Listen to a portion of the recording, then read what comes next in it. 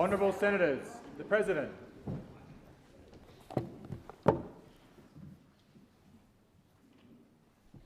I acknowledge the Ngunnawal and Ngambri peoples who are the traditional custodians of the Canberra area and pay respects to the elders past and present of all Australia's Indigenous peoples. Senators, I invite you as I read the prayer to pray or reflect in your own way on your responsibilities to the people of Australia and to future generations. Almighty God, we humbly beseech thee to vouchsafe thy special blessing upon this Parliament, and that thou wouldst be pleased to direct and prosper the work of thy servants to the advancement of thy glory and to the true welfare of the people of Australia. Our Father, which art in heaven, hallowed be thy name. Thy kingdom come, thy will be done in earth as it is in heaven. Give us this day our daily bread, and forgive us our trespasses as we forgive them that trespass against us. And lead us not into temptation, but deliver us from evil. For thine is the kingdom and the power and the glory forever and ever. Amen. Are there any documents to be tabled by the clerk? President, I table documents pursuant to statute and returns to order as shown on the dynamic red. Are there any proposals for committees to meet during the sittings of the Senate? Yes, President. Committees have lodged proposals as shown on the dynamic red. If there is no objection, the meetings are authorised. Senator Thorpe. Thank you, President. Pursuant to contingent notice, I move that so much of the standing orders be suspended as would prevent me moving a motion to provide for the consideration of a matter, namely a motion to allow a motion relating to the Perth bombing attack to be moved immediately and determined without amendment. So the question is, the motion is moved by Senator Thorpe be agreed to. Those of that opinion say aye. Against? I believe the ayes have it. Senator Thorpe. I move that a motion relating to the Perth bombing attack be moved immediately and determined without amendment, and that the question be put after 30 minutes of debate, 5 minutes per speaker. So the question is, the motion is moved by Senator Thorpe be agreed to. Those of that opinion say aye. Against? I believe the ayes have it. Senator Thorpe. I move the motion as circulated and inform the Senate that this motion is also being sponsored by Senators McCarthy, Stewart and Cox. Thank you, Senator Thorpe. And you're continuing your remarks? Yes, thank you. On January 26, families, elders and children gathered in Bulu, Perth on Wujunga Buja. They came peacefully in remembrance to grieve and to heal on a day of mourning for First Peoples. During the smoking ceremony, a man with hate in his heart and the intention to kill our people took his position on a walkway above the crowd. He was armed with a homemade fragmentation bomb, packed with ball bearings, screws and explosive liquid. He threw it into the crowd below, where it landed among our elders and children. The bomb smouldered, smoke rising from its fuse, mixing with the smoke of ceremony, our healing smoke, carrying the memory and strength of our ancestors, tainted by this poison plume of racism and hate. The bomb, thankfully, did not detonate. It could have caused many deaths. Our elders say it was the protection of our ancestors, present through ceremony, holding our people when the worst was intended. Let us be absolutely clear. This should be treated as an act of terror. It was a deliberate act of hate, directly targeting First Peoples on our day of mourning. But that was just the beginning of the harm. In the days that followed, as those who were there and First Peoples across this country came to understand what had nearly occurred, the trauma deepened. The trauma was met with something familiar: silence, minimisation, and indifference, another form of violence. The attempted bombing was an act of horrific, overt hate and racism.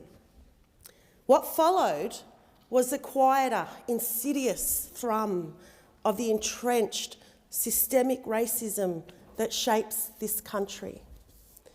Decisions were made in newsrooms, in ministerial offices, in the daily rhythms of power about whether this was urgent, whether it mattered, whether our lives mattered. There was no emergency press conference from the Prime Minister, no proactive statement of condemnation, no solidarity offered to First Peoples left reeling from this attempted attack of mass violence. The Prime Minister's only comments came when he was questioned at an unrelated press conference. Since then, the Prime Minister has held multiple press conferences, and not once has this attack been raised by journalists. They have not asked, pressed, or pursued. The Coalition and others who were so very vocal in response to the Bondi attack have been notably absent. The court has suppressed the attacker's identity, accepting arguments about his safety in prison because so many of our people are incarcerated. Once again, First Peoples are framed as a threat rather than recognised as victims. All this silence matters, and it is loud. It sends a message that our lives are not valued, that our safety is not taken seriously.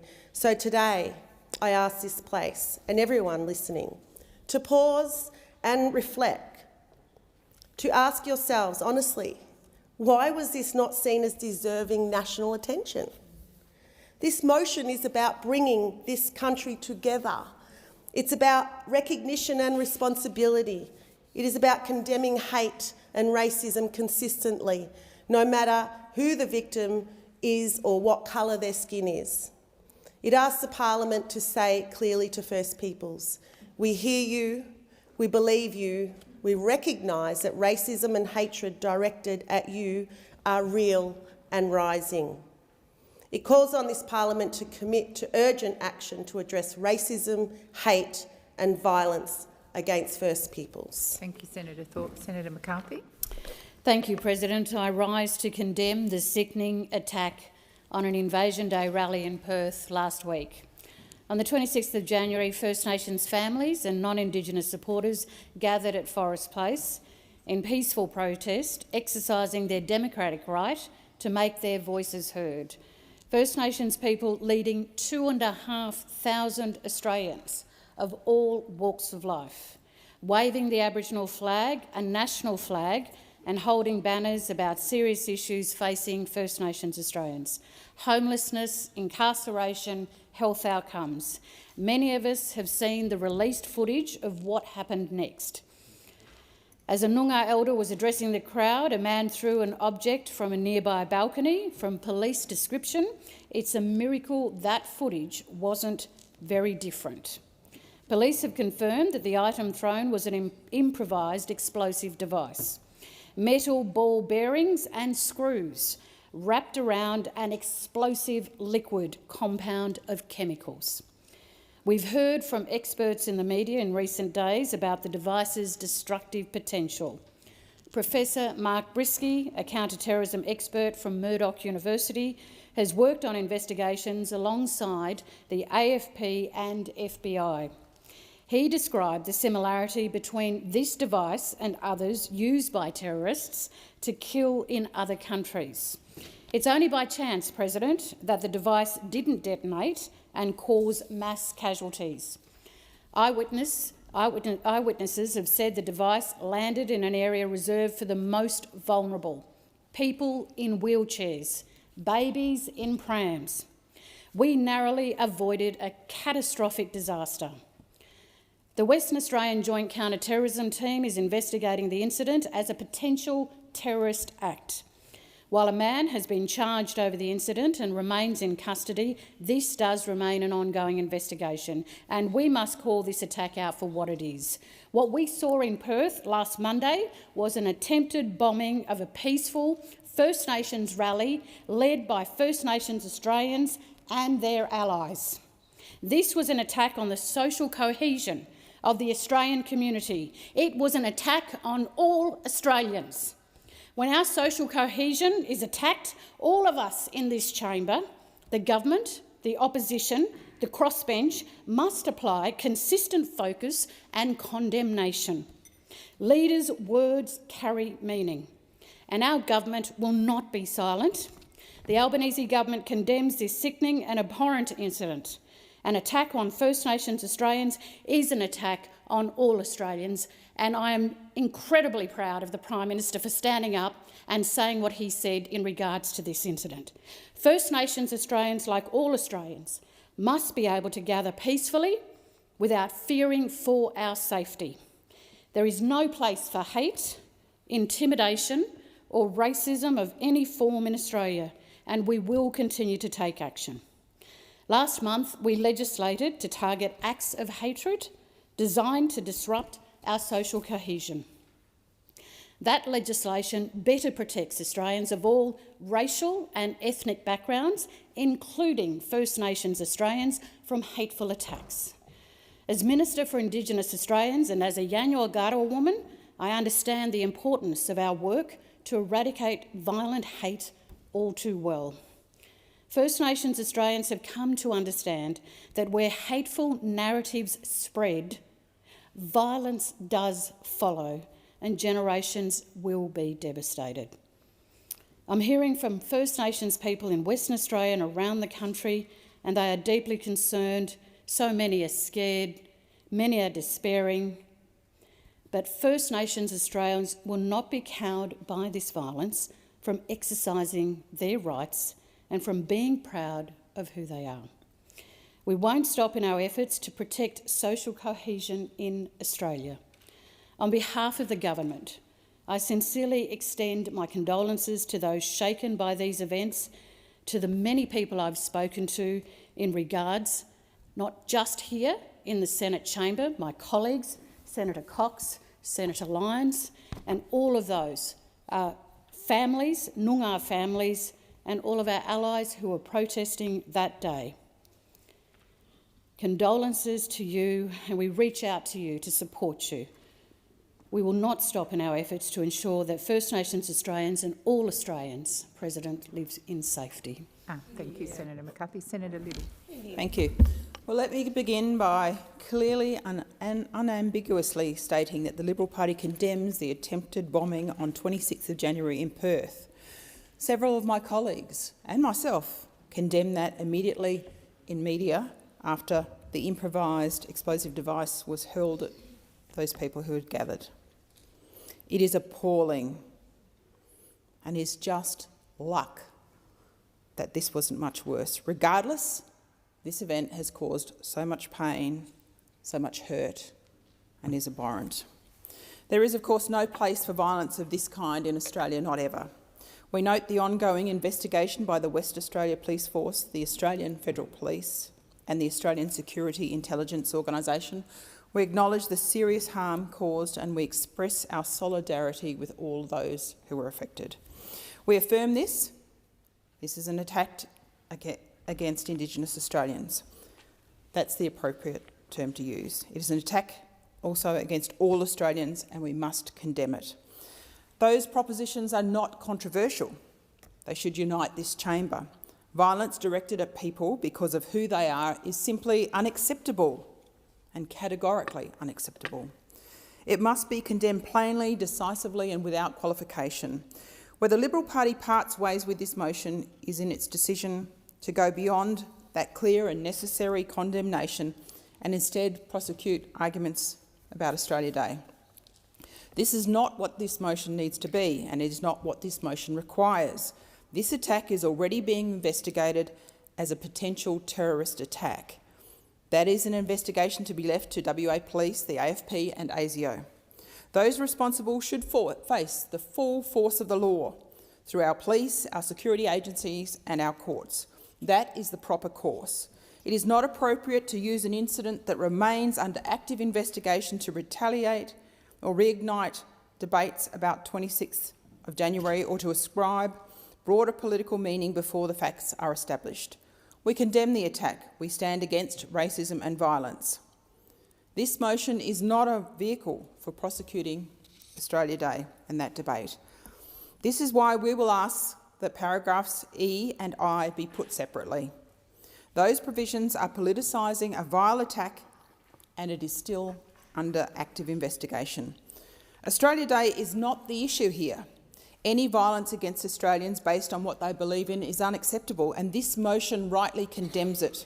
The Liberal Party stands with all those that have been affected, Indigenous or otherwise, and we affirm this Parliament's recent condemnation of racially motivated hatred, acknowledging that this unambiguously includes racism directed at Indigenous Australians.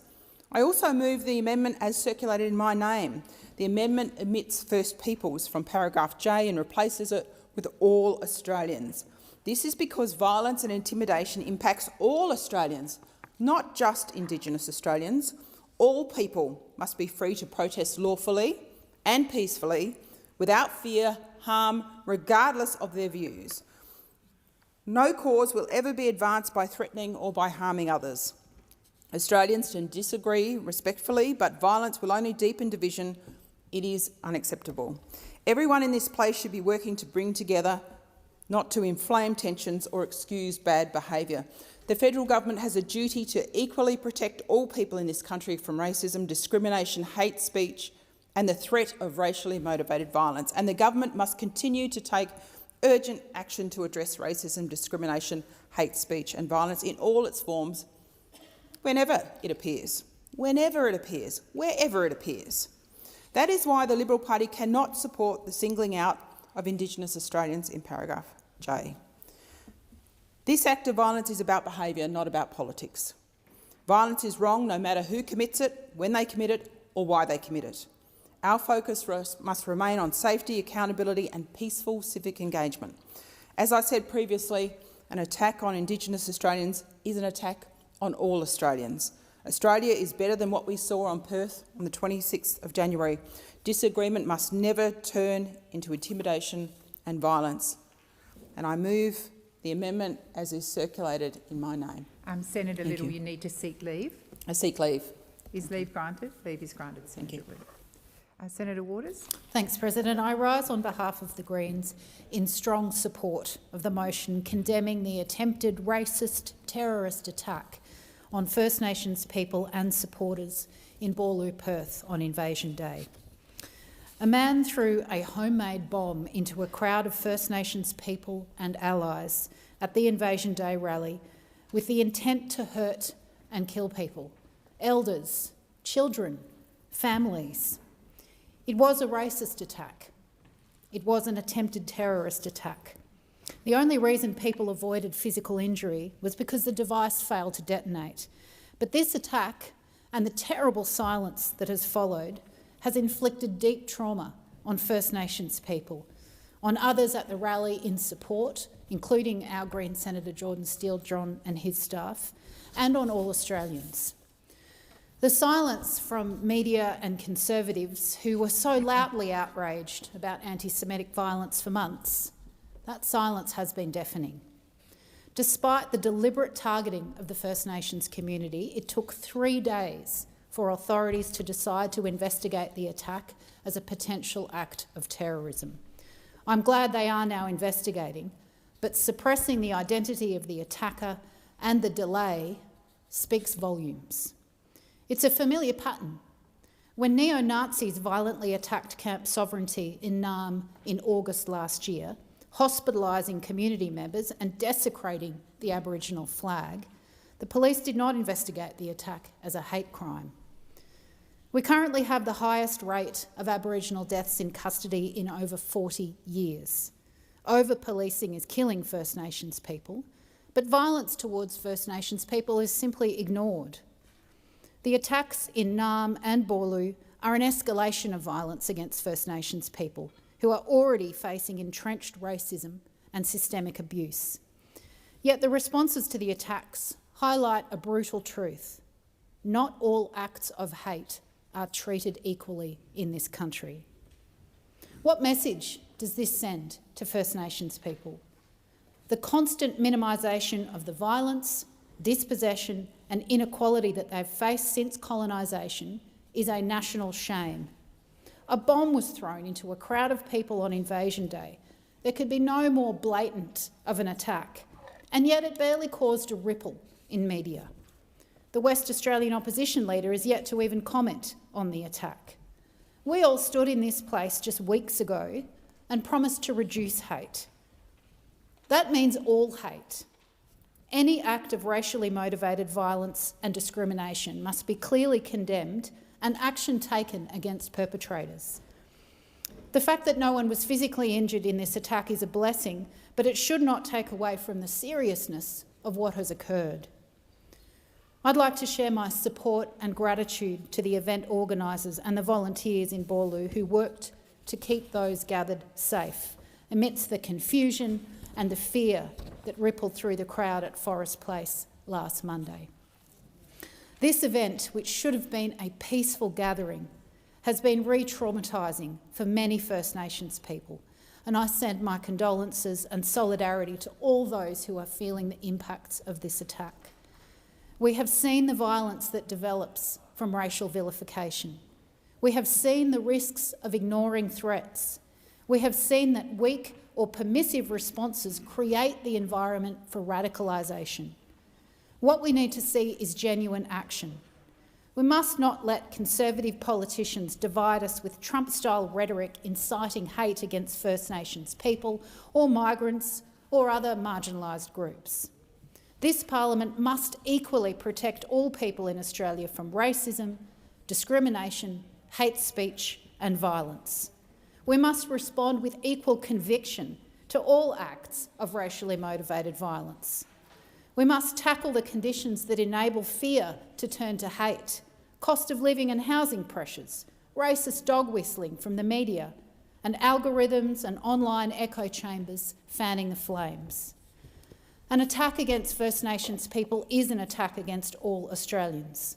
We must continue to stand with First Nations communities calling for truth, treaty and justice.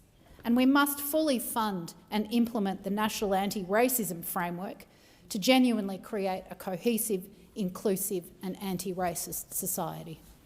Thank you, Senator Waters. Senator Payman. Thank you, President. I rise to echo the words of Senator Lydia Thorpe and all my other colleagues and standing in support of this motion. Thank you, Senator Thorpe, for having the courage that we didn't see from the government immediately as we have seen in other situations. 26th of January, this device was thrown and there was still debate over whether it was a terrorist attack or not, whether it was politically motivated or not. The T word was not being used, and it bears the question, did we need to have casualties for this to have an immediate reaction from the government and authorities in general? Now, this man, the 31-year-old man from Perth, from the suburb of Warwick, was charged the next day. And as he faced court on January 27th, the court put in place a suppression order to conceal the man's identity after his defence lawyer raised concerns for his safety. Now, if this man was a man of colour, the reaction would have been very different, and we know it. And that's the elephant in the room we want to address. If this man was a person of colour, his face would have been plastered on the front page of the West Australian. The Daily Mail would have been frothing over speculations. Sky News would be making all sorts of accusations and sowing seeds of division into our already fractured society. And that's not what we need right now. Only a few weeks ago, we came here to debate hate speech laws, but it seems it's very selective. The outrage is very selective. It only matters when it's a particular perpetrator or if it's a particular segment of our society as the victims. On Friday, I was walking down the streets from my office to the post office, and an Indigenous man came up to me and said, "I know who you are. Can you just send a message to Parliament when you go back that we feel very invisible? Our First Nations people feel invisible because our pain is neglected, our pain is not considered as important as every other Australian's pain and suffering. Our path to reconciliation just seems to be very symbolic. It's just thrown around as confetti, but nobody really pays attention to it." And that was just one of the many concerns that people have raised, either by writing to me or by speaking to me on the streets. Now, the news reports are calling this man a lone wolf. His identity concealed, nothing to see here, let's move on, people. The bomb didn't detonate, so nobody died, so get over it, is the sentiment we're getting. But the amount of trauma that this inflicted on the people who were there at the Invasion Day rally is catastrophic. People are scared, and rightfully so. And just a week before 26th of Jan, I received a letter, and many other colleagues may have received it too. And I'll read parts of the letter because it's very concerning. If this is the mentality that certain people have, it's no wonder that that incident, the terrorist attack at Boorloo, took place. It starts with anyone from these groups, Palestinian, Lebanese, Arabs, Muslims, Aboriginals, Torres Strait Islanders, Socialists, anyone from these groups who protests on Australia Day should be beaten to death in the street on January 26th to show that we will no longer take their shit. In the lead up to the 26th, our great national day of celebrating everything Aussie, you should purchase spray paint and go out and spray walls in your local shopping centre with the V symbol to let the bastards know that we are around. We will be watching them and we will kill them if we get the opportunity. Be brave. But don't be stupid, wear a hoodie because you will be caught on camera and the cops are so traitorous that they will arrest you while letting Arabs walk all over Senator Payman. our sacred sites. Expired. Senator Cox. Thank you, President. This year, on the 26th of January, thousands of people gathered peacefully in the centre of Perth on Wajak Noongar Budja to mark a day that carries profound significance for First Peoples. Australia Day means different things to different people. For all, it should be a day where people can come together and express their views peacefully. Instead, those gathered were placed in danger. I want to be very clear about the seriousness of what occurred. Throwing an explosive device into a crowd of approximately 2,000 people is not symbolic, it is not abstract, and it is not a minor incident. It is an act that could have killed people. We came incredibly close to a devastating tragedy. I want to acknowledge the swift actions of police who acted quickly and calmly to prevent harm. But I also want to speak plainly about the impact this incident has had, particularly on First Nations communities. I know how deeply this has shaken our people, and in particular my community. I have heard from parents frightened for their children, from elders who are angry, who are hurt and who are exhausted, and from young people questioning whether it's safe to gather, to protest or even to be visible. That fear is real and that anger is justified and it deserves to be acknowledged. This happened on a day that already carries intergenerational trauma for First Nations people. To have a homemade explosive thrown into a crowd of people gathering peacefully adds another layer to an already loaded day. It sends a message that even when we come together peacefully, our safety can be taken for granted.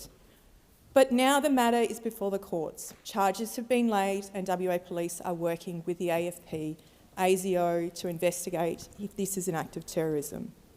I want to put on the record that as a former police officer, I know the importance of allowing the legal process to run its course, but acknowledging that the process doesn't diminish the harm that this attempted attack has caused and has caused to my community and many, many allies that were there on that day. Terror is not just a legal definition. Terror is about the impact and it is about the fear. It is about people wondering whether they will make it home peacefully after expressing their views. And that is what people experienced in Perth, in Boorloo, my home. And that impact is still being felt, but not just in Western Australia, but by First Nations people and their communities across this country. We must also be honest about the fact that this didn't happen in a vacuum. It comes at a time when we've already seen horrific violence inflicted on Australians just recently, and we return to this place to deal with that matter. And this is why the Albanese Labor government is acting to strengthen social cohesion. Acting on hate crimes, working with states and territories to keep our communities safe, and backing law enforcement to stop violence before it happens. Let me be clear, we will not allow this incident to fracture our communities further. The strong response to violence and intimidation is solidarity.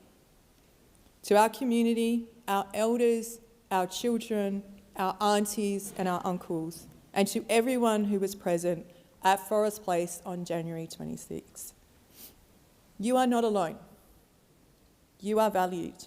You deserve safety, dignity and peace. Our capacity for love, community and collective care is stronger than hate. It always has and always will be. Thank you, Senator Cox. So the question is that I'll put the amendment as moved by Senator Little. So the question is that the amendment as moved by Senator Canavan.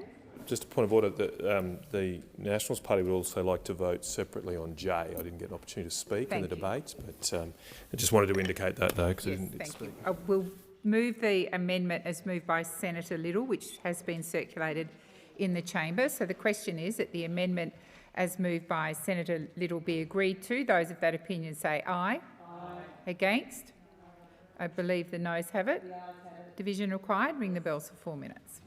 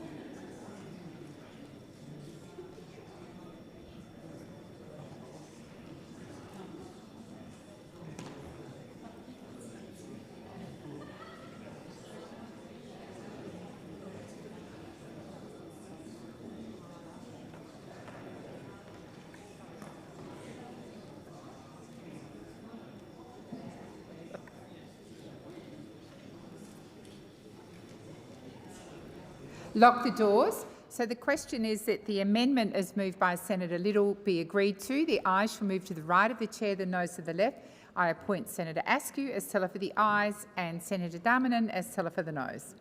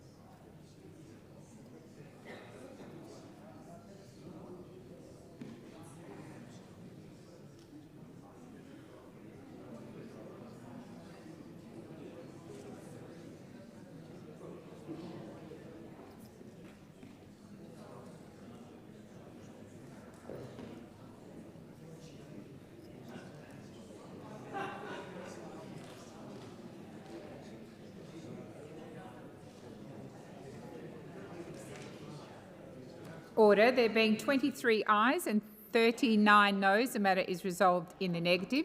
Senators, the opposition have indicated they wish to separate out E and I, so I intend to put paragraphs E and I. Those of that opinion say aye.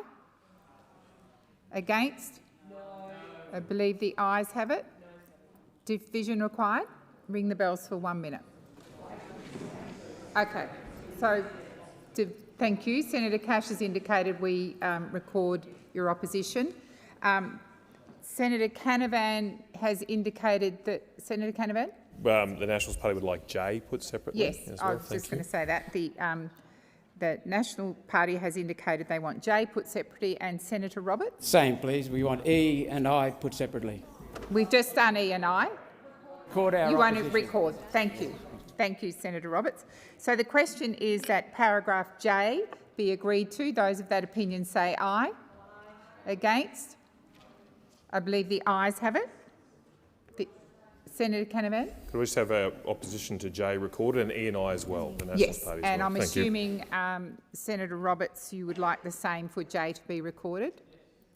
I now intend to put the motion. So the question is that the motion is moved by Senator Thorpe be agreed to.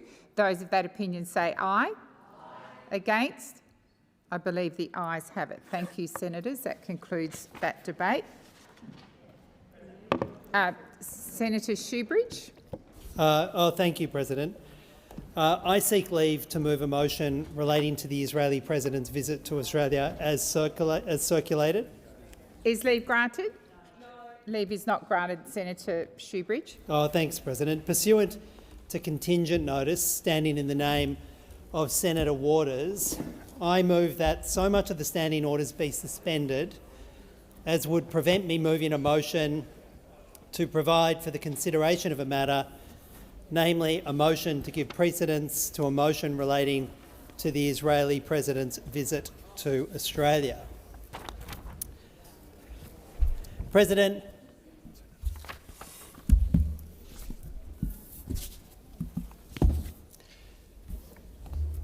it's hard to express just how disgraceful the government's invitation to Israel's President Herzog is. They know it will inflame community divisions. They know it will call into question our government's commitment to international law and human rights, and they just don't care. We've seen the photo of President Herzog signing bombs that were sent into Gaza. He's accused by a UN Commission of Inquiry of inciting genocide. That's not just a slogan that you don't like. It's the active facilitation of the mass murder of tens of thousands of Palestinian adults and children and unimaginable harm and sorrow for the hundreds of thousands injured and the millions that love them.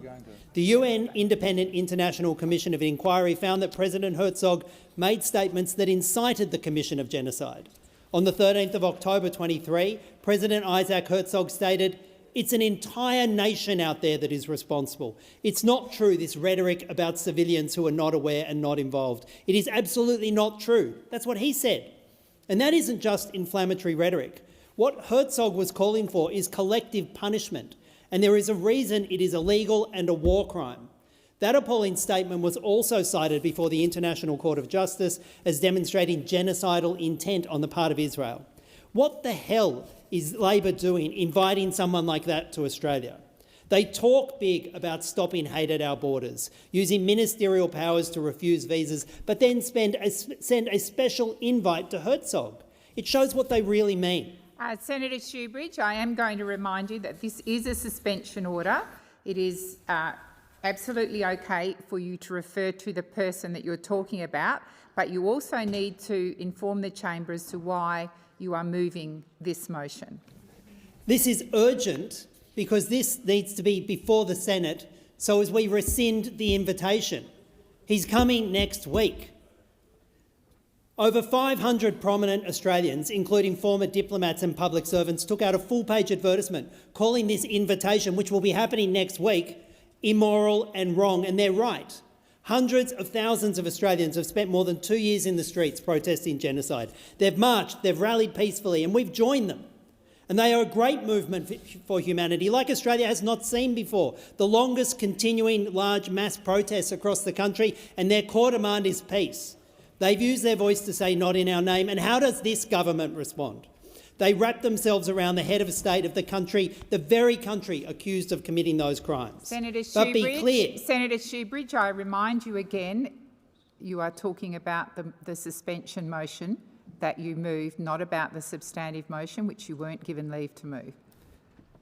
This is happening next week. And in this parliament, the government will try and shut down the debate. On the streets, they'll try and shut down the debate.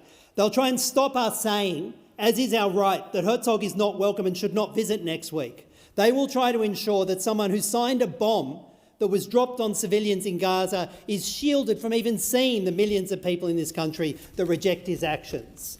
This government and other Labor governments around the country are simultaneously trying to restrict protest rights and suppress dissent, including in this chamber.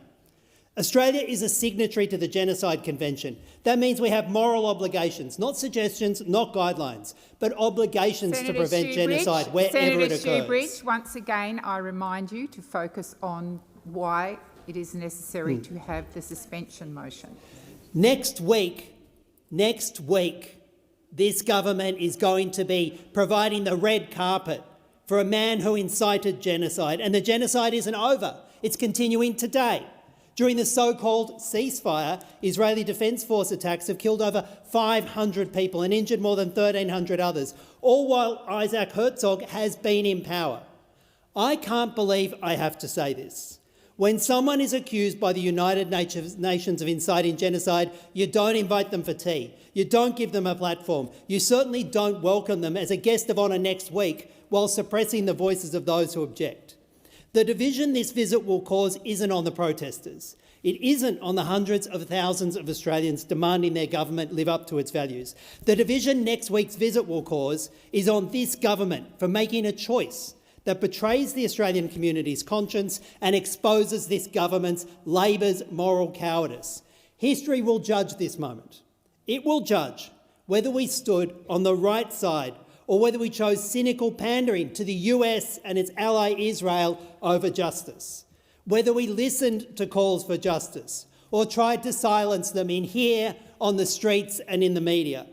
And I urge all members to support this motion, to send a clear message that Australia will not be complicit in genocide. This invitation is immoral, it is wrong, and it's time we said so. Thank you, Senator Shoebridge. Senator Cash. Thank you, President. And I too rise to address what is meant to be a a debate in relation to whether or not the Senate should suspend standing orders. But I have to say, despite Senator Shoebridge not quite addressing the actual question before the chair, I'm glad he gave the speech that he did, because, you see, this is the reason that the Liberal Party will not be supporting the suspension of standing orders. Because unfortunately what we've seen on technically the first day back for the sitting year, as we know, there are three certainties in life. The first, of course, is unfortunately death. The second is taxes. But thirdly, and what we just saw, President, is the Greens' hatred of Israel. So as far as the Liberal Party is concerned, this is just another day, another stunt in the lives of the Australian Greens, at the expense of being able to actually move on to legislation that does need to be debated in this place and certainly passed. And as I said, we've barely commenced the parliamentary sitting year for 2026. But unfortunately, the motion is obviously entirely consistent with the Greens' approach to Israel, and this is yet, as I said, just another opportunity for them, and this was obviously articulated in this speech. It is just another opportunity for the Australian Greens to grandstand, but more than that, and this is why we will not be supporting the suspension motion. This is merely an opportunity for the Australian Greens to import, or should I say an attempt to import, because I do hope that this suspension motion does not get up, an attempt to import protest politics into the Senate chamber.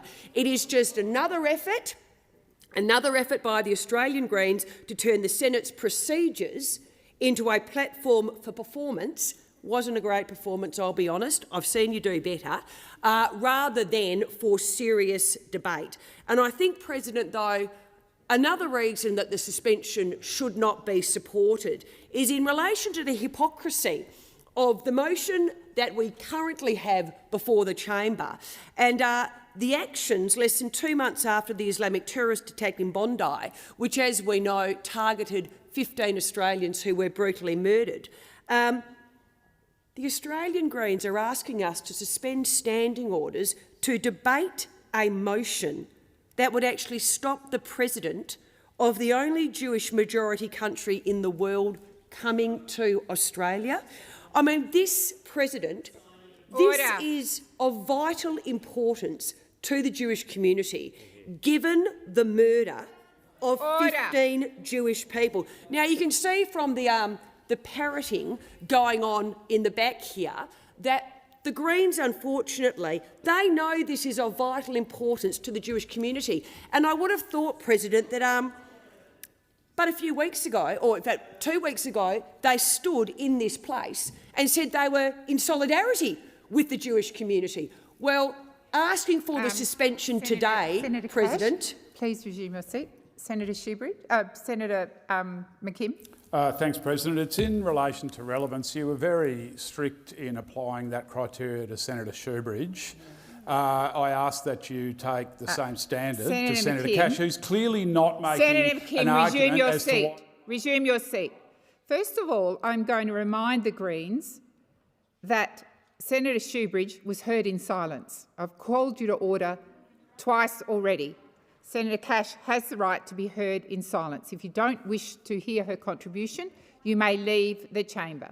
The second is there is no point of order because Senator Cash is being directly relevant to the suspension motion. Please continue, Senator Cash. Thank you, President. And again, this is not a debate on the motion. This is a debate on whether or not there is urgency there for the Senate to actually choose to suspend standing orders to allow the motion to be debated. And as I said, the Senate should not play along with the theatrics and the acting of the Australian Greens. Let us be clear, this is a matter of foreign affairs.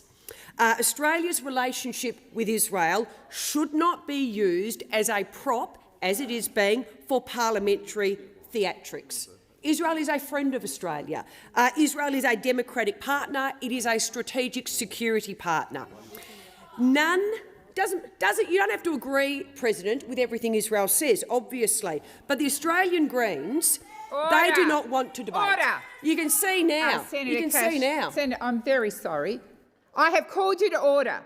Senator Shoebridge was heard in absolute silence, as Senator Cash will be and any other speaker in this debate. And if that doesn't suit you, leave the chamber.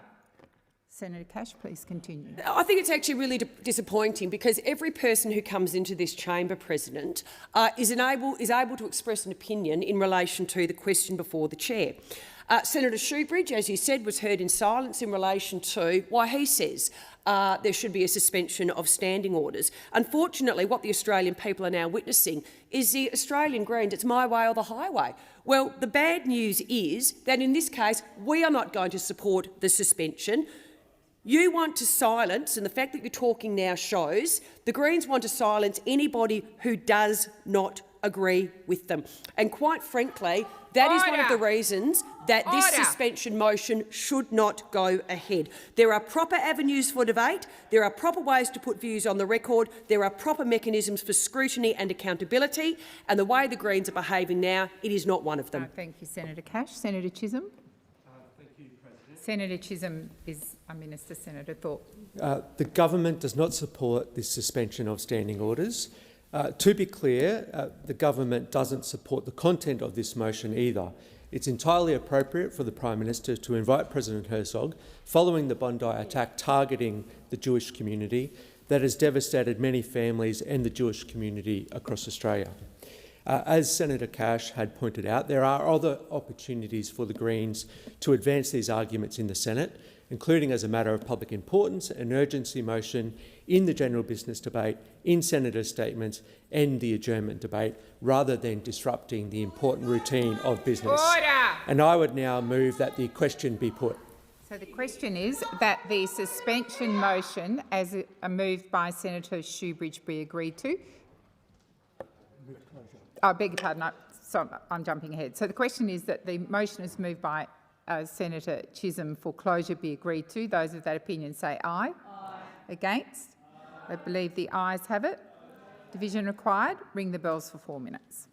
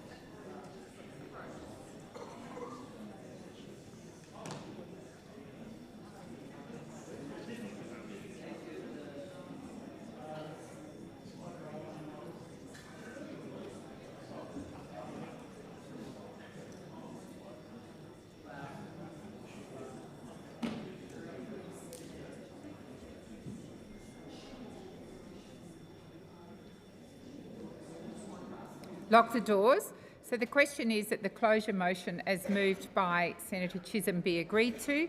The ayes shall move to the right of the chair, the noes to the left. I appoint Senator Chisholm as teller for the ayes and Senator McKim as teller for the noes. I beg your pardon, Senator Darman. Sorry. Yes, I did, Senator McKim.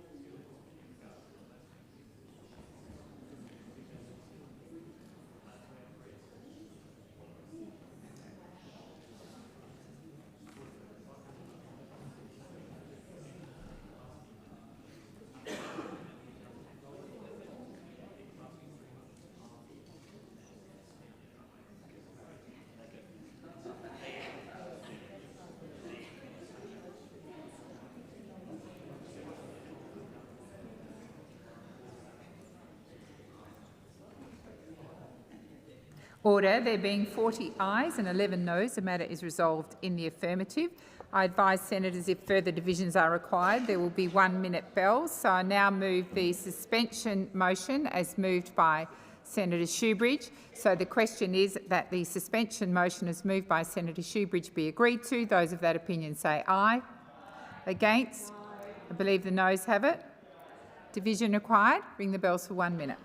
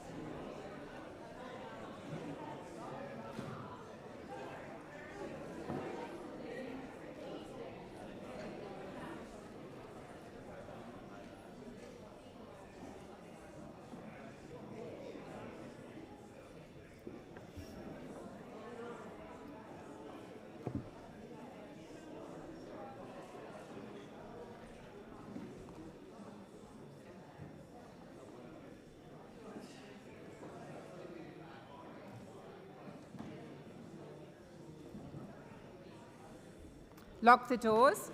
So the question is that the suspension motion as moved by Senator Shoebridge be agreed to.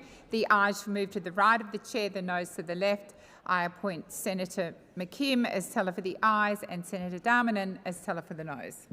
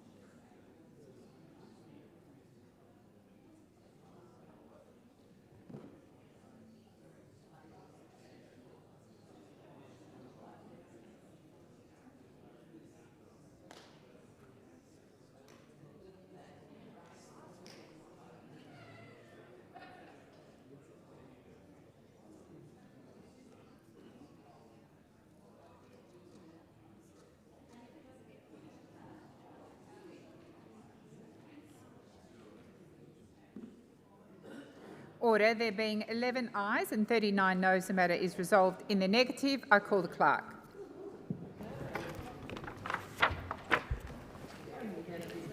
Government Business Order of the Day number 1. Administrative Review Tribunal and Other Legislation Amendment Bill 2025. Second reading debate. Senator Cash. Thank you, President, and I rise on behalf of the Liberal Party, the opposition, to speak on the Administrative Review Tribunal and Other Legislation Amendment Bill 2025, and up front the Liberal Party will be supporting this bill. Why will we support it, though? Well, because, quite frankly, Australians deserve decisions that are made faster, that reduce backlogs, but more than that, they deserve an administrative review system that is actually able to function in the real world. Why has this bill been brought before this place? Well, interestingly, this is not the first time that an ART bill has been brought before this place. The reason this bill is here, can't remember, is it number 3 now, is it number 4, is because we are now in the aftermath of a complete policy-wrecking exercise by the former Attorney-General Mark Dreyfus. In fact, I don't think there has ever been a minister in the history of government in Australia that has had to return to the chamber as many times as the former Attorney-General Mark Dreyfus, because the legislation that was originally put through was so egregious in terms of its fundamental flaws.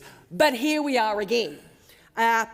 Is this the last time? I honestly couldn't tell you. It won't be the last time. It won't be that. You are right, Senator Scarr. It will not be the last time. But, as I said, we'll support this, but because we are here today to help the Labor Party, to help the government clean up what I said was a complete policy-wrecking exercise by the former Attorney-General Mark Dreyfus. In fact, that'd be a nice little banner, Senator Scarr. Former Attorney-General Mark Dreyfus, ART, $1 billion, complete policy-wrecking exercise. What actually happened in context of this bill was, if you recall, for purely political reasons, the former Attorney-General tore down the Administrative Appeals Tribunal and replaced it, and we'll get to the cost shortly, because that was of great cost to the Australian taxpayer, $1 billion. $1 billion to tear down what was known as the ART and replace it with the ART. So all Australians need to understand, it cost you $1 billion, $1 billion that could have been spent elsewhere on actually assisting you to actually change the name of the body from the AAT to the ART. But what's also happened, the changes, we didn't support this legislation, that the Labor government put forward means Australians have paid the price in blowouts, in backlogs and dysfunction. So this bill, and I can't wait to hear the government senator, Senator Scarr, try and explain away what this bill is. Seriously, these talking points are really going to be talking points for the moment. Let us be very, very clear. This is a clean-up bill. In fact, one might even say it is a legislative mop and bucket, because what the Australian Labor Party had sold the Australian people as a new era of integrity and efficiency in administrative review has in practice, we're going to go through the figures shortly, delivered delay, backlog, confusion and dysfunction. And as I said, we're back here again. I'm with Senator Scarr. I don't think it's going to be the last time that we are actually forced back into the parliament to fix the consequences of a design-fail bill. So let's have a look at what Labor promised. They promised Australians that the new tribunal would restore trust, speed up outcomes and raise standards. Now, I have to say, if I heard that at first blush, I'd probably say, well, that sounds pretty good.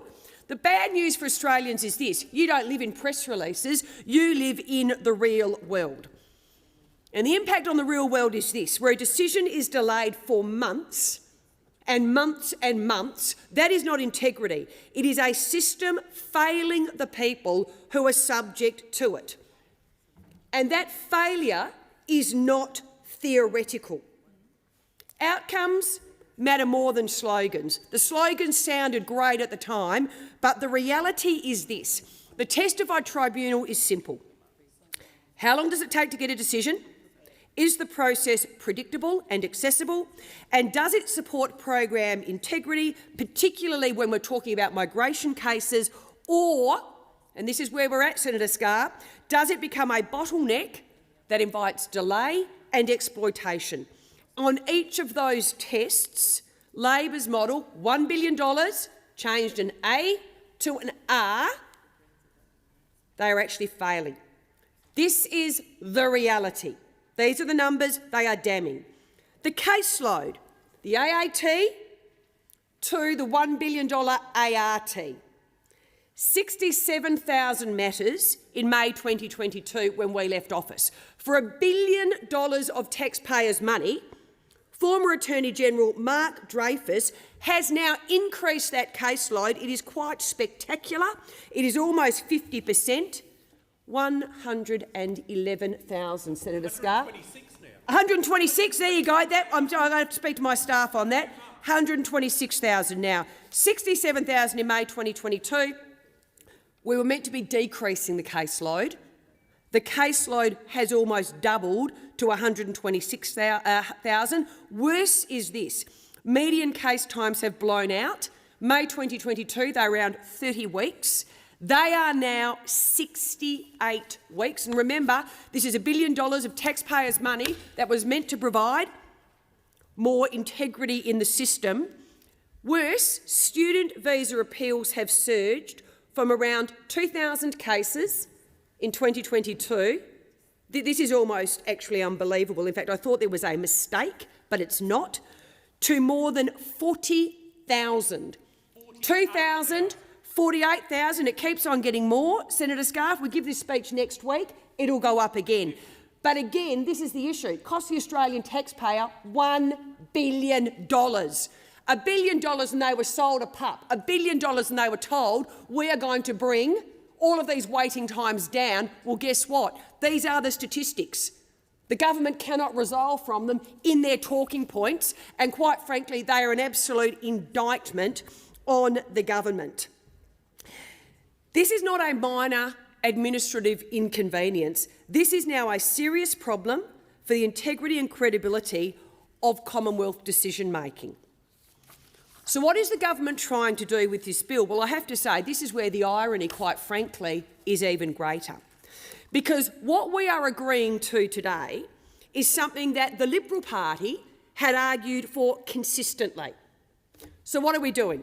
We will establish a fast-track on-the-papers review process for certain visa decisions, particularly student visa refusal decisions. Why? Because we agree. With the blowout in the wait times and the decision-making, we actually do now need a process that will cut through the backlog and deliver timely outcomes. But this is the irony, Senator Scarr. We are actually going to, within reason, implement the process that when we were in government, they vehemently opposed. We, when we were in government, as you know, implemented the Immigration Assessment Authority. It was called the IAA. It was created under the former Liberal government. Why? Why? Australians probably don't want to be reminded of this history, but it was to deal with a backlog and a surge in protection claims that flowed from Labor's border policy failures during the Rudd-Gillard years. We are a welcoming and generous nation. We all know that. But under the former Liberal government, we maintained a strong humanitarian program. The reason we could do so, though, is this: because the system was carefully managed. It was firm but fair, stronger borders through security checks and a review system that did not collapse, as it is currently doing, under its own weight. And that balance matters. If you recall that during the Rudd-Gillard period there was chaos, I think it was 50,000 at the time, an influx of irregular maritime arrivals. I sat on the relevant committee at the time, the last time we were in opposition, a tragic loss at sea. And of course, there was a surge in claims that inevitably fed into the review system. So when we came into government, what did we do? We established the IAA. Why? Because we wanted to clean up the backlog, and guess what? It actually worked. We resolved this backlog. Cases were being decided in weeks, not months or years. But at the time, Labor hated it. They called us every name under the sun. They opposed this efficiency in the system bitterly. They knew that every case that came before the IAA was a reminder of the consequence of their policy-setting failures, and that a fast track on the papers review was necessary to get through the migration mess that they had created. In fact, they hated it so much, despite the fact that we're here today doing what the Liberal Party had done in government, they even put it in their national platform that it should be abolished. So it's going to be interesting now to listen to the speeches on the other side, justifying something they opposed last time they were in opposition, justifying something they actually put into their national platform, that it should be abolished. And yet here we are today, because the $1 billion that was spent of taxpayers' money to produce a fairer and more equitable system has fundamentally failed Australians. They are introducing what we introduced as the Liberal government, just under a different name. That happens to be the reality. Once again, Labor is in power. Once again, the migration system has blown out. And once again, as we've done previously, the government is reaching for Liberal-backed mechanisms to slice through the backlog. So what were the main features of the IAA that were necessary to deal with Labor's mismanagement of our migration program? You had a rapid, on-the-papers review designed to cut through the backlog. And it did. The statistics don't lie. What are we actually debating today? What's the main feature in the bill that we currently have before the Senate? Oh, that would be a rapid, on-the-papers review designed to cut through the backlog. Well, quite frankly, if it looks like a duck and it waddles like a duck, it quacks like a duck, it is a duck. And that's why we're supporting it, because you're implementing Liberal Party policy that you opposed the last time you were in opposition and you put into your platform that you never wanted to see. And yet here we are today, because you spend $1 billion of taxpayers' money, you have failed the Australian taxpayer completely, so you've had to adopt Liberal Party policy to clean up your mess. In fact, Senator Scarr, the last time we spoke in the chamber about the IAA, you actually made the point that IAA decisions were upheld at rates directly comparable to full merits review in the AAT, and that those decisions were made in around 7 weeks, not in 7 months. You were right. This body is necessary. It was an efficient body. It is going to be an efficient body. It was needed back then to clean up Labor's migration mess. So whilst I despair that the former Attorney-General of this country spent $1 billion of Australian taxpayers' money changing an A to an R, and in the process delivering to them chaos, dysfunction and delay, that is unfortunately backed up. Those on the other side can say what they like, but the statistics do not lie. Backlog, delay and dysfunction. I'm glad that this government has finally come to its senses. I'm glad that despite the $1 billion waste, in fact it's more than $1 billion now because of the waste, that the Labor government has again realised that we do need a process like the Liberal government introduced to cut through the backlog and restore basic functionality. And that's why the Liberal Party is very happy to support the re-establishment of that type of mechanism in this bill. Because when you get to the heart of the issue, when it comes to running migration and keeping administrative review moving, Labor creates the mess. The mess is now there. It's there for all to see. The statistics are there. It comes back into the parliament and it asks the Liberal Party to actually help clean it up, which we will do because the Australian taxpayer deserves better. As I said, policy failure by the former Attorney-General Mark Dreyfus tore down a tribunal that was actually operating, implemented at the cost of $1 billion a model that's been slower, more costly and totally overwhelmed, unprecedented blowouts in caseload, months and months and months of delay. So as I said, the Liberal Party, we will back this bill. We will do so in the interests of all Australians. Why? Because we want to get matters moving, we want to reduce the backlogs, and we actually want to restore, just like when we were in government, a system that actually works in practice. Senator Stewart. Thank you, Acting Deputy President. I rise today to express my support for the Administrative Review Tribunal and Other Legislation Amendment Bill 2025. Improving the efficiency of the Administrative Review Tribunal is an incredibly important issue for many people, and also for me as the Chair of the Legal and Constitutional Affairs Legislation Committee. The Albanese Labor government is committed to merits review. It's a fundamental feature of our legal system. A quick, efficient and informal merits review improves government decision-making and helps build and maintain public confidence in our institutions.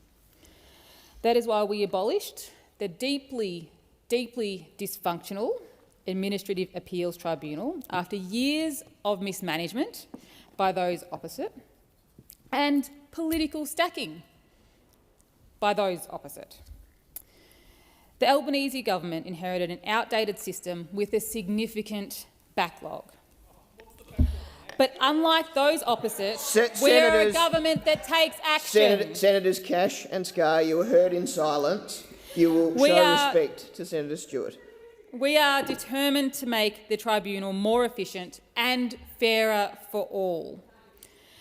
The tribunal in its current form began operating in October 2024. By bringing in a sustainable funding model and merits-based appointments, we have strengthened the tribunal's integrity. However, what is clear from all accounts is that the current model is far from perfect. We are not shying away from that. There are significant operational issues that are hindering the efficiency of the tribunal. We know that the current procedures are not flexible enough. We know that there are significant delays and backlogs.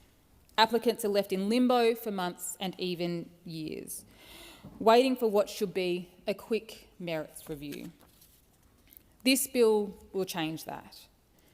The tribunal currently requires oral hearings in most circumstances, even for simple matters which could be resolved through written submissions. That does not reflect the actual needs of matters before the tribunal. This bill would ensure that merits review is proportionate and has been informed by recommendations from Christine Nixon's rapid review into the exploitation of Australia's visa system. This bill will expand the tribunal's ability to make decisions on the papers, which means without conducting an oral hearing in appropriate cases. That is, what this bill is all about, is allowing the tribunal to adapt to the circumstances where appropriate. This supports the government's commitment to ensuring the tribunal has the tools that it needs to deliver effective and efficient merits review and address its significant caseload of applicants for review. And these measures are appropriate and reasonable given the low volume and complexity of relevant materials. The tribunal would be required to seek submissions from applicants and must consider those submissions before coming to its decision. It is also important to note that the bill specifically excludes permanent and protection visa matters. This is because these matters generally include more complex information in the case of protection visa applications, a more vulnerable cohort of applicant. We've been listening to feedback from genuine applicants and understand how stressful long wait times and uncertainty can be for them. These delays reduce their access to justice, and the case overload means they are sometimes waiting months or years for a decision. That isn't fair or reasonable. This bill will reduce the backlogs at the tribunal stage and allow those genuine applicants to know the outcome of their review faster. But we also acknowledge that as a government, we have the important task of protecting our nation's migration system. We want to ensure the non-genuine applicants aren't given a chance to exploit our merits review system to prolong their stay. We know that onshore applicants seeking review of a decision to refuse the grant of certain visas are entitled to stay in Australia on a bridging visa for the duration of the merits review process. We need to be pragmatic about the risks of this nuance of the merits review process and take action to prevent non-genuine applicants from gaming the system. This bill will remove that incentive and safeguard the integrity of merits review. Increased efficiency does not mean that we disregard quality decision-making, and we must strike the balance between the two. The decisions made at the tribunal have a real-life impact on those people who come before it. The Albanese government recognises that not every review is the same. That is why the tribunal should be empowered to provide a meaningful opportunity for review in a way that is appropriate to the circumstances of the matter. The time and resources expended to determine a matter should always reflect the complexity of the issues and the importance of what is at stake. And let me be clear, nothing in this bill will stop an applicant from putting forward a full and forthright case to the tribunal. The Albanese government is committed to merits review and maintaining public trust of the tribunal. Merits review is absolutely a critical part of our legal system, and that is not changing. But it should also be proportionate. The tribunal has a crucial role to play in enabling fair, quick and inexpensive reviews of government decisions. This bill will help adapt the tribunal's procedures, which are no longer fit for purpose, in a way that is best suited to the matters and issues that come before the tribunal. And this bill is all about bringing in balanced and targeted measures to ensure that the tribunal has the tools that it needs to manage its caseload efficiently and fairly. And while we further empower the tribunal to make efficient and timely decisions, we also ensure applicants have a meaningful opportunity to make their case to the tribunal. As the chair of the Legal and Constitutional Affairs Committee, and after hearing submissions and expert evidence, I strongly support this bill. Thank you, Senator Stewart. Senator Shoebridge. Oh, thanks, Acting Deputy President. Well, unlike the Labor Party, the Liberal Party and One Nation, the Greens will be opposing the Administrative Review Tribunal and Other Legislation Amendment Bill 2025.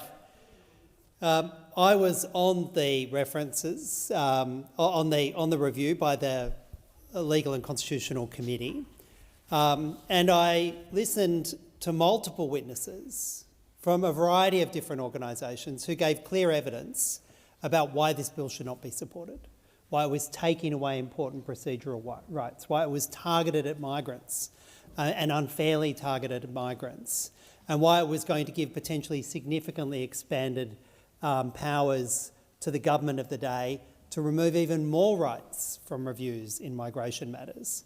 And I also heard, because I listened, to the evidence about the real failures causing the backlog not being in the Administrative Review Tribunal, although I accept they're under-resourced and they don't have the appointments they should have to deal with the work. But the real reason why the backlog is happening in the ART is because of the poor behaviour of Home Affairs and its automatic refusal of tens of thousands of visa applications because people haven't got all their documentation together at a particular point in time. And that the surge of refusals from Home Affairs was explaining the backlogs in the ART, a large part of the backlogs in the ART. And what I find remarkable is, having listened carefully to Senator Cash and then to Senator Stewart, not one of them referred to the multiple submissions, compelling submissions from stakeholders, people engaged in the space who said this bill should not be supported. Not one of them made any reference. And so no wonder those stakeholders are asking themselves, well, what is the process for, this sham process where the government presents a piece of legislation which is largely reheating the coalition's previous attacks on on procedural fairness, rights in the ART, and to that extent, Senator Cash was right that this is legislation from the Labor Party trying to put into the microwave some failed efforts from the coalition previously. So that part of Senator Cash's analysis was right. What Senator Cash failed to address, of course, is the intent of the coalition at the time and the intent of Labor now, no doubt with the support of One Nation, is to remove rights from people when they say that their visa application has been unfairly or wrongly refused by Home Affairs.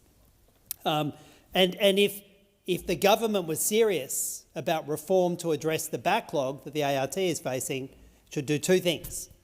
It should properly and adequately resource the ART and put the members in that is needed to do the job. And it should look to Home Affairs and its poor behaviour, its refuse first, ask questions later behaviour that is driving tens and tens of thousands of applications into the ART. But of course, that would require putting the hard word on Home Affairs, not punching down on migrants. In continuation and being 1:30, we now will proceed to 2-minute statements. And I call Senator Cash. Thank you. Like so many in this place, I continue to meet with members of the Iranian community here in Australia. And in recent weeks, I met with representatives of the Iranian Australian community in my hometown of Perth. Their message was a simple one and it was a very clear one. They are terrified for their families and their friends back at home in Iran, and they are just tired. They are tired of watching a regime brutalise its own people with impunity. To be very, very clear, the Iranian regime is inflicting violence on its own civilians. Worse yet, this includes women, it includes children, it includes young people, as we've seen on the television, journalists, human rights activists, as well as religious and ethnic minorities. This is a regime that rules by fear, lethal force against protesters, arbitrary detention, torture, ill treatment, and the intimidation of families. It punishes not just the individual, but the entire family, because collective punishment is the point. It silences the truth with censorship and internet communications. It shuts down, cutting people off from each other, hiding abuses, and just trying to make the world look away. The Iranian Australian community, they also speak about the fear that follows them from here. Threats, intimidation and harassment. They have escaped the regime and that follows them here to Australia, the long reach of a regime that refuses to stop at its own borders. This is unacceptable. We stand in solidarity with the Iranian people in their pursuit of freedom, dignity and justice. And to the Iranian Australian community, your concerns have been heard. Thank you, Senator. Senator O'Neill. Thank you very much, Acting Deputy President. And there is so much terrible news and things to report to the chamber, but I want to take the opportunity to bring some good news, and that is about the official opening of the John Houston Memorial Swimming Pool. The refurbishment, which was opened on the 19th of December at 11 a.m, was just a remarkable community event. It was made possible by funding of $4.2 million from the federal government under the Growing Regions program. That combined with $3 million from the state government of New South Wales and local funding of $200,000 from the local ratepayers, and $320,000 was raised by a fantastic local woman called Gail Munn, is now part of the package of the entire renewal that is now a signature for anybody who's going to or through Hay. This pool is a consequence of John Houston, who, when he was a kid, grew up in Hay, became concerned about a problem in his community. Kids were drowning in the river, something needed to be done about it, and John didn't sit back and whinge about it and wait for somebody to come and solve the problem. He decided he was going to do something and formed the Hay Swimming Pool Committee, fundraising for 10 years to get the pool built. And that's what great citizens across this country do. They love our country, they love their community, and they find ways to make life better, to connect us as fellow Australians. John Houston showed that, and he showed us that we can solve our community's problems. We don't leave it to someone else. We need to work together. There is nobody else. We are the sum total of the resources of this nation, and we need to do things together in our own collective benefit. The John Huston Memorial Pool is a shining example of identifying a problem, having a dream to make it better, and competing fairly against other projects around the country to acquire federal money to make this country even better. Thank you. Thank you, Senator O'Neill. Senator Waters. Thanks, Acting Deputy President. We're just 1 month into 2026 and already 6 women have been killed by men's violence. The murder of pregnant First Nations woman Sophie Quinn, her new partner and her aunt Nerida Quinn shocked us all. 2 women had already been killed before those deaths, one still unnamed, and the other was Velvet Pesu, a Queensland performing artist and social worker, a well-known and much-loved Queenslander whom I'd had the privilege of meeting. Velvet had a huge heart and was incredibly generous. She was always helping people and touched everyone's soul with deep understanding, kindness and love. She's deeply missed. 2 more as yet unnamed women have been killed by men they knew since then. Last year, the organisation Counting Dead Women recorded at least 52 women killed by violence. The system is failing women and children. Sophie Quinn's alleged murderer had 6 separate AVOs in the past 10 years and was on bail for DV offences when Sophie and her unborn child were killed. The number of missed opportunities to intervene and save lives is staggering. It is a national crisis and a national shame. Yet frontline services remain grossly underfunded and are forced to turn too many women away. Queensland Police just announced cuts to their dedicated family and domestic violence service. Housing shortages mean women face homelessness if they leave, so the cycle continues. There have been countless inquiries and hundreds of recommendations. We know what needs to change, and it must start with fully funding the front line. Long-term prevention and behaviour change is critical work, but we must also ensure that services responding to immediate risks have the funding they need, and we must fund recovery programs for victim survivors. The government needs to make women's safety a priority. Senator Sharman. I speak to address the horrific rise in state violence in Iran over the past month. Since late December, a population crushed by economic despair and bereft of hope has sought to assert its basic dignity. And the response of the Iranian government, the Iranian regime, has been nothing short of medieval. On the 8th of January, Tehran implemented a complete telecommunications blackout, a measure designed to shroud a massacre.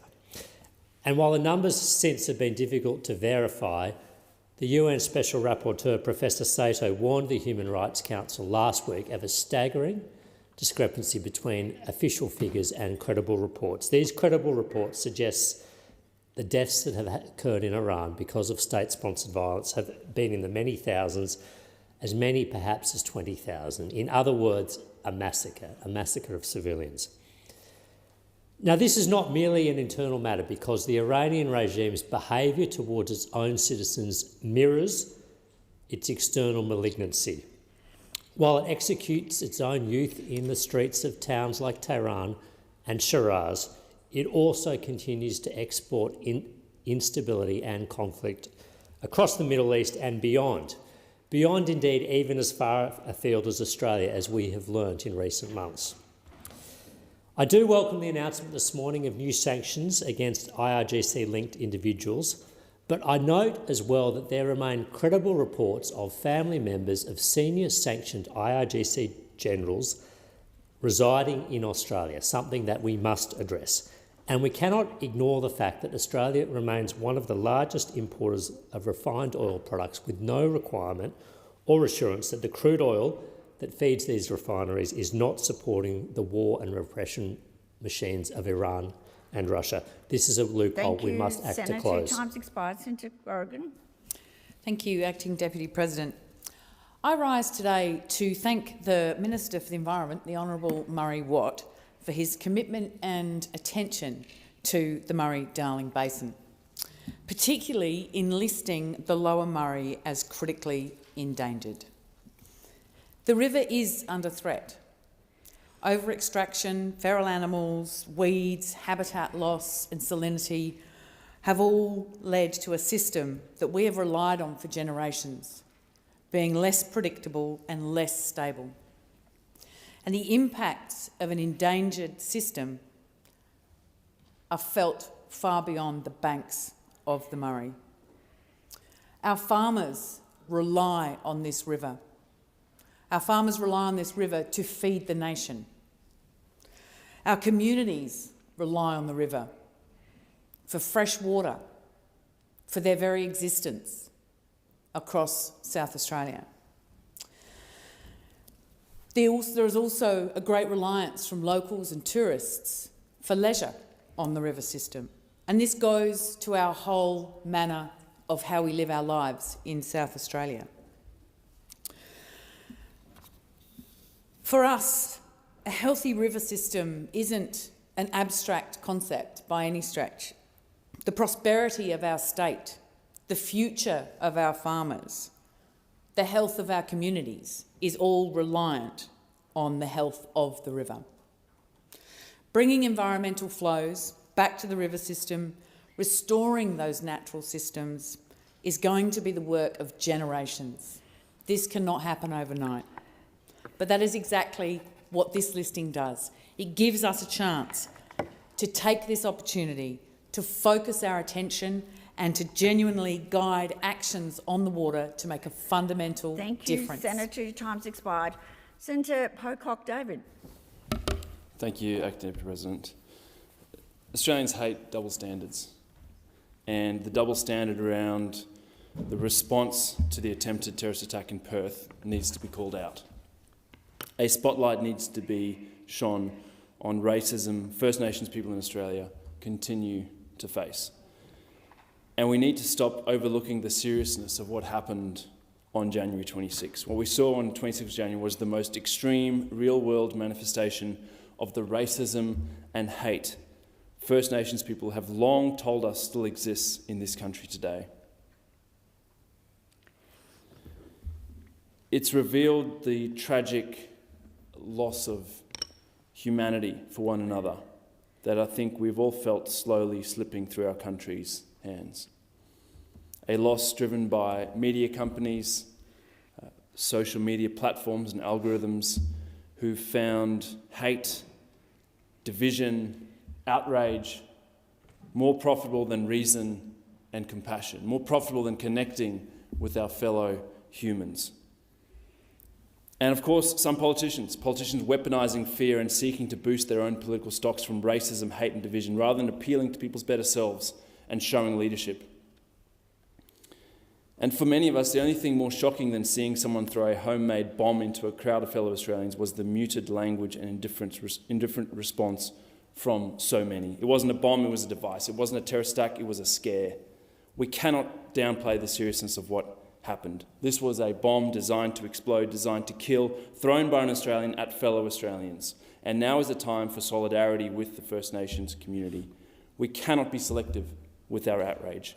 And so, as a Senate, we should be standing in solidarity with all First Nations people and encouraging all Australians, now more than ever, to be generous, not judgmental, to choose compassion, not cruelty. Time's expired. Senator Canavan. Thank you, Madam Acting Deputy President. Well, this afternoon, Australian families might get some pretty bad news if interest rates are to go up. And if they don't go up this afternoon, they still face grave risks of that because Australia now has the highest inflation rates in the developed world, a shocking record for our country with so many resources and opportunity that we can't keep the basic cost of living down for people. Now, the government takes no responsibility for this, but their own documents show that they are wrong, that they have contributed to inflationary pressures. Just before Christmas, the mid-year economic fiscal outlook came out, and buried on page 81 of that document is an extraordinary statement which says, and I quote, "Since the 2025 PFO," that's the pre-election fiscal outlook released in April, "total expenses have been revised up by $23.5 billion in 25-26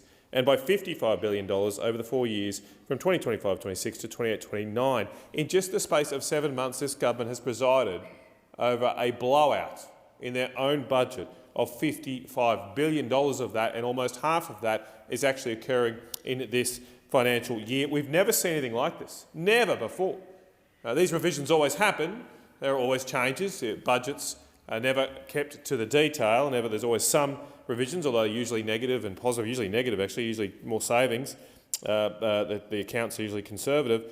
But the previous record was $10 billion cost blowout. This is a $55 billion cost blowout, and that is directly feeding in to the inflationary pressures that the RBA has to deal with this afternoon, potentially by clobbering Australian families with an interest rate rise. It's about time we have a government that actually takes responsibility for this, and today I've called on the Treasurer to resign. He should resign because nothing has ever been done like this before. This is his budget. He has got his budget wrong to the tune of $55 billion in 6 months. If this happened in a private company, he'd be out the door as CFO, but because it's the Labor Party, there's no accountability.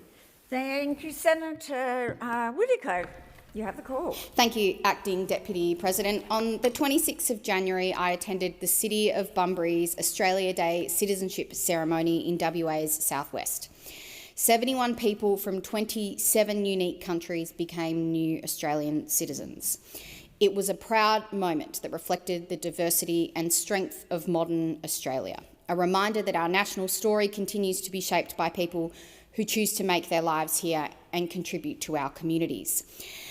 The service was then followed by community awards, and today I want to talk particularly about the Young Citizen of the Year nominees that were recognised at the ceremony. Each of them represents the very best of Bunbury's next generation. Connor Barrett, aged just 10, lives with cystic fibrosis and faces daily health challenges. He has raised many thousands of dollars to support research and services for others with the same condition. His courage, positivity and determination have brought the Southwest community together behind a cause that matters deeply to him and many other local families. His contribution at such a young age is extraordinary. Salome Woodland was also nominated for her leadership and commitment to service. After joining the Bunbury Youth Advisory Council at just 12, she has shown great maturity and commitment to her community. Isabella Chalker was named Young Citizen of the Year after being the founder of the Z Club at Mania College, a student group focused on service and gender equality, leading projects for local and global communities. She is a great example to others in her region. Lisa Thompson was named Citizen of the Year for her leadership of Collective Connections. Community Group of the Year was awarded to the Bunbury PCYC, and I want to shout out to them and all the great advocates in the Southwest. Thank you very much, Senator. Senator Hanson-Young. Thank you. Well, I rise to speak in support of the ABC's show Always Was Tonight, a satirical show that used humour and creativity to challenge and provoke thought on how we treat our First Nations people. It exposed racism through humour, challenged our thoughts of how Indigenous Australians live their everyday lives and what January 26 means to them and so many of all of us. Now, of course, it seems as though the Liberal Party's fun police have taken issue with this show. The host, of course, Tony Armstrong, an absolute genius in his field, a living legend, is not the type of person that I think the Liberal Party should be trying to attack. And he's a hell of a lot funnier than the joke of the Liberal Party or indeed the coalition. Rather than attacking the ABC, perhaps the Liberal Party and their shadow ministers should be looking at their own backyard. But I just want to point out one sad fact, and that is that it seems as though the Liberal Party's main issue with this show was the powerful song We Shouldn't Call This Place Home, a rendition of Peter Allen's I Still Call Australia Home.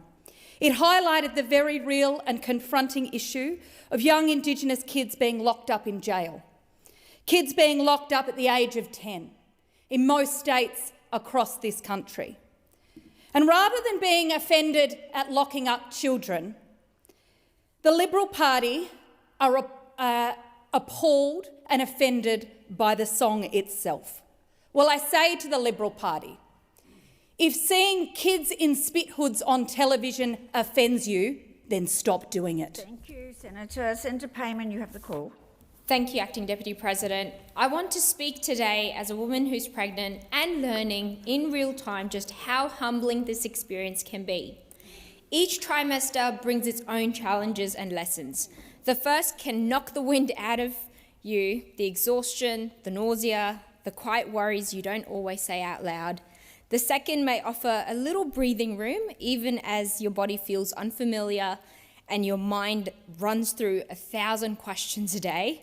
And the third, I'm currently learning, is all about discomfort and the realization that your body is no longer just your own. Along the way, there's a lot of advice. Most of it comes from a good place, from family, friends, colleagues, health professionals, and people who care for you. Some are reassuring, some are very overwhelming, but mostly it reminds you that pregnancy and motherhood are shared experiences, carried across generations and communities. And there's no perfect way to do pregnancy or motherhood. You just got to do your best at any given day and give yourself permission to ask for help without guilt or shame. So to the mums across the country, whether you're pregnant, raising babies, teenagers, or carrying the weight of motherhood in other ways, I want you to know I see you. I feel your tiredness, your stress, the physical aches, and the emotional load that never really switches off. I feel the love that sits heavy in your heart and the strength it takes to keep showing up.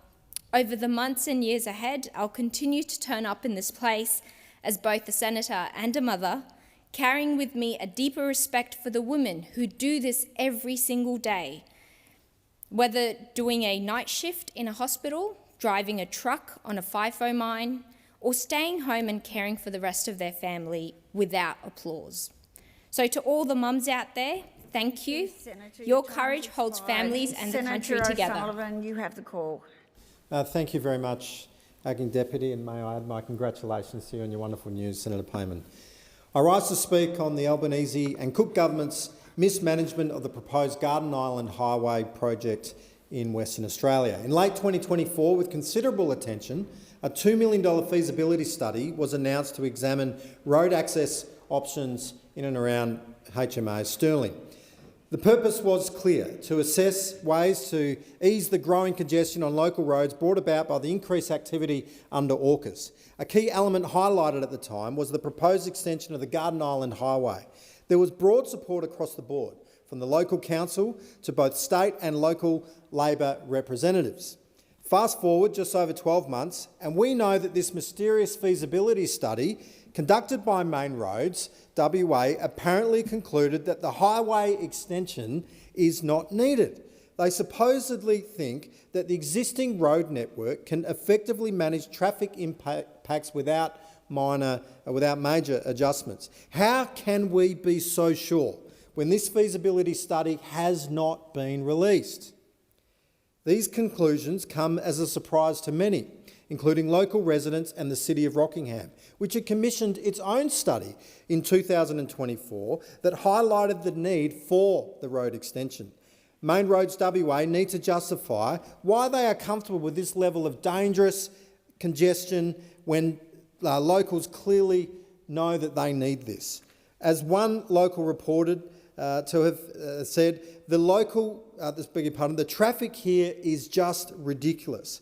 Both state and federal governments need to make this secret feasibility study available to the public. It seems a sham conclusion has been decided even before the study began.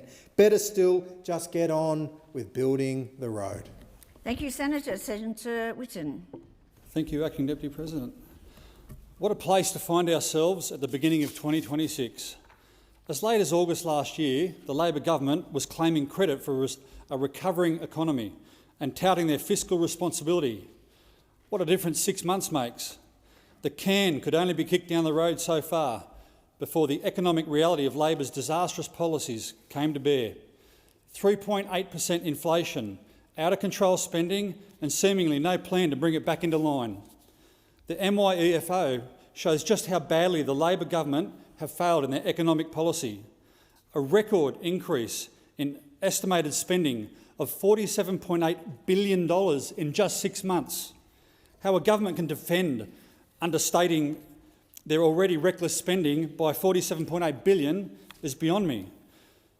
These estimates that are relied on by the RBA, these are estimates that are relied on by the RBA to set fiscal policy. Right now, they'd be better off throwing darts at a dartboard to figure out what spending is going to be. If Mr Chalmers was working in the real world, he would get the chop for a bungle of this magnitude, but in the world of Labor politics, he's next in line for the top job. The government is trying to hide the bad news, but there's no running from the economic truth.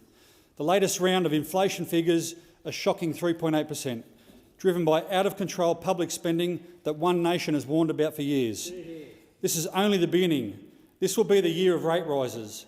This is the year of the housing default, where the young Australians that Labor sold their 95% home loans to are hit with rate rises that they cannot afford. This is the year that the full force of Labor's economic destruction comes to the homes of Australia. Make no mistake, the Australian people will not and should not tolerate this failure of a government. It is time for a party that is willing to make hard decisions for the good of all Australians. One Nation is ready to answer that call. Thank you, Senator. Senator Whish-Wilson. Massive shout out in the Australian Senate today to the more than 1,000 Victorians who turned out on Saturday afternoon for a protest paddle out against the Albanese government's attempt to open up 25,000 square kilometres of new ocean acreage off the Otway coast to explore for more oil and gas in a time of climate emergency. A special shout out to the organisers of this event and all the volunteers, especially to Drew McPherson and Damien Cole from Surfrider Foundation. Absolutely brilliant job. While Victorians and Australians over summer were being asked to provide submissions to this process, the Otway coast saw record rainfalls and flash flooding at a place like Wye River, where tens of thousands of homes were without power for weeks. Utter devastation for those Australians trying to enjoy their summer holiday. At the same time, we had catastrophic bushfires burning on the same coast, also shutting down the Great Ocean Road. And yet, off this coastline, the Labor government wants to explore for more of the exact same product that, when we burn it, is warming our oceans and changing our weather. Well, I'd say here today in the Australian Senate, thank you to all those Victorians who turned up. The next paddle out will be even bigger. The surfing community, ocean lovers, people who care about climate change and climate action have stopped these offshore oil and gas projects from proceeding before, from Pepperleven in New South Wales, across to Western Australia, and of course the Great Australian Bight, and off this exact coast before. And we will continue campaigning until we transition this country to 100% renewable energy and stop this crazy attempt to explore for new fossil fuels that is just damaging our oceans. Thank you, Senator. Senator Tyrrell. Thank you, Acting Deputy. In a land far away, I was 17 years old when I got my first job. I was young, impressionable and ready to work hard to prove myself and put a bit of money away for the future.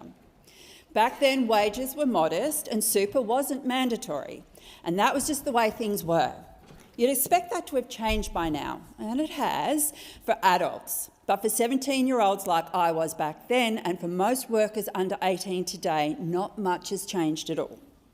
If you're under 18 and you don't work more than 30 hours a week, you're not entitled to superannuation contributions. It doesn't matter how hard you work, how reliable you are, or how long you stay in the job. Some employers do the right thing and pay super anyway, and that's fantastic. But the problem is they don't have to. And fairness shouldn't depend on how generous your boss happens to be. And the result is that young workers miss out on thousands of dollars by the time they retire. Could be up to $10,000 or more. And that might not sound huge to some, but it's real money, real coin. It's groceries for a year. It's the difference between having a full fridge and worrying about making ends meet. This is about fairness. The cafes and shops we rely on are staffed by young people giving up their after-school hours and weekends. They're working hard, just as the adults beside them, doing the same jobs and doing them well. We like to say Australia has a fair superannuation system, but a fair system shouldn't exclude workers just because of their age. It's time to scrap the under-18 carve-out, get rid of the 30-hour rule and make sure every worker earns super from their first hour of work, no matter how old they are. Thank you, Senator Tyrrell. Senator Cox. Thank you, President. I rise today to welcome the National Cabinet's agreement delivered by the Albanese Labor government to provide a record new funding for Australia's public hospitals. For Western Australia, this is remarkable. It will deliver an additional $2.4 billion in public hospital funding over the next 5 years and will bring the total funding for WA hospitals to an estimated $23.4 billion. This will deliver tangible benefits for West Australians and will take pressure off our hospitals in providing certainty needed to plan ahead. It will strengthen our workforce and respond to the rising demand, just as our Medicare urgent care clinics are already easing the pressure on our emergency departments.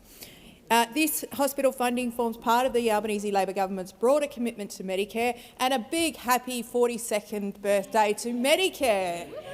Thank you, Senator Cox. The time has expired. We move to question time. I call Senator Cash. President, and my question is to the Minister representing the Prime Minister, Senator Wong. Last July, the Prime Minister stood before Australians and said that inflation had turned the corner. The reality for Australians is inflation is now rising again, prices are higher, and families are facing the real risk of interest rates staying higher for longer. Will the Prime Minister apologise to Australians for stating that inflation had turned the corner when the evidence now shows inflation is increasing again under his government's policies? Thank you, Senator Cash. Minister Wong. Thank you, President. It is the case that inflation is higher after those last inflation figures than we would like, but it is also the case that those inflation figures remain much lower than those that our government inherited when we came to power. And when we came to office, I would remind those opposite, I don't recall Senator Cash apologising for 6.1% inflation. I don't... Order. I do need to be able to hear Senator Wong. Order. Minister Wong, please continue. As I said, when we came to office, inflation was at 6.1%, and as importantly, Senator Dowling knows this, it was rising. It was rising. It is now much lower than that, and we know Australians are under pressure, which is why easing cost of living pressures has been this government's #1 priority since coming into government. Rolling out cheaper medicines, more bulk billing, student debt relief, backing higher wages and more tax cuts from the 1st of July. Now, what is interesting about that list, and we can talk a bit more about this, and I hope Senator Cash might return to this issue in her next question, because I think what is interesting is that so many of the things that this government has done to try and deal with cost of living relief have been opposed by Senator Cash and the Liberal Party and the National Party. What is interesting is they come in here, loudly interject, talk about cost of living, meanwhile voting to oppose cost of living measures that this government is seeking to roll out for the Australian people. So I think everybody understands which party of government is A, a party of government, and B, a party that is focused on what matters to Australians. Thank you, Senator Wong. Senator Cash, first supplementary. So no apology to the Australian people, even though on a daily basis they're living with your reality of your policies, rising costs in their weekly bills and at the checkout. Why can't the Prime Minister simply admit he got it wrong? Inflation hasn't turned the corner and Australians are now paying higher prices, higher inflationary pressure and are now at greater risk to the household budgets. Thank you, Senator Cash. Minister Wong. Well, I again make this point. We have a growing economy. We have inflation that is much lower than that which we inherited and well below its peak.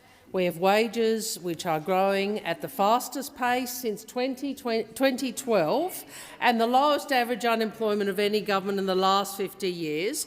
We have the smallest gender gap on record. We have record number of small businesses. We have solid business investment and record investment in public hospitals and, importantly, tax cuts for every taxpayer.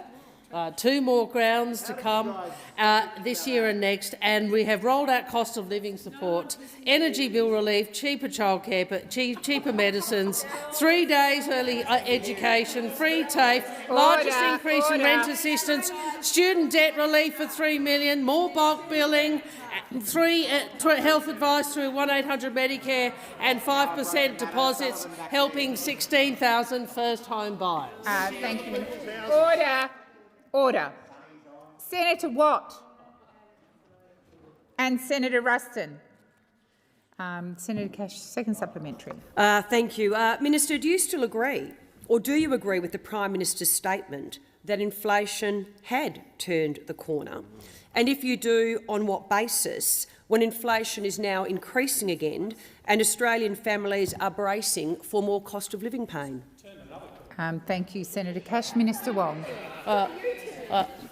I absolutely agree with the Prime Minister, and that evidence is in what I have just outlined, which is the comparison between inflation today and what we have seen over many years towards the end of your government. But I do want to make this point. We see the coalition again. Well, I'm so sorry. You're the Liberal Party. I apologise. Forget that you're not the coalition. No coalition. Thank you. I'll take the interjection. We see the Liberal Party, the once proud economic managers in this country, unable to articulate a clear economic agenda, unable to prosecute any alternative policy because they are entirely focused on their own internal divisions. What an indictment of a party that used to pride itself on its economic management. They are nowhere when it comes to the economy. Thank you, Minister. Senator Polley. My question is to the Minister representing the Prime Minister. Australians rightly want their government focused on the things that matter to them, like tackling the cost of living pressures, strengthening Medicare and making childcare more accessible. How is the Albanese Labor government delivering on its commitments to the Australian people? Thank you, Senator Polley. Minister Wong. Thank you to Senator Polley. Well, Australians want a government focused on what matters, and that is what we have continued to deliver in 2026. Cost of living relief, quality, affordable healthcare, support for families, and of course we saw last Friday National Cabinet met in Sydney and reached a landmark agreement to strengthen public hospitals. The government will provide an additional $25 billion for state and territory public hospitals, 3 times more additional funding than under the last 5-year agreement. An investment that strengthens Medicare, builds on what we are already delivering, in particular Medicare urgent care clinics, stronger bulk billing incentives, more Medicare mental health clinics and cheaper medicines for every Australian. This is a government that is easing cost of living pressures. From this month, medicines on the PBS cost no more than $25. Australians can access free health advice through 1-800 Medicare. From January 5th, every child that needs it has access to 3 days of childcare subsidy, no activity test. So what that demonstrates is that this government, since 1st of January 2026, is continuing to deliver for Australians with support at home and also with advocacy in the world. The Prime Minister travelled to Timor-Leste last week, agreed the Passeria Declaration, the first of its kind between our two nations, and this week I will travel with the Prime Minister to Indonesia, where he will sign the historic Treaty on Common Security agreed with President Prabowo at the end of last year. This is a Labor government that is focused on delivering in Australia's national interest, focused on the things Australians want us to focus on. And it stands in stark contrast with those opposite who continue to focus almost entirely on what is happening in their party room Thank and you, on Minister. their phone. The time for answering has expired. Senator Polley, first supplementary. Ministers, families around Australia have been focused in recent weeks on getting their kids back to school for another year. How is the Albanese Labor government delivering on the commitment to Australian kids to give them the best education they deserve? Thank you, Senator Polley. Minister Wong. Thank you, President. Well, Senator Polley and all of those of us on this side of the parliament have been focused on delivering better education for Australians for all of our time in the parliament. This is a Labor project over generations to lift the educational opportunities of all Australians. We believe every kid deserves a great education, and that is what we are delivering. For the first time, we are fully funding public schools. For the first time, we are fully funding public schools, and it's a Labor government, Senator, that has delivered it. A Labor government has delivered it through the Better and Fairer Schools Agreement. It is the biggest new investment in public schools by the Australian government ever. $16.5 billion over 10 years. $16.5 billion over 10 years. But we recognise funding is not enough, which is why investment that is tied to real reforms that help children catch up, Thank you, Minister. keep up and finish The time for school. answering has expired. Senator Polley, second supplementary. Yes, President. Why is it important for the Albanese Labor government to deliver for the Australian people? And what might stand in the way of the good government delivering the outcomes that Australians deserve? Thank you, Senator Polley. Minister Wong. Good government requires focus on the things that matter to Australians, the things Australians care about. It requires a focus on that, not on ourselves, and that is what we are doing. That is what Albanese Labor are doing. What, of course, stands in the way is division, and nowhere is that clearer than in the Liberal and National parties. Because the coalition, as Senator Cash poignantly reminded me today, is no more. That's right. They've split again. And yet the infighting rages on. We see the blokes lining up to replace Ms Lee. We see the far right and the even further right, battling for control. On issue after issue, they drift further to the extremes. This is the politics of grievance in a party of government, chasing one nation, where you can't be more one nation than one nation. In contrast, we are delivering for Australians on the things they care about. Thank you, Minister. Senator McGrath. Thank you, President. My question is to the Minister representing the Prime Minister, Senator Wong. Families in regional Australia are being hit hardest by Labor's cost of living crisis, paying more for fuel, groceries, insurance, energy and transport, while having fewer services and lower incomes to absorb the blow. Order. Why has the Prime Minister persisted with cost of living and energy policies that compound price pressures for regional and rural Australians who have the least capacity to absorb them? Order. Senators Eyre and Watt. Minister Wong.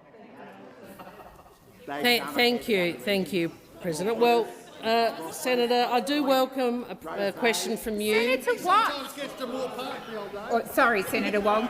Senators Ayres and Watt and whoever else was on this side interjecting. Minister Wong. Thank you. Well, I do welcome a question on regional policy from a Queensland Liberal, and I noticed the silence at the other end of the chamber, so I'm hoping that Senator McKenzie will remedy that at some point on regional policy. But that is where we part company, Senator, because I disagree with the proposition in your question. What I would say to you first is let's recall that it is this government that has supported a pay rise for all minimum and award wage workers. That takes the total increase to under Labor to over $9,000. Now, you would be aware, I'm sure, Senator, the extent to which there are minimum wage workers in regional Australia. They will benefit and will benefit from that.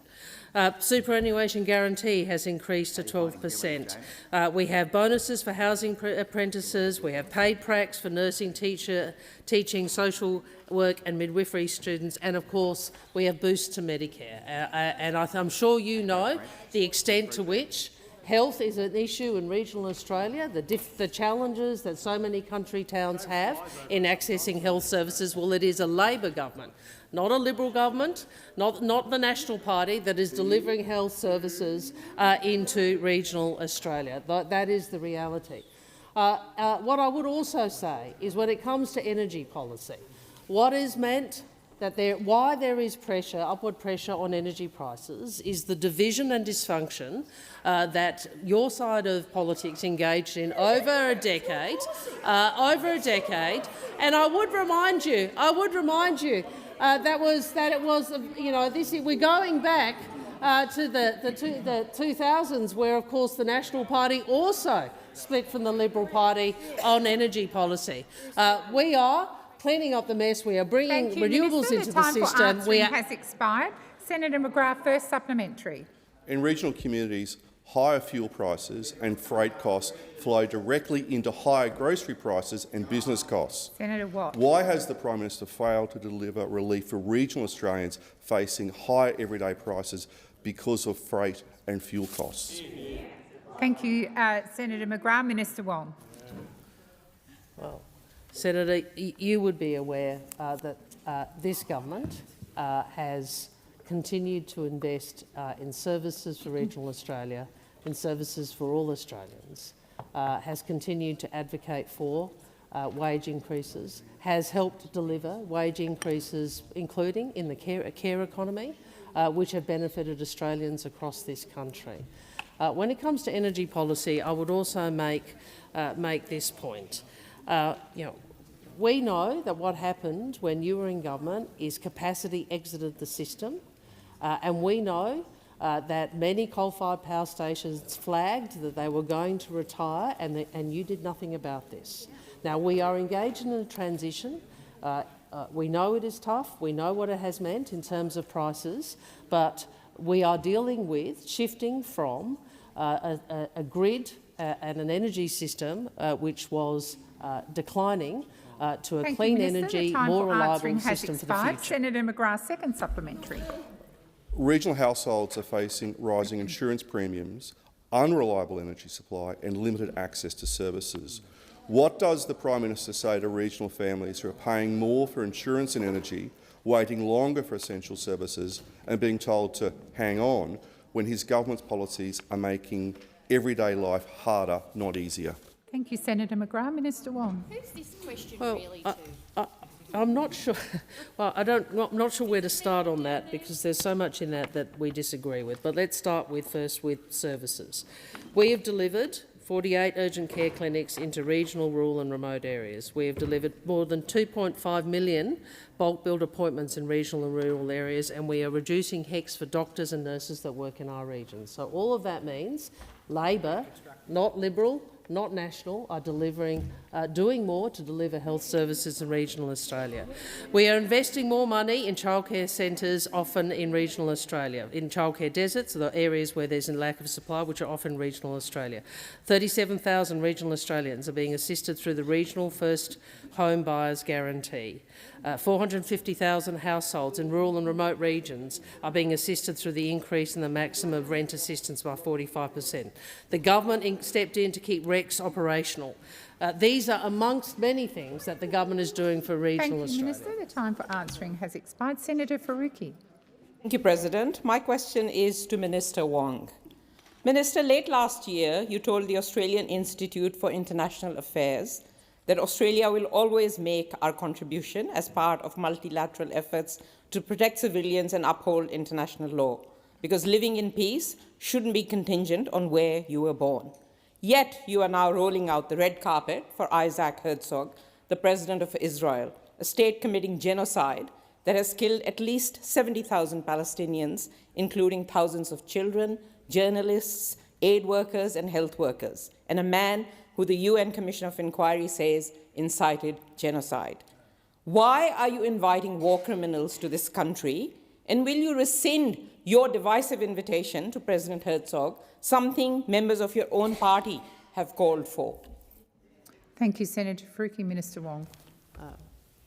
Put simply, President Herzog is coming to Australia to honour the victims of the anti-Semitic terror attack at Bondi, and to provide support to the Australian Jewish community, and it's a visit that comes at a moment of great trauma for many in the Jewish Australian community. Thank you, Minister. Senator Faruqi, first supplementary. Minister, you have refused to join the UK, Canada and France in condemning the Israeli government's demolition of UNRWA headquarters in East Jerusalem. You have remained silent as Israel bans Doctors Without Borders from Gaza. Under your watch, we have become a country that has made a mockery of international law. Can you explain how anyone can take your government seriously on human rights ever again? Thank you, Senator Faruqi. Minister Wong. Well, thank you. The Greens political party have for more than 2 years spread misinformation about Australia's position and actions. The Australian government did in fact issue a statement objecting to Israel's actions. We did so at the UN Security Council on the 28th of January. I note that the Greens political party have ignored this, just as they have ignored all statements that we have made with partners calling for unimpeded humanitarian aid. So, the Greens political party seeks to provoke anger by saying statements are words, then they try to provoke anger by saying that there aren't enough statements. I think everyone understands the approach that is being taken. Thank you, Minister. Senator Faruqi, second supplementary. Minister, tens of thousands and likely hundreds of thousands of Palestinians have been killed, over 500 since that farce of a ceasefire. These actions are by a country you continue to call friend, trade weapons with, and invite their president here. Minister, have you stopped pretending to care at all? Will you be next rolling out the welcome mat for Putin? Thank you, Senator Faruqi. Minister Wong.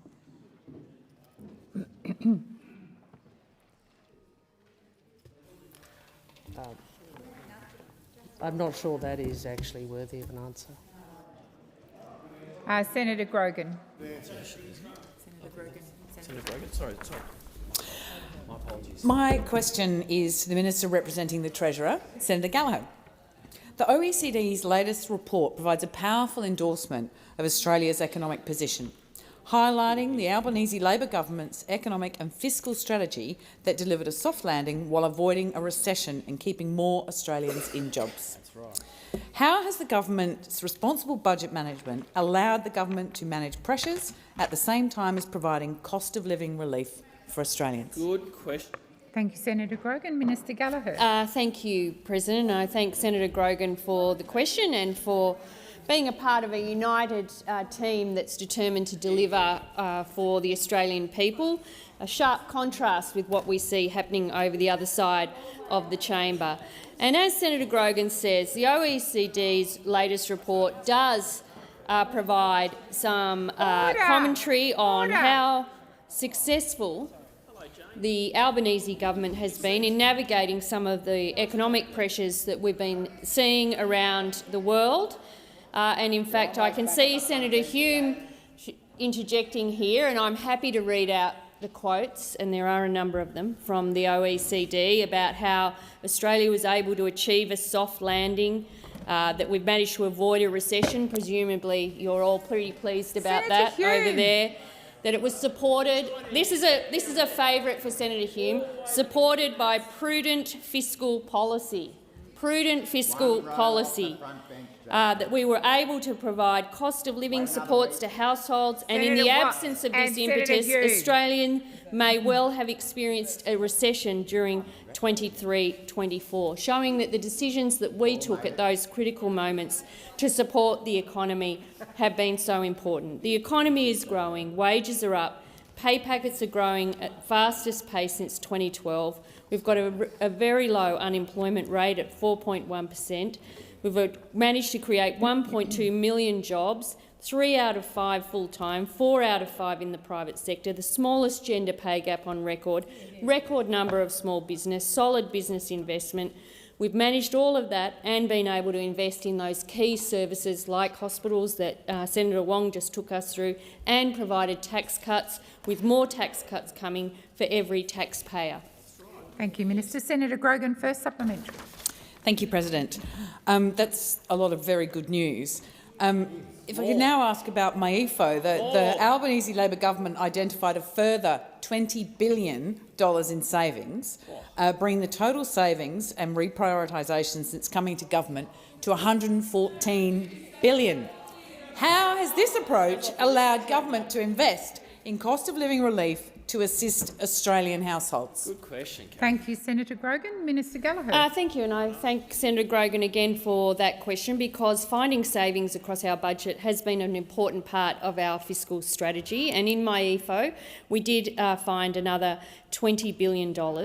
Now, compared to when we came to government, the budget position has improved by more than $233 billion over the 7 years. Debt is $176 billion lower in 25-26, and we have saved $60 billion in interest costs on that Liberal debt that we inherited. We've managed to deal with lowering real payments growth, and those savings have allowed us to reprioritise, to repair the budget, to pay down debt, but importantly to build up those services that those opposite spent their entire time in government tearing down, Senator like McKenzie. hospitals, like Medicare, like investment in early education and care, like investment in schools, all of the services that the people of Australia rely upon. Thank you, Minister. Senator Grogan, second supplementary. Thank you, President. The Albanese Labor government knows how important quality hospital care is for Australians. Last week, I know I was delighted to see the Prime Minister reach agreement with the states and territories on additional funding for the nation's public hospital system. How has responsible budget management supported important investments in hospitals and in Medicare to ensure Australians can get the health care when and where they need it? Thank you, Senator Grogan. Minister Gallagher. Thank you, President. I thank Senator Grogan for the question. And I think all Australians acknowledge that healthcare and access to healthcare and affordable healthcare is a #1 priority for all of us. And it has been a focus for the Albanese government. And it is a key part of our ability to provide additional cost of living support whilst we deal with the inflation challenge across the economy. So investments in urgent care clinics, investments in Medicare, tripling the bulk billing rate, and we're already seeing the good and positive data coming out of that, with more and more Australians being able to access bulk billing. But hospitals are an important part too, and we've reached agreement with the states and territories, provided that additional investment and been able to fund that within making sensible provisions for an agreement like that within MyEFO. And it's because of the approach we've taken to find savings, to reduce waste, to pay down debt, to deliver surpluses, to lower the deficits, has allowed us to make these important investments. Senator Lambie.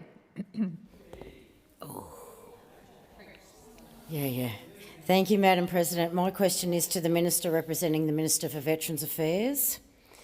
The Royal Commission into Defence and Veteran Suicide found serious issues with the quality, timelessness and effectiveness of healthcare provided to our veterans.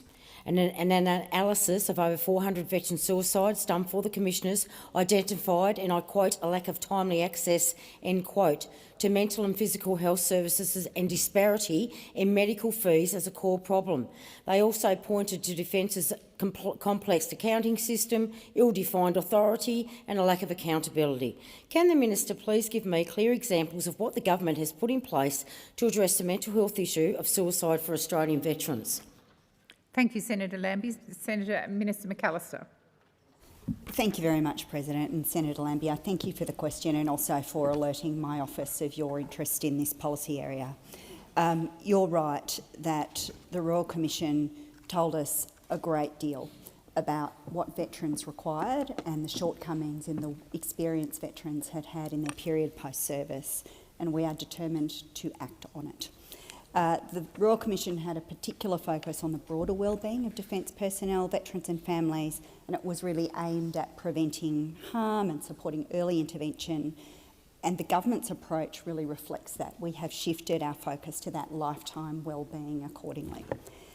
Some of the concrete actions include, of course, the establishment of the Defence and Veterans Service Commission, and a wellbeing agency will be up and running this year.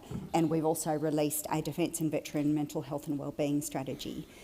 Critically, in the 25-26 MyEFO, the government provided $58.3 million over 3 years to strengthen mental health support for veterans across the continuum of care. That includes expanded access to mental health treatment plans and to provide proactive, continuous and connected care for veterans experiencing mental health conditions. And those new arrangements will commence from the 1st of July 2026. As part of the 25-26 budget, the last budget, we also extended the military and veteran psychiatry training program.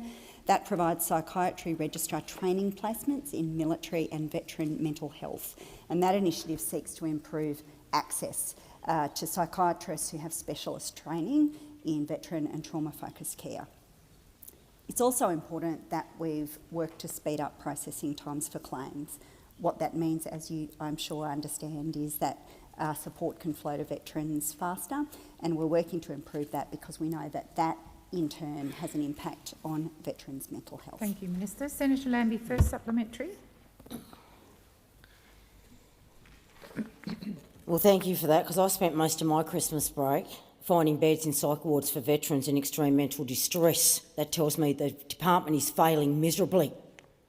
Can the minister tell me exactly how many psychiatric beds are available across the country right now, and on average how long it is taking to get a bed? Because I know. Thank you, Senator Lambie. Minister McAllister. Thanks very much, President.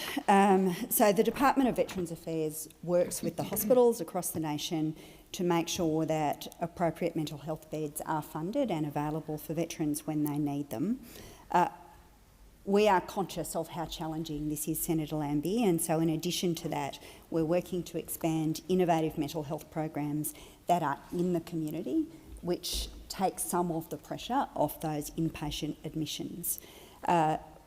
We're also working to improve availability of appropriate training and therefore care for veterans through the Military and Veteran Psychiatry Training Program, which I referenced in my answer to your primary question, and that of course provides those placements that skill up medical personnel in military and veteran mental health.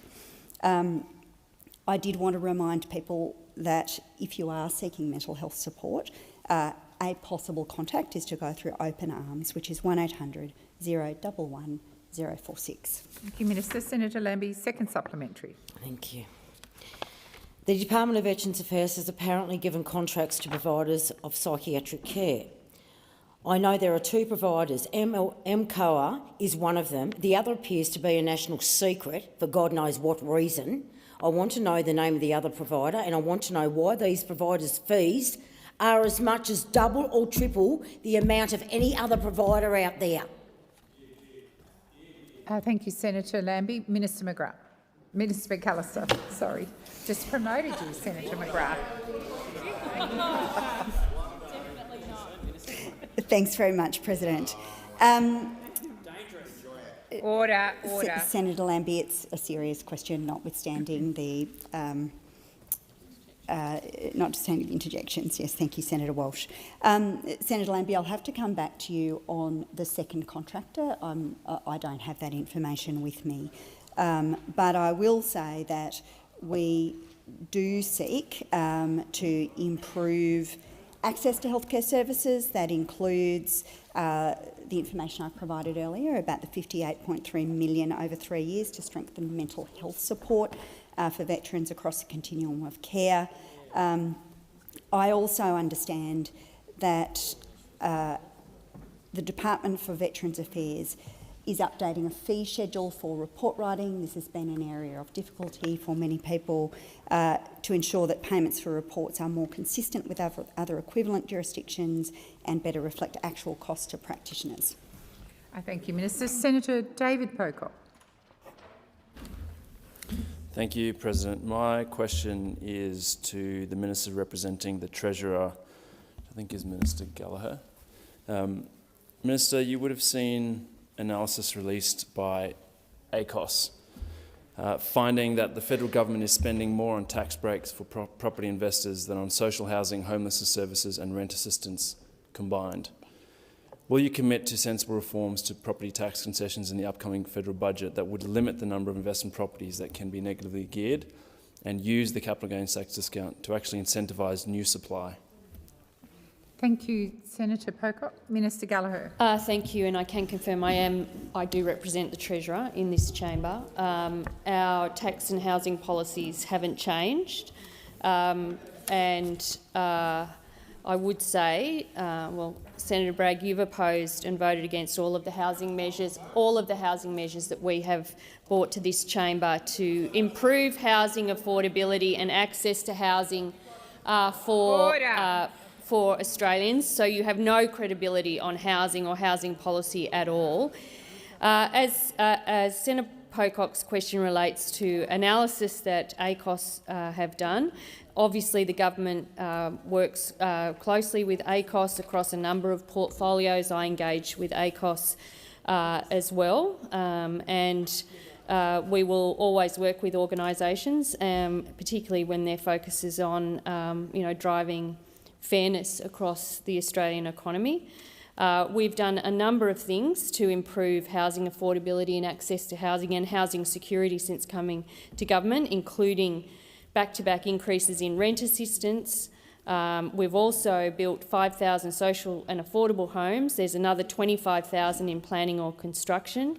Under the Housing Australia Future Fund, we've got more housing being announced right around the country. I can see the Minister for Housing is constantly on housing sites or working with housing providers.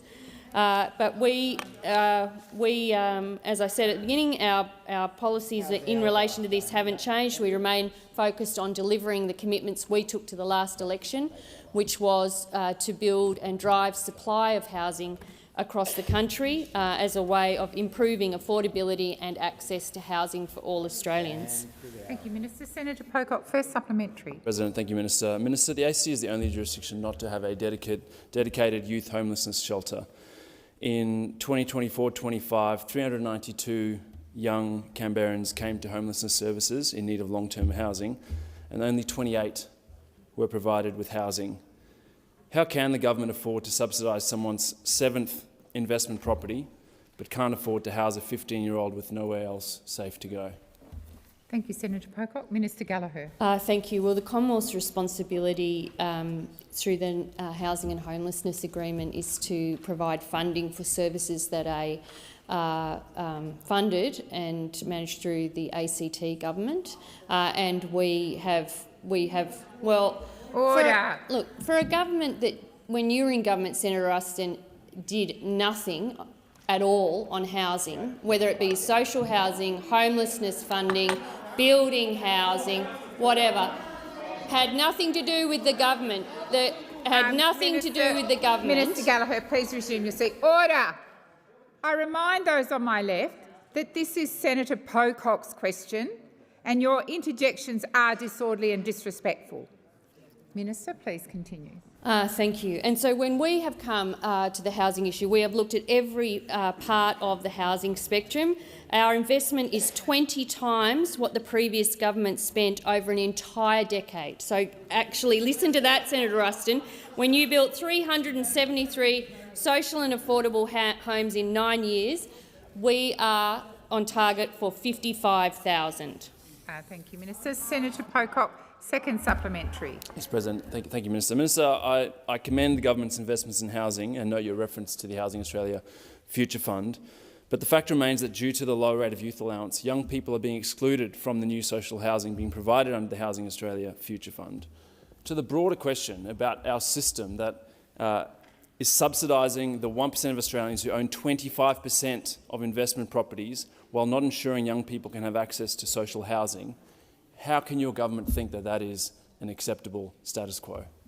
Thank you, Senator Pocock. Minister Gallagher. Well, we are investing in social housing. That's what we're doing. We are looking at every single way we can make housing more affordable and more accessible, whether you're someone who is homeless all the way to home ownership. If you look at every intervention we are making across the board, through Housing Australia Future Fund is one aspect of that. The social and affordable homes that we're building with the states and territories are another. The access to 5% deposits is another way of doing it. Working with the housing sector is another way of doing doing it, and those opposite have no credibility on this. You can interject as much as you like, but the reality is you didn't have a housing minister, you didn't work with the states and territories, you didn't invest in housing. Just over 300 houses in 9 years. Resume your seat. Minister Wong. Could you call Senator Bragg to order, please? I have called Senator Bragg to order. I've reminded the opposition that this was Senator Pocock's question.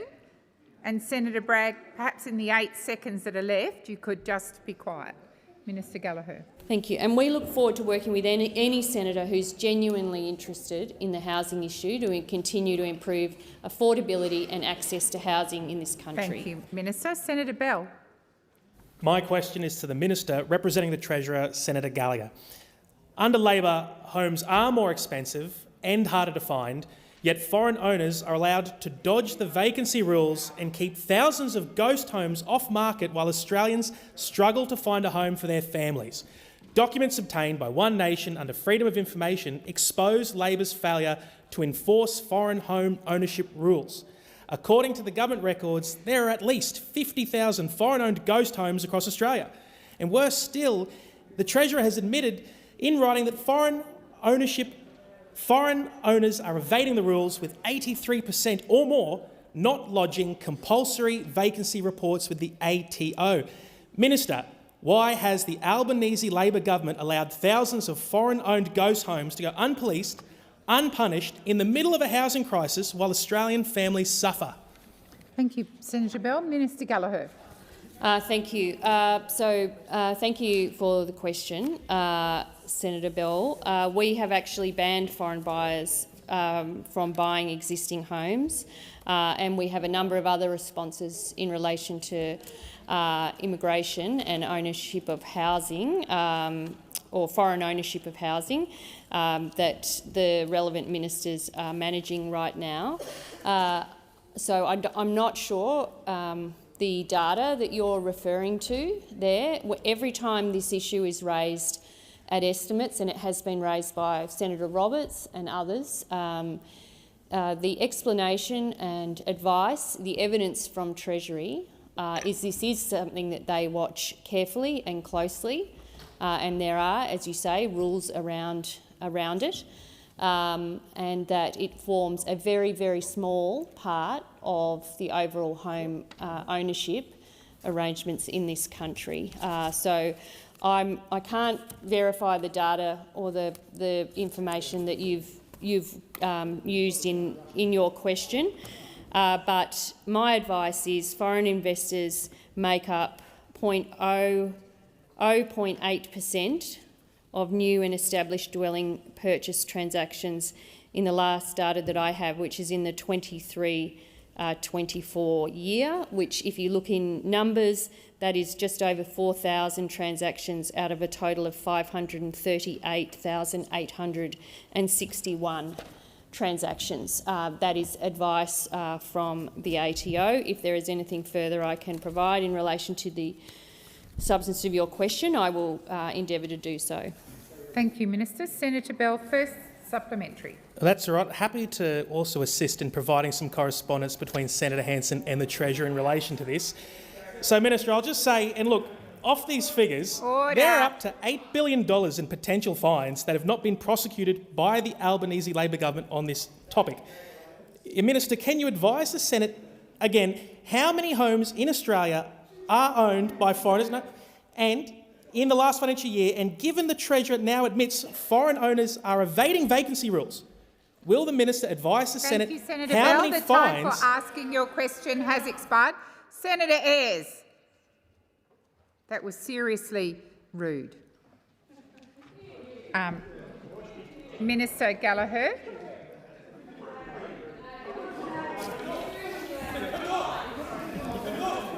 Order.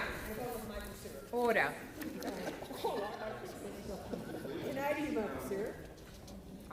The chamber has obviously not heard that I did call the minister to answer, but there's so much chatter across the chamber you didn't hear, and therefore you continued to interject. Minister Gallagher.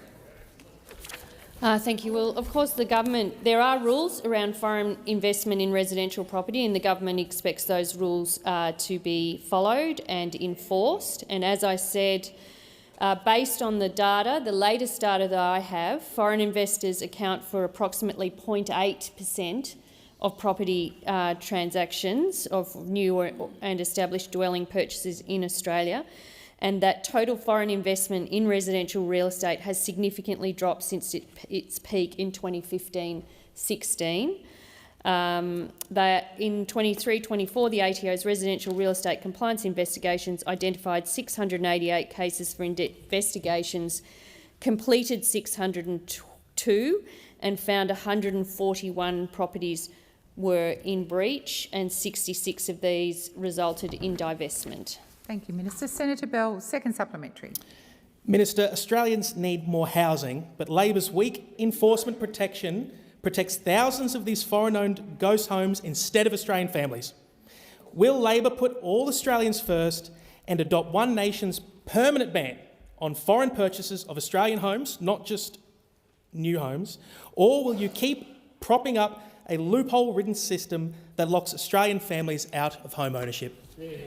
Thank you, Senator Bell. Minister Gallagher. Thank you, Senate President. And I don't want to start my answer with a question, but I would put a similar question to One Nation, which is, would you support all of the housing investments that we've brought to this chamber to actually drive housing supply so that the people you represent, whether the Housing Australia Future Fund, the social and affordable housing, the rent assistance, any of that.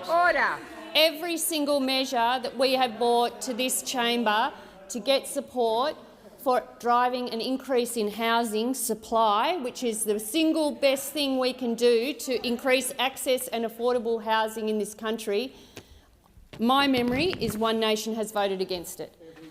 So in relation to foreign investment, we have tightened the rules. There is compliance action underway. It forms a very small part of the residential housing market, 0.8%. Senator Bell, we could do a lot more together if you voted for some of the measures that we've brought Sheldon. here. My question is to the Minister representing the Minister for Employment and Workplace Relations, Senator Watt. It's been more than 3 years since the government's secure jobs, better pay reforms passed the Parliament. How much have wages risen since these reforms came into effect, and how's helping everyday Australians with the cost of living challenges? Thank you, Senator Sheldon. Minister Watt. Thanks, President, and thanks, Senator Sheldon. As Senator Sheldon well knows, the Albanese Labor government is focused on delivering on our commitments and delivering real cost of living relief for Australians, delivering better pay and conditions for workers around the country, because that is a key part of supporting Australians with cost of living pressures.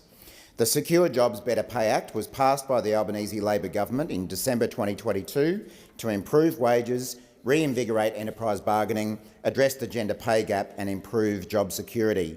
And now, as a result of these reforms, workers covered by enterprise agreements are enjoying the strongest wages growth in the nation. The latest Employee Earnings and Hours survey shows workers on enterprise agreements earned an average of $1,746.10 per week in May 2025, and that's $153.30 more than in 2023 before that legislation passed. This 9.6% rise is the biggest increase across all methods of settling pay. More than 4.5 million people now have their pay set through enterprise agreements, highlighting their importance in Australia's wage-setting system and the effectiveness of Labor's Secure Jobs Better Pay Act reforms. These figures show the same job, same pay reforms are delivering not only for all Australian workers, but also specifically for working women. Women on enterprise agreements earned an average of $1,542.30 per week, 12.4% more than the average across all methods of setting pay for women. This reflects the role that good faith bargaining plays in supporting better pay and financial security for women across the workforce. This data clearly shows the Albanese government's reforms are helping workers on enterprise agreements experience the strongest wage growth across all forms of setting pay, and it shows the Albanese government has got wages moving again to help Australians with their cost of living pressures. Thank you, Minister. Senator Sheldon, first supplementary. Thank you, Minister. That's making real difference. Minister, wage increases are a top priority for the Albanese Labor government to support Australian families. How important is it that wages continue to keep pace with rising costs, and what would it be at risk if wages were cut? Minister Watt. Thanks again, Senator Sheldon. It is absolutely vital that Australians' wages continue to rise, particularly for low and middle income earners. Lifting wages is a key part of our government's laser-like focus to reduce the impacts of cost of living pressures.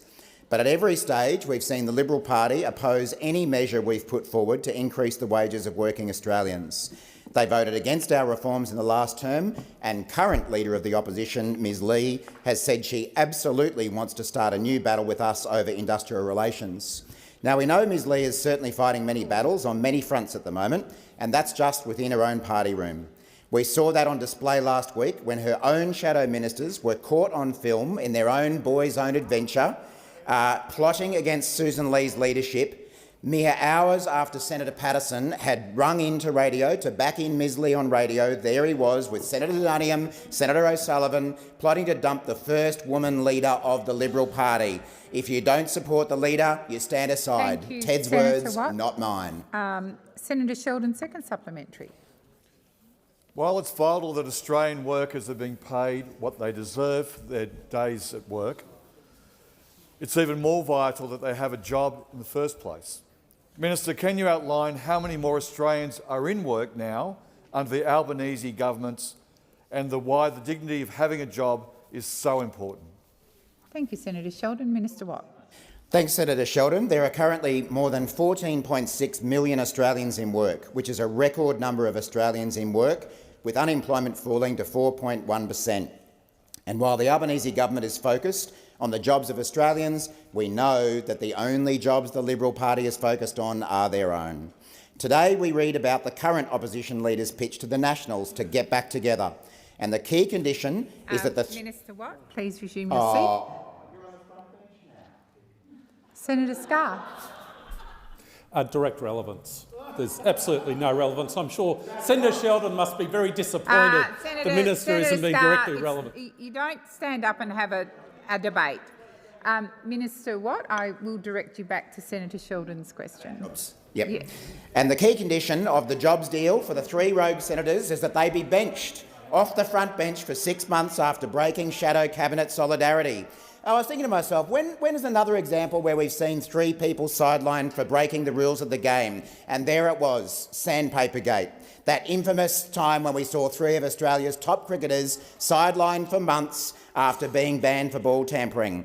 And now we see in here Senator Mackenzie as the new Steve Smith, the leader who should really know better, Senator McDonald, David Warner urging them into a scrap, and poor old Senator Cadell, Cameron Bancroft, the new guy who should have been led astray. You are focused on your jobs. We're focused. Senator Patterson. Thanks. Order. Order. Senator Patterson is on his feet. Order. Senator Watt. Senator Watt. Senator Patterson will ask his question in silence. Thank you, President. My question is for the Minister representing the Treasurer, Senator Gallagher. Minister, this afternoon the Reserve Bank Board increased interest rates by 25 basis points. How much will this rate rise increase monthly repayments for someone on an average mortgage of $600,000, and how much extra is this a year? Thank you, Senator Patterson. Minister Gallagher. Thank you, President, and I thank Senator Patterson for the question. And I'm not, here to give individual mortgagees financial advice on how much. Well, it depends on the terms of the mortgage and the amount of the mortgage. Clearly, what I would say is that no one with a mortgage will be happy with the decision of the bank today. And just reading through the decision of the statement by the Monetary Policy Board, which I'm sure you've all read through as well, it does go to the issues that have determined that have fed into making their decision today. Minister, please resume your seat. Senator Patterson. Thanks, President. On direct relevance, the question was about how much more someone on an average mortgage will pay. If the minister doesn't know, she should just say so. Thank you, Senator Patterson. The minister is being relevant. Senator Wong. Yeah. Of her answer. Order. Order. Minister Gallagher, please continue. Well, that wasn't what I said, Senator Cash, but anyway. On the issue of the bank and their decision today, and my quick reading of this as it's come into question time is that a lot of the concerns of the bank in making this decision have related to private demand growing more quickly than expected. And, you know, that's why the decision this government's taken about how we can provide cost of living help to households, much of which you've opposed, whether it be in Medicare, whether it be in cutting student debt, whether it be in tripling the bulk billing rate, whether it be in some of the energy rebates which have come off now. This has been our entire strategy to manage some of the inflation challenge and provide cost of living help to households to help them deal with some of that cost of living pressure that they've been under. That is the strategy that we came to government and inflation was running at 6% and accelerating, and it's the strategy that we continue to focus on as we deal with the inflation challenge across the economy. Senator Patterson, first supplementary. Thank you, President. IFM Investors Chief Economist Alex Joyner said today, and I quote, "We already have fiscal policy getting looser, but it could be even looser than we expect. The fiscal guardrails have come off." Minister, if even industry super thinks you have a problem, isn't it clear that the government's arrogant and stubborn refusal to even acknowledge the problem of government spending fuelled inflation means every Australian mortgage holder and renter will today pay the price? Thank you, Senator Patterson. Minister Gallagher. Thank you. Well, I also note that economists, if you got them all in a room, I think 10 economists in a room, you'd have 10 different answers. And so what I would also say back to you, Minister, please resume your seat. Order. Order. Senator Patterson was heard in silence, and the minister will also be heard in silence with her answer. Minister Gallagher, please continue. Thank you. What this government has done is improved the budget by $233 billion. We've found $114 billion in savings, something that those opposite never were able to do. And your plan going into the last election was higher taxes, lower wages, bigger deficits and more debt to build those nuclear power stations. So aren't we lucky that plan wasn't pulled off? Minister, thank you. Minister Wong. I'd ask you to call Senator Ruston to order. I did call Senator Ruston. There were quite a few interjections, so she may not have heard me. I repeat once again, please allow the minister to answer with silence from the chamber. Minister Gallagher. Thank you. And in the perhaps if I finish with the RBA's statement from their statement on monetary policy, where they say the near-term upward revision is driven by private demand and the contribution of public demand to year-end GDP growth has continued to ease in recent quarters as expected. Thank you, Minister. Senator Patterson, second supplementary. Thank you, President. HSBC Chief Economist Paul Bloxham said, and I quote, "The primary driver of the pickup of inflation is not strong demand. To the extent that demand is playing much of a role, it is that public demand growth has been strong due to government spending. Given the Prime Minister and the Treasurer took credit for rate cuts, do you now accept responsibility for this rate rise?" Thank you, Senator Patterson. Minister Gallagher. Thank you. Well, on government spending, we have delivered the first back-to-back surpluses in almost 2 decades, something that the Governor herself has drawn attention to as being helpful. Patterson. We have returned 70% of all tax receipts to the bottom line, when you only returned around 40%. Debt is $188 billion lower in 24-25 than what was forecasted prior to the 22 election, saving $60 billion in interest costs, and we have managed to restrain average real annual spending growth to 1.7% over the 7 years to 28-29. That is the budget doing what it needs to do, responsible budget management. Sorry. Senator Ruston, that was extremely rude. You not at a football match. And if I hadn't have seen the senator on his feet, the clerk would have advised me. Senator Patterson. Thanks, President. On direct relevance, the minister's not yet said whether the government accepts responsibility for the rate rise. Thank you, Senator Patterson. There was more to your question than that, and the minister is being relevant. Minister Gallagher. Thank you. And so we have taken decisions in the best interests of the economy to manage the budget in a responsible way, to find savings and to make investments where we need to make those investments in areas like health, in areas like payments for people on low income, in areas like housing, dealing with climate change. Has expired. Senator Whittaker. Thank you, President. My question is to the Minister representing the Minister for Health and Ageing, Senator McAllister. Delivering cost of living relief and accessible quality healthcare is a key priority for the Albanese Labor government.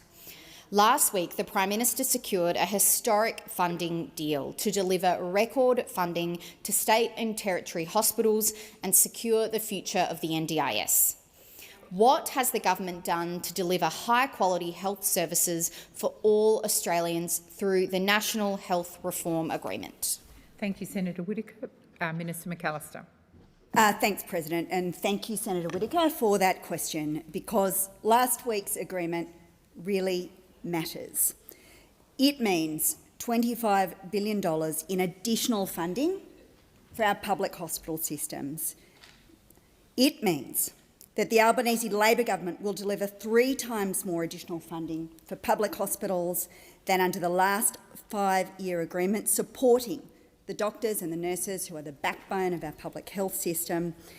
And it means that under this deal, delivered by the Prime Minister, Commonwealth funding for state-run hospitals will reach a record $219.6 billion in the period to 2031. So while those opposite have been entirely focused on themselves, meeting in shuttered rooms, trying to work out a way to depose first female leader, our government, the Albanese government, has been focused on delivering better health services for Australians. And that should be good news for every Australian, because it means people get the quality public health care that they need. And it also means that our government can take the next steps to secure the future of the NDIS. Our government will work with the states and territories to target annual cost increases of 5 to 6% so that this life-changing scheme is here for the long term. And $2 billion matched by the states and territories to deliver the first phase of foundational supports, Thriving Kids. I want to pay tribute to the work done by Minister Butler and Professor Oberclay to establish that national model for Thriving Kids. And I want to assure the mums and dads and the broader disability community that we have listened to them. We will make sure that states and territories have enough time to roll this out, and the rollout will now commence on the 1st of October 2026 with full implementation by the 1st of January 2028. Thank you, Minister. Senator Whittaker, first supplementary. Thank you, Minister. On this side of the chamber, we want all Australians to access high-quality care where and when they need it. Yeah. How is the Albanese Labor government working to help relieve pressure on state hospital systems and delivering high-quality care for all Australians? Thank you, Senator Whittaker. Minister McAllister. Thanks very much, President. Well, we are expanding the availability of free urgent health care. There are now 122 Medicare urgent care clinics open across Australia. Australians have made 2 million visits, more than 2 million visits, to Labor's free Medicare urgent care clinics. And 1/3 of those patients are kids under the age of 15. And think about all those mums and dads who've been able to go there to get support for their children rather than to the hospital. Nearly half of the patients who attended a Medicare urgent care clinic would have used a hospital emergency department if no clinic was available. 30% of visits to Medicare urgent care clinics have taken place on weekends. 25% of patients have attended after 5 p.m. on weekdays. These clinics are filling a gap in our health system that those opposite did absolutely nothing to address. Thank you, Minister. Senator Whittaker, second supplementary. Thank you, President, and thank you again, Minister. We know that delivering high-quality primary care will take pressure off local hospitals. How is the Albanese Labor government making sure that every Australian can see a GP so they don't have to go to a local hospital? Thank you, Senator Whittaker. Minister McAllister. Thanks, President. Well, in May last year, the Australian people voted for a government that would stand up for public health care and for the principle of universal health care, and we made that commitment to the Australian people, and we're keeping it. The Albanese Labor government has delivered the largest ever investment in the history of Medicare. And since our investment started on November 1, there are now 3,200 Medicare bulk billing practices nationwide. Over 1,200 of those clinics were previously mixed billing. It makes such a difference. It means more and more people will be able to see a GP, and fewer people will have to resort to sitting in their local emergency department. And that is what delivering for Australians actually looks like. And so while those on the other side have spent all this time entirely focused on themselves, we have been focused on the needs of the Australian people. Thank you, Minister. Minister Wong. Thank you, President. I'll ask that further questions be placed on notice. Thank you.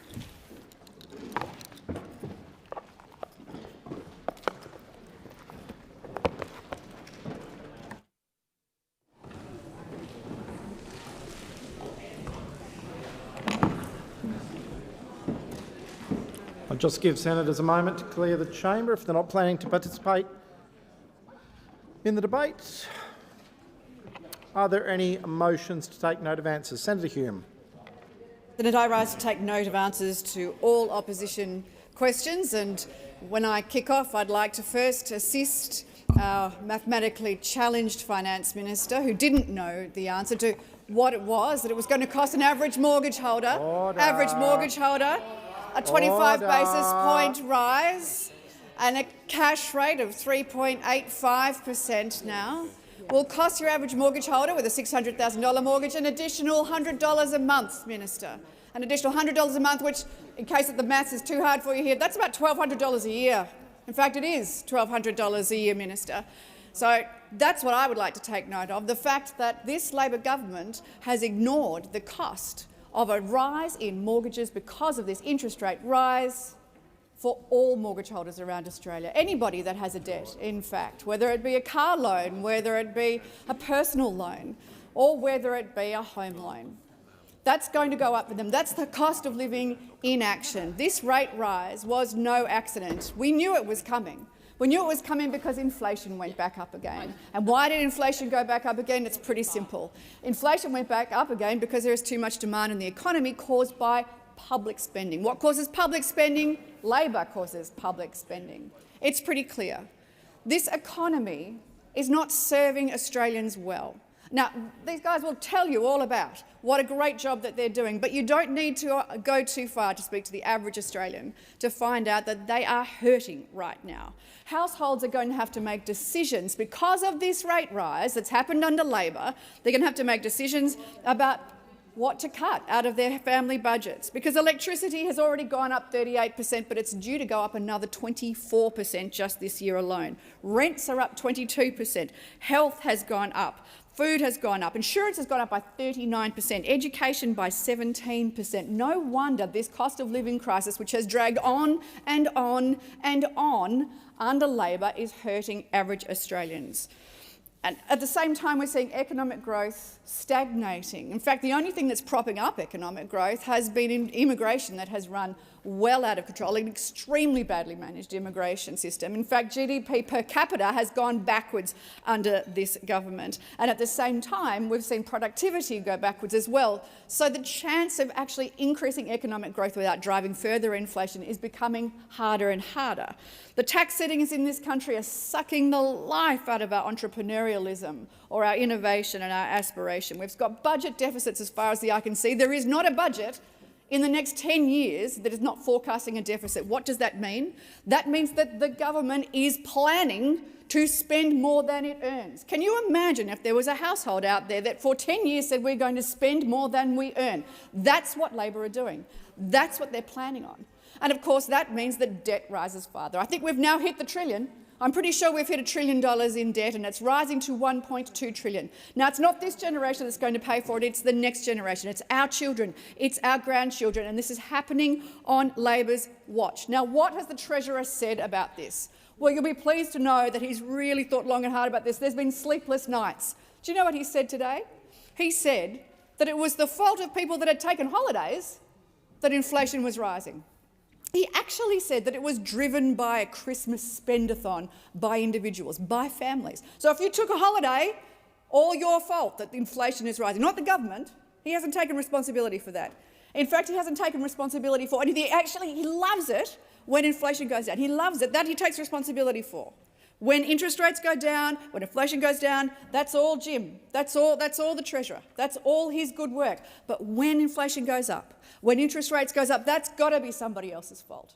And when anytime somebody criticises him, oh well, that's politically motivated.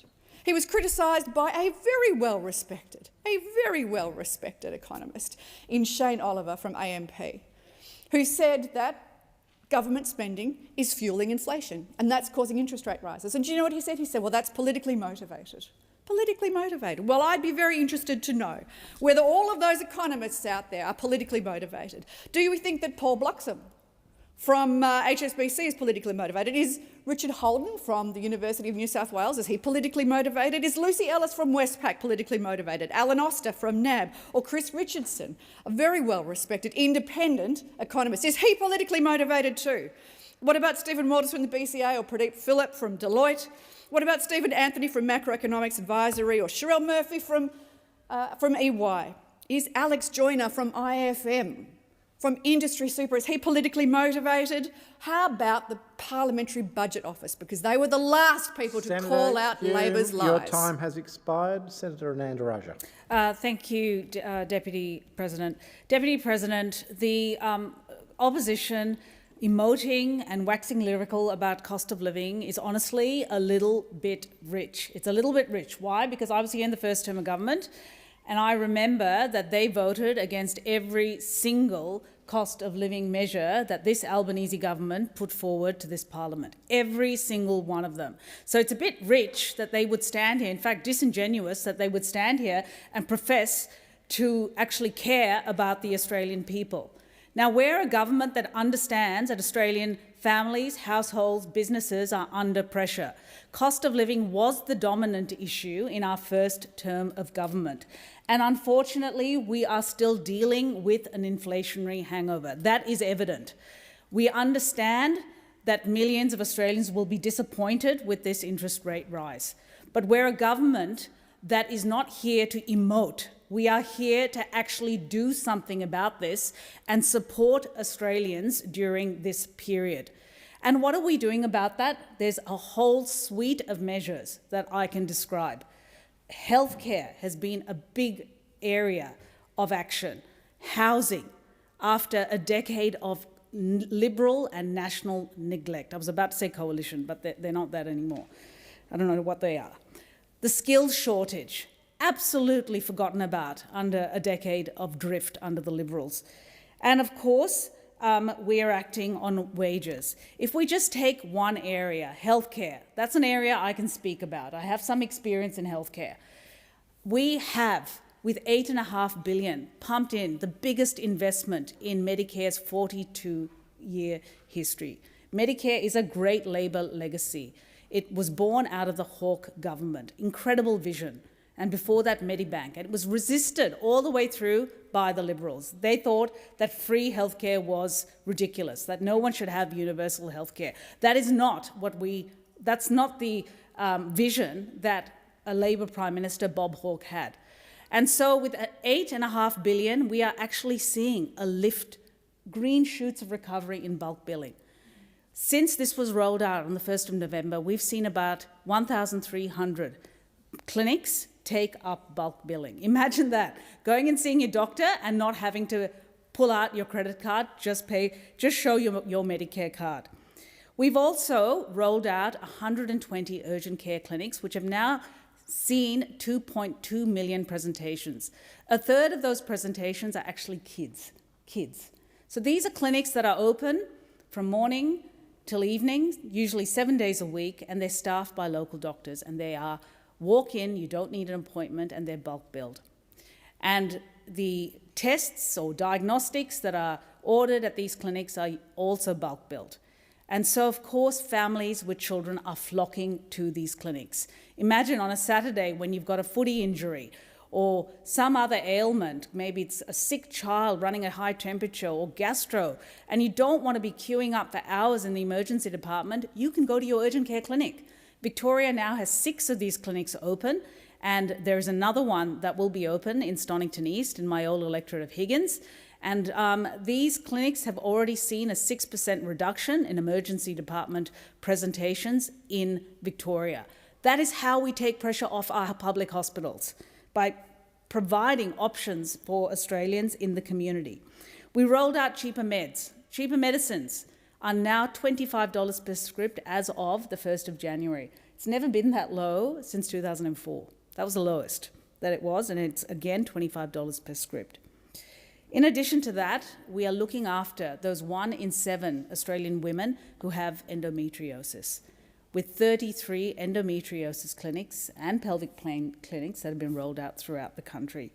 These clinics are providing life-saving care to women who have been forgotten, unheard by the medical profession. Endometriosis is not a condition that I was ever trained on when I went through med school, but we have elevated it thanks to a near $1 billion investment in women's health that this Albanese Labor government have invested. In addition to that, we have a pretty comprehensive program on mental health supports. As of a few weeks ago, Medicare mental health check-in started. This is worth Googling. It's an online digital resource which is available when you need it, where you need it, whenever you need it, and it's evidence-based. We know that there is more to do, but we are not just talking about it, we are acting. Raja, your time has expired. Senator Collins. Thank you, Deputy President. And how insulting that Australians have just heard that the interest rates have been increased, and all we hear about from the government is about bulk billing that is harder to find than a Labor government that knows how to spend your money well and reduce spending. I tell you what, that is absolute disgraceful and gaslighting in its highest form. Last July, the Prime Minister stood before Australians and said that inflation had turned the corner, and that is not what the RBA said today. We are going to see it go up and up this year, as will the interest rates.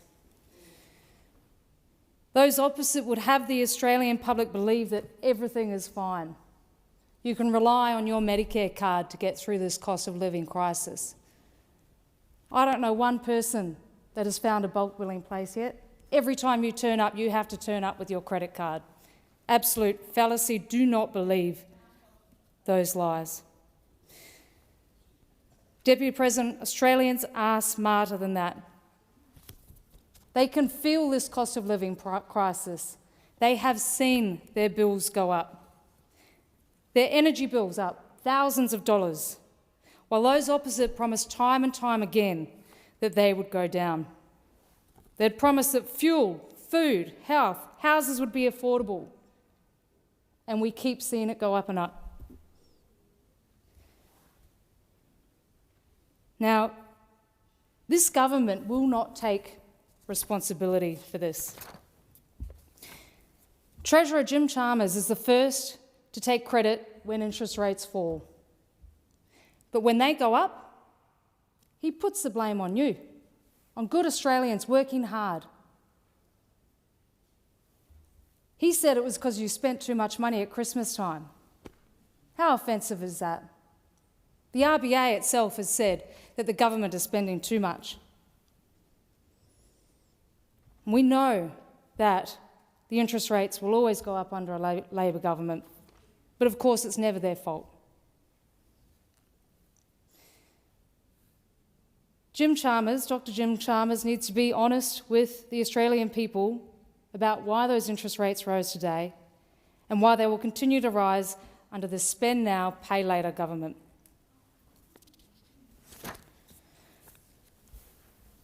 Because the effect is that Australians are poorer. Our living standard is dropping. I think this is the first time in modern Australia where the next generation will be handed a poorer standard of living.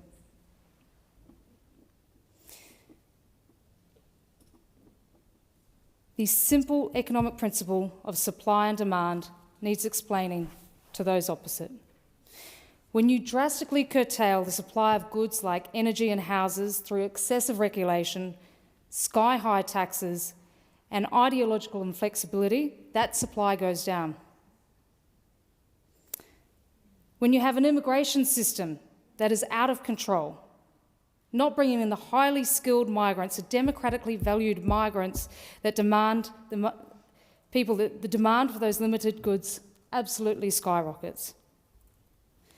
Over 1 million new arrivals in Australia have pushed Australians out of the housing market and into resident stress.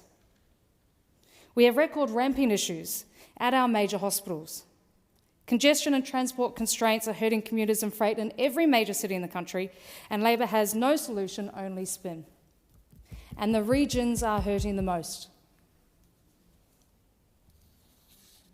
The great Australian dream of owning your own home is dead for young Australians, and these Labor ministers are the ones who killed it.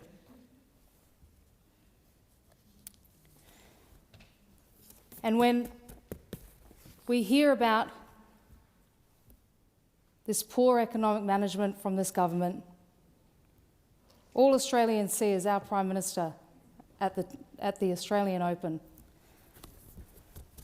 with his son on taxpayer dollars, enjoying himself while Australians are trying to work out their budgets, while inflation is up, prices are up, and interest rates are up.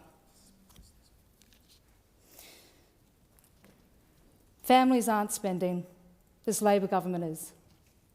And when Labor spends, you pay. Senator Brown.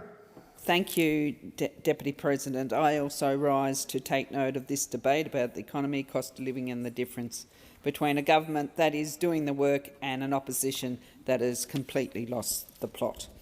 So what we have heard today was a decision that was widely expected, but that doesn't make it any easier. And I just want to put on record some comments from the Honourable Dr Jim Chalmers, the Treasurer, an excellent Treasurer, I might say. You know, we know that many Australians are doing it tough, which is why we continue to roll out responsible cost of living relief, including a further tax cut later this year and, of course, another one next year. Because right now, Australians are not asking for theatrics by the opposition. They're asking for stability. They're asking for help with bills. They're asking for a government that knows what it's doing. And that is what this Labor government has delivered. When we came to office, and it's important that those opposite are reminded, because it appears by the contributions that have been given thus far that they've completely gone down some sort of memory hole in terms of the past when they were in government. So when we came to office, we inherited a budget weighed down by debt and excuses. A decade of big talk, very little discipline and no plan for what came next. What did we do? We delivered budget surpluses. We turned Liberal debt into Labor surpluses. Not by cutting Medicare, not by telling Australians just to tighten their belts. We did it through responsible economic management, careful savings and clear priorities. And that matters because good economic management is not an abstract idea. It's what allows a government to help people when cost of living pressures bite. And make no mistake, cost of living is our #1 focus. Every policy we have delivered asks the same question. Does this make life easier for Australians right now? That is why every taxpayer received tax cuts, with another, as I've said, coming again in July this year, and that is why minimum award wage workers have seen pay wage rises totalling more than $9,000 under Labor. And that is why student debt has been cut by 20%, saving the average graduate $5,500. That is relief. That is cost of living relief delivered by their Labor government. We have rebuilt Medicare because health care should never feel like a luxury item. Bulk billing has been expanded. More than 1,300 practices are now fully bulk billing again. Medicare urgent care clinics have already delivered free care to more than 2 million Australians. Free care to more than 2 million Australians. And as of today, this Labor government has already saved Australians more than $14 million through cheaper medicines alone. And that saving will continue, delivering more than $200 million back into the household budgets every single year. That's cost of living relief. That's the sort of relief that those opposite scoff at. That delivers savings directly back into household budgets every single year. You feel that relief when you pick up your medicine script. You feel it when you go to the doctor and you don't have to pull out your credit card. We've expanded paid parental leave to 24 weeks and paid super on it. These are all about supporting families. These are all about supporting households. We've introduced paid prac for nursing, teaching, social work and midwifery students.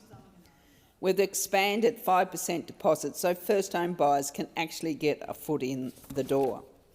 We will keep the focus where it belongs, on the people we represent, not on ourselves, not like those opposite. Senator Brown, your time has expired. Senator Henderson. Thank you very much, Deputy President. I rise to take note of the government's refusal to address the acute pain it is causing Australians as a result of today's interest rate rise of 20 basis points. The cost for the average mortgage of $600,000 is an additional $100 a month, or $1,200 a year. And yet when the Finance Minister, Senator Gallagher, was asked what that cost would be, the average cost, she refused to answer the question. Senator Hume put that directly to her and raised the same question. She said it depended on the terms of the mortgage agreement. Well, of course, when news of the interest rate rise broke during question time, it was like the emperor with no clothes. Nothing to see here. Nothing to see here. Because what we know now is that this is another very, very strong sign of this government's economic incompetence, its failure to run the economy. And we heard on the other side, oh yes, we know Australians are disappointed. Australians are more than disappointed. Australians have been betrayed. 13 rate rises in less than 4 years. The price of economic incompetence by the Albanese Labor government is a nation going off the cliff. Debt and deficits as long as the eye can see. And for Senator Brown to talk about the surpluses is a joke. There are billions and billions of dollars of deficits facing this country, $1.2 trillion in debt. And of course, we are seeing the worst living standards in this country for a very long time. Labor has presided over the biggest collapse in living standards in the developed world. while, of course, fueling its addiction to spending, and it is the spending which is driving up the cost of living today and, of course, leaving that $1.2 trillion debt bomb for the next generation. I mean, Australians have lived and breathed the cost of living crisis in this country as a result of this government. Insurance up 39%, energy up 40%, rent up 22%, health up 18%, education up 17%, food up 16%. And can you imagine all those young Australians right now who are desperately wondering how they're ever going to be able to buy a house under this government? This is the great Australian dream, which has been destroyed by this government, and now this is another nail in the coffin. And what an absolute insult, and this has been something that's been taken up by the economist Judith Sloan. What an insult that Labor, which used to care about working people, about supporting those who most needed the help of government, is now rolling out all these schemes which are not means-tested. So the 5% deposit scheme, which of course was a very successful program under us and means-tested, is now being opened up to any Australian, no matter how much money they have in their bank or no matter how much money their parents have in the bank. And of course, we know that this scheme alone is driving up house prices. So the cost of living keeps getting worse under Labor, not helped by government spending, which is putting upward pressure on inflation. IFM Investors Chief Economist Alex Joyner has said the fiscal guardrails have come off, with spending now at its highest level outside of recession in 40 years. Even business groups like ACCI are calling on the government to cut spending. The average mortgage holder is already paying around $21,000 a year more in interest than under the previous coalition government. Another interest rate hike is another nail in the coffin for so many Australians struggling to put food on the table, to pay the mortgage and to have that dream, that great Australian dream. Your time has expired. I will put the question. The question is that the Senate take notes. Those that opinion say aye, against say no. The ayes have it. Are there any further motions to take note of answers? Senator Faruqi. Thank you, Chair. I rise to take note of the Minister's response to my question. The Labor government has now even stopped pretending that they care about Palestinians or international law or even international aid. The Labor government wants us to believe that they rushed through their reckless, divisive, dangerous and anti-democratic laws in the name of unity, protection against racism and social cohesion. But the Albanese government are hypocrites, banging the drum of unity while doing the most divisive thing possible by laying out the welcome mat for Isaac Herzog, head of a state committing a genocide. You don't fight racism by rolling out the red carpet for war criminals. Isaac Herzog is a man found by the UN Commission of Inquiry to have publicly incited genocide. This is a man who autographed bombs used to flatten hospitals, murder children, and destroy entire apartment blocks indiscriminately. And yet, Labor and Liberal politicians are falling over themselves to justify his visit. We are now officially a state that not only appeases but welcomes war criminals, a state that no longer believes in international law. Labor's deceit and dishonesty is there for everyone to see. While pretending to crack down on selective racism and hate, they do nothing to stop the ultimate expression of racism, ultimate form of racism, genocide and apartheid. We are now a country where the political class would rather destroy our democratic civil and human rights and make a mockery of international law than take meaningful action against genocide, war crimes, hate, and racism. Israel has massacred and dehumanized Palestinians for decades, and is on a genocidal mission to erase them. They have refused, Labour has refused to sign a statement with Canada, the UK, France and other countries condemning Israel for demolishing UNRWA headquarters in East Jerusalem.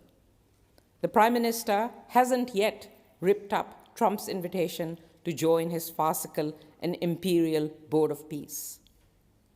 But people in this country, people who take their moral responsibilities seriously, unlike the Labour government, will not let Herzog's visit go unchallenged. I mean, we should be arresting Herzog when he sets foot in this country, not rolling out a red carpet. Labour, it is absolutely disgraceful what you are doing, and you should be ashamed of yourself.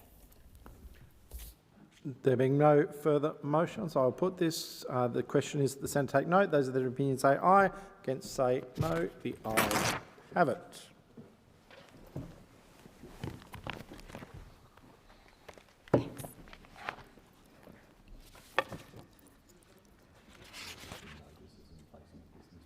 So we are at notices and placing of business. Is it desired to postpone or rearrange the business?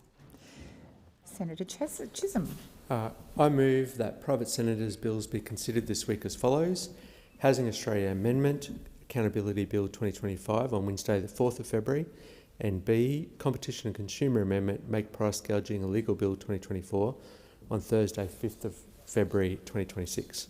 So the question is, the motion is moved by Senator Chisholm be agreed to. Those of that opinion say aye. Against, I believe the ayes have it. I'll call the clerk. President, postponement notifications have been lodged as follows. In respect of business of the Senate, notice number 3 postponed to the 3rd of March 2026. Notice number 4 postponed to the next day of sitting. Notice number 5 postponed to the 3rd of March 2026. And business of the Senate notice number 6 postponed to the next day of sitting. General business notice of motion 304 has also been postponed to the next day of sitting, and committees have lodged extension notifications as indicated at item 10 of today's order of business. Thank you very much.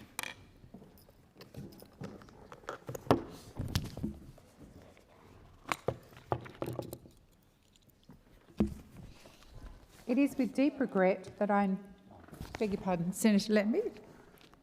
I would like to withdraw general business notice of motion number 305 for today in the business of the Senate notice of motion number 1 for tomorrow. And may I do a leave of absence while I'm on my feet, please? Yes. Thank you. I seek leave to move a motion relating to a leave of absence. I move that leave of absence being granted for the 19th and 20th of January for personal reasons. Thank you. So the question is, the motion is moved by Senator Lambie be agreed to. Those of that opinion say aye. Against, I believe the ayes have it. Senator McKenzie. I'm just wondering, Madam President, whether this is where we ask for leave of absence. Yep. Yes. I seek leave to move motions relating to leave of absences. I move that the leave of absence be granted to Senator Goodell for the 3rd of February and for Senator McDonald for the 3rd of February till the 5th of February for personal reasons. So the question is, the motion is moved by Senator McKenzie be agreed to. Those of that opinion say aye. Against, I believe the ayes have it. To seek leave to make a short statement around changes to party arrangements. Is leave granted? Can we move it to later? Yeah, sure. After the condolence. Senator McKenzie. McKim, President, I seek leave to move a motion relating to leave of absence. Is leave granted? Leave is granted. Thank the Chamber. I move that leave of absence be granted to Senator Steele John from the 3rd to the 5th of February for personal reasons. So the question is that the motion is moved by Senator McKim be agreed to. Those of that opinion say aye. I believe the ayes have it. If there's no more notices, thank you. It is with deep regret that I inform the Senate of the death on the 25th of December 2025 of the Honourable Nick Bolkus, a former Minister and Senator for the State of South Australia from 1981 to 2005. I call the Leader of the Government in the Senate, Senator Wong. Thank you, President. I seek leave to move a motion relating to the death of Nick Bolkus. Is leave granted? Leave is granted. I thank the Senate, and I move that the Senate records its sadness at the death on 25th December 2025 of the Honourable Nick Bolkus, former Minister for Consumer Affairs, Minister for Administrative Services, Minister for Immigration and Ethnic Affairs, and Minister assisting the Prime Minister for Multicultural Affairs, and Senator for South Australia, places on record its gratitude for his service to the Parliament and the nation, and tenders its sympathy to his family in their bereavement. I begin by offering my personal condolences and those of the government to Mary, to Aria, to Michaela, to Nicholas, and to all who knew and loved Nick Bolkus. Nick Bolkus was a leader in shaping modern multicultural Australia. He was a giant of the Australian Labor Party in South Australia, a driving force of progressive politics in our state, a powerful advocate for multicultural Australia who broke barriers as the first Greek Australian to serve as a cabinet minister. Many of us in South Australia and Labor looked up to him and were guided by him, including me. As Minister for Immigration and Ethnic Affairs, he changed countless lives. He helped give practical effect to the Whitlam government's earlier renunciation of the White Australia policy. And in doing so, Nick Bolkus changed the face of our nation. He made us more open, more tolerant and stronger. Nick was elected to the Federal Parliament as Senator for South Australia in 1980, and he served as a Cabinet Minister in the Hawke and Keating governments, across a range of portfolios from consumer affairs to immigration and multicultural affairs. Nick Bolkus's life story is the story of modern multicultural Australia. He was born in Adelaide on the 17th of July 1950, the son of Greek migrant parents. His parents came from Castellorizo, a small Greek island in the eastern Mediterranean, just over a kilometre from the Turkish coast.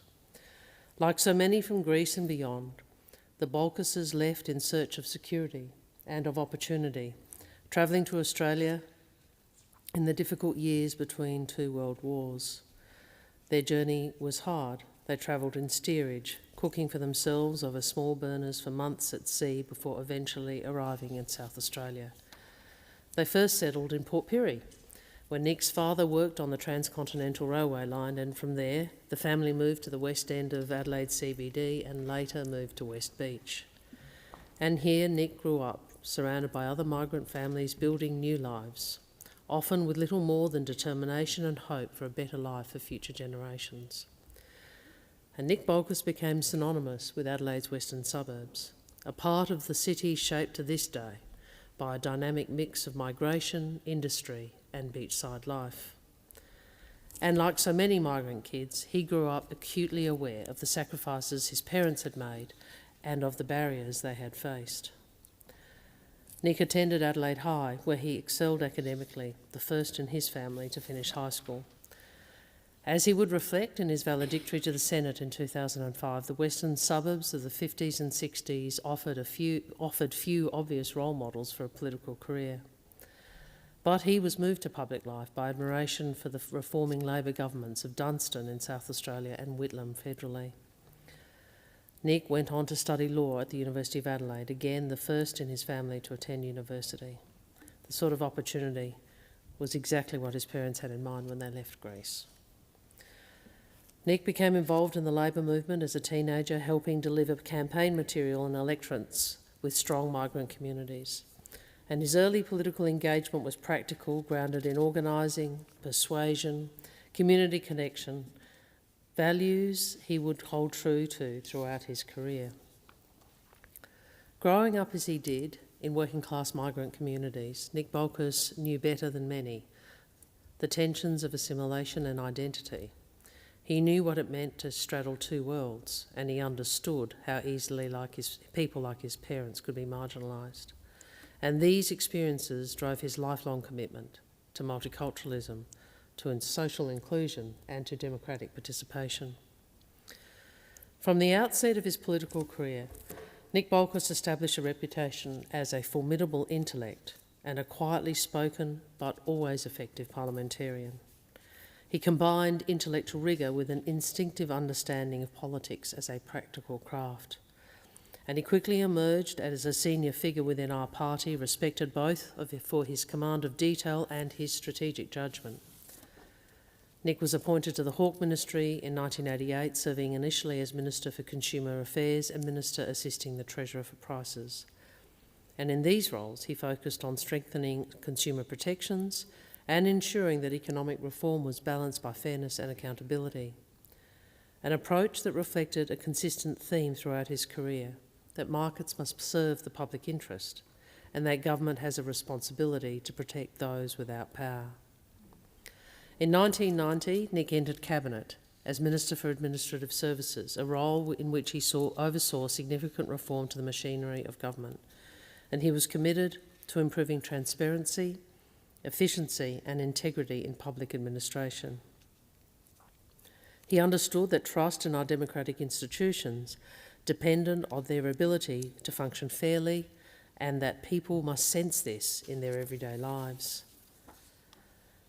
But it was during his time as Minister for Immigration and Ethnic Affairs from 1993 to 1996 in the Keating government that Nick made what I believe was his most enduring contribution. In this portfolio, Nick played a central role in shaping modern multicultural Australia. He approached immigration policy with a blend of humanity and hope, combined with a heavy dose of pragmatism. He understood migration as essential to our economic vitality, to our cultural richness and to our international standing. And he believed above all else that migration policy must be grounded in dignity and in fairness. Alongside his immigration responsibilities, Nick also served as Minister assisting the Prime Minister for Multicultural Affairs. Nick Bolkus believed deeply in the benefits of migration and multiculturalism to our people and to our nation, a belief grounded in his own family and a belief grounded in his lived experiences. Nick was a strong advocate for multiculturalism as official government policy at a time when it was both transformative and also contested, because he knew multiculturalism is not an abstract ideal, but it is the lived reality for millions of Australians. And it is one that has enriched us as a nation and has made us stronger. After the defeat of the Keating government in 1996, Nick continued to serve with distinction in senior opposition roles, including Shadow Attorney-General and Shadow Minister for Justice and for Environment and Heritage. As Shadow Attorney-General, Nick Bolkus played a central role in the longest ever debate to take place on a single bill in this place. Debate on the Howard government's amendment to the Native Title Act went for over 100 hours. Nick himself moved over 900 amendments on behalf of the opposition. Nick Bolkus remained a central figure in parliamentary debate and party leadership until his retirement in 2005. For Nick Bolkus, the Labor Party was not simply a vehicle for power, nor a tribal identity only, although it was both those things. It was also a moral project, one rooted in fairness, opportunity and progress. In his first speech to this place, he outlined what Labor meant to him. He said this: "The Australian Labor Party is the oldest political party this country has, and every other political party has been a reaction to it. It is the Australian Labor Party which has provided the real benefits of being Australian and living in Australia. It is the Australian Labor Party which has consistently and without hesitation fought for the rights and aspirations of Australians. It is the only political party which has the interests of Australians at heart." Nick believed deeply in Labor values. He shaped them and he lived them. And he was a leading figure in our party, particularly in our left faction in South Australia. His guidance and mentorship in my younger years and as a new senator were formative. And Nick Bolkus played a key role in delivering the stability that has enabled our party to be so successful in South Australia in recent decades. He sought to deploy power not only for its own sake, but rather in the interests of working people. As many people have remarked since his passing, Nick was particularly proud of his role in one decision as minister. In the wake of the 1989 Tiananmen Square massacre, Nick was central to the Hawke government's decision to to grant permanent residency to almost 40,000 Chinese nationals, predominantly students. At a time when fear and division could so easily have prevailed, Nick Bolkus had the courage to advocate for compassion, anchored in principle. This was not without political risk, but it was right. And history has vindicated that choice. Those who have stayed have contributed profoundly to Australia's economic, intellectual and cultural life. But beyond that outcome, the decision matters because of what it said about us as a nation, that we could act with humanity and extend protection to those who needed it, that we could put our values into action. You see, Nick Bolkus understood something that is so important. Government decisions do not only determine outcomes. In a democracy, they also declare who we are. In his valedictory speech in 2005, Nick described politics as an ongoing learning experience. He reflected, "It was so easy when I first got here. There was East and West, the Cold War, the Berlin Wall, fixed currencies, no internet and no mobile phones." But Nick Bolkus knew that time stops for no one, in this place or in any other. And he knew that our role is to face the future and to do what we can to shape it towards a more fair and just outcomes. He said, "As I learnt very quickly in this environment, I had to engage and develop my attitudes if I was to be of any relevance to the national political agenda. Defending and maintaining the status quo was not a sustainable option. Defending the status quo in this age of mobility is more likely to mean embracing irrelevance." Nick Bolkus loved our state.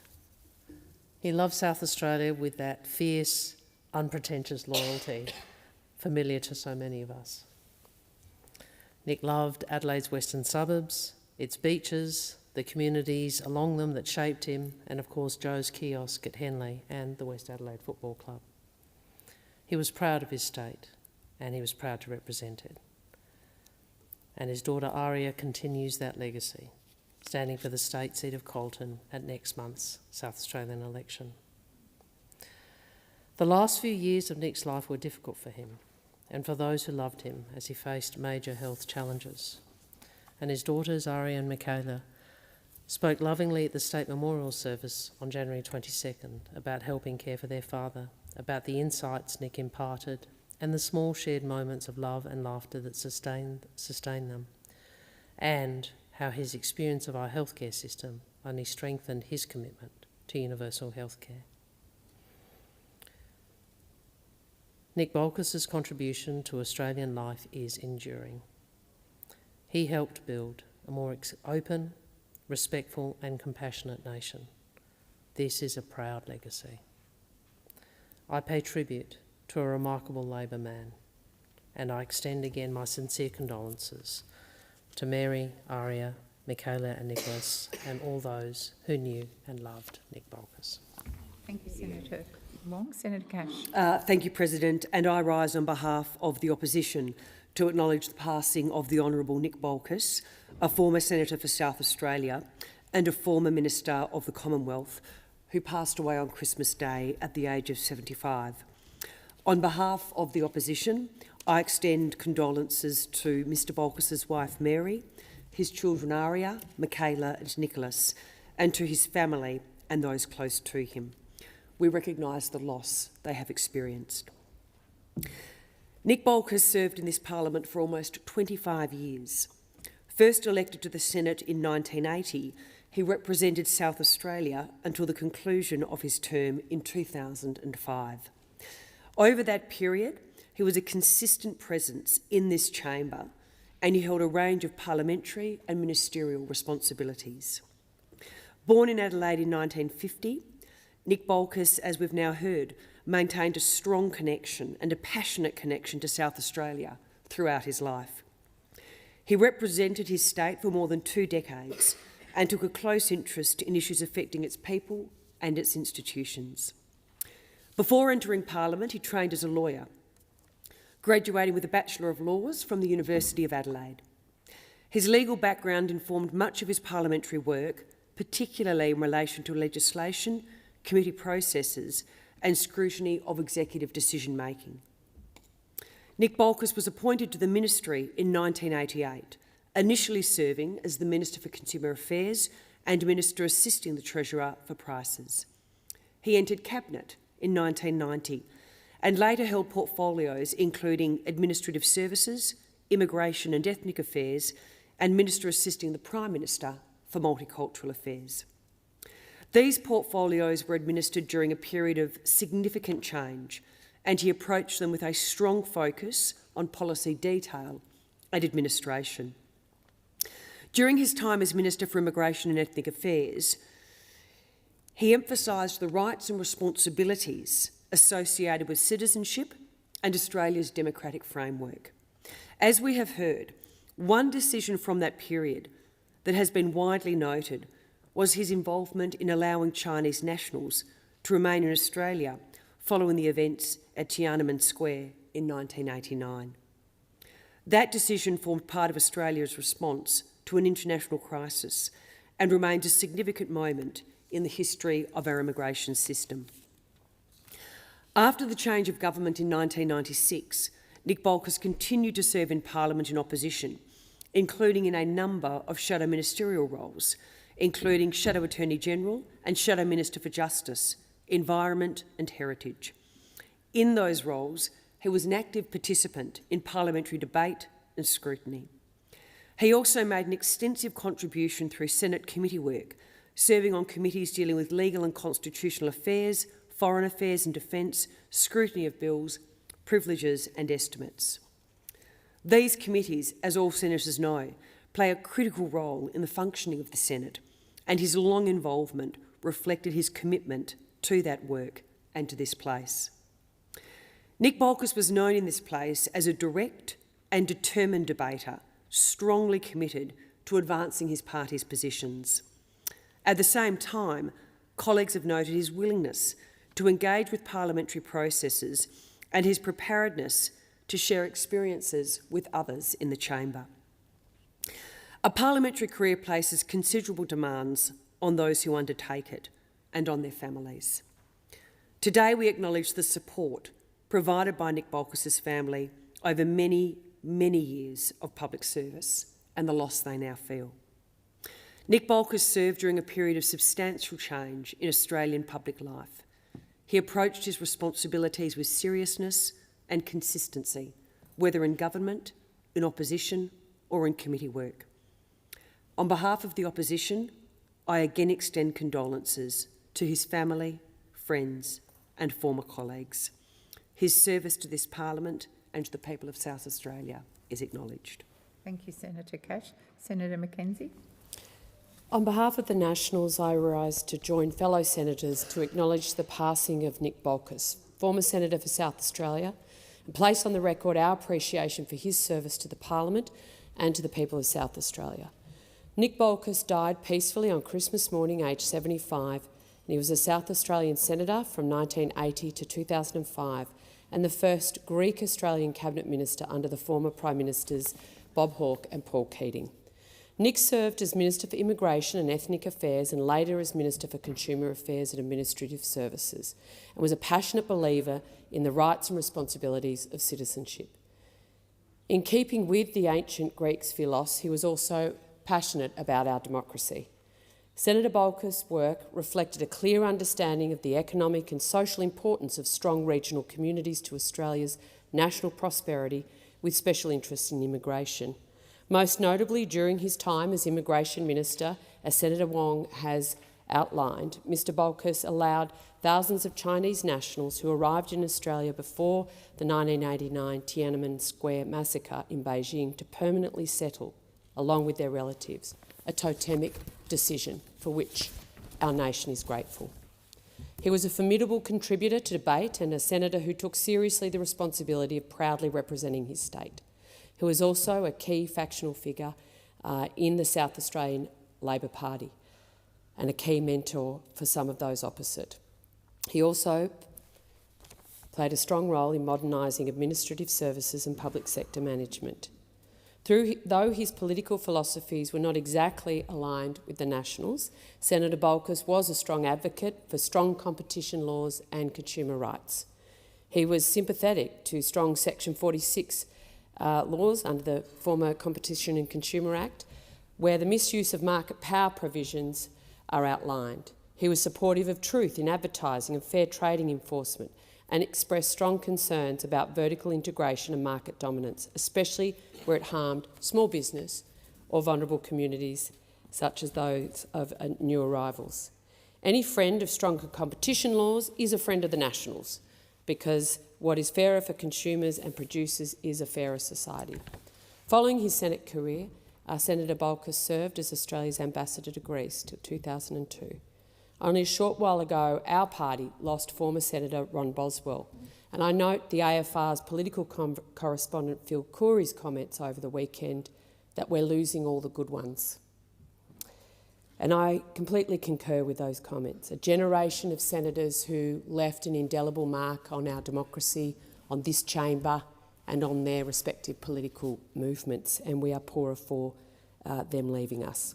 On behalf of the Nationals, I wish to extend our sincere condolences to former Senator Bolkus's family, friends, former colleagues, and acknowledge his contribution to Australia's parliamentary and public life. Senator Hanson-Young. Thank you, President. I'd just like to add my condolence to those already shared in the chamber for a wonderful South Australian and South Australian senator, an advocate for our state, an advocate for multicultural Australia, and an advocate for our wonderful natural environment.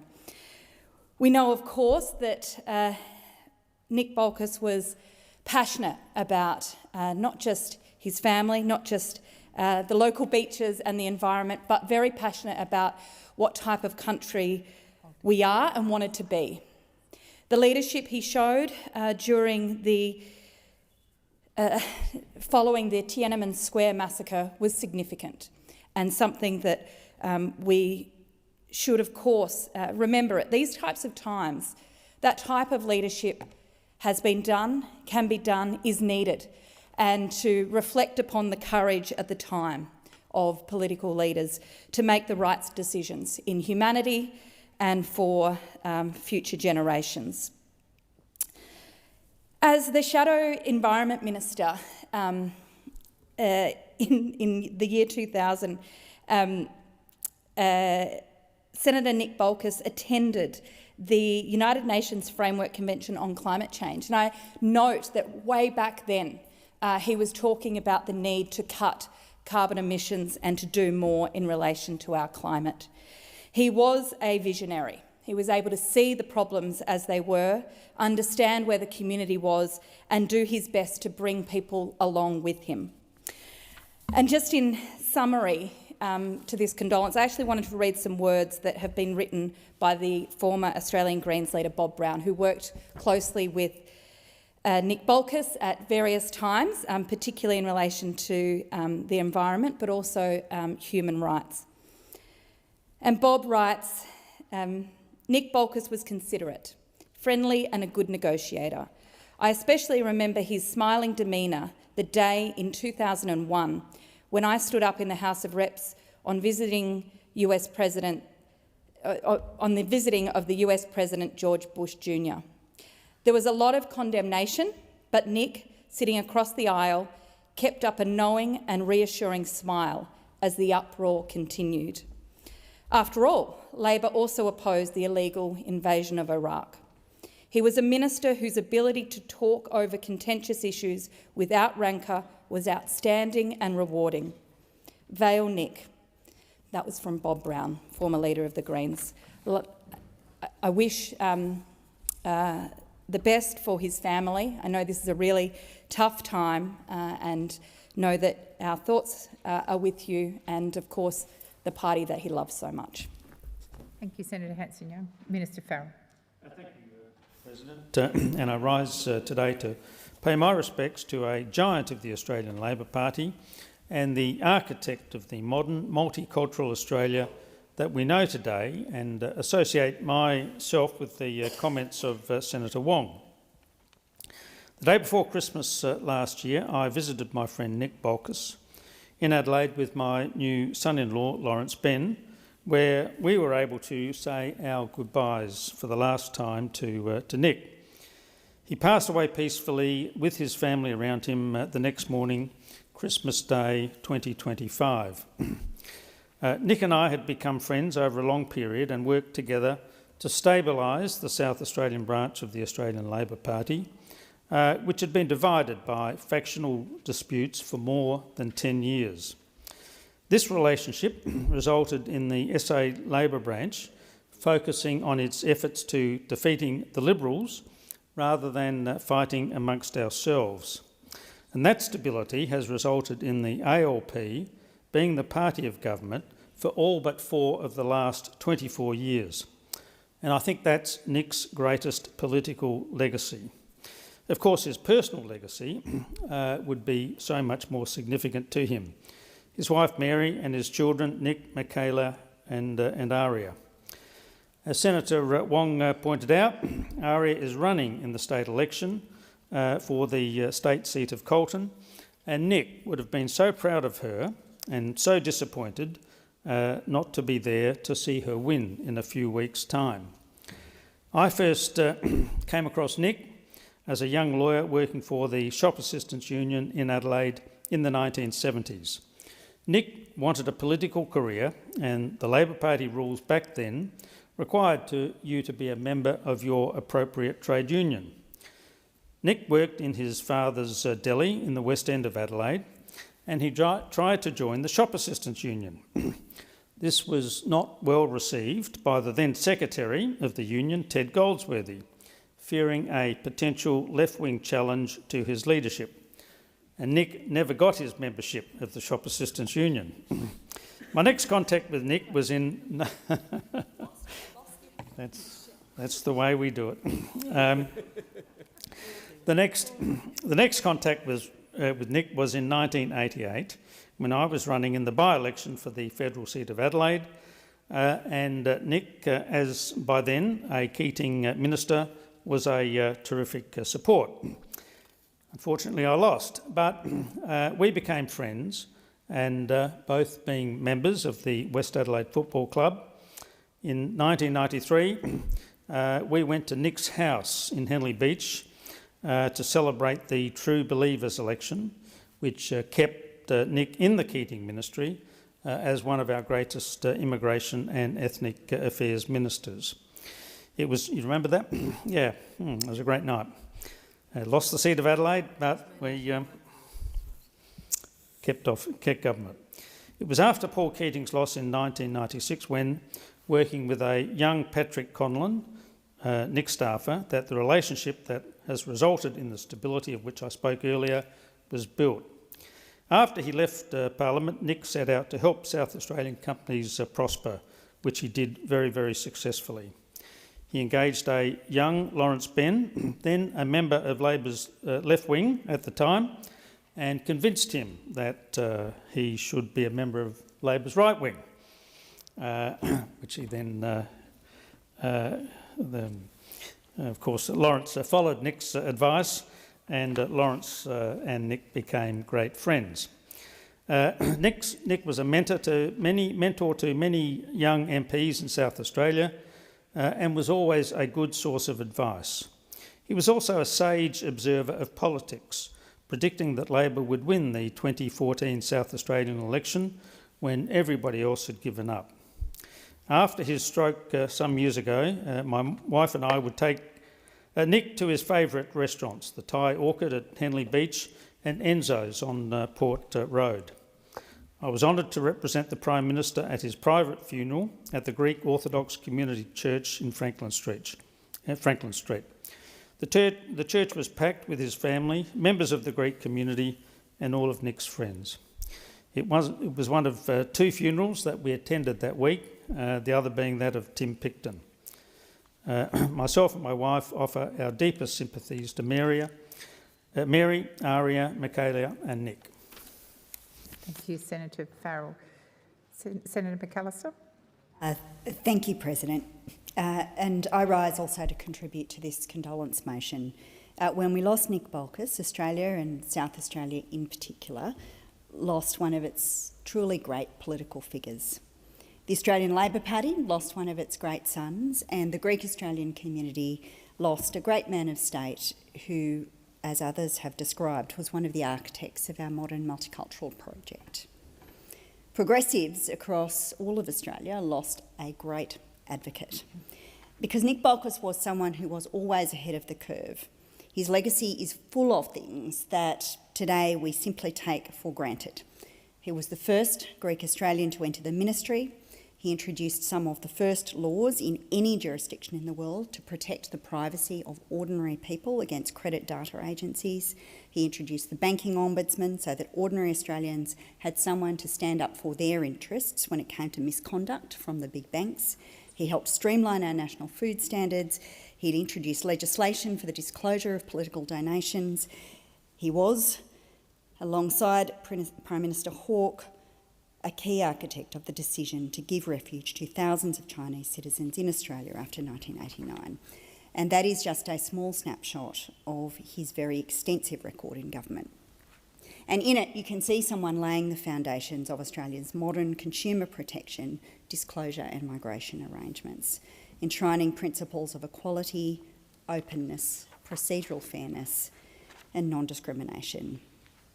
And they are all things that we now take for granted in our expectations about how corporations are required to treat ordinary people and how governments operate. Because in the freewheeling world of the 1980s and the 1990s, this was a world that wanted government out of society. And Nick, in insisting on protections, was well ahead of the curve. I want to make another point about former Senator Bolkus. It is one thing to be ahead of the curve in government with a ministerial office behind you and the departments of state and executive power. It is another thing to take those steps from opposition with limited resources and an important and consequential calculus about how far you can go and what risks you can afford. So I was drawn to politics in the 80s and the 90s by the very big debates that were occurring about the protection of Australia's environment. Now, this of course will be shocking to people in this chamber, but there was at that time still quite a hot debate, a controversial debate, a contested debate about the reality of climate change and the scientific consensus around greenhouse gas emissions. And that was even true in the Australian Labor Party at that time. Now, some shadow environment ministers might have been tempted in that environment to take the easy option, to try and balance the needs of competing stakeholders and to not take a stand on a thing that really mattered. But that was not the approach taken by Senator Bolkus. And when you read the contributions that he made in the Senate during his time in that shadow environment portfolio, you can see him castigating the Howard government as it walked away from the Kyoto Protocol. You can see him raising the alarm about Australia's carbon emissions at the start of a new millennium, and you can see him calling for Australia to be a genuine bridge builder and take an active role at an event which was quaintly referred to as the Conference of the Parties at The Hague, and to support international action to reduce emissions. Madam President, I should acknowledge that being the Shadow Environment Minister can be a tough job, and in one case it involved the then Labor candidate for the seat of Richmond, who I concede is me, putting the Shadow Minister in a pretty battered troop carrier, driving him out to the rainforest at the back of Mooloolaba alongside an overly enthusiastic local activist, and requiring him to climb a very steep mountain through subtropical rainforest in suede moccasins as the humidity hit about 90%. Now, I have since organised better shadow ministerial visits than that. I don't think that that was the program that Nick Bolkus expected. He certainly did not dress for that program, but he bore it with exceptional grace and good humour. And I was very glad that he did take the time to spend some time with me as a young candidate, because for those of us who are active in environment politics at the turn of the new millennium, He was one of our great advocates, and we saw in him someone who was ahead of the curve, talking about the necessity to take climate change seriously and talking about our obligations to future generations to leave them a better world. These positions are now actually the consensus positions on climate change right across Australia's public sphere. They are accepted by the public service, they are accepted by the business community, and there is a broad public expectation that governments will take action on climate change. But that was never a sure thing, and you can see in the Hansard that Nick Bolkus was one of the key people who made the case for climate action here on the floor of the Australian Senate. It shouldn't be a surprise that Nick, who blazed such a trail in so many areas of our public affairs, was a mentor to many Labor people. Losing Nick is a collective loss for all of us, but the people who will feel it most are his family, and I want to pass on my heartfelt condolences to his family, to his wife Mary, his daughters Aria and Michaela, and to the whole South Australian Labor family. Vale Nick Bolkus. Thank you, Senator McAllister. Senator Mariel Smith. Thank you, President. I also rise to speak on the condolence motion for former Senator for South Australia, the Honourable Nick Bolkus. Elected at just 30 years of age, Nick served during a transformational time in our history. He was a senator for some 24 years, a number which would make more than a few of us tremble looking forward. But he had a lot to do, and he used his time with purpose. As the first Greek-Australian Cabinet Minister, Nick was obviously a staunch advocate for multicultural Australia, helping to shape our country into what it is today. And much has been said in this condolence and in recent weeks about Nick's extraordinary contribution to public life, to this chamber, to multiculturalism and to our democracy. He deserves all of this praise and more, and I want to associate my remarks with those senators who have spoken before me, especially Senator Wong, McAllister and Senator Farrell. Nick will forever be remembered as a legend of the South Australian Labor branch, as a champion of our state, as a formidable contributor, as a senator and a cabinet minister. My husband Clint and I had the privilege of getting to know Nick when I moved back to Adelaide in 2013 after some time overseas. And we both have such fond memories of his dry sense of humour, his razor-sharp wit, his insights and his generosity of wisdom, including to this young woman of the right. Nick was excellent company, but he was also purposeful. And long after serving in Parliament, he continued to do work of meaning for our movement and in support of its people. And he did a lot of work in the South Australian branch of the Labor Party, formally and informally. He was a generous mentor to so many from our branch and deeply loved by his colleagues. But I also especially want to acknowledge his staff who worked with him. My close friend Nina Duras worked for Nick his entire time as a minister, and she has always spoken to me so fondly and energetically about what it meant to work with Nick and his entire team, all of whom were just so incredibly loyal to him and with good reason. Staff like Lisa Barker, John Richardson, Dave Richardson, Mariana Sergi, Dennis Atkins, Adam Kilshaw, the late Chris Grashan, Bronwyn Pollock, my friend Barb Pinney, Pat Conlon, James Pearcott, Pascal Duras, Jackie O'Brien, Paul Akansky, the late Mick Tumbers in his electorate office, and many more staff who I haven't mentioned, and I apologise for not mentioning you. But I have it on good authority that another senator coined the phrase at the time, Bolkus and the Bulkheads, to describe Nick and his staff. This is so very 80s, but as well as being a sign of the times, it also demonstrated that our movement's youngest, brightest, most energetic, smart staff wanted to work for Nick Bolkus, because he was a reformer, he was doing work of purpose, and he was a good man. And for those of us who have been staff in this place and formed those close relations with their staff, we know what it means to be working for someone doing work with purpose and how meaningful that is too. So to all of his staff who are also grieving for Nick, I acknowledge you and your contribution to his incredible work and legacy in this place. Of course, no one will miss Nick more than his beautiful family. My deepest condolences go to Mary, to Aria, to Michaela and to Nicholas. Aria has described her father as her best friend who fought for what he believed in because he truly believed in the movement. He gave back so consistently because he never forgot where he came from. Through Nick's children, his legacy lives on in their deep respect for public service and fierce work ethics. I see this every day in Aria's campaign as a South Australian Labor candidate for Colton. Even in her grief, she shows up every day, determined to work hard for the Colton community that she loves and in which her father raised her. So to Nick's beloved family, his friends, his former colleagues, to his staff, to all who love him, my deepest condolences on behalf of the great state of South Australia, which he represented with such distinction in this place, and also on behalf of the South Australian branch of the Labor Party, which owes him so much. Thank you, Senator Smith. Senator Grogan.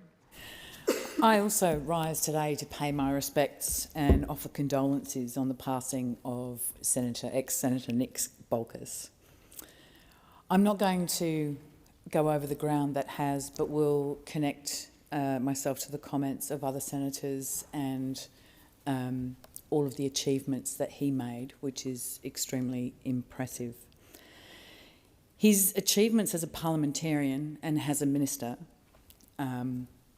are an excellent gift to this nation, but his skill and dedication as a mentor to the Australian Labor Party is something that sits in the heart of our party and sits in the heart of the South Australian Party and will do forever.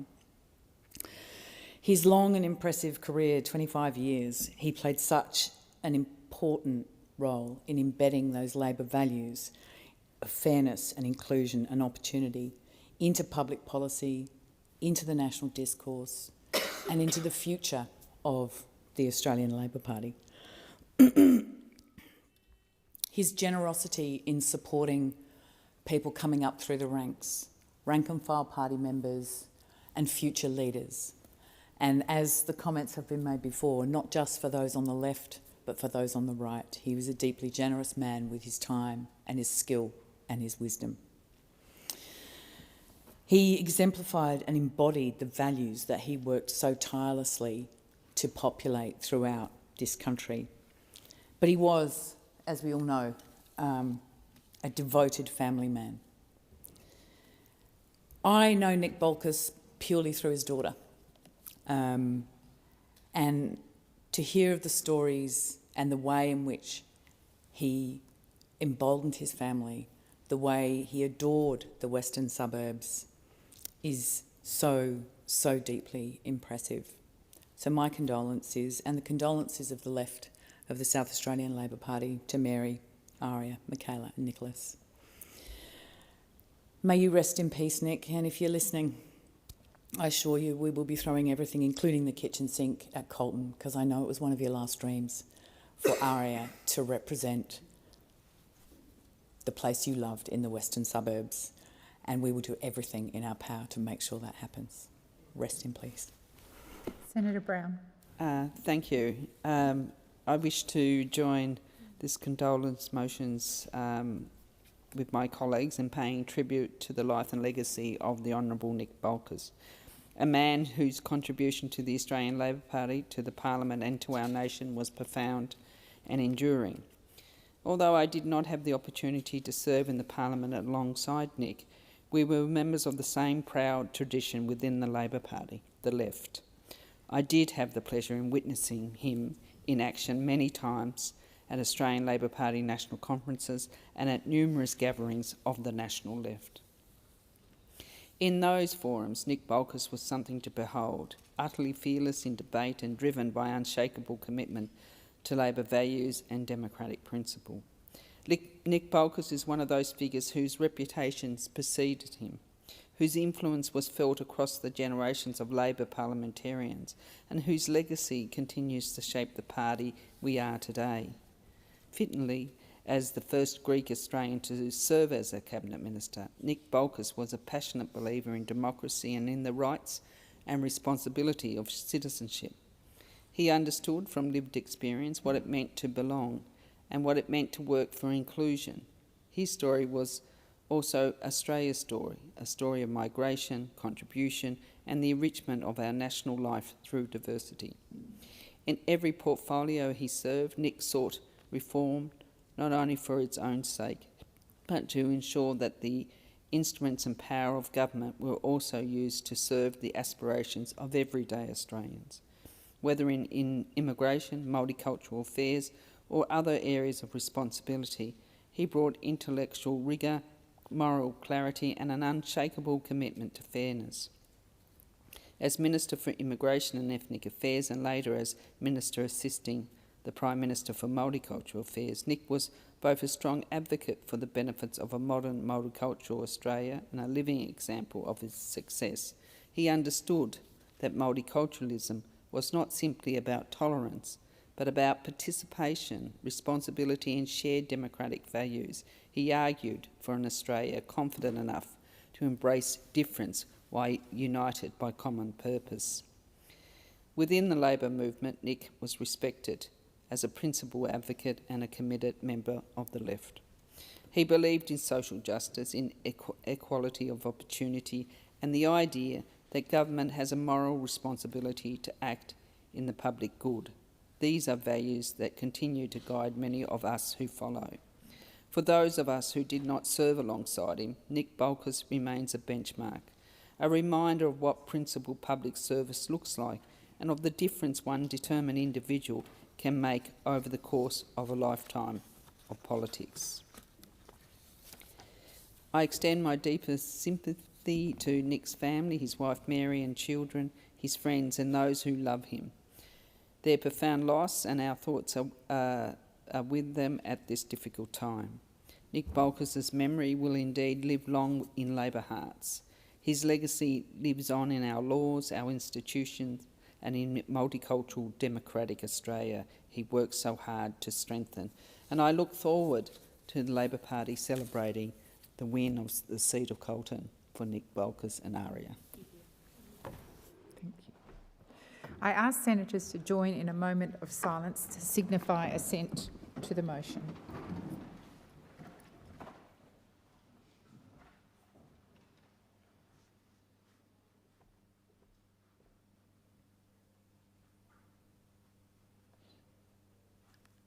The motion is carried. Thank you, senators.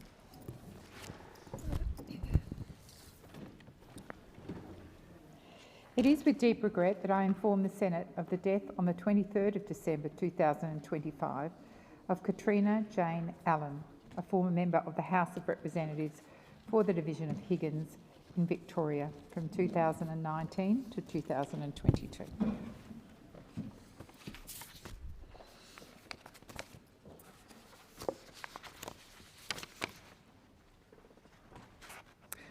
I shall now proceed to formal business. We'll start. I understand businesses Senate 1 and 2 are being debated. Is that correct? Yes? Thank you. So I will go to general business, notice of motion number 274, standing in the name of Senator Hume. Senator Collins. Thank you, President. I rise on behalf of Senator Hume and I ask that general business, notice of motion number 274 be taken as a formal motion. Is there any objection to this motion being taken as formal? There being none, I call Senator Collins. Thank you. I move the motion. Senator Chisholm.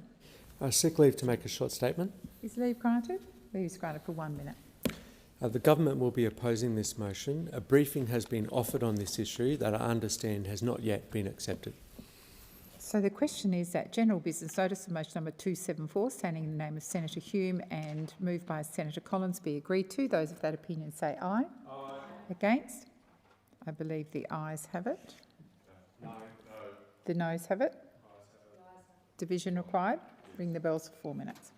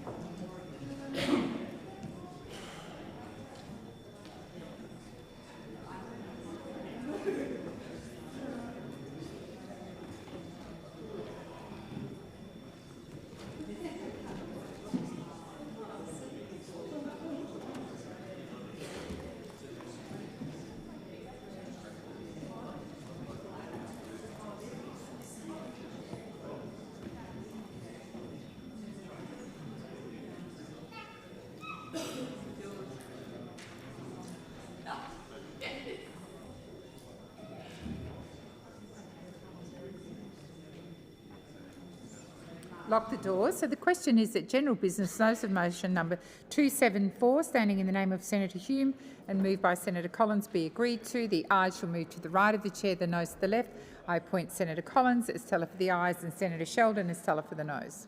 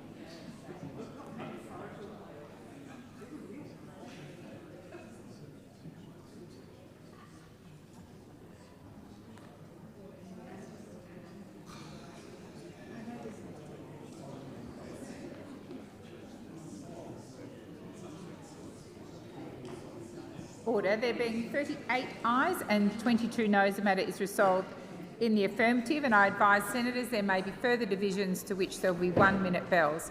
I'll now move to general business notice of motion number 303, standing in the name of Senator Bragg. Senator Collins. Thank you, President. On behalf of Senator Bragg, I ask that general business notice of motion number 303 be taken as a formal motion. Is there any objection to this motion being taken as formal? There being none, I call Senator Collins. Thank you. I move the motion. Senator Chisholm.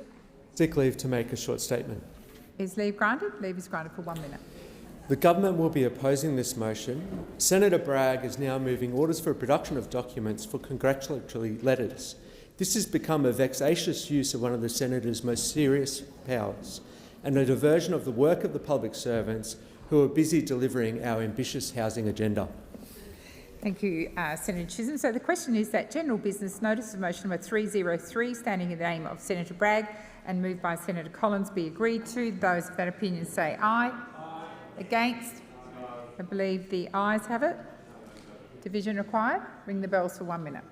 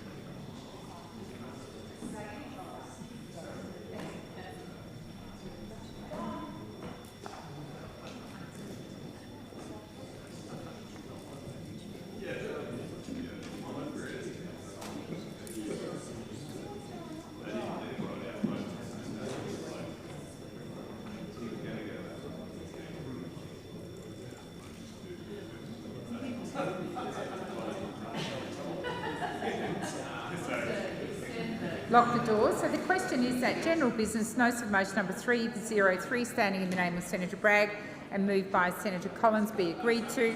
The ayes shall move to the right of the chair, the noes to the left. I appoint Senator Collins as teller for the ayes and Senator Sheldon as teller for the noes.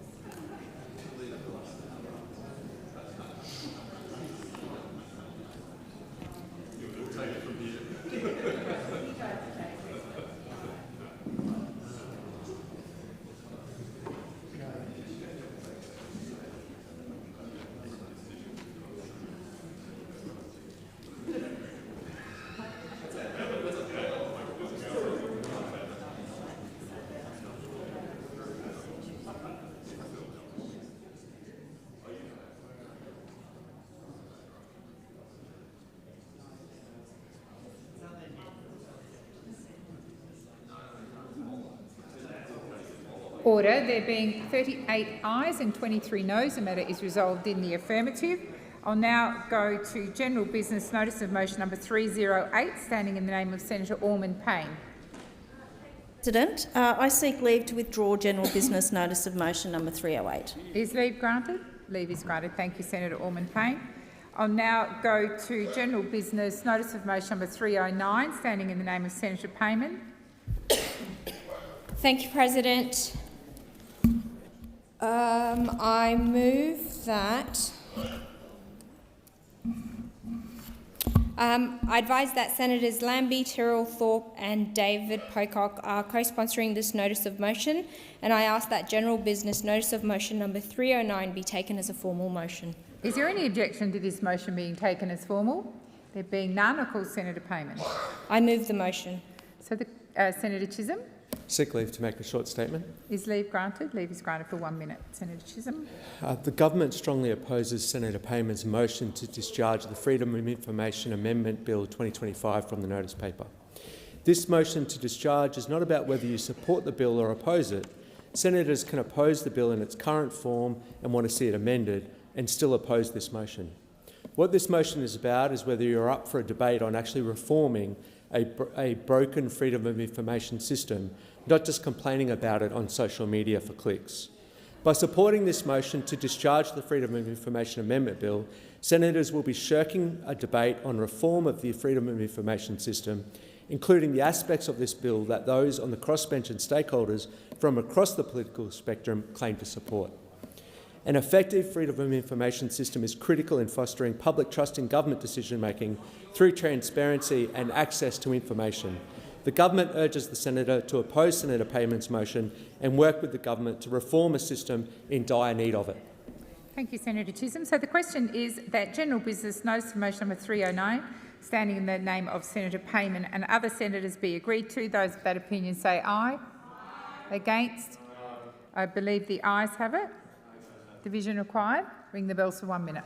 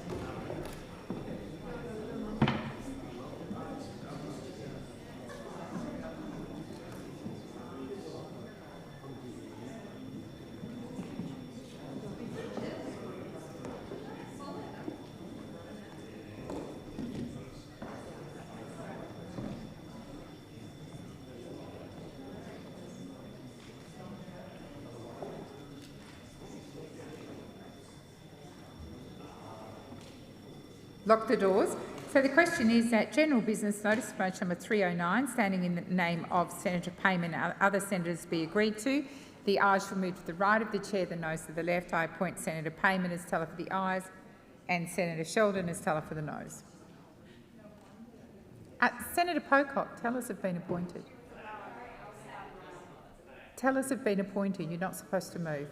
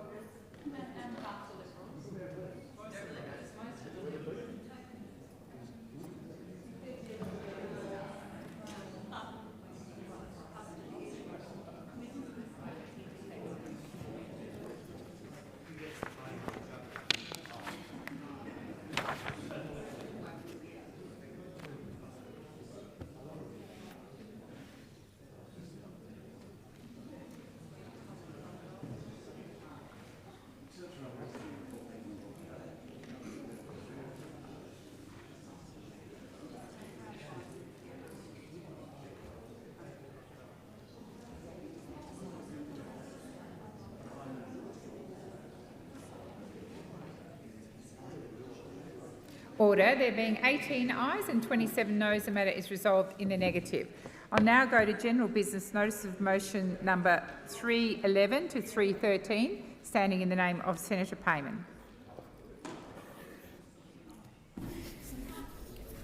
I ask that general business notice of motion numbers 311 to 313 be taken as a formal motion. Is there any objection to these motions being taken as formal? There being none, I call Senator Payman. I move the motions. Senator Chisholm? A short statement. Is leave granted? Leave is granted for 1 minute. The government will be opposing these motions. The scope of these orders includes all ministerial submissions, records of conversation, letters, briefing notes, meeting agendas, file notes, meeting invitations, meeting notes, meeting minutes, emails and instant electronic messages. It is a fishing expedition and a misuse of one of the Senate's most serious powers. Thank you, Senator Chisholm. So the question is that general business notice of motion number 311 to 313, standing in the name of Senator Payman, be agreed to. Those of that opinion say aye. Against? I believe the noes have it. Division required. Ring the bells for 1 minute.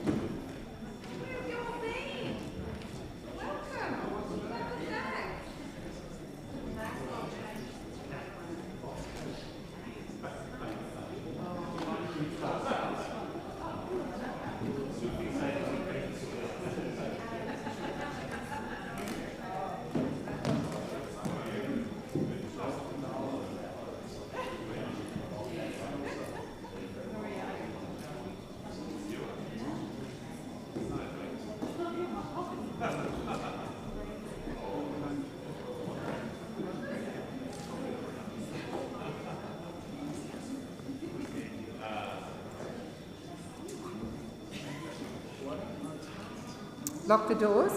So the question is that general business notice of motion number 311 to 313, standing in the name of Senator Payman, be agreed to. The ayes shall move to the right of the chair, the noes to the left. I appoint Senator Collins as teller for the ayes and Senator Sheldon as teller for the noes.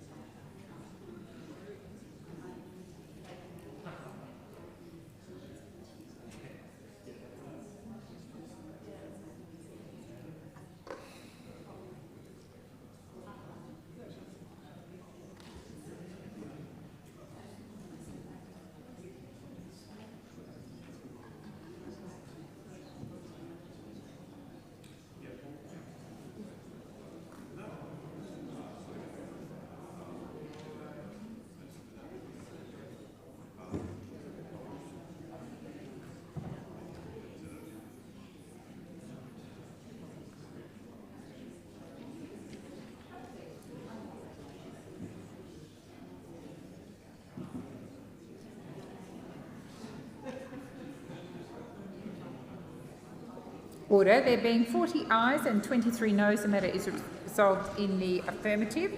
I'll now go to general business notice of motion number 314, standing in the name of Senator Payman.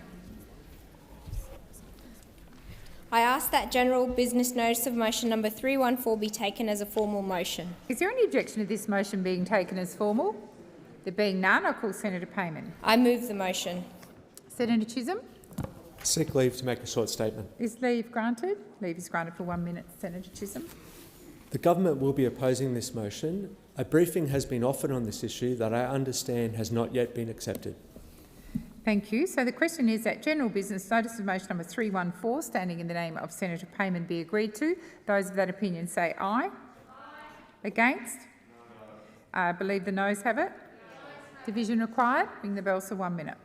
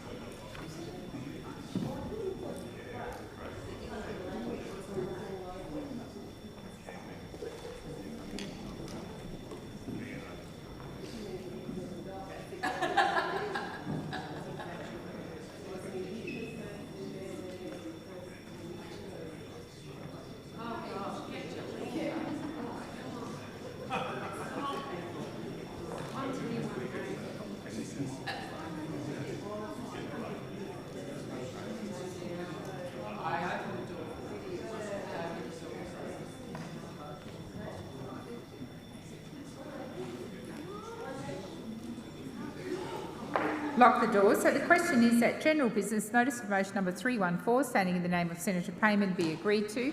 The ayes shall move to the right of the chair, the noes to the left. I appoint Senator Collins as teller for the ayes and Senator Sheldon as teller for the noes.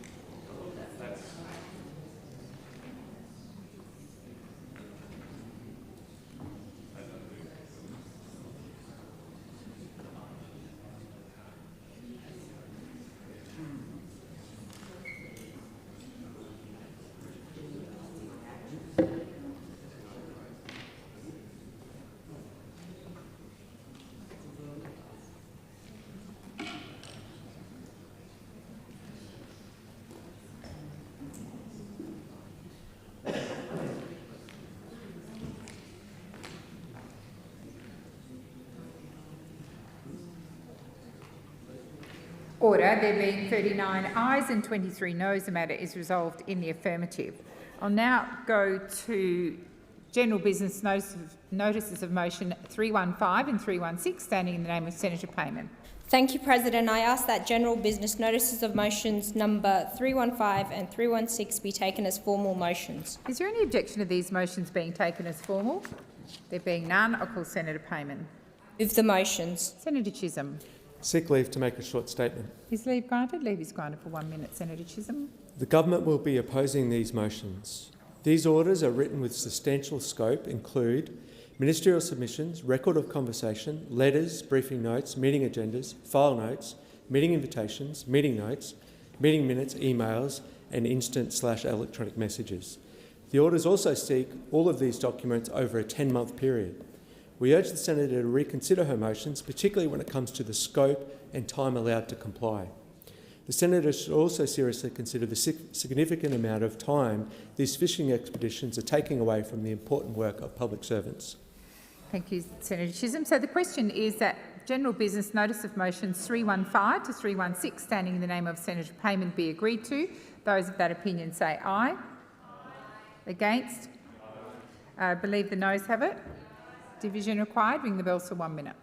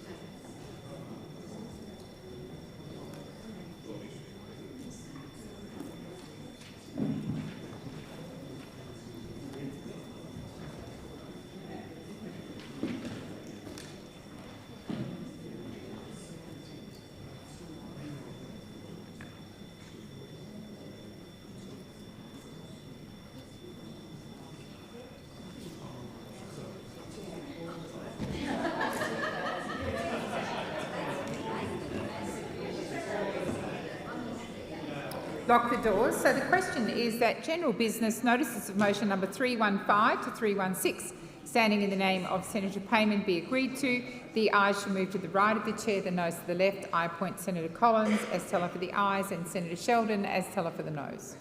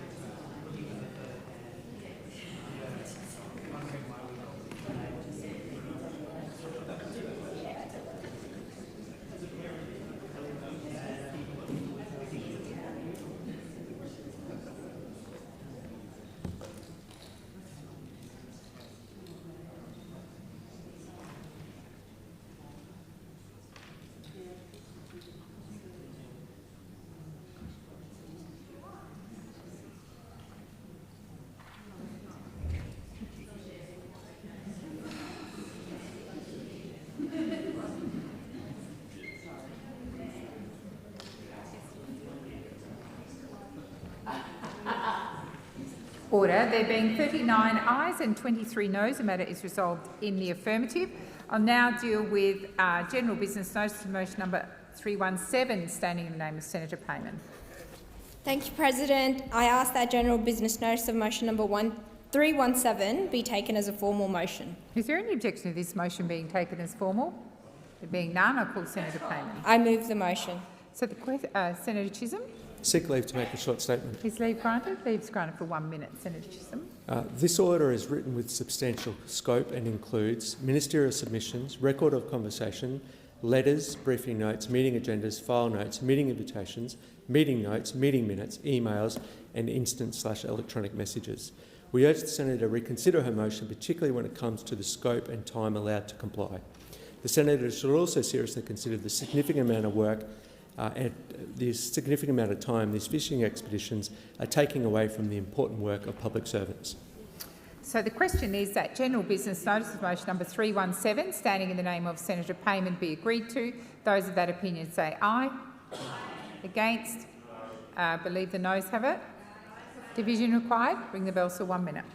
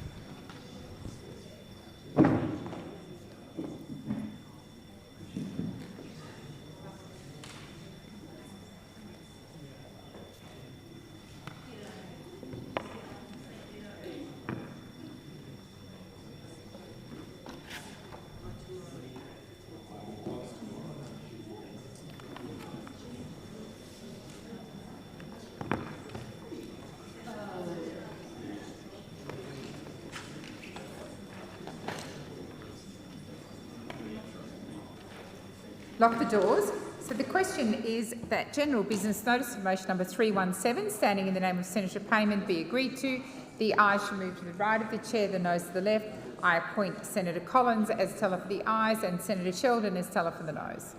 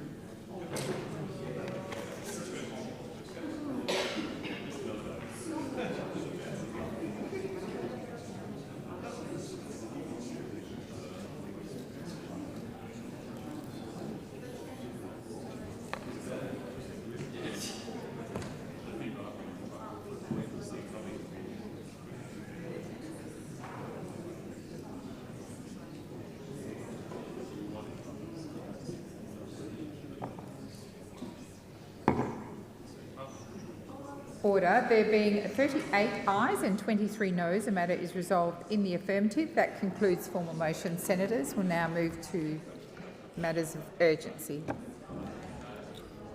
Let's wait for it.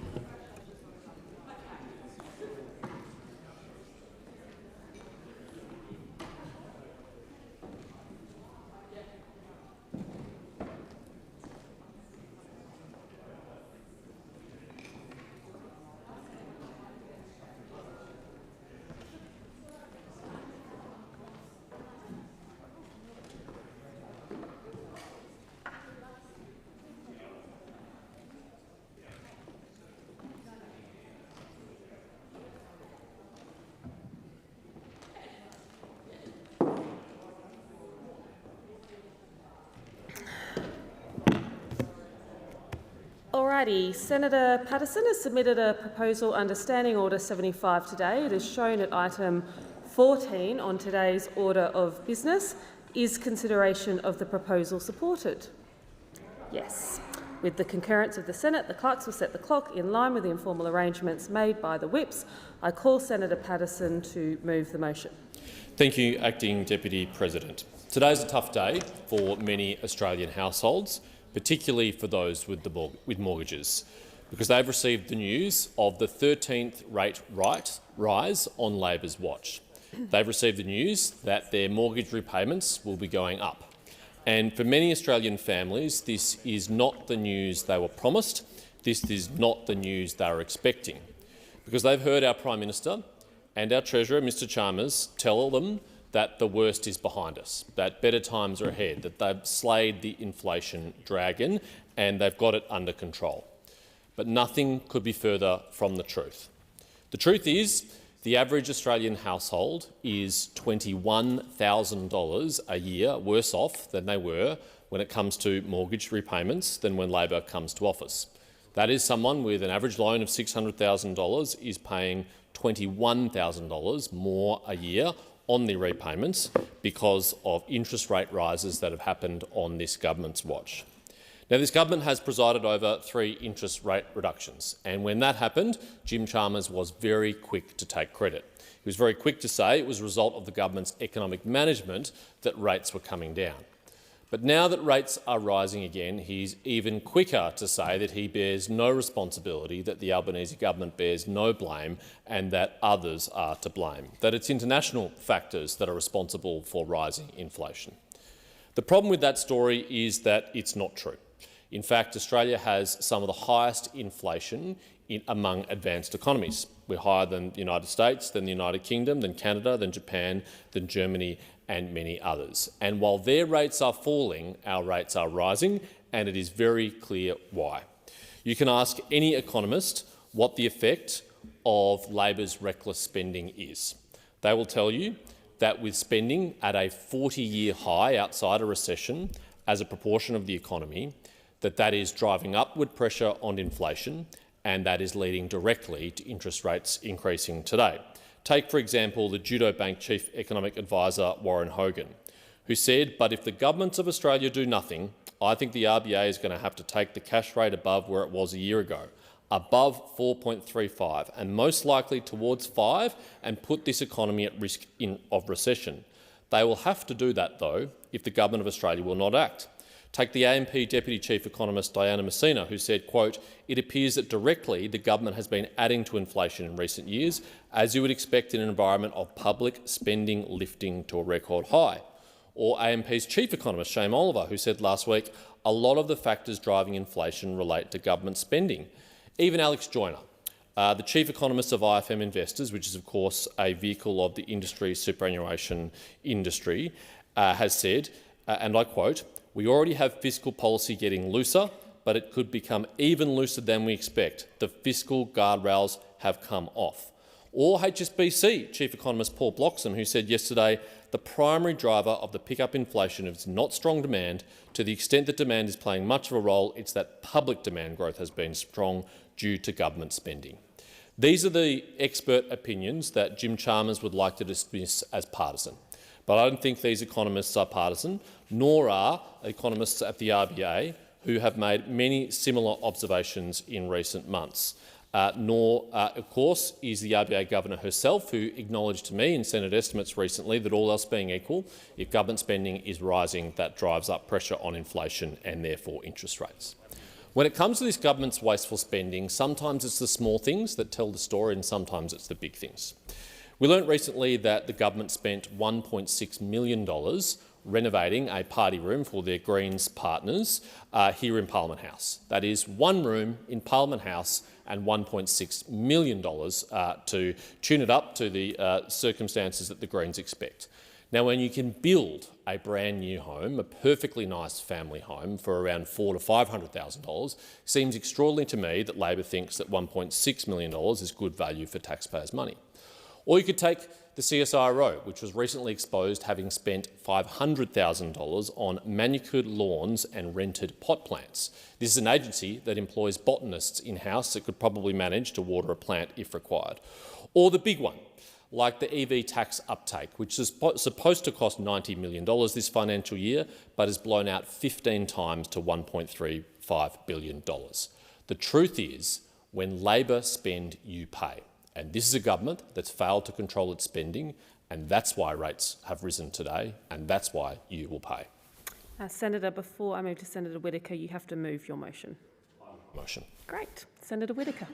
Thank you, Acting Deputy President. And I rise this afternoon to oppose the urgency motion moved by Senator Patterson. And frankly, I think it's extraordinary that those opposite still can't seem to remember all of the great things that our government have done to help with the cost of living. Although I probably shouldn't be surprised because they've been a bit distracted recently, because what's really clear to me, and I think what's becoming increasingly clear to Australians, is that while the Liberal Party and the National Party are focused on fighting themselves, our government is the only party that is focused on delivering for Australians, the only party who have the capacity to be responsible economic managers, and the only party that is committed to bringing down the cost of living.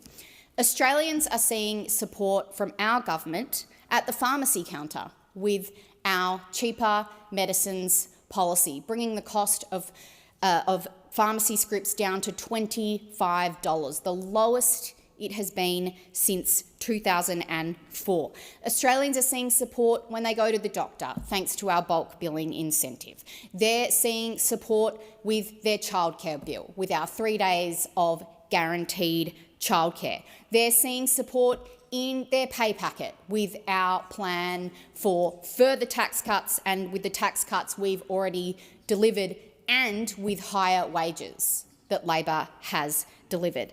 University students are seeing support from our government because we have cut their HECS debts and reduced the amount at which they have to start repaying them. Now, Senator Patterson and his colleagues like to talk about housing, but they seem to forget a really crucial fact. The coalition, sorry, they're not the coalition anymore, my mistake. We're going to have to keep reminding ourselves of that as things change day by day. But the Liberals and the Nationals have opposed every single housing initiative that we have brought before this Parliament. Yes, every single one. They have opposed our measures to build more homes. They have opposed our measures to get more people into their first home. They have opposed our investment in social and affordable housing. And so the absolute hypocrisy from those opposite to come in here and talk to us about housing. They complain about housing affordability, yet they have not presented a plan to this place or to the Australian people as to what they would do when it comes to making housing more affordable. Now, I do want to talk to the decision by the RBA today to lift interest rates. This, of course, was not news that we were hoping for, but it is news that we were expecting. We know that for many Australian families, it is difficult news. We understand that this increases pressure on Australian families who are trying to pay the mortgage. And that's why our government is committed to continuing to roll out cost of living relief. We will not stop, and we will continue to do what we can to help. There are further tax cuts to come later this year. And at the same time, we're doing what we can to strengthen the budget and address our long-standing productivity challenge. Our mid-year update showed that the budget is more than $233 billion better off than when we came to government. We found more than $114 billion in savings since coming to office, including $20 billion in last year's mid-year update. We are committed to undoing the mess that we were left by those opposite. When we came to government, inflation had a 6 in front of it. And so it's really clear to me, and I think it's clear to Australians right across this country, that those opposite should perhaps spend some time, instead of fighting each other, instead supporting our government's cost of living measures, supporting our housing affordability measures, Thank you. Thank you, Senator Whittaker. Senator Faruqi. Thank you. Well, I must say it is pretty rich of the Liberals to talk about the cost of living, the party most closely aligned with the 1%. And I am really sick and tired of the Liberals, the Nationals, and Labour lecturing people about a cost of living and housing crisis that their governments have created and their governments continue to perpetuate. It is hypocritical, it is hollow, and it is cruel. When ordinary people are suffering, the Liberals turn up like charlatans in the town square, claiming to have answers. But they are selling the same snake oil they always do: racism, fear, hate, and blame. They talk about solutions, but offer only scapegoats: migrants, minorities. And Labour is cut from the same cloth, just with different marketing. Labour, the Liberals, and the Nationals all claim to stand with ordinary Australians, but their actions tell a different story. When it comes time to act, relief flows in one direction only: upwards, to the big banks, to landlords, to coal and gas giants, and to billionaires. They protect corporate profits and refuse to tax obscene wealth. This is not an accident. These parties defend a broken housing system which lets property speculators pocket millions while first home buyers and renters suffer. Today's interest rate rise is pure profit for the big banks, while mortgage holders and renters are being pushed deeper into pain. None of the big parties can claim the moral high ground while fanning the flames of hate and blaming migrants, exactly like One Nation does, while making matters worse for ordinary people. We need structural change to overhaul an unfair economic system that starts to work for the 99%. Senator, your time has expired. Senator Naparjima-Price. Thank you, Madam Deputy President. Australians were promised that if they worked hard and played by the rules, they could get ahead. That promise is broken by a government that refuses to live within its means. Australians don't resent hard choices. They resent being punished for doing the right thing. That is why this urgency motion is before the Senate today. Why is inflation persistent? Why are interest rates going up? Because we have an arrogant government that refuses to rein in its own spending. This is not theoretical. Australians are seeing the ramifications every single week. At the checkout, when the power bills arrive, when the rent is due, when the mortgage payment comes out of their account. Inflation is now sitting at 3.85%, well above the Reserve Bank's target range. Core inflation remains elevated and higher than most other developed economies, not because Australians are spending too much, but because Labor is. This did not happen by accident. Since Labor came to office, the Reserve Bank has been forced to lift interest rates 13 times as of today. That is the price Australians pay when government spending runs out of control. A family with an average mortgage is now paying around $1,800 more every month than they were before Labor took power. For many households, that is the difference between saving and falling behind. That is the cost of inflation that is allowed to persist. A government that will not restrain itself has no right to ask Australians to tighten their belts. Australians are paying more for everything. Food prices are up 16%. Rents are up 22%. Insurance is up 39%. Electricity prices are up nearly 40% without rebates. This is not relief. I don't know who says it is, but this is not relief. This is regression. Under Labor, Australians have experienced the worst collapse in living standards in the developed world. That's not something to be proud of. Real wages are lower than when Labor took office, By international comparison, this is the worst decline in the developed world. Small businesses are being hit from all sides. Input costs are rising, energy prices are higher, demand is weakening. Some 40,000 businesses have gone insolvent on Labor's watch. Many are family-run businesses that can no longer keep the lights on. When they fail, families lose incomes and workers lose jobs. The common thread running through all of this is, surprise, surprise, spending. Labor's government spending is now at its highest level outside a recession in 40 years, growing from 24% to around 27% of GDP. Debt is on track to hit $1.2 trillion.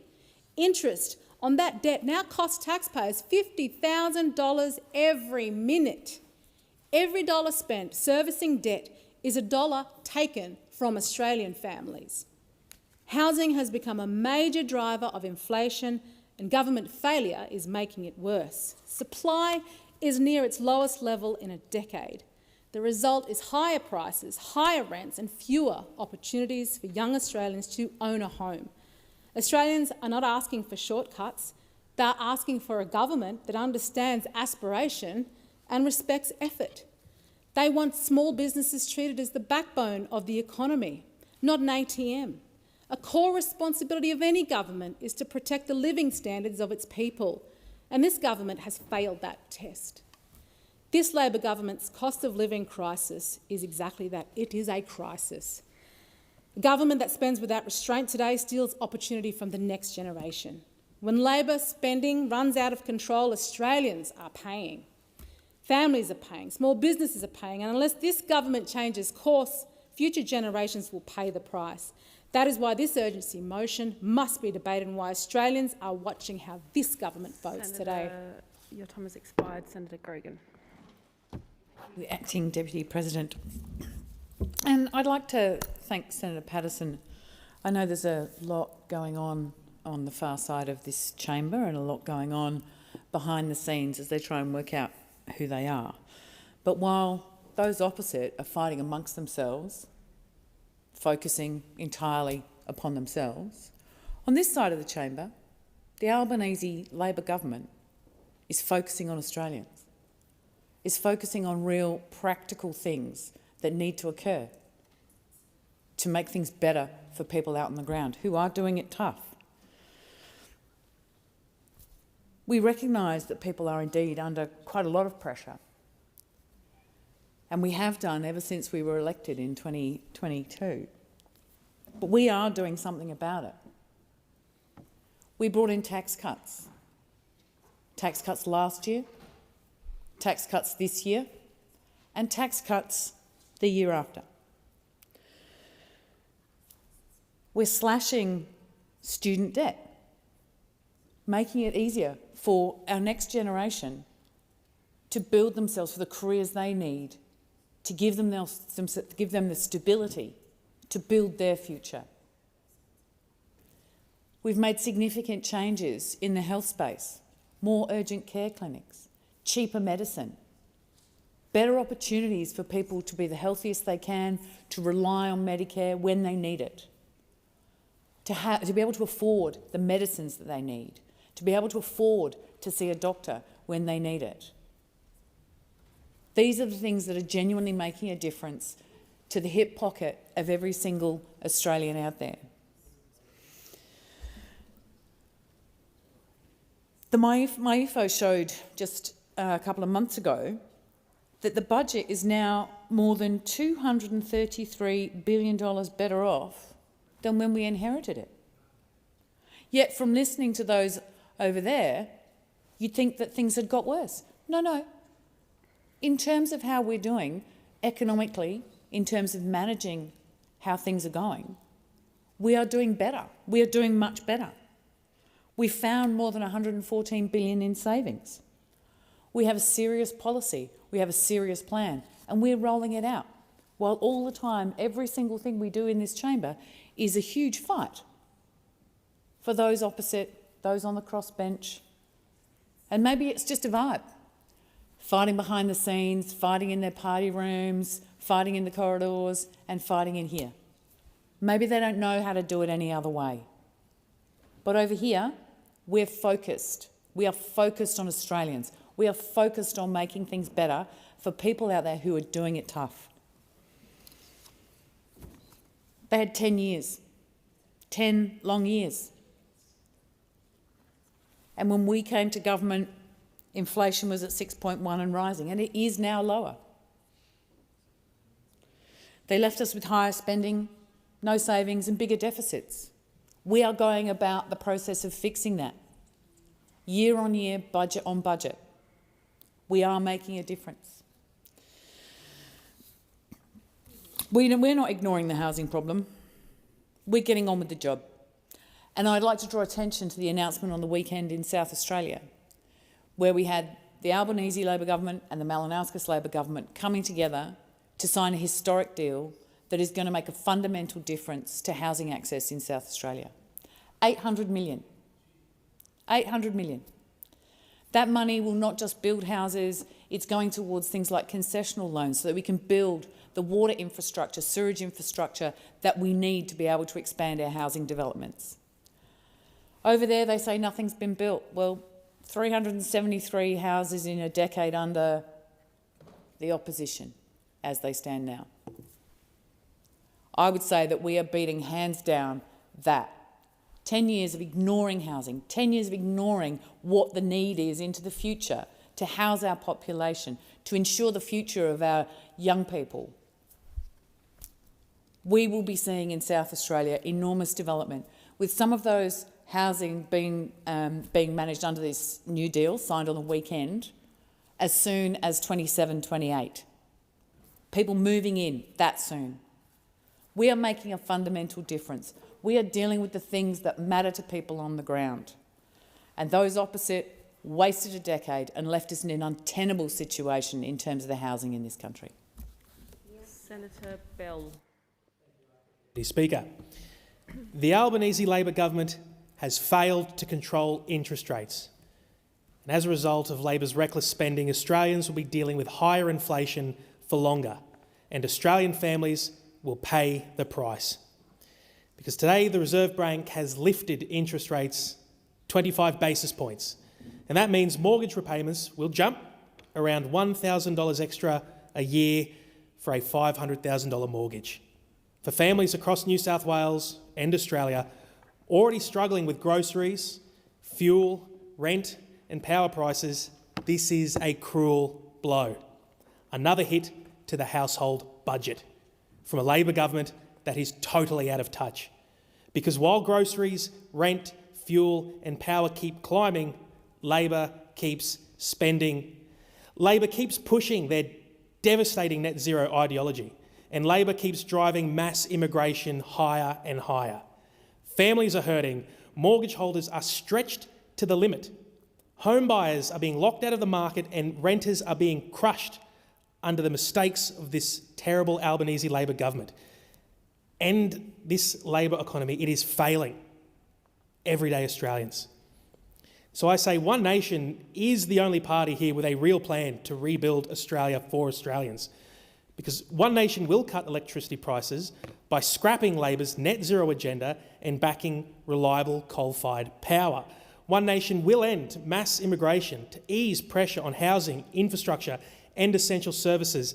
And One Nation will slash government waste, pay down debt and make sure that your taxpayer dollars are spent where they're needed.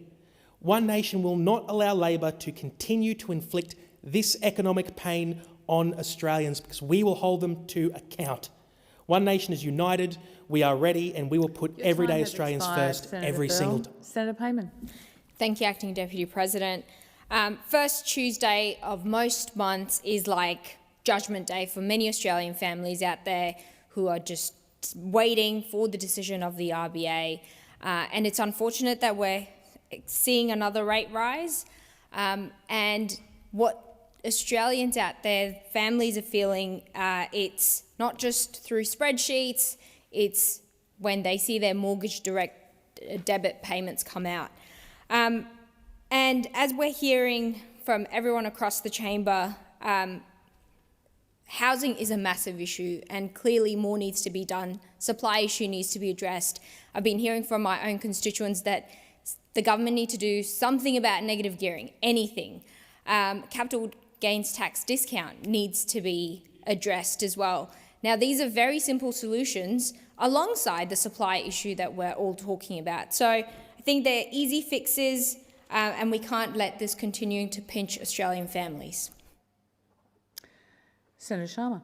Thanks, Acting Deputy President. Well, $2,070 is how much extra in interest a year an average size Sydney mortgage holder is going to be paying because of the RBA's decision today to raise rates by 25 basis points. Now, it was only 1 year ago that the Treasurer, Jim Chalmers, told us that the worst of the inflation challenge is now well and truly behind us. That was in January 2025. And it was only 6 months ago that Anthony Albanese, the Prime Minister, said, we have turned the corner there with inflation, July 2025, 6 months ago. And yet, what we've seen in the last 4 months is inflation in Australia accelerating. 3.8% last month at an annualised rate, significantly higher than the previous month's figures, well outside the RBA's target band, and importantly, heading in the opposite direction to the rest of the world. Inflation in the United States, 2.7% and coming down. Inflation in the Eurozone, 2% and level. Inflation in the UK, 3.4% coming down. Canada, 2.4% and falling. Japan, 2.1% and falling. Germany, 1.8% and falling. But in Australia, inflation is going up, and that is why the Reserve Bank is having to raise interest rates. Now, this isn't the first time, of course. This is, by my count anyway, the 13th rate rise that has happened under the Anthony Albanese-led Labor government, whilst there's been only one rate cut. And what that means is householders today are paying $2,000 more in interest a year if you have an average size mortgage in Sydney because of this decision, but you're also paying thousands of dollars a year more because of previous RBA decisions. So you're paying more in interest, but you're also paying more in taxes because salary earners have been progressively pushed into high income tax brackets by high inflation, by bracket creep, by this Anthony Albanese government, and you're paying more for goods and services. High inflation means that the price of things is rising at a fast rate, so that whether it's food, whether it's electricity, whether it's school fees, whether it's rent, whether it's housing, whether it's utilities, whether it's insurance, meat, fruit and vegetables, school uniforms, all of these things are rising in double digits or high single digits on a yearly basis. So if you're a householder in Australia under this government, you're paying more in interest, you're paying more in taxes, you're paying more for life's everyday essentials. That is a trifecta of economic policy failure, a trifecta of economic policy failure, to have every household in Australia basically worse off. Now, the government will dispute and has disputed today that they have anything to do with this. They say it's not their problem. In their first 2 years in office, they blamed post-COVID supply chain hangovers. They blamed the war in Ukraine. They blamed a commodity price surge. They blamed trade and tariff uncertainty. But the truth is, in the rest of the world, they have gotten on top of inflation. Other central banks around the world are cutting interest rates. It's only our central bank that is increasing interest rates. Only Australia's a unique outlier in all the worst respects. Now, the government would have you believe that this has nothing to do with their spending. Well, let's just look at what the experts say. We've got the AMP economist Shane Oliver saying the best thing that Australian governments can do to help bring down inflation would be to cut government spending back to more normal levels. Cut government spending back to more normal levels. He's not the only one. Government spending at the moment, you would know, 26.9% of GDP, the highest level of government outlays in 40 years outside of the pandemic. In the budget papers just last year, we have government spending growing at 4 times the rate of the economy. If you've got more public money, more government spending, competing with the private sector for a finite supply of goods and services and capital and labour, then it's going to do two things. Firstly, it's going to crowd out the private sector, and we've seen that. The private sector is struggling to attract workers, it's deterred from investing, it can't access capital, and it's not investing in the future, and it's going to push up prices, and that's exactly what we've seen. The IFM Investors Chief Economist Alex Joyner, the fiscal guardrails have come off. The fiscal guardrails have come off. So if you want to know why Australia, alone amongst developed countries, has inflation going up, if you want to know why Australia, alone amongst developed countries, has its central bank raising interest rates, look to the government, look to their profligate spending, look to their lack of fiscal discipline, look to their abolition of fiscal guardrails. Thank you. The question is that the motion by Senator Patterson be agreed to. Those of that opinion say aye. Those against say no. The noes have it. The ayes have it. Is there a division required? I believe so. Ring the bells for 4 minutes.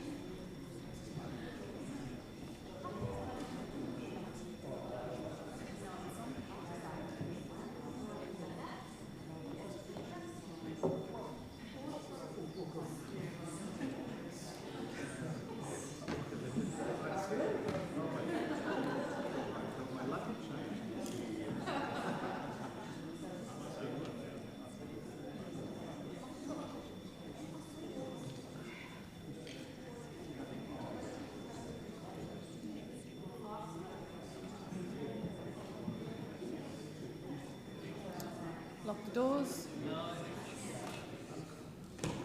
I appoint Senator Askew for the Senator Askew for the ayes and Senator Sheldon for the noes.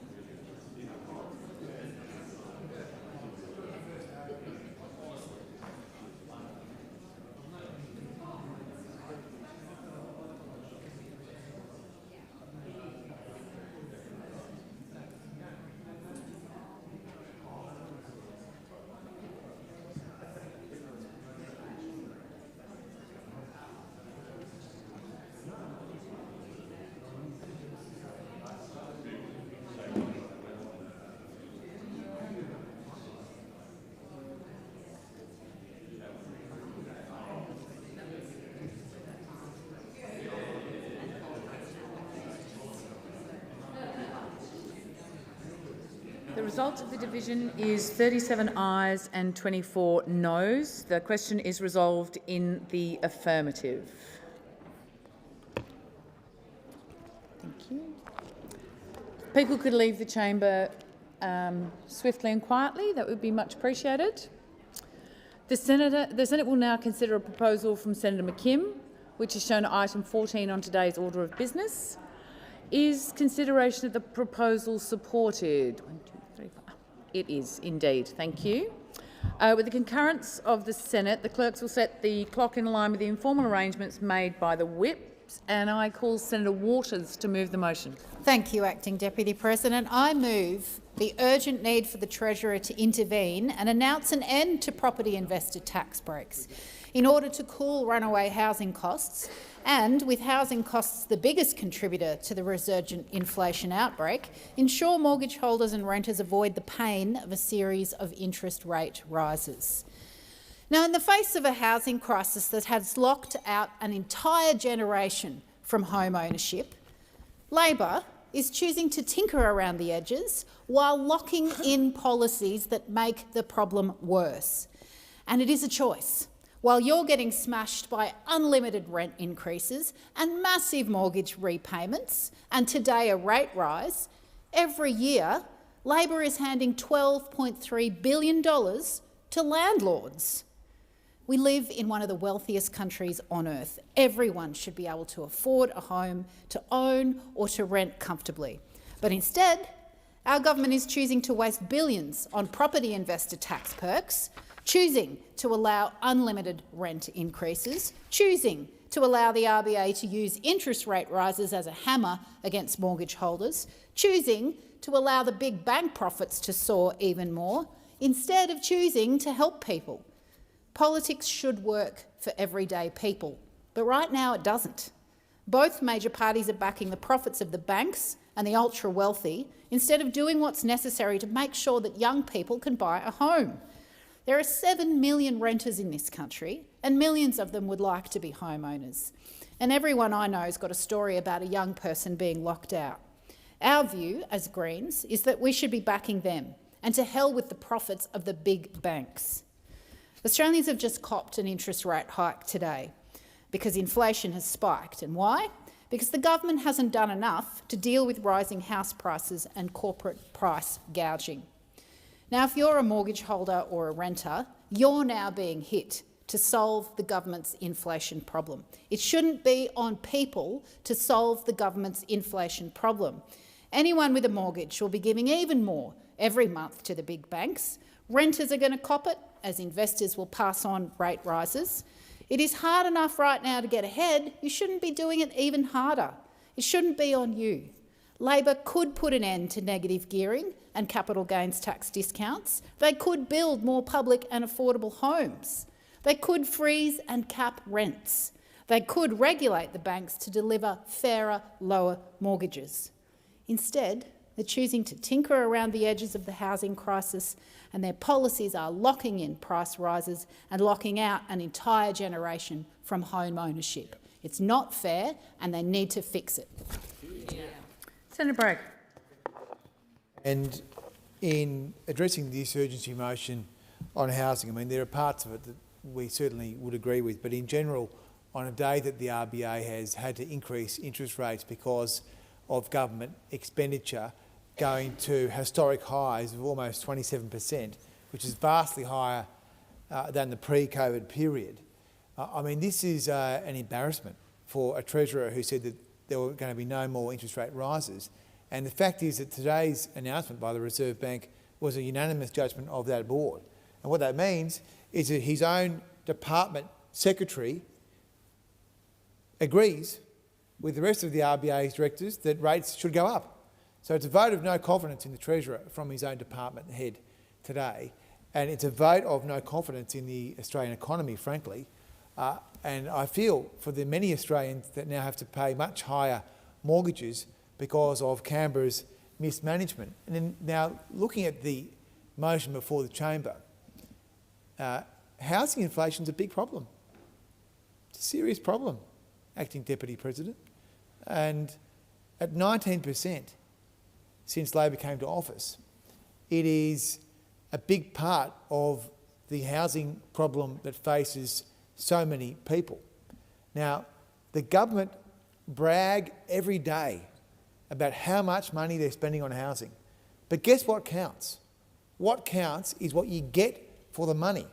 Now, most people would assume that if you spend more money on something, you're going to get more stuff. But under this government, they spend $80 billion on housing to get fewer houses. $80 billion for fewer houses. And what you've also seen is a government presiding over a dearth in productivity growth in the housing sector, a collapse in productivity growth, and they have not sought to examine the issues of the CFMEU and other corrupt entities that are permeating and killing the housing sector. The CFMEU apparently was put out of business by the Prime Minister, but then we find only weeks later that they're expanding their operations into apartment building in New South Wales. So you've got Canberra building a massive housing bureaucracy where Labor brags about spending billions and billions of dollars on housing, but we're getting fewer houses. We've gone from getting over 200,000 houses a year on average to now only 117,000 houses a year on average over the period of the Albanese government. And we see a huge inflation problem in the housing sector, a lack of productivity and a lack of will to address the corrupt mafia elements that have permeated the housing system in Australia. And so now all Australians have to pay the price of malfeasance, of waste, of mismanagement.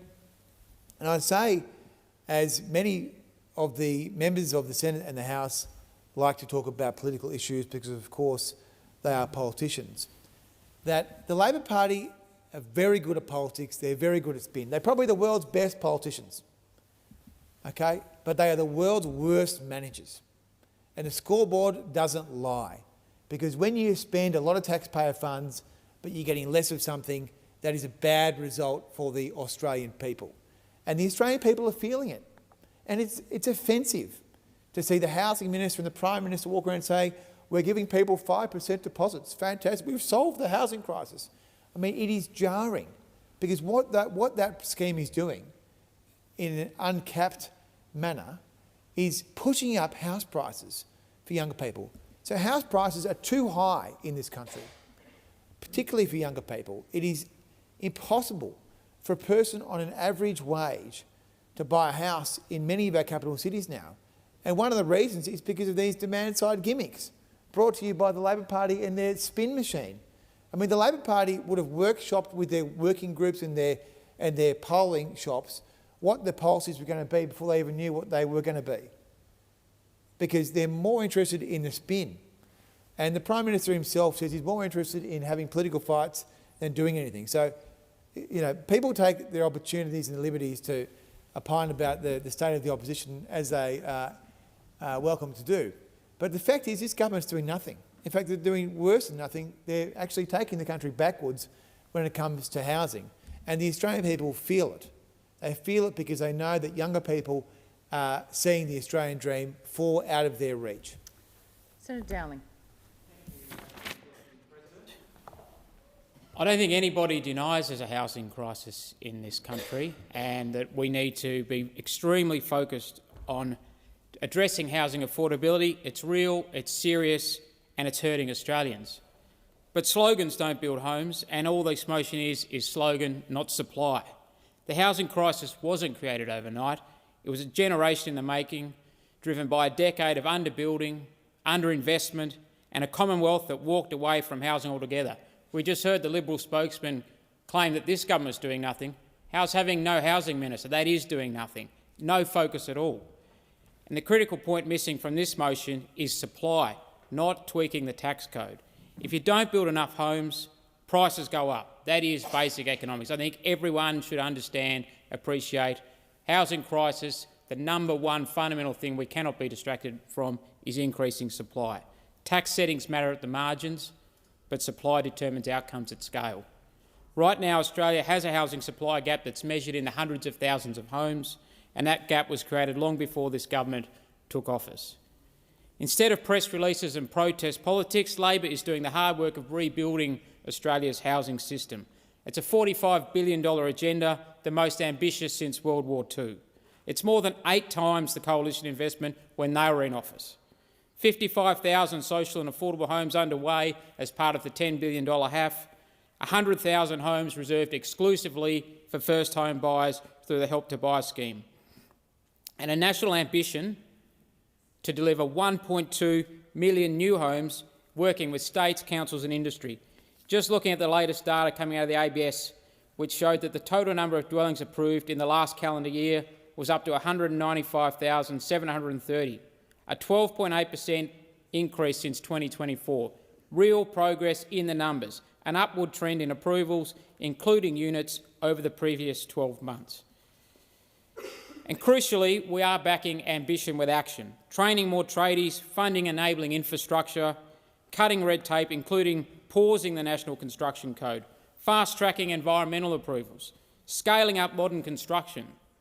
That's how you cool housing pressure sustainably, by increasing supply through targeted actions, not chasing headlines. The idea that a single tax switch would magically tame inflation or shield households from interest rate movements simply doesn't stack up. Even the proponents of changing some of these tweaks have acknowledged that you may at best impact prices by 1 to 2%. It's not the main game, and it distracts us from the main game of building more homes. Housing costs are rising because there aren't enough homes, not because of one line in the tax code. The fastest, most durable way to ease pressure on renters and mortgage holders is to build more homes where people live and work. That's what this government is doing. And I'll make another point that while our opponents and the Greens Party talks a lot about housing and so-called tax breaks, they've taken too many opportunities to actually oppose housing, even in our state of Tasmania. I know that there was a proposal in 2024 where the Tasmanian Greens actually joined the Liberals to vote down a UTAS relocation that promised 2,000 new homes in Tasmania. 2,000 new homes. The Liberals and the Greens teamed up in Tasmania to block it. That would have been 2,000 affordable new homes right in the heart of Hobart where you need them. And instead they're here debating motions and slogans, opposing actual tangible progress we could have had in Hobart to give people the critical, affordable 2,000 homes they need. Proving once again when it comes to housing they talk urgency but vote delay. In 2025, when Hobart needed more homes, the Greens opposed expanding the urban growth boundary, slowing the release of new land and pushing housing pressure back onto renters and first home buyers through tighter supply. We need to be embracing the YIMBY attitude. Yes, in my backyard, yes to more housing, not the NIMBY attitudes that the Greens embrace, which says let's tweak tax codes but oppose and vote for no housing. This government chooses construction over contention and delivery over delay. We are absolutely focused on solving this housing crisis, and we are focused on building more homes, not more hashtags. That's why this urgency motion misses the mark and why Labor will be focused on building the homes Australia actually needs. Thank you, Senator Dowling. Senator Payman. Thank you, Acting Deputy President. When we're talking about housing, it's not just a social issue that we bang on about, but it's a macroeconomic one. And this isn't about pointing fingers of who's to blame, who was in government the longest, who created the mess. It's about what are we going to do about this mess that we find ourselves in. When figures like social housing making just 3.6% of dwellings, which is down from nearly 6% back in the 1980s, that's concerning. And it highlights policy failure of the government of the day. Now, we've heard from Senator Dowling about the importance of increasing supply, but there are other things that we can address that will save a lot within the budget, but also ensure that Australian families and young Australians who are doing it tough, their Australian dream of home ownership is not just lost. And that's addressing negative gearing and capital gains tax discount and making sure that we are not giving property investors the tax breaks that they don't really deserve. Because let's face it, there's 7% of investors who own a quarter of all investment properties. And I wouldn't be surprised that they're probably most of the 48 billionaires around the country who are hoarding the assets, who are trying to influence our politics of the day, who have politicians in this place who do their bidding for them. So it is about bringing it to the crux of the issue, and that is listening to the Australian people, easing the cost of living pressures by making housing affordable, and that's by addressing negative gearing and capital gains tax discount, which is bound to, research shows, it would save the budget about $160 billion. Now, that's a lot of money that could go into building houses. Thank you, Senator Payman. Senator Mulholland.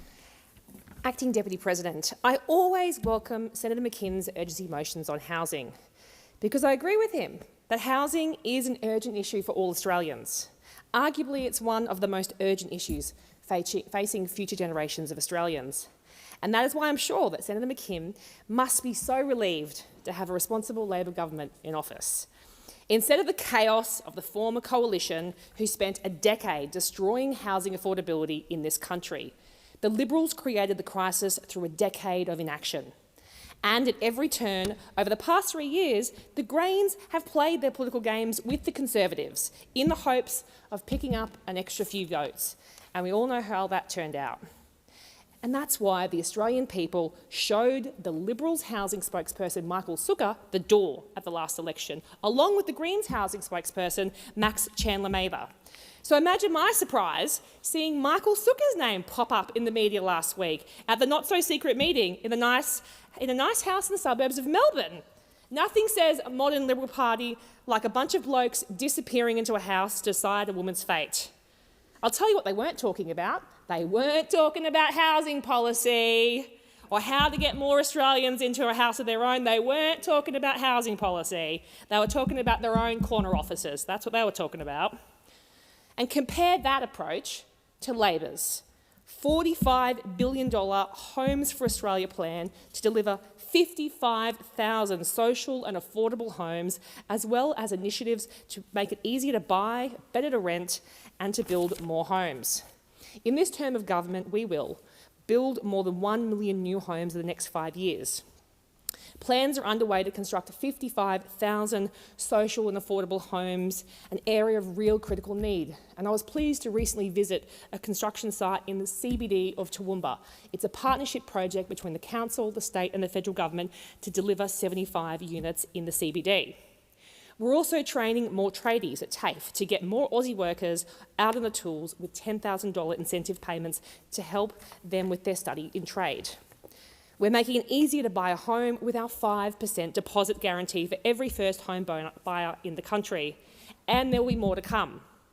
I'm especially proud to say that since coming to office, the Albanese government has supported over 220,000 people to buy a home with a 5% deposit. I'll say that again, 220,000 Australians are in a home thanks to the Albanese government, thanks to our 5% deposit initiative that you all tried to destroy. And in my home state of Queensland, Labor's 5% home deposits are making a huge difference to Queensland families. I'm proud to say that more than 50,000 Queenslanders are in a home of their own thanks to Labor's 5% home deposit scheme. That's 50,000 Queenslanders who would be still renting if the Greens and the Liberal Party had their way. 50,000 Queenslanders who would still be struggling to save a 20% deposit if the Liberals and the Nationals had remained in power. 50,000 Queenslanders who you would prefer to see paying $20,000, $30,000, $40,000, $50,000 in lenders' mortgage insurance have saved that money thanks to Labor. Because on this side of the chamber, when there's a job to be done, we roll up our sleeves. And we know that there is more work to do. Because hard-working Australians across this country who, despite doing everything in their power to save for a house, are still struggling to buy their own home. But they're also being demonised for getting a home loan. Because people in this chamber forget that ordinary people need to go and see a bank or a lender or a broker to get a loan to buy a home. There are people in this chamber that whinge about people going to the bank to buy a home. But what is the alternative? I don't know anyone who could pay cash for a home, certainly not on this side of the chamber, but I reckon there's a few people on that side of the chamber that know that. Now, the ones who are applying to the bank, the ordinary Australians, the ordinary Queenslanders who are applying to the bank to get a loan, they don't want to spend tens of thousands of dollars on lenders' mortgage insurance, which is basically a tax on working families. They're the ones out there doing the real work and earning the real money.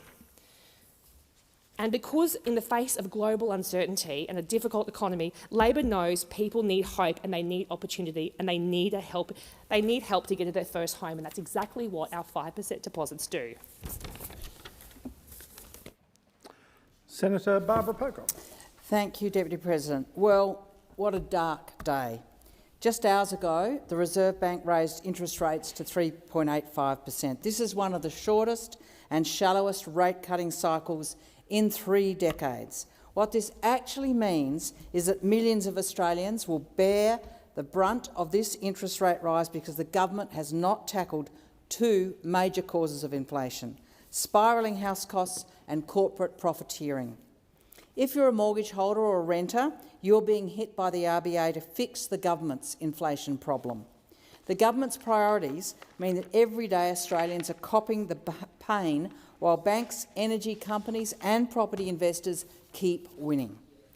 People are rightly worried about their economic security, their wages and their futures. They are hurting.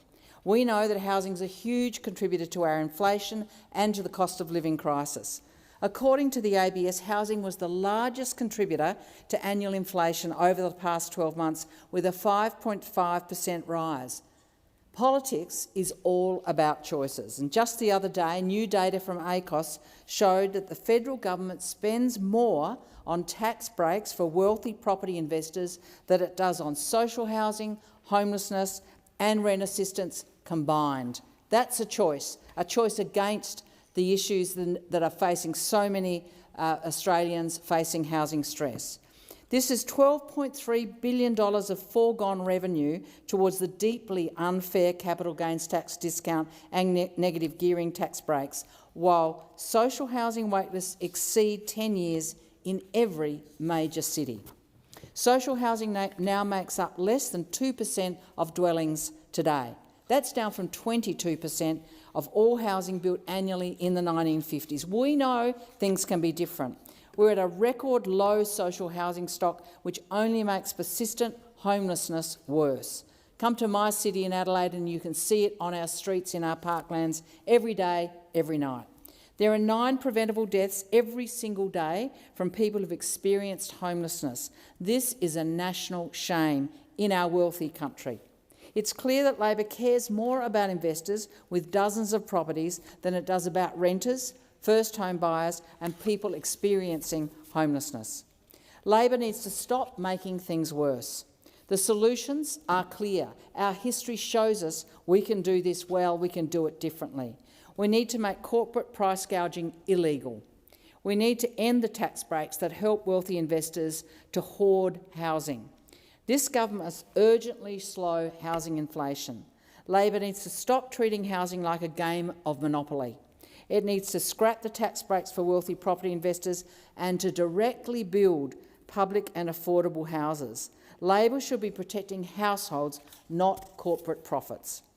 Treasurer Chalmers recently said the government is open to tax reform to address intergenerational unfairness driven by this nation's dysfunctional property market.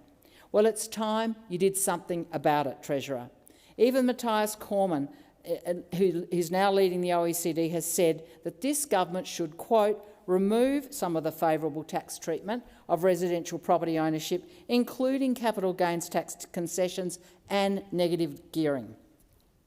This would help, in his words, to cool demand and help mitigate upward pressure on house prices. There's growing pressure on the government to act. It's time to get on with it. There are solutions there. Let's implement them and let's relieve some of the pressure that so many Australian families are facing, rather than make the problems worse with things like the 5% deposit scheme that just add heat and fuel rising house prices. Senator McKim.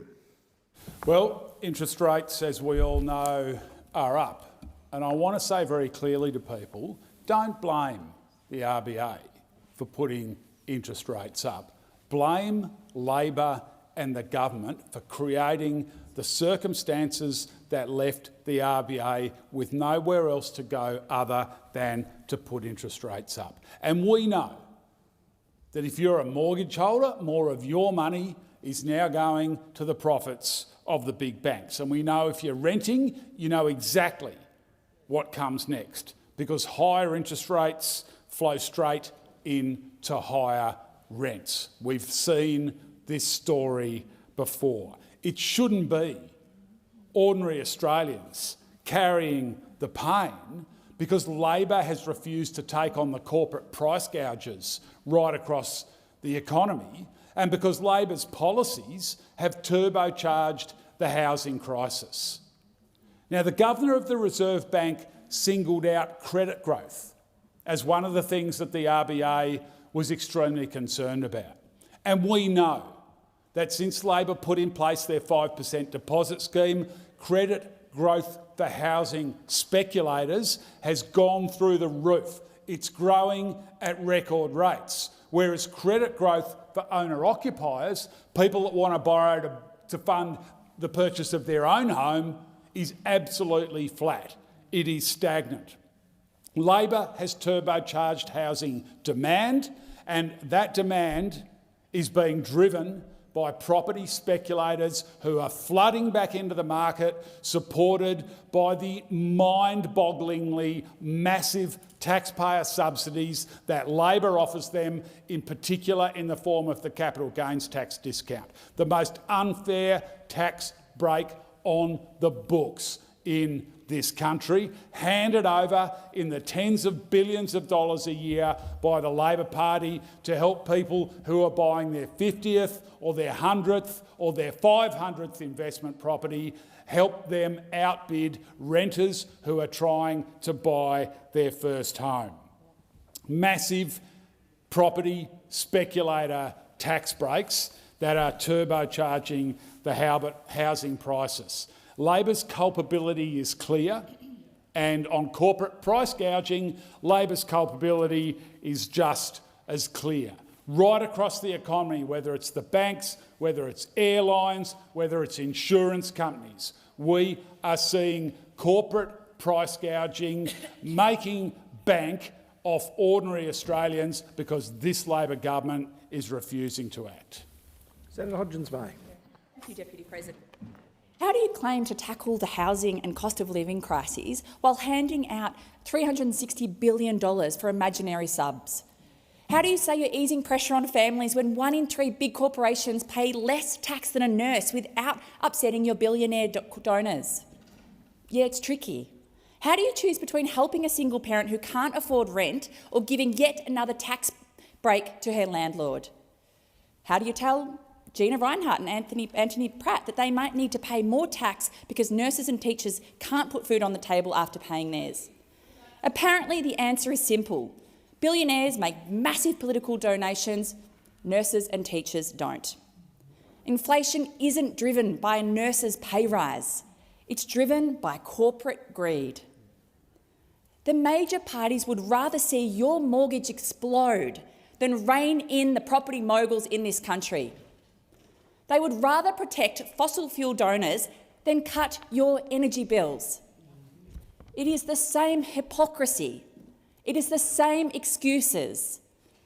We must end property investor tax breaks and curb the power of billionaires and corporations. We must put housing and households first. It seems pretty bloody simple. Families don't need excuses, they need relief. All that we need is some courage and some leadership from this government. Thanks. Senator Shoebridge. Thanks, Deputy. I know there are some in this place who are busy telling people the housing crisis is caused by migration. They tell people this easy lie and the supposedly easy solution. Now, expect to hear that racist sentiment from One Nation and the Liberals, but we can't forget Labor's role in enabling it. On the 4th of November last year, Senator Bell from One Nation asked a question which attempted to blame the housing crisis on migration and asked the government, when will serious removals begin? Instead of condemning or even disputing One Nation's racist dog whistle, Minister Watt from Labor said he had already outlined some of the steps that this government has taken to reduce net overseas migration. When someone asks if you're going to kick out migrants who are taking all their houses, you don't accept the premise, you fight it. Unless, like Labor, you have no other solutions and you're willing to join the dog whistle. Research by the Australia Institute shows that the number of dwellings is growing faster than the population. The real problem here is clear. It's tax breaks, capital gains rorts, negative gearing, not migrants who are driving house prices up. And how do we know? Well, during the COVID lockdown, when net migration was negative, house prices went up by 20% in just 18 months. It's time to get real. Bring in a plan to this place that isn't handouts for developers or investors, isn't relying on putting people in horrifically large mortgages, and isn't blaming migrants for the greed of bankers and their political mates in this place. Senator Shoebridge, your time has expired, as has the time for the debate. So I will put the question on the Greens urgency motion. Those in favour say aye. Against say no. The noes have it. Division required. Ring the bell. Cancel the division. Cancel the division. The division. I did call it. Do you want to put it again? Division required. Ring the bells for 4 minutes.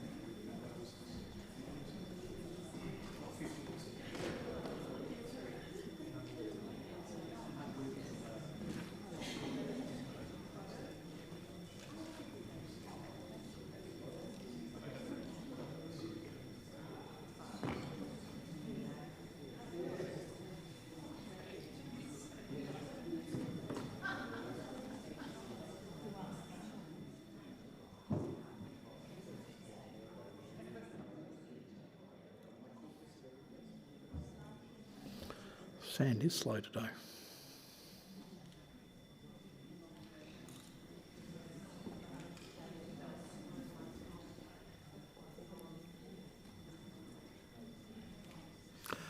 Lock the doors. Sand was very slow today. The question is that the Greens' urgency motion be supported. Ayes are passed to the right of the chair, noes to the left. I appoint Senator McKim. Teller for the ayes, Senator Darman. Teller for the noes.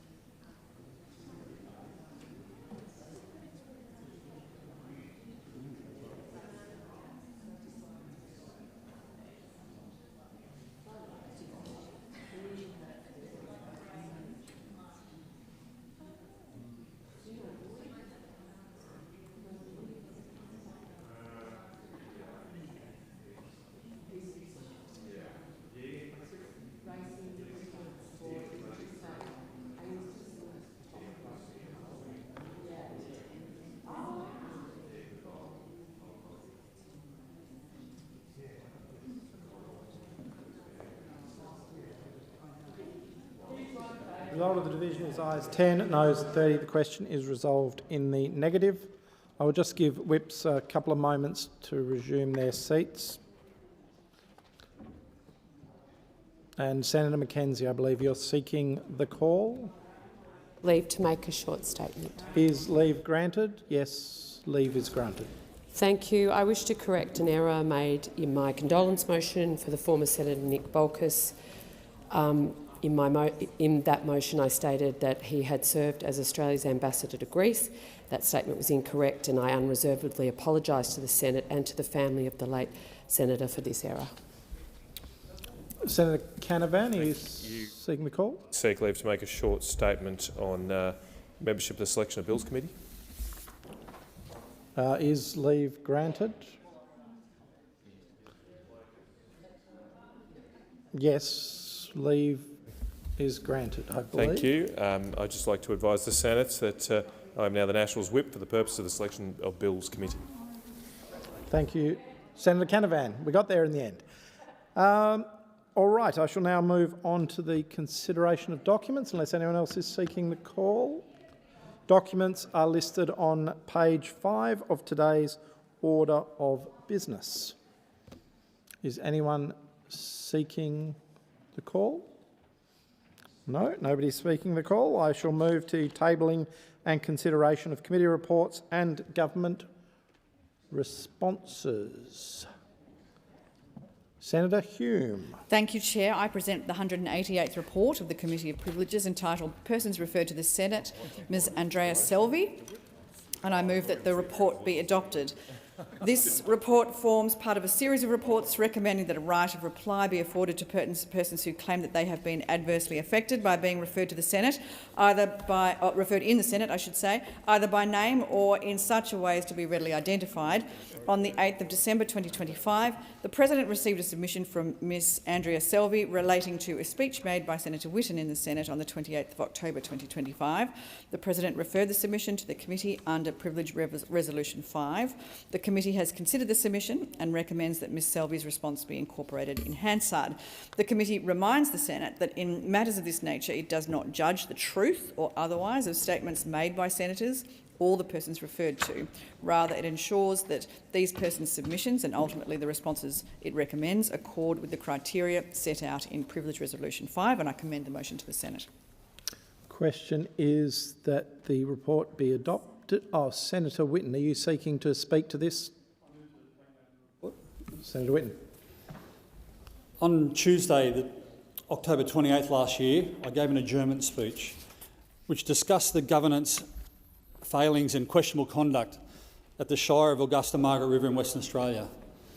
10 years ago, public officers from this local government set the objective of developing a wind farm, and then they outsourced the project directly to their own external corporation known as AMR-CCE. These same people then used public resources to support their project. For these 10 years, the Shire of AMR-CCE only ever promoted a community-owned 10 megawatt project, but last year the wind farm secretly sold to Synergy, who is now advancing a project more than 10 times larger, right in the heart of the Blackwood River and Scott River seasonal wetlands. The community and I have both received direct responses from the Shire in relation to my speech. The Shire's CEO, Miss Andrea Selvey, attacked me through a public statement on the Shire website and through a hostile letter attacking my personal integrity. The community was also on the receiving end.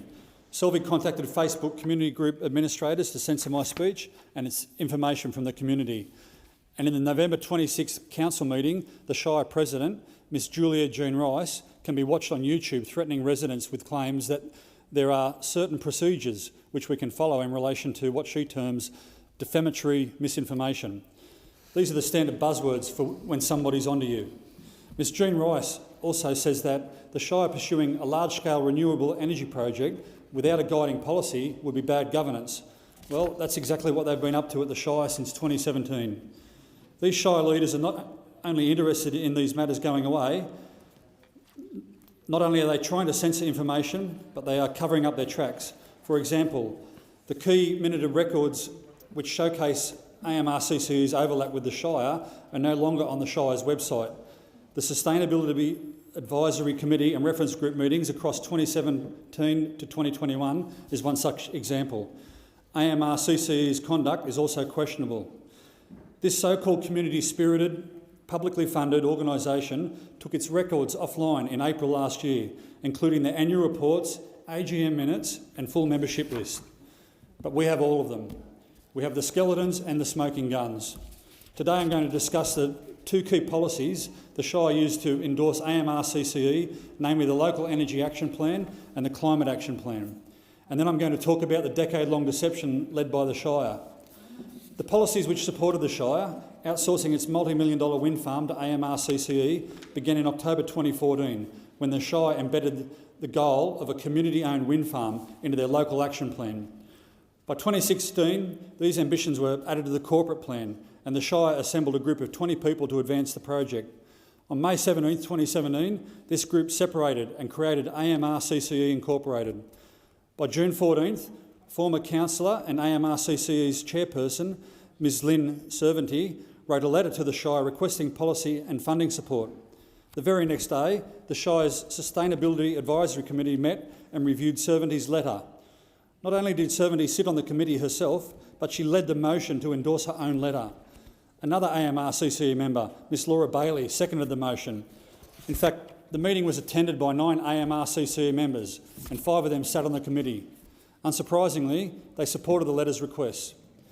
2 weeks later, at the 28th June 2017 council meeting, councillors also approved the letter's request, endorsed AMR-CCE as the external vehicle to achieve the Local Energy Action Plan and outsourced the wind farm directly to AMR-CCE. In both council and committee meetings, not one interest declaration is recorded, despite at least 10 public officers involved being AMR-CCE members. Moving to 2018, on the 14th of November, the council adopted the final Local Energy Action Plan. The community consultation section shows that 3 out of 4 groups the Shire consulted with were all the same people hiding behind different names. This included AMR-CCE itself, AMR-CCE's chairperson Lynn Servanty on behalf of herself yet again, as well as Transition Margaret River, a group aligned with AMR-CCE in both people and ambitions. By 2019, the Shire worked to replace the Local Energy Action Plan with the Climate Action Plan. To develop this new policy, the Shire partnered with another external organisation created by its own public officers, this time Climate Action Augusta Margaret River. Together, the group and the Shire hosted a summit on May 28, 2019, where they put together the Climate Action Plan and made sure it suited AMR-CCE's wind farm goals. AMR-CCE, Transition Margaret River and Climate Action Augusta Margaret River all share overlapping members made up of the people who hold or have held Shire roles. These public officers at this Shire established a culture of creating their own external organisations to support Shire activities. The Shire supports these groups with public resources and then uses them to help shape community consultation and Shire initiatives. Some of these organisations bypass policies and use public money in a very private way, just like AMRCC's wind farm in the absence of a renewable energy policy. Now I want to discuss the mistruths about the Scott River wind farm by the Shire and AMRCCE. Synergy first announced its commercial-scale Scott River wind farm in February 2024, but for 10 years prior, the Shire and AMRCCE led this wind farm proposal. Together they only ever disclosed aspirations for a community-owned 10-megawatt project, but AMRCCE was just a front for Synergy and there was never going to be a small community project. The four key stakeholders in this include the Shire, AMRCCE, Synergy and Walga. In 2018, AMRCCE's first annual report already acknowledges Synergy, Western Power, multiple wind farm hosts of today, and thanks Synergy's lawyers, Herbert Smith Freehills, for their free legal support. AMRCCE's 2019 annual report cites progress at signing up multiple land access agreements, even though the 10-megawatt project would only require one property. And in October 2019, then Shire President and AMRCCE member, Ms Pam Townsend, is credited with signing away the Shire's energy procurement rights to Walga through the Cities for Power partnership. By AMRCCE's 2020 annual report, Herbert Smith Freehills are being thanked again for even more free legal support. Across 2021 and 2022, AMRCCE had signed commercial marketing deals with one of its own members' private companies, Tursum Energy and Clear Energy Proprietary Limited. From member Mr Rodney Littlejohn, the shareholders among his two companies are very interesting and include big-time energy developer and policy players such as Mr Dermot Costello, who is not only the Group Global General Manager of a wind turbine development company called Galetech, but was also Chief Executive Officer for the Clean Energy Council in Western Australia. And Mr Greg Allen is the Director of Project Development and the Deal Origination for Vestas. And Vestas is the very company that builds wind farms for Synergy. By AMRCCE's 2022 annual report, the group had applied for 22.5 megawatts within Western Power in April. But the Shire continues pushing mistruths about the 10-megawatt community project in their June 21st Sustainability Advisory Committee meeting. In 23 and 24, Synergy's lawyers turn it up again. This time, Herbert Smith Freehills lodged wind farm land access caveats over properties on behalf of Synergy, still before the community ever knew what the project was coming. In February 24, Synergy finally announces its Scott River wind farm policy. The project scale increases more than tenfold and the community ownership component vanishes. Western Australian Parliamentary Hansard records from 19th September 2024 shows AMRCCE handed over multiple landowner agreements to Synergy. On the 16th of September 25, the West Australian Minister for Energy claims Synergy acquired the rights to AMRCCE's wind farm on the 23rd of February 23. But we see Synergy's own EPA submission documents include dates, which include Synergy was working on the project much earlier than this. It should surprise nobody that the wind farm has ended up in the hands of Synergy and its partners Enel. Both are among Walga's preferred suppliers, and this ties everything back to 2018 and 2019, Walga's Cities Power Partnership, and all that free legal support. Nothing will go to the project's neighbours, and the environment will be subject to fiberglass and epoxy-based turbines degrading into pristine pasture, forests and the groundwaters of the Blackwood River catchment. And the endangered birds and bats, well, that's another story. The foreign oil and gas company who owns 80% of Synergy's renewable energy portfolio must be absolutely laughing. This betrayal of the community and the environment, this is a betrayal of the community and the environment. All the evidence will be made available at my office, and I will also forward copies directly to the Shire. And I seek leave to continue my remarks. Thank you. And I seek leave to table the evidence also. Is leave granted? No, leave is not granted for the tabling of the evidence. Is leave granted to continue remarks? Yes. Senator Canavan, on this subject. Mr Deputy President, well, I know I missed my spot at item 15. I just wondered if I could move that Senate take notice of documents 18, 20, 22, 28 and 29 in that item. Is leave granted just to jump back to... We're on 16. You don't want to speak on it now? No, I just want to continue remarks. Could you just say those numbers So again, please, 18, Senator Canavan? 20, 22, 28 and 29, that's at item 15. Okay, just make sure we've got that down. I think we have. Thank you, Senator Canavan. So now we just do need to deal with the motion put by Senator Hume. So the question is the report be adopted. Those of that opinion say aye.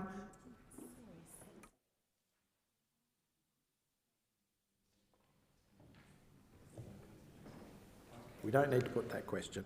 Okay, so in that case, I'll go to Senator Hanson-Young. We'll stick to the program. Thank you, Mr Deputy President. I present additional information received by the Environment and Communications References Committee for its inquiries into climate risk assessment and online safety, both separate inquiries, and information that's come in over the summer. Thank you. Thank you. Senator Darmanin. I present the Human Rights Scrutiny Reports 7 and 8 of 2025 of the Parliamentary Joint Committee on Human Rights, and also present the 230th report of the Joint Standing Committee on Treaties. That was the Joint Standing Committee on Treaties. Thank you. Minister. Thank you.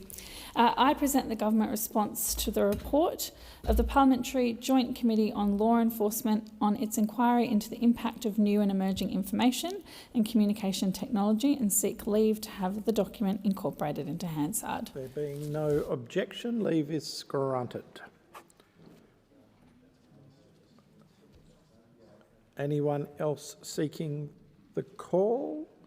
Committee reports and government responses presented out of sitting on page 9. Anyone seeking the call on that? Senator Colbeck. Thank you. I move to take note of the government response to the Finance and Public Administration References Committee report on management and assurance of integrity by consulting services.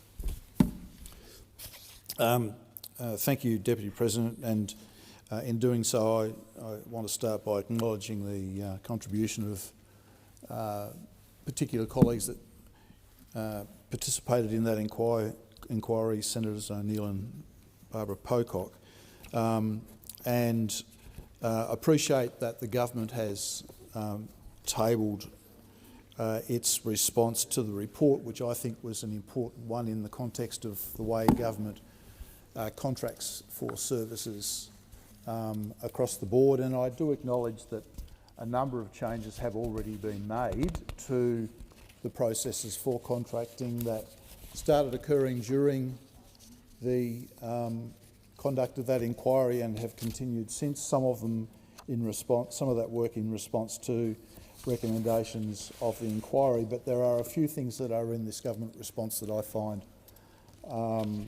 a little bit concerning. I'll start with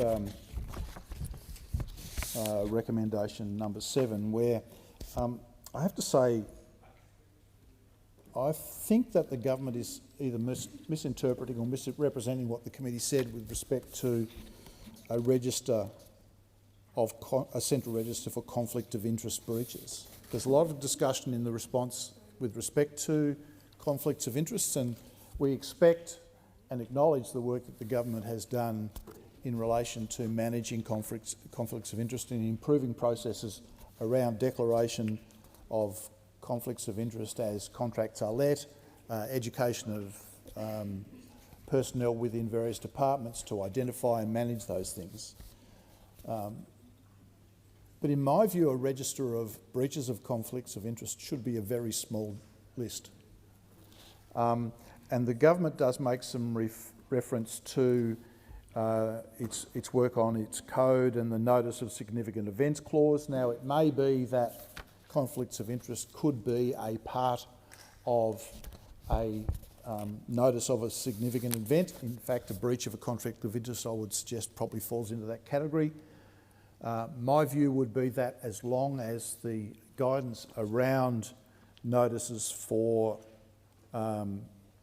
giving notice of a significant events as a part of the government's work makes specific reference to a breach of conflict of interest, and that there is a place where departments can go, that information is publicly visible and visible to other departments. That's the thing that we were seeking to achieve as a part of the recommendation that we made.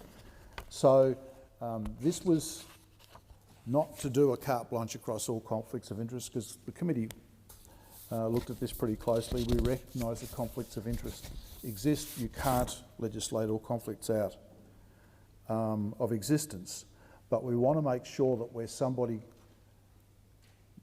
does, as PwC did, commit a major breach of integrity as a part of their contract into the government, it's recorded somewhere. Now, the PwC one's probably not the best example, because I don't think there's too many people in the system that wouldn't know about it. But in time, that will fade, and I think that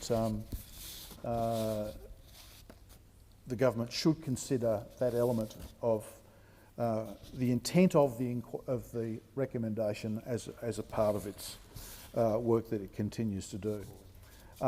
With respect to AusTender, I don't know how many witnesses came to us and how many colleagues came to us complaining about the operation of AusTender.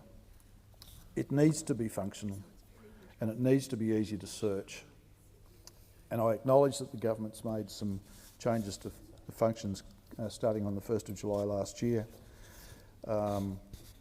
And I very much appreciate the government's support for recommendation 12, which went through this chamber not long after the inquiry reported.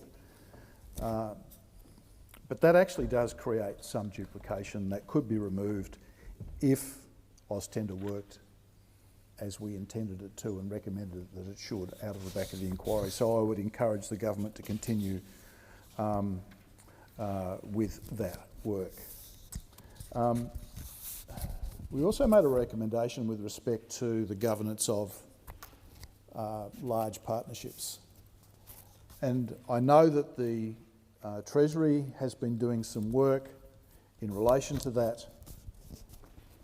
And there was a question asked, a very pertinent question asked during the inquiry in relation to why you would change what's there right now. Now, there's different people on the committee would have had different views in relation to this. But my concern is that I don't believe that the structure of a large partnership such as PwC adequately looked after the interests of all of the partners, where the partners are jointly and severably liable for everything that goes wrong within the that occurs in the organisation. And the way that the business was broken up into different elements,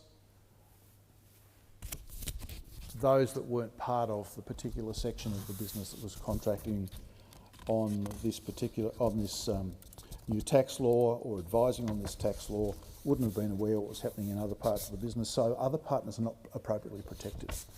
So I would urge continuation of work on that, and when you get the response that we got from the then chair of or CEO of PwC, Luke Sayers, who had a worse memory lapse than Alan Bond did at his trial with respect to knowing what was going on.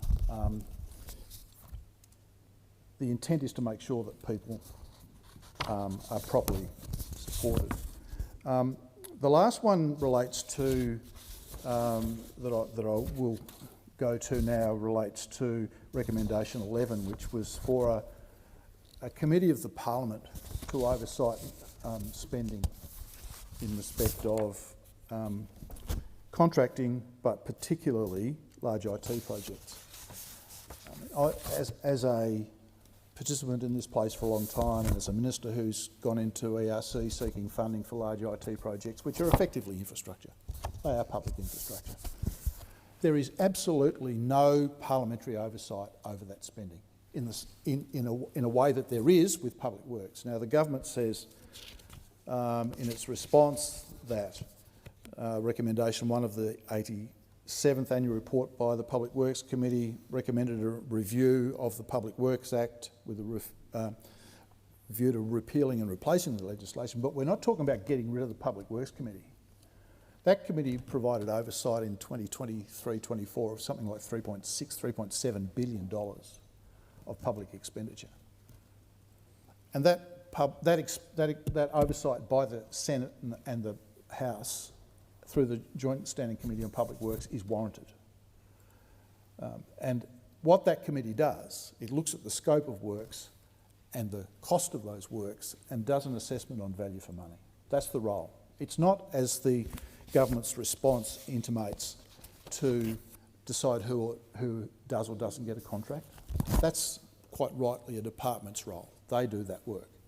But this is to provide oversight to the expenditure of public money and to ensure and provide confidence to the Parliament and to the Australian community that value for money is being achieved by that work. And over the same period that I mentioned with respect to Public Works Committee 2023-4, there was something like $3.2 billion worth of funds spent on consultants and major IT projects. There should be public scrutiny of this expenditure to make sure we're getting value for money. That is my point. It's not to do anything more that's indicated in the response by the government. I think the government misrepresents the intent of the recommendation. And I have to say I'm a little bit suspicious, given the lack of transparency of this government, that perhaps might be a motive. I know that others will want to speak on this and some other things, so I will leave it right there, Deputy President, and seek leave to continue my remarks so that this report stays on the notice paper. There being no objection, leave is granted. Senator Pocock, on this matter or on something else? I wanted to move to take note of response. Senator Colbeck's already moved, so on this matter. So and seek leave to continue my remarks on this. Thank you. Anything further on committee reports and government responses? No? Then we will go to ministerial statements. Minister. Thank you. I table documents relating to orders for the production of documents concerning the consumer data right and the Asia Zero Emissions Community. Thank you. Is anyone seeking the call? No? Well, then we'll move on to committee memberships. Have we got? The President has received letters requesting changes to the membership of a committee. Minister. I seek leave to move a motion to vary the membership of committees. There being no objection, leave is not granted. Minister. I seek leave to make a short statement, a 1-minute statement, about the Liberal Party's ambush in the Senate here to strip members of the National Party from committee positions without their knowledge. You've sought leave. Yep. Let me at least ask, is leave is granted before you launch into your statement? Oh, sorry, it was an oversight. Is leave granted? Is there being no... Is leave granted? I'm not hearing anything. No, leave is not granted, Minister. Oh, what a bunch of sooks. Minister, that's a bit unparliamentary. We will move on to messages. The President has received messages from the House of Representatives informing the Senate that the House has agreed to the amendments made by the Senate to the Education Legislation Amendment Integrity and Other Measures Bill 2025 and the Environmental Protection Reform Bill 2025, and of a change to the membership of a Parliamentary Joint Committee on Intelligence and Security. The President has received messages from Her Excellency the Governor-General notifying assent to 19 laws, details of which will be incorporated into Hansard. I call the clerk. Business of the Senate Notice of Motion Number 1, standing in the name of Senator Hanson-Young, concerning a reference to the Environment and Communications References Committee. Senator Hanson-Young. Thank you, Mr Deputy President. Well, I rise to put forward this motion to establish an urgent inquiry into the gambling industry's influence on Australian politics and the failure of this government to implement the core and essential recommendations of the Murphy report some 3 years ago. We all know in this place that gambling advertising is out of control. We all know that the gambling industry continues to peddle its dangerous and insidious industry through vicious advertising, pushing advertising down the throats of regular Australians and straight into the hands through devices of our children and young people. We know, of course, that the damage that these gambling companies do to Australian families is significant. We've all heard the stories. We all know those heart-wrenching tales of loss, of suicide, of devastation and bankruptcy. We know that gambling addiction is a real issue in Australia. We know that Australians lose more in gambling than anywhere else in the world per capita. We are the biggest losers. And despite all of this, despite all of the mounting evidence, all of the expert advice, that the one thing that this Parliament should be able to do is to stop the dangerous promotion of gambling through the insidious advertising that occurs. But this Parliament has failed because the government of the day, the Albanese government, despite making promises after promises after promises to do something on gambling advertising, the government has failed. They have shown a total lack of courage and a total lack of leadership. Families that have been destroyed by the gambling industry and this horrible, sickening addiction have pleaded with the Prime Minister directly, have pleaded with members of Parliament on all sides to get this chamber to act. The Murphy report, handed down almost 3 years ago, was very clear in its recommendations. And of course, that inquiry was populated from members of all sides of the political spectrum. There were members of the Labor Party. Obviously, the committee itself was chaired by the late Peter Murphy. There was members of the Liberal Party and the Coalition. There were Greens and there were crossbenchers. And all of these members, after hearing such strong evidence, such important evidence, such convincing expertise, they unanimously decided that this Parliament needed to act, and the recommendations were very clear: to stop gambling advertising in its tracks. If you want to stop the harm that gambling does to families, you have to stop the promotion. Just like we've done with tobacco. Tobacco kills. We know smoking kills. We don't ban people from smoking. We ban the promotion of the dangerous and deadly product. And that is what we need to be doing when it comes to gambling. And the Albanese government said they would do it. They promised to do it. And then 3 years down the track, another election gone by, and we hear crickets from the government. It seems the Prime Minister just doesn't have it in him to deliver this reform. And why would that be?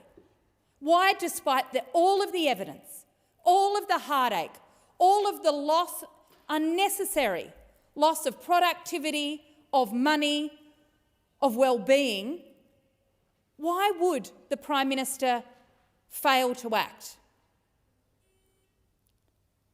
Well, it's all about how powerful the vested interests are. The gambling lobby is huge. It's powerful. It's greedy. And of course, we know that the big corporate sporting codes themselves are addicted themselves to gambling revenue. We know our media companies are addicted to the gambling advertising money. Everyone is addicted. But it's everyday Australians, often the most vulnerable and the poorest in our communities, who are carrying the burden and paying the cost of this disgusting, vicious addiction. Millions of dollars, tens of millions of dollars, have flowed from the gambling industry into the pockets of the major parties through donations. Tens of millions of dollars. I mean, only yesterday we saw several $100,000 announced again, just in the last 12 months, in the last election year, flowing from some of the biggest gambling companies, Sportsbet and Tabcorp, straight into the pockets of the Labor Party. Not to mention how much the gambling industry gives the Conservative side of politics. These greedy gambling companies have the Labor Party and the Liberal Party by the neck. And we have a Prime Minister and a government who does not have the courage to say no. Doesn't have the courage to tell them enough is enough. You've had a good ride. And that's why I put this motion forward today for an inquiry into the political influence that this industry has on our politic and our body politic, because it is so clear for everybody else to see. Yet, unless we face up to the reality in this chamber, we will never see action, it seems. Because it doesn't matter how many heartfelt stories we've heard from the families affected, or the pleas to fully represent the legacy of the late Peter Murphy, a Labor hero. It doesn't matter. Those pleas continue to fall on deaf ears. The silence from this government to act on gambling advertising is deafening. When is the Labor Party going to get a spine? Stand up to the greedy gambling lobby and do what is needed. And of course, we know, we've heard all of the arguments from the gambling industry as to why we can't have a ban on their advertising, just the same as what we heard from the big tobacco companies when we tried to ban tobacco advertising. People will get it somewhere else. Oh, someone else will flog it. Oh, it'll all be done elsewhere. You hear the gambling lobby saying that people gambling online will just go further online and they'll gamble overseas. But of course, these are the types of arguments that the gambling industry has peddled out in every jurisdiction that has taken them on. Everywhere else in the world that has said no and stood up to the dangers of the gambling industry and said no to advertising and to rein in the insidious online advertising industry in particular that has ballooned under the guise of the new internet, social media, digital. They have the same argument in every country. And where those nations have stared down the gambling lobby, their fear factors and their fear tactics have not been borne out. In fact, there has been a drop in gambling, a drop in the people being addicted to gambling, a drop in losses for people who simply can't afford it. That's why the gambling industry don't want reform in terms of advertising. That's why the gambling industry don't want their ads banned on television or on our mobile phones that go straight into the hands of our children and our young people. That's why the gambling industry don't want a ban on inducements being texted to gambling addicts, because they know if these methods, if these inducements and these advertisers and these ads and advertisement campaigns can't go ahead, they will lose money. That means less people gambling. That means less families' lives destroyed. That means more people saved. That's why the gambling industry doesn't want any changes to advertising. That's why they want to keep running ads during our favourite football games, during our summer's cricket. That's why they want to be able to flood our children's mobile phones, tablets and YouTube channels with gambling ads. That's why they want to keep being able to text gambling addicts and say, oh, just a bit more. And if you go again, we'll throw you a few bonuses. They know that if they can't push their dangerous product down the throats of Australians, into the hands of our kids, into the minds of our vulnerable young people, then they won't be able to sell their product. It is about greed. And they must be making an awful lot of money if they're spending tens of millions of dollars convincing politicians not to act. If these big gambling companies have so much money that they can spend tens of millions of dollars in political donations to the Labor Party and the Liberal Party, just imagine how much profit they are making. And the profits are coming off the back of hard-working Australians, of vulnerable people who simply can't afford to be sucked into this sickening, dangerous and deadly game. Now, I'm not suggesting at all that we ban gambling. No? People want to go and put a bet on the horses, that's up to them. You want to go down to the casino, that's up to you.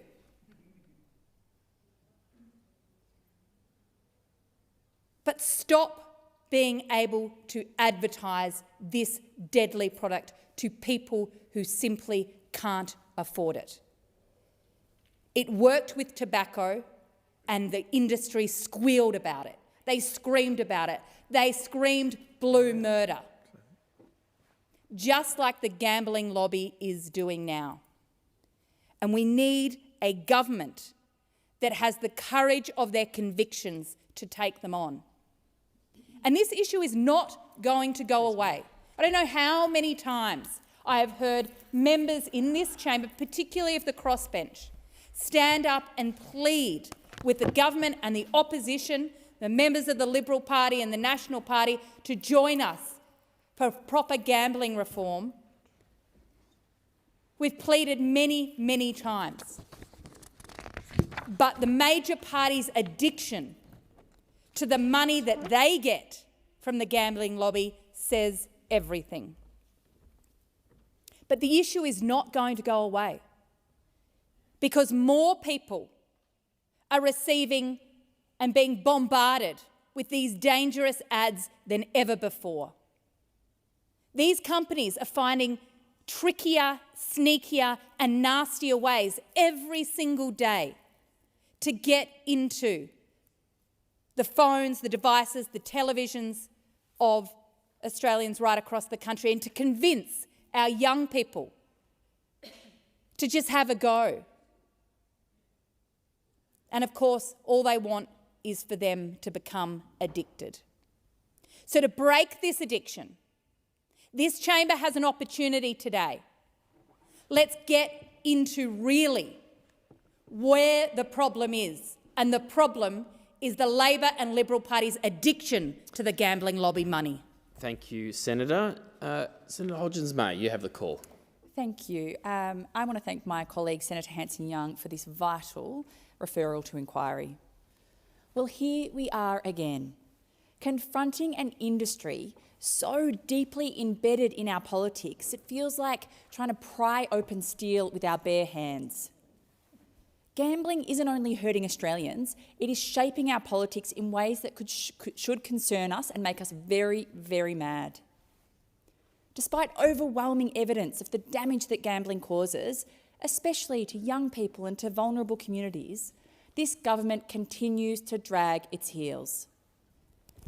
It has been more than 2 years since an inquiry delivered 31 unanimous recommendations. The evidence is there. The political cover is there. And yet, almost nothing has changed. Not because the facts and the evidence are unclear, but because the gambling lobby is louder and it's richer. And it is far more present in these halls than the people being hurt by gambling. Let's be clear. The gambling lobby has more influence on the Labor Party than its own members, not to mention its voters. The gambling industry is the most prolific lobby group in this country. The Australian Leadership Index shows that they've got 280 lobbyists crawling around Canberra, more than double any other harmful industry. When hundreds of paid advocates are knocking on doors, drafting briefs and shaping narratives every day, reform doesn't stall by accident, it stalls by design. And the money doesn't end with lobbying. It flows through the corporate boxes, free tickets, exclusive events, privileges everyday Australians never see, but captured politicians do. In just 2 years, Labor and Coalition MPs showered with $245,000 in free sports tickets and by organisations opposing a gambling advertising ban. The Prime Minister personally accepted close to $29,000 and Peter Dutton over $21,000. Influence dressed up as generosity. Imagine being a Labor MP, defending the gambling industry, pretending it's your actual view and not influenced by the truckloads of gifts and donations that you're taking from Sportsbet. Disclosure Day at the AEC should be a moment of transparency. Instead, it has become a ritual of confirmation. Tabcorp, $60,000. Responsible wagering, almost $35,000. Clubs Australia, almost $80,000. Sportsbet, $71,000. And this Sportsbet, the same company that admitted creating Snapchat filters to promote gambling to our children. When industries that profit from addiction directly fund political parties, it's no surprises when policy mirrors their interests. Then, of course, there's the revolving door. Former ministers, senior advisors and bureaucrats move seamlessly into lucrative industry roles in the very sectors they once regulated. For folks watching at home, in this building they call the gambling boardrooms the retirement homes for Labor MPs. That's how deep this problem is. Research published in Public Health Research and Practice shows that over a third of Australia's registered lobbyists once worked inside government. Over a third. That pipeline corrodes public trust and entrenches conflicts of interest. The government's lobbyist code of conduct is so weak it barely qualifies as regulation. It excludes in-house lobbyists, offers little transparency around ministerial diaries, imposes no meaningful cooling-off periods and carries virtually no penalties. When I questioned the Attorney-General's Department in Senate estimates about enforcement of the lobbying code of conduct, what did I hear?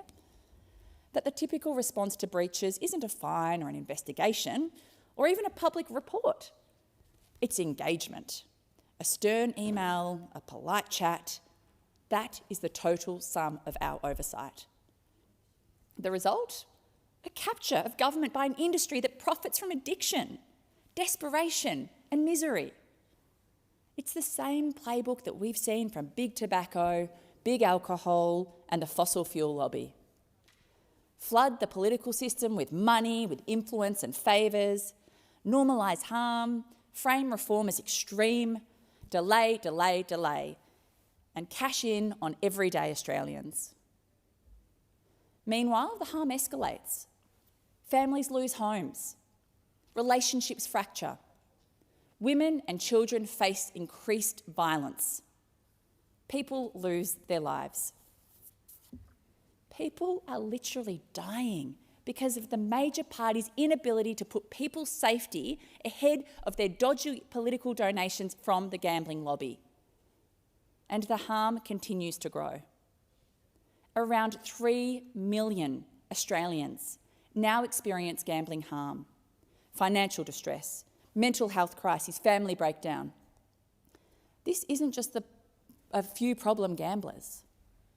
This is a public health crisis comparable to alcohol and tobacco. Young people are being groomed into lifelong customers.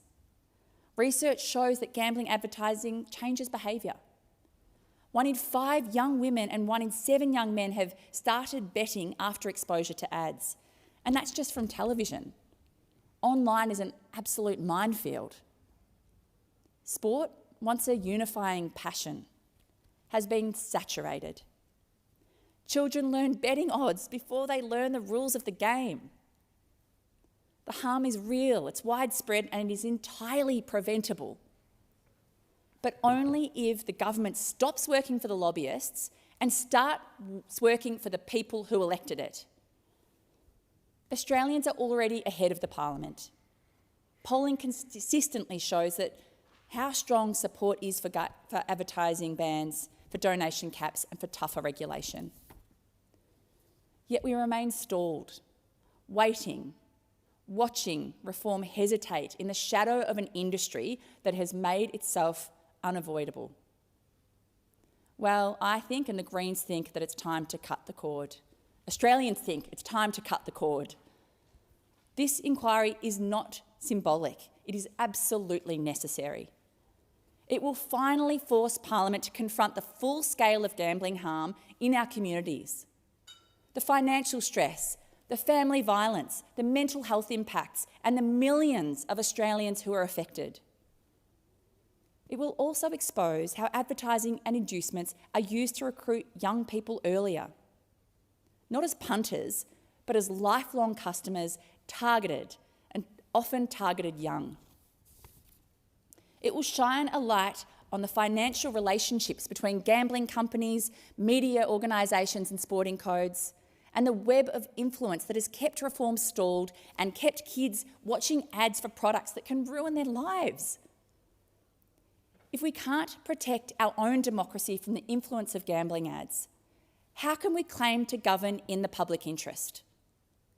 How can we look young people in the eye and say their well-being comes second to corporate profit? Is Labor really willing to sacrifice an entire generation to a lifelong, crippling gambling addiction? Your job is to work for the people who elected you, not the people who hand out tickets to the corporate boxes. Thank you very much, Senator. No other contributions? Question before the chair. Sorry, I'll just put that what we agreed to is that the question before the chair be agreed to. All those opinions say aye. Those against say no. I think the noes have it. All right. Being after 6:30, we'll defer the division until the next sitting day.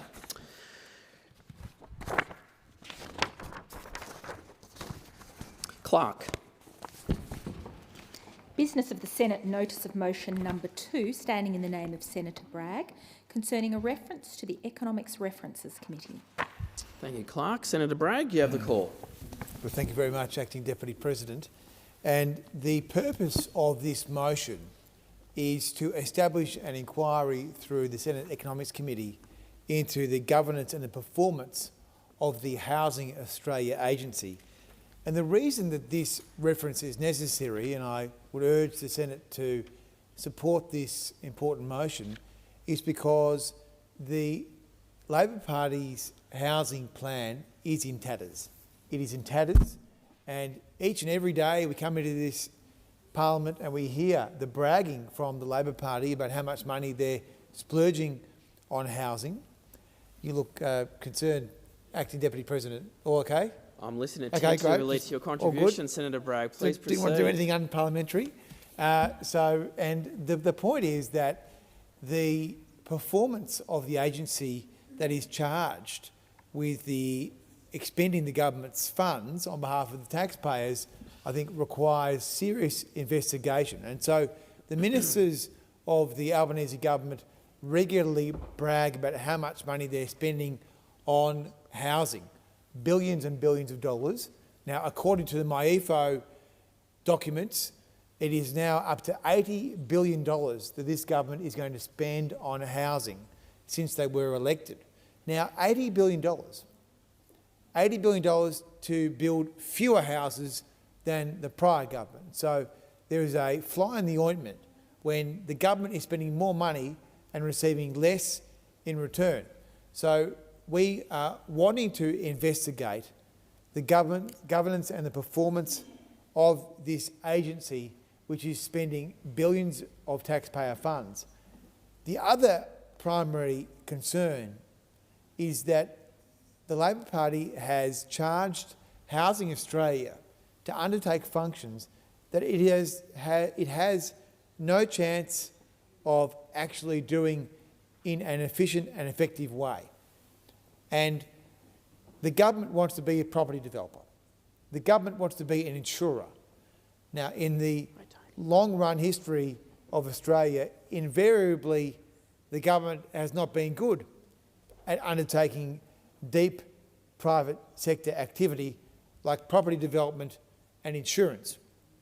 And in fact, perhaps the Treasurer should go back and reread Paul Keating's memoir, and he might find that in fact Canberra isn't so good at service delivery like this. So the primary reason for this inquiry is to look at the functioning of this agency, which is spending a lot of money and I would argue has been asked to do things that it couldn't possibly do well.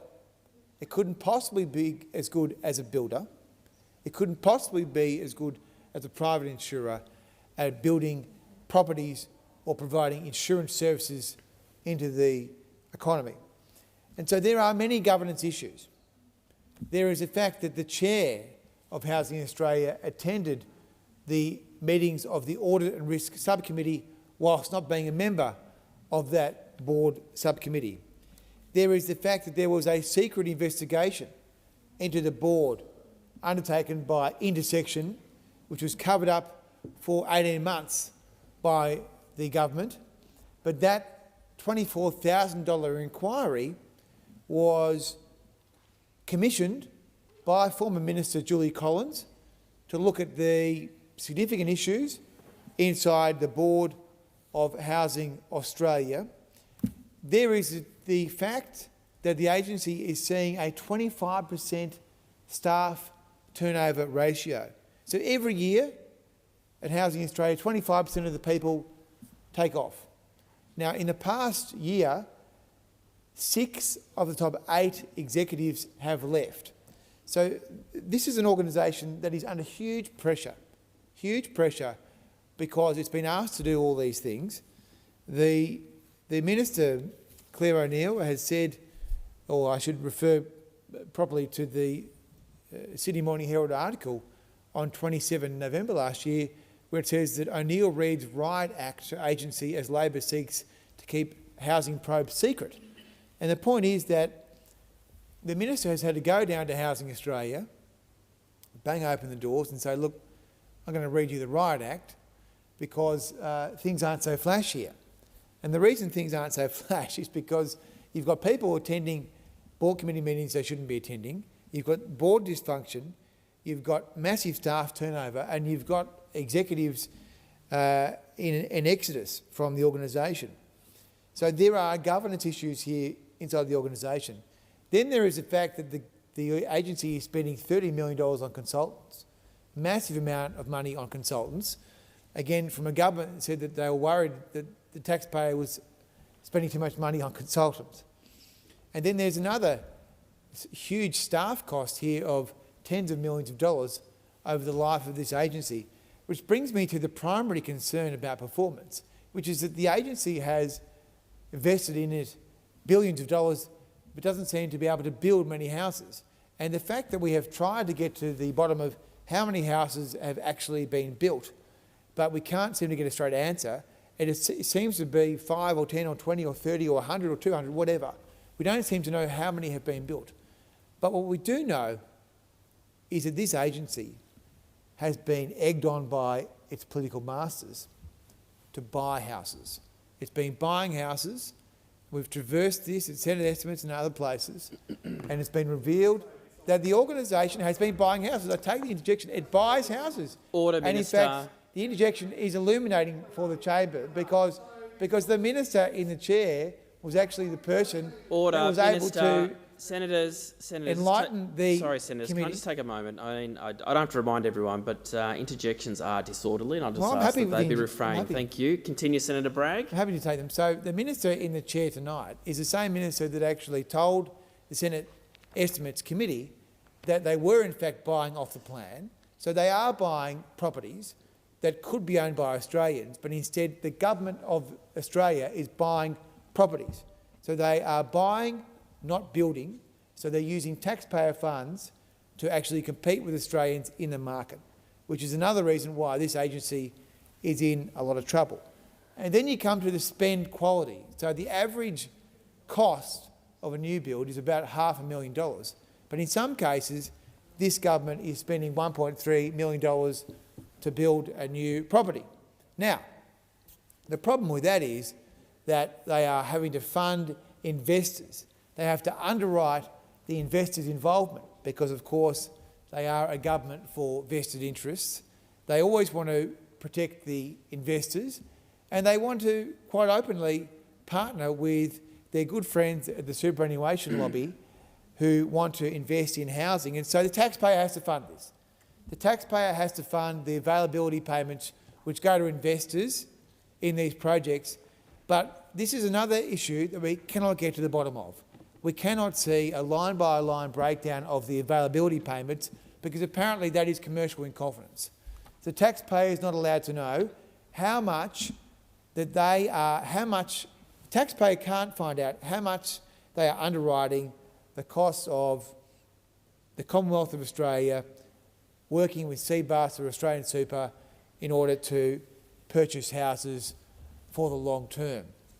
So spend quality is a problem. And then we have the home guarantee scheme, the insurance company the Commonwealth is now running, which is doing it on the basis of no means testing. So any Australian, modest means, significant means, can now use the 5% deposit product issued by Housing Australia. Now the problem with that is that given the supply has been crashed by this government, they have pump prime demand, and what you see in the first month of the operation of Labor's scheme is a 1.2% increase in house prices at the entry level. And what you're seeing is a big disparity in the price differential between properties inside the home guarantee scheme and properties outside. And so house prices are too high for first home buyers in Australia. And one of the reasons they're too high is because after having crunched and collapsed supply, they've now pump prime demand at the entry level. And so they say they want to help first home buyers. They say they're very virtuous people. They want to help first home owners or prospective first home owners. And there's no doubt the Labor Party is very good at politics. They're very good at politics and spin. They're very bad at management, but they're very good at slogans and stickers. And so this 5% deposit scheme might sound good, but it is very bad for younger Australians because what you're seeing is that first home price getting higher and higher and that first home getting further and further away. And so this is another problem. Home guarantee scheme administered by Housing Australia, which also seems to have significant governance issues. And so these are all the reasons, all these programs, are all the reasons why we must have more than just an audit by the Australian National Audit Office. We must look at the structure and operation of this agency, which is expending billions of dollars directly, but also now responsible for a very significant contingent liability. through the uncapping of this 5% deposit scheme, where any Australian of any means can now call on the Commonwealth to insure their mortgage.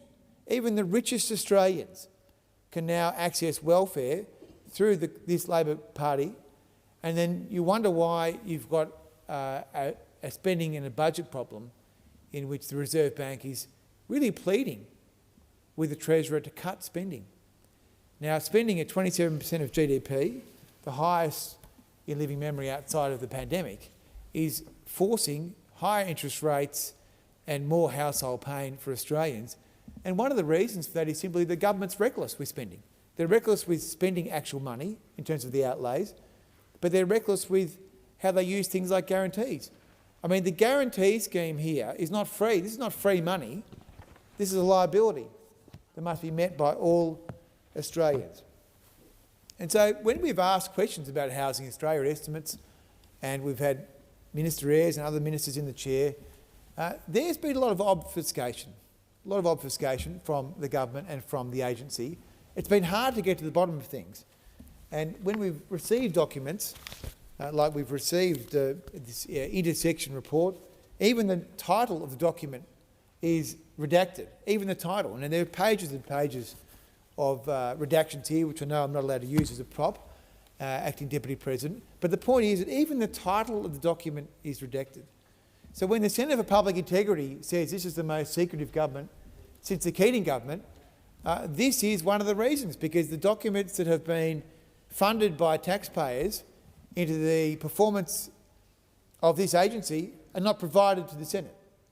They're not provided to the Senate in the way that the Labor Party campaigned that they would be a government that would have integrity, that would be transparent.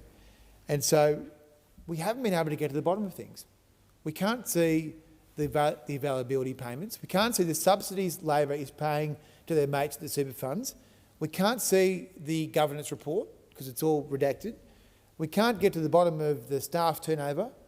We can't get to the bottom of the dysfunction, the hellhole that is Labor's Housing Australia.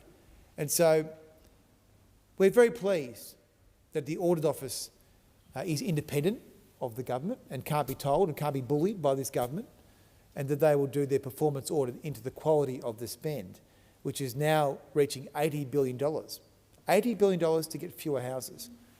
But that's why we need this Senate inquiry, because the Audit Office will do an inquiry which is going to be mainly financial in nature.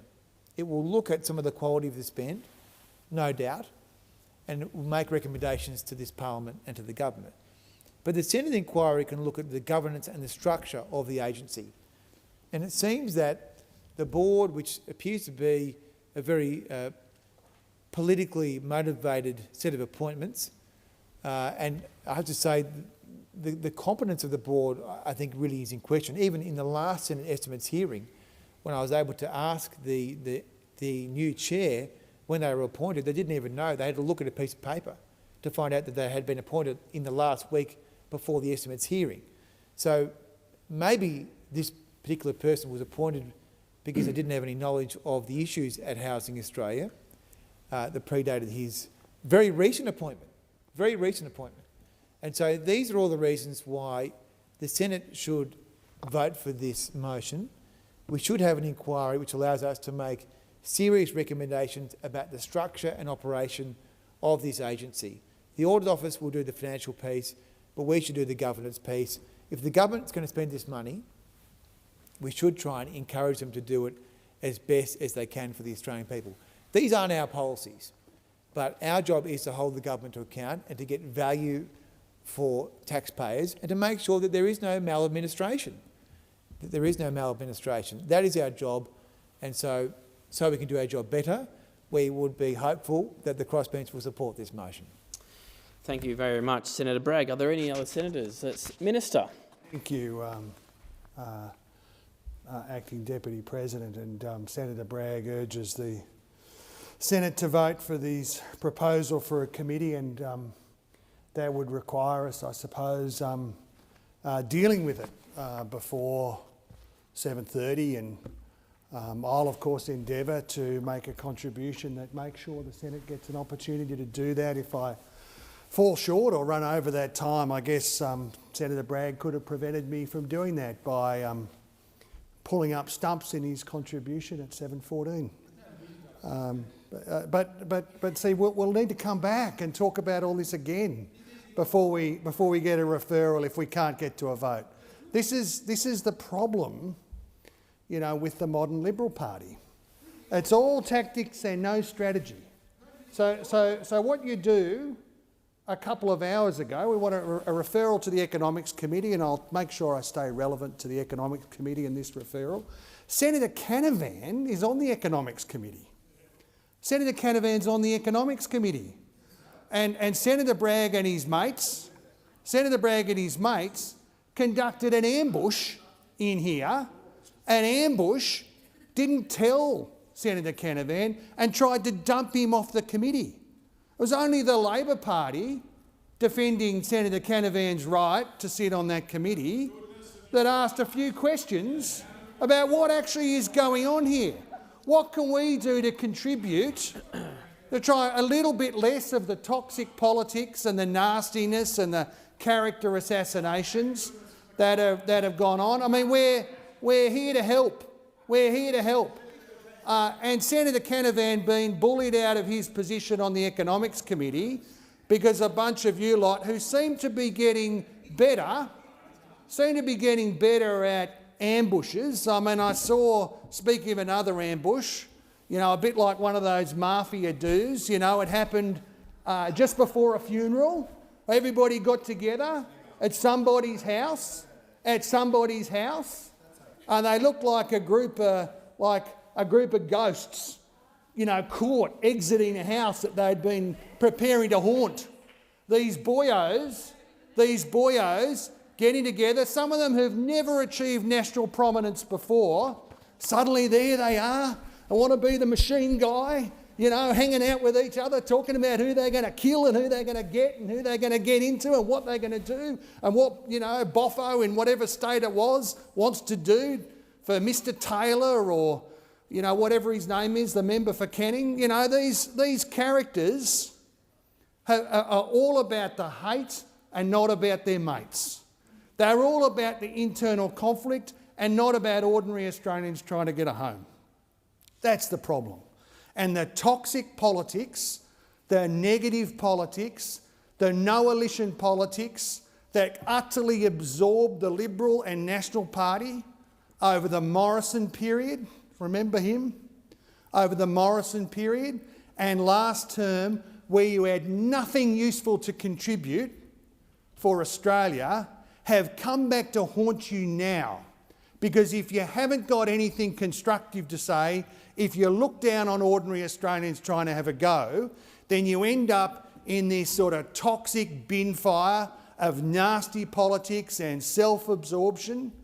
I mean, this joint, these characters over here, I mean, the mirrors would wear out from them looking at themselves and thinking about themselves and talking to each other about themselves and talking to each other about how more right-wing do they want to become, how more divisive do they want to become, how more hateful and isolated and nasty do they want to become, and never a moment for ordinary people who want to buy a home. Never a moment's thought for ordinary people who want their wages to go up. Never a moment's thought for building things, constructing things, doing things together. I'm sorry, we ran out of time. Thank you very much. I'm reluctant to interrupt, but I must do so under standing orders. But it being 7:30, I propose that the Senate now adjourn.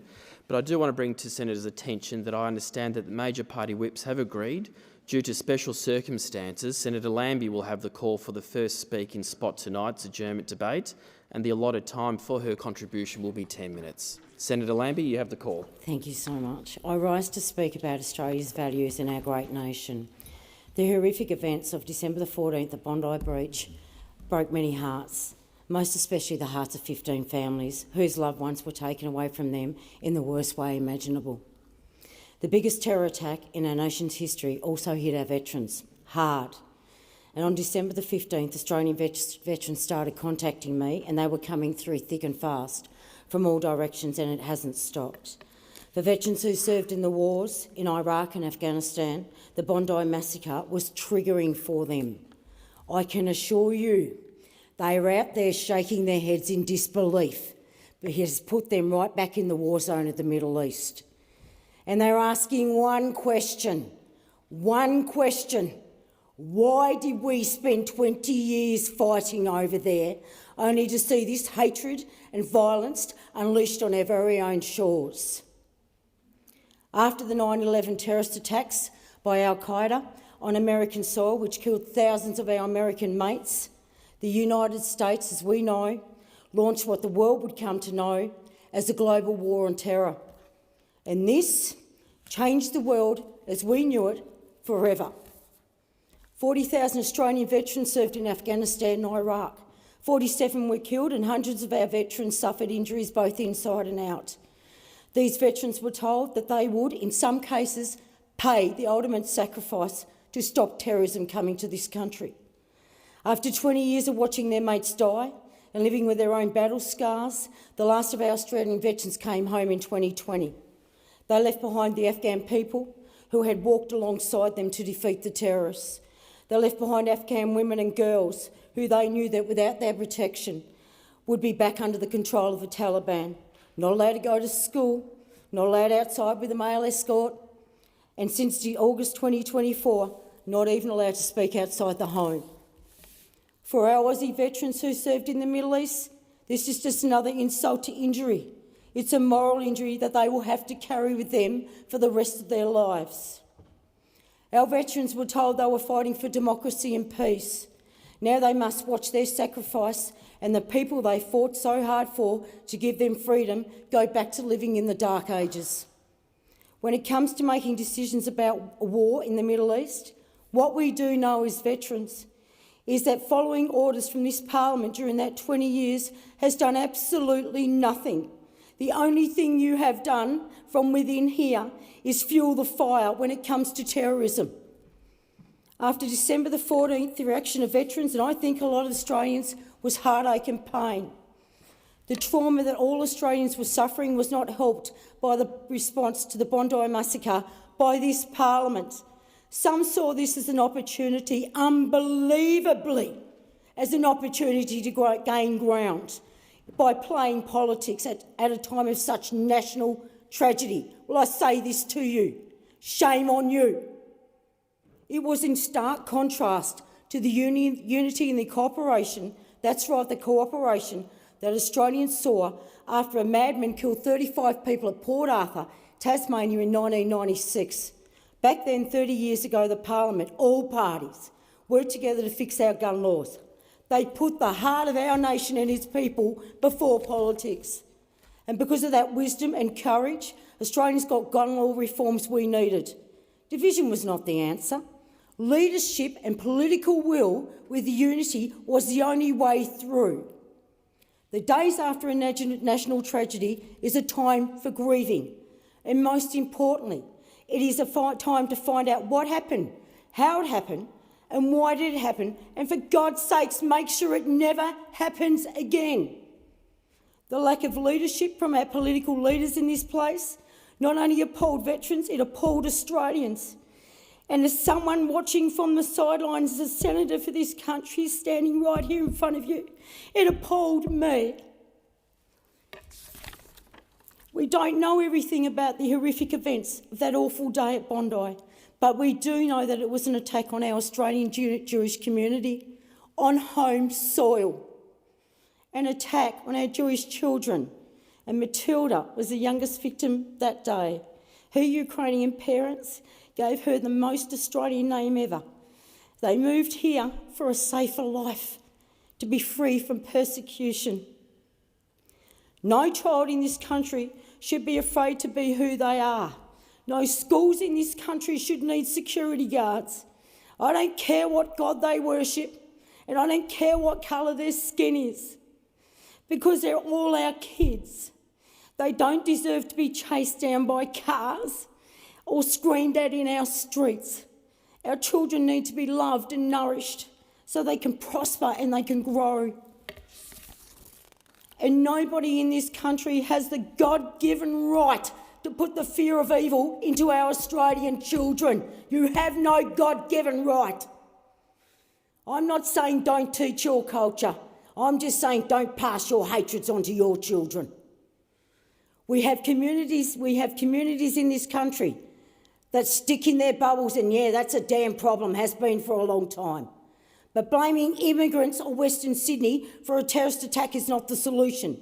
And bullying our politicians into a corner is not the answer either. Nor is waving other countries' flags and burning our own Australian flag or screaming racist abuse and agitating on our streets will not feed and nourish the innocent starving children on the Gaza Strip, because sadly it is not within our control. It is not within our control. You want to protest? By all means do so. But lead by example and do it peacefully, because that is the Australian way. We are living in unstable times, but Australia is still holding its own. We are a strong and free nation. We must do whatever we can to protect our kids and protect our country and our values. And we're a pretty bloody great country too. We were one of the first to give women the vote and to enshrine in law rights for workers, 8 hours labour, 8 hours play, and for some of us, 8 hours glamour napping time. We gave the world the black box, spray on skin, the cochlear implant, penicillin, and of course, who could forget Wi-Fi? It doesn't stop there. Australia also gifted the world the first cancer vaccine and ultrasound. How's that for accomplishments? Not to mention Vegemite, the dual flush toilet. Let's not forget the boxy wine in a box. And don't forget the Hills Hoist, you bloody beauty. We are the 6th biggest country in the world. And hell, we are the only ones in the world that have an island continent to play on all to ourselves. We have resources like iron ore, uranium, gold, critical minerals, resources the whole world wants in abundance. And unlike our American mates, we still have a AAA credit rating. We've got sunrises and sunsets that take your breath away. We've got mountains and beaches and farms, and that are the envy of the rest of the world. And we even have our very own Skippy the kangaroo, bananas in pyjamas, and God, if I forgot Bluey. We wear thongs where we shouldn't, and we swear when we shouldn't, but we're always polite. G'day, mate. And we're always wait for reassurance. She'll be right, mate. We've got kebabs and we've got dim sims and we've got curry. We have a great country of mateship and resilience. We have a defence force that is universally regarded as one of the best in the world. There are hundreds of thousands of Australian veterans and we walk among you. In and out of uniform, we are always with you. And our capabilities remain. I can tell you people, this country was training us to make Vegemite sandwiches, although we're always obliged to help. They were training us to be killing machines. Ain't that the reality?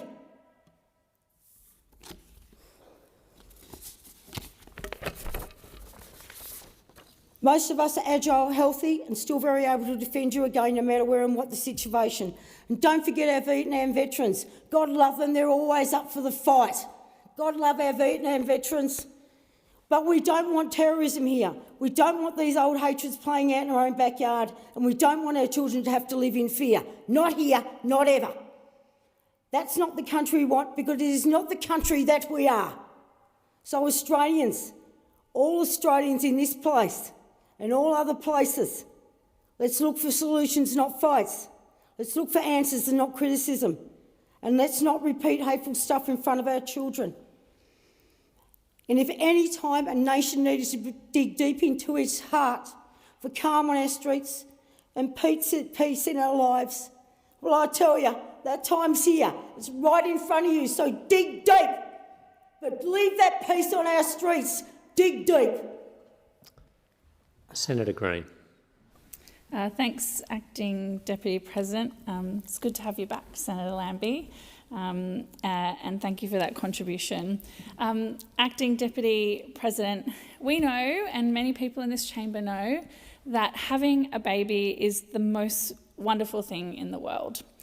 But for some families, the experience can be incredibly physically and mentally difficult. Before my daughter Stevie was born, I had heard the term birth trauma, but I didn't really understand how common an experience it can be. I never thought that I would experience this trauma. And I never thought about how it would impact my life years after Stevie was born. Birth trauma can relate to physical and psychological trauma. For me, it was both.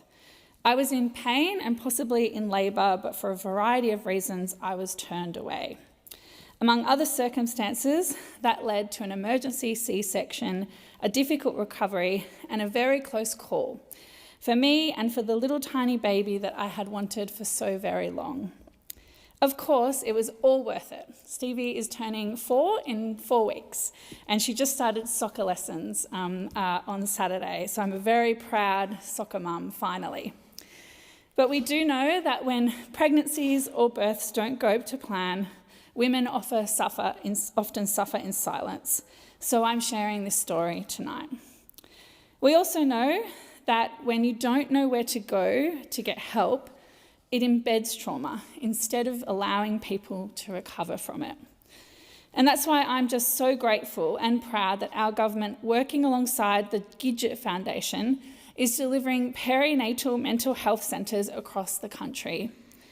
I want to thank Assistant Minister Emma McBride for being in Townsville last week to announce that Townsville will be one of the very first places to establish one of these centres.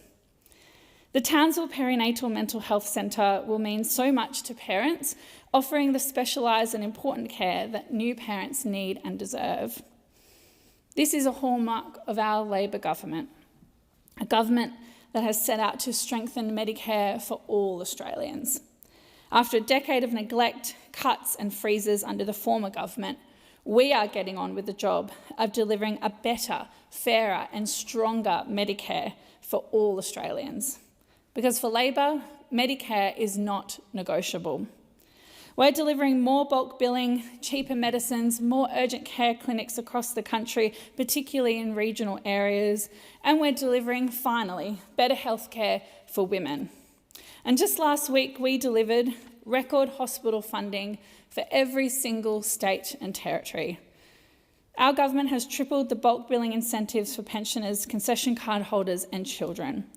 And we more recently expanded that to every single Australian. That single change has meant that millions more free GP visits across the country are happening right now. You can see this firsthand in how it's changed the way that bulk billing is occurring in our communities. We know there's more work to do, but we're up for it. Because everywhere signs are popping up that loudly and proudly show that clinics have gone 100% bulk billing. But we did not stop there. We recognise that strengthening Medicare means strengthening access. And our Medicare urgent care clinics have been a game changer. For Queensland families, these clinics mean that when they need care close to home, they can get it just with their Medicare card. Strengthening Medicare is also about recognising that for too long, women's health has been underfunded and under-acknowledged. And our government is changing that. On top of the Perinatal Mental Health Centre, we have expanded and invested in more endometriosis and pelvic pain clinics, including in my hometown of Cairns. Shout out to Dr. Sam and the team at the Pelvic Pain Clinic. You guys are awesome. This team is providing specialised care to women who for years were told that their pain was normal or dismissed entirely. On top of this, we're reducing the financial burden of contraception by improving access through the PBS. We've increased Medicare rebates for procedures like IUD insertions for women who are not forced to pay hundreds of dollars of out-of-pocket costs for essential reproductive health care. And for the first time, we've introduced Medicare-supported menopause mental health cares. Labor created Medicare. We will always protect it. And now we are strengthening it. Senator McLaughlin. I wish to honour the lives of Barb and Stan Evans. Both were great Liberal Party members who contributed so much to the Liberal Party and South Australia. They recently passed away. Stan passed away on the 29th of November, aged 95, and Barb passed away on the 4th of December, aged 93, last year. Stan was a member of the South Australian Parliament. He represented the seat of Okaparinga from 1968 to 1970. He represented the seat of Fisher from 1970 to 1985 and the seat of Davenport from 1985 to 1993. He was known for his exceptional campaigning skills.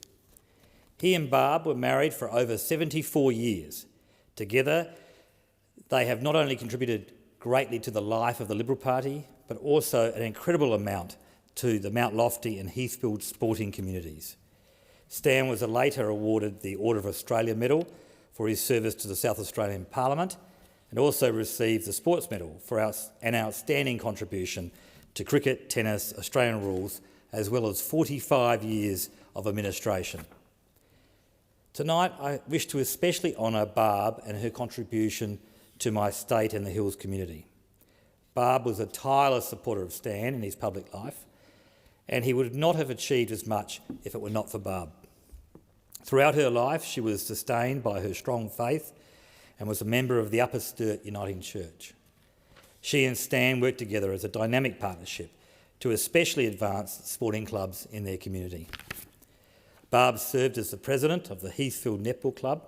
She was president and life member of the Hills Netball Association and a life member of the Mount Lofty Football Club. Barb was also awarded an Order of Australia Medal for her service to the Liberal Party and the Adelaide Hills community.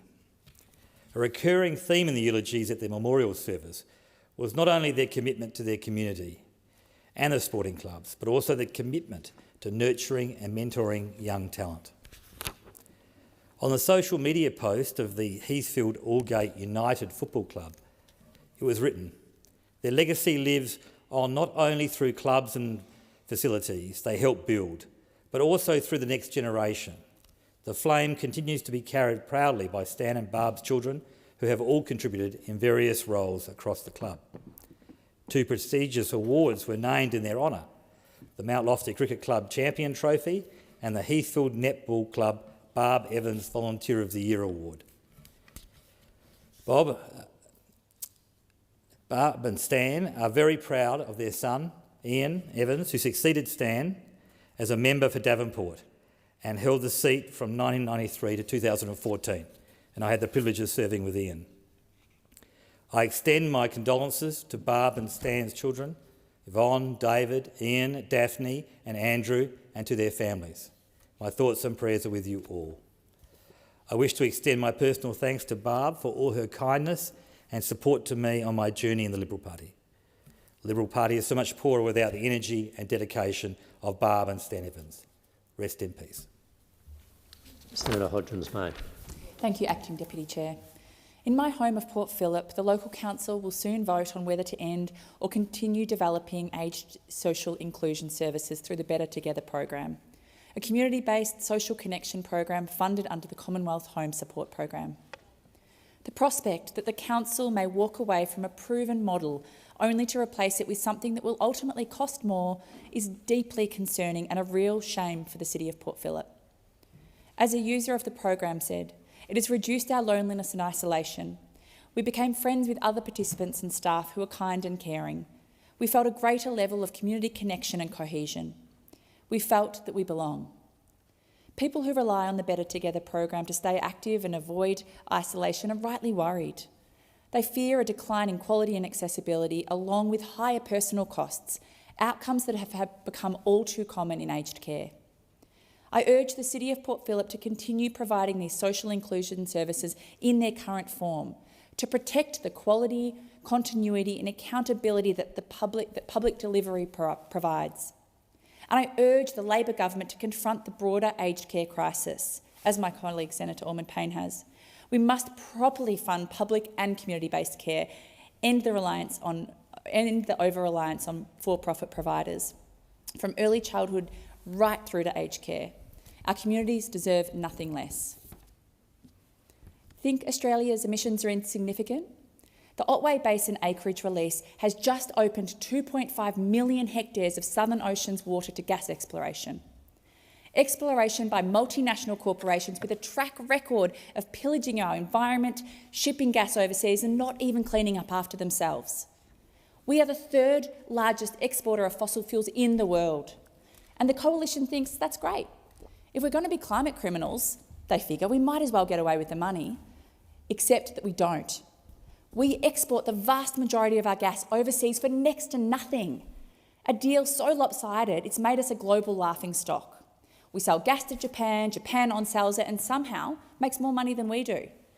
Labor thinks that's a great arrangement too. They're putting our marine ecosystems at risk through seismic blasting so their donors and foreign buyers can make a profit. Labor's 2.5 million hectare Otway Basin release isn't just another bad climate decision. It flies in the face of communities who have said loudly and clearly that our ocean is not for sale.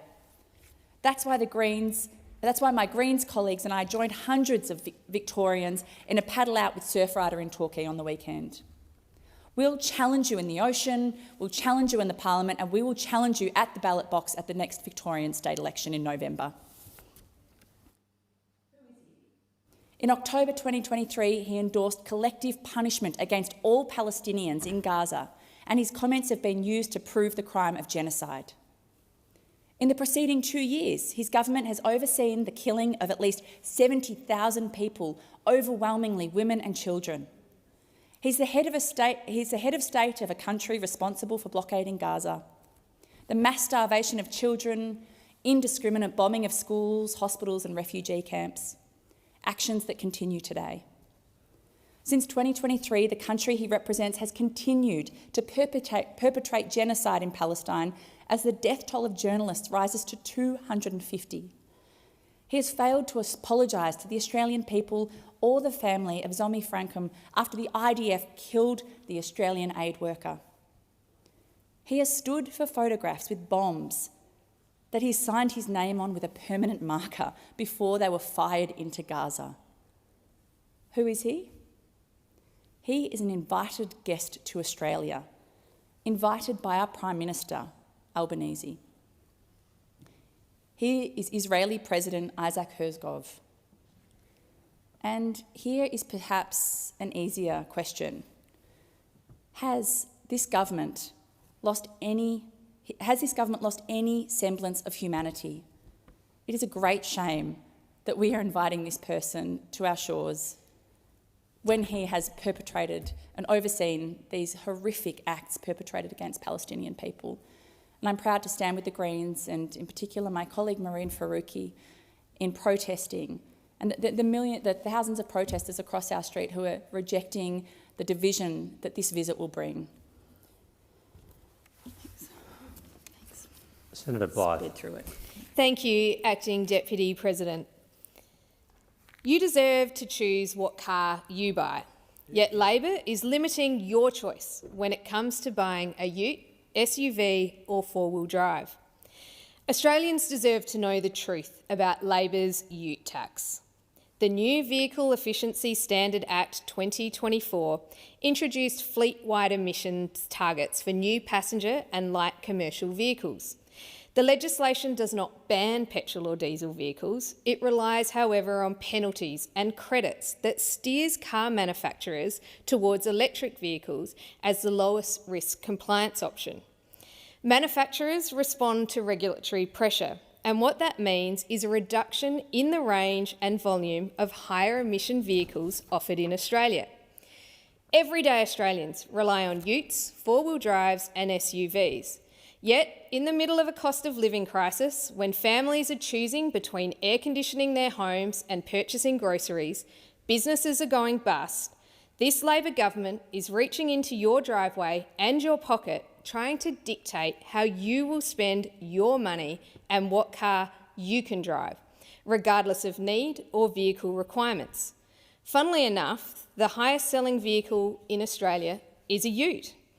Under Labor's vehicle efficiency standards, car manufacturers must meet ever-tightening average CO2 targets for their fleets or face hefty penalties. By 2029, allowable emissions per kilometre will halve, forcing car makers to drastically change their model mix. If a manufacturer exceeds the cap, they will be fined $100 for every gram of CO2 over the limit per vehicle sold. Companies that beat the target earn credits, and they can sell to those who do not by effectively subsidising electric vehicles at the expense of petrol, diesel and even hybrid models. The government insists this is not a tax because the fines are paid by the car makers, not the buyers. But car makers even admit that they will pass this cost on to consumers. The National Farmers Federation has been blunt. There is no point in trying to tax us into choosing lower emission vehicles when those alternatives do not exist. Utes and four-wheel drives aren't a choice for farmers and tradies. Industry modelling predicts that some of Australia's most popular models will surge in price. By 2029, Australians could be paying over 25% more for the average ute. That means paying an extra $4,900 for a Toyota RAV4, $7,800 for a Toyota Land Cruiser Prado, and $14,400 extra for a Ford Ranger. This policy is estimated to take about $2.8 billion from farmers, from tradies, and from families by 2029. Manufacturers are already pulling models out from our market. Ford has stopped selling the 4x2 Everest. Isuzu has dropped the 4x2 MUX.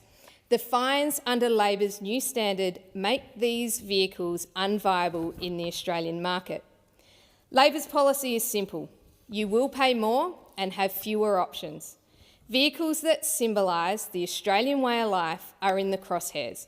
Land Cruisers, Patrols, Prados will not be spared. It reaches into rural Australia's heartland. Tradies, families and anyone who wants to tow a caravan and explore our great nation. Tradies who use a ute as a mobile workshop will pay up to $17,000 more. Farmers who need a robust four-wheel drive will face limited options and disappearing models. And it's happening before Australians are ready. For many users, EVs are not yet viable. Farm and worksite vehicles need long range, heavy towing capacity and durability in harsh conditions. Current electric utes and four-wheel drives cannot reliably meet those demands. Australians deserve the right to choose what they buy and how they spend their money. The Labor government is more concerned with changing consumers' behaviour to meet their ideological targets. Let me be clear about what this means for Australians. It means families are paying nearly $13,000 more for a Mazda CX-5. It means tradies are paying nearly $17,000 more for an Amarok. And it means farmers are paying $17,000 more for a Hilux. Senator Allman-Payne. Thank you, Acting Deputy President. So, interest rates have gone up today. And for millions of people, that means another hit that they simply cannot absorb. And if you're sitting at home wondering how much more you're expected to cop, you're not alone. 60% of Australians are in housing stress, forced to spend more than a third of their income on housing. And that is not a temporary aberration. That is a full-blown crisis. And I want to talk about what that crisis looks like in real life. Take Kai. Kai is in their early 30s. They did everything they were told to do. They spent their 20s working, renting and paying off their HECS debt, something that now takes the average person 10 full years to repay. Over that time, Kai's rent has gone up and then up again and then up again. No real protections, no limits, no security. Their landlord owns 5 properties and can raise the rent whenever they want, and Kai just has to cop it. Buying a home? That feels completely out of reach. In Australia, it is easier to buy your 5th investment property than your first home. If Kai does manage to save and get a mortgage, on average, the bank will profit more than $200,000 from Kai's home loan, because Australia's banks are among the most profitable corporations in the world. Over the last decade, rents have increased by 48% across our capital cities. Food is up 43%, electricity 44%. So what does all of this mean for Kai? Kai is now $52,000 worse off than they were 10 years ago, despite working harder, paying more and doing everything right. And in the face of all this, what has Kai seen from a Labor government that is now in its 4th year? Talk, platitudes and policies that have made this even worse. The Coalition created many of these problems by doing nothing, but Labor's approach has been smoke and mirrors. Announcements designed to sound good while leaving the underlying system untouched or worse, actively reinforcing it. Is it any wonder people feel powerless? In this country, we're promised that if we work hard, we set up our futures and we get ahead. But right now, for so many people, that contract feels broken. So let's be clear about choices.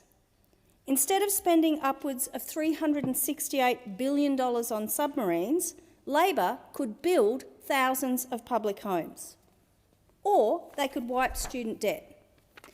Instead of handing out $180 billion in tax concessions to property investors, Labor could give the 7 million renters in this country, people like Kai, a fair go with real protections and secure homes.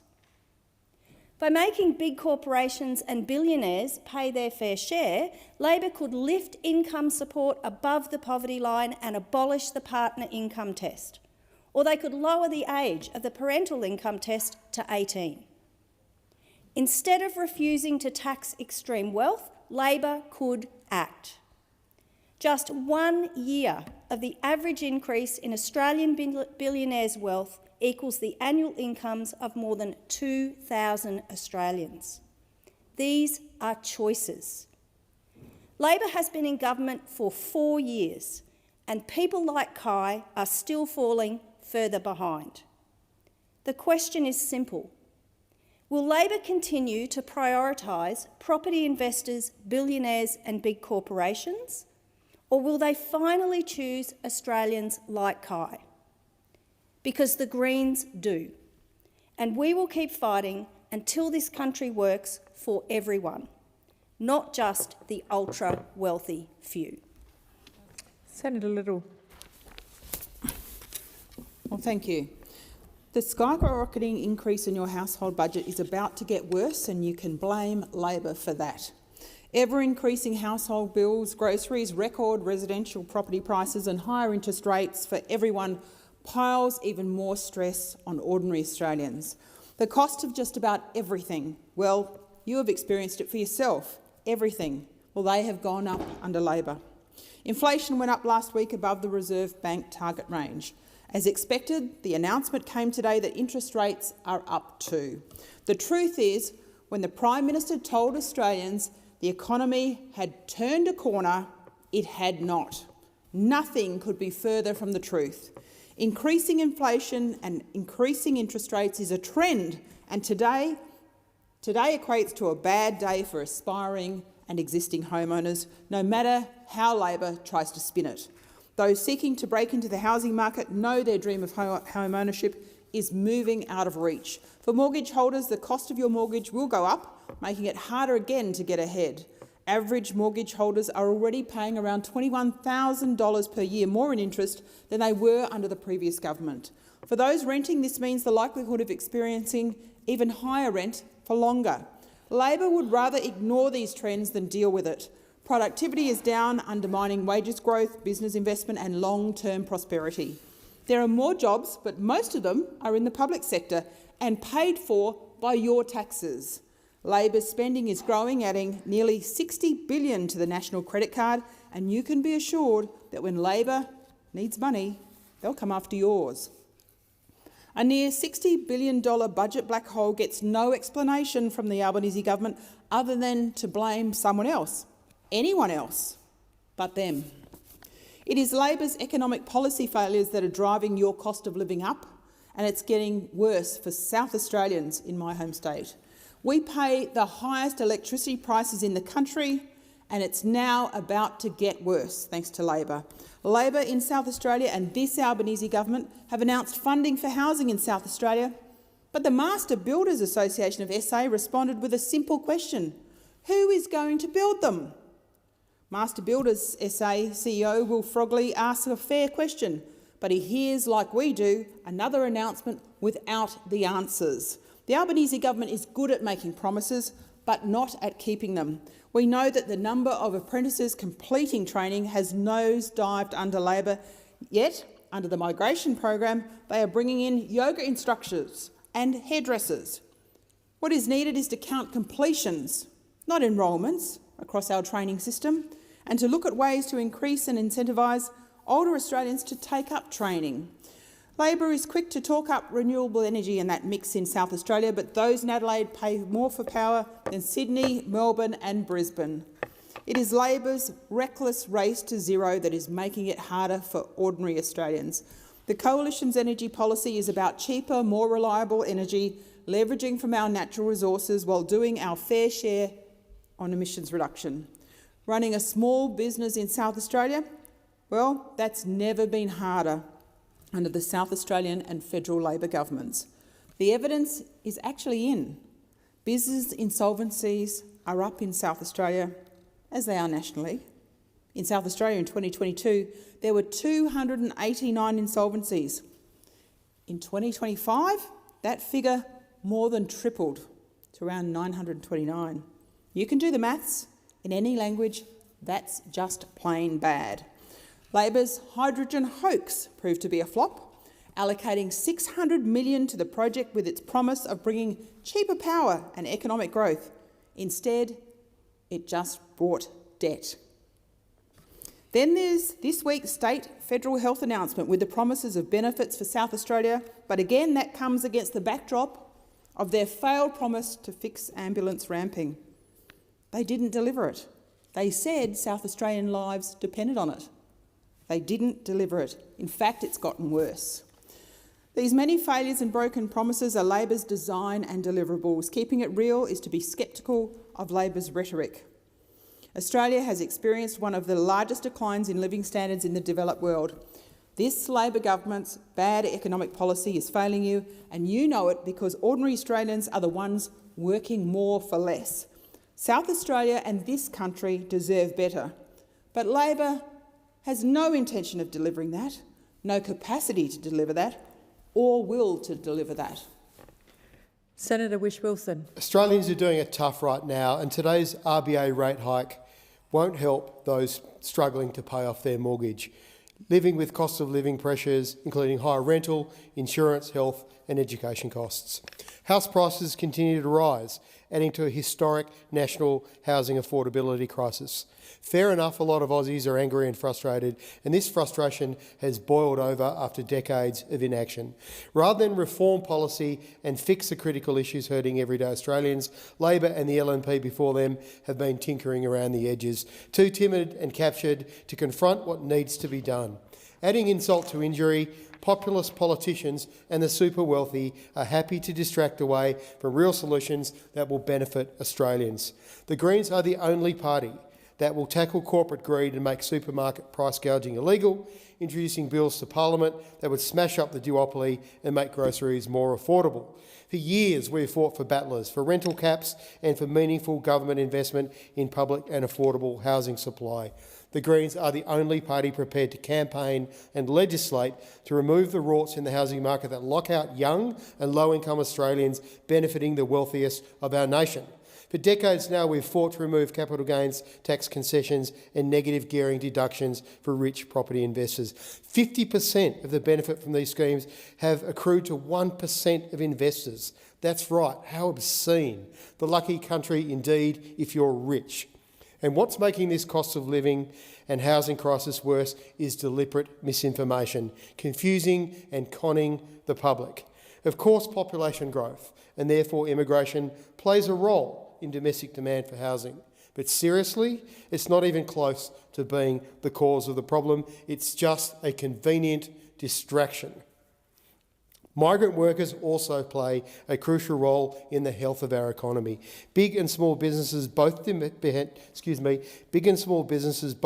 on migration for labour, but so does our service economy, which underpins our nation's standard of living. And of course, history shows our nation was built on migration, and we are much richer culturally and economically because of this. So how did we drift so far off course? Well, one nation's political fortunes surging on the back of this new anti-immigration culture war might suggest that they have tapped into a deep discontent in the electorate. But we need to look deeper than their tired old tropes suddenly finding support amongst disillusioned Australians. Third-party political attack groups like Advance, backed by big money, have helped shift public opinion and enable this. Yesterday's Australian Electoral Commission disclosures showed that Gina Rinehart's company Hancock Prospecting has been a big donor to this massive misinformation machine. Billionaires influencing our democracy is not new, but right now it has never been more salient to recognise this. Look at the unprecedented influence of billionaire donors on US politics, or look at the latest Epstein disclosures. Rob Harris reported yesterday in the Sydney Morning Herald on Steve Bannon, Trump's strategist, boasting he had persuaded another Australian billionaire, Clive Palmer, to spend $60 million on political ads. Straight up misinformation, attacking Labor on climate change and Chinese influence in the lead up to the 2019 election campaign. Apparently, according to Bannon, this was part of a plan to help disrupt global democracy. Now, Mr Palmer has denied this, of course, but I don't believe him. Apart from the fact that a billionaire in Australia, or billionaires, come to think of it, are spending tens of millions of dollars peddling misinformation on climate change to deliberately undermine policies and action necessary to prevent climate collapse, makes me sick to the pit of my stomach. The important message is this: the super wealthy, the 1%, want you to blame migrants, or climate policy, or Chinese influence, or any other manufactured culture war for our economic and social woes. So you don't blame the likes of them. Do you think their millions spent trying to influence democratic processes is about helping battlers? I don't think so. We don't know exactly what their agendas are, but we can hazard a pretty good guess. It's not about us, it's all about them. And Pauline Hanson's One Nation Party should take note. Senator McGrath. Thank you, Acting Deputy President. While I live on the Darling Downs, we have a bit of weather. We've had some rain recently, a bit of wind. Sometimes we'd like some more rain. Our weather is nothing compared to what North Queensland, the far north and the Gulf and the Peninsula have received from the weather gods over the past few months. From monsoonal flooding to a next cyclone to more flooding, the people, the Queenslanders in that part of my state, have really done it tough.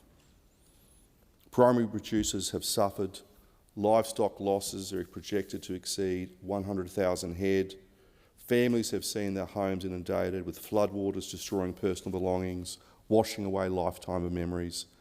And of course, there's been extensive damage to critical roads, bridges, rail lines, infrastructure which these communities rely on. Most recently, the town of Ainslie, or the community of Ainslie, has been hit particularly hard, experiencing flooding at levels not seen in living memory. The floodwaters ravaged this community, damaging homes, roads, and in particular, the pub.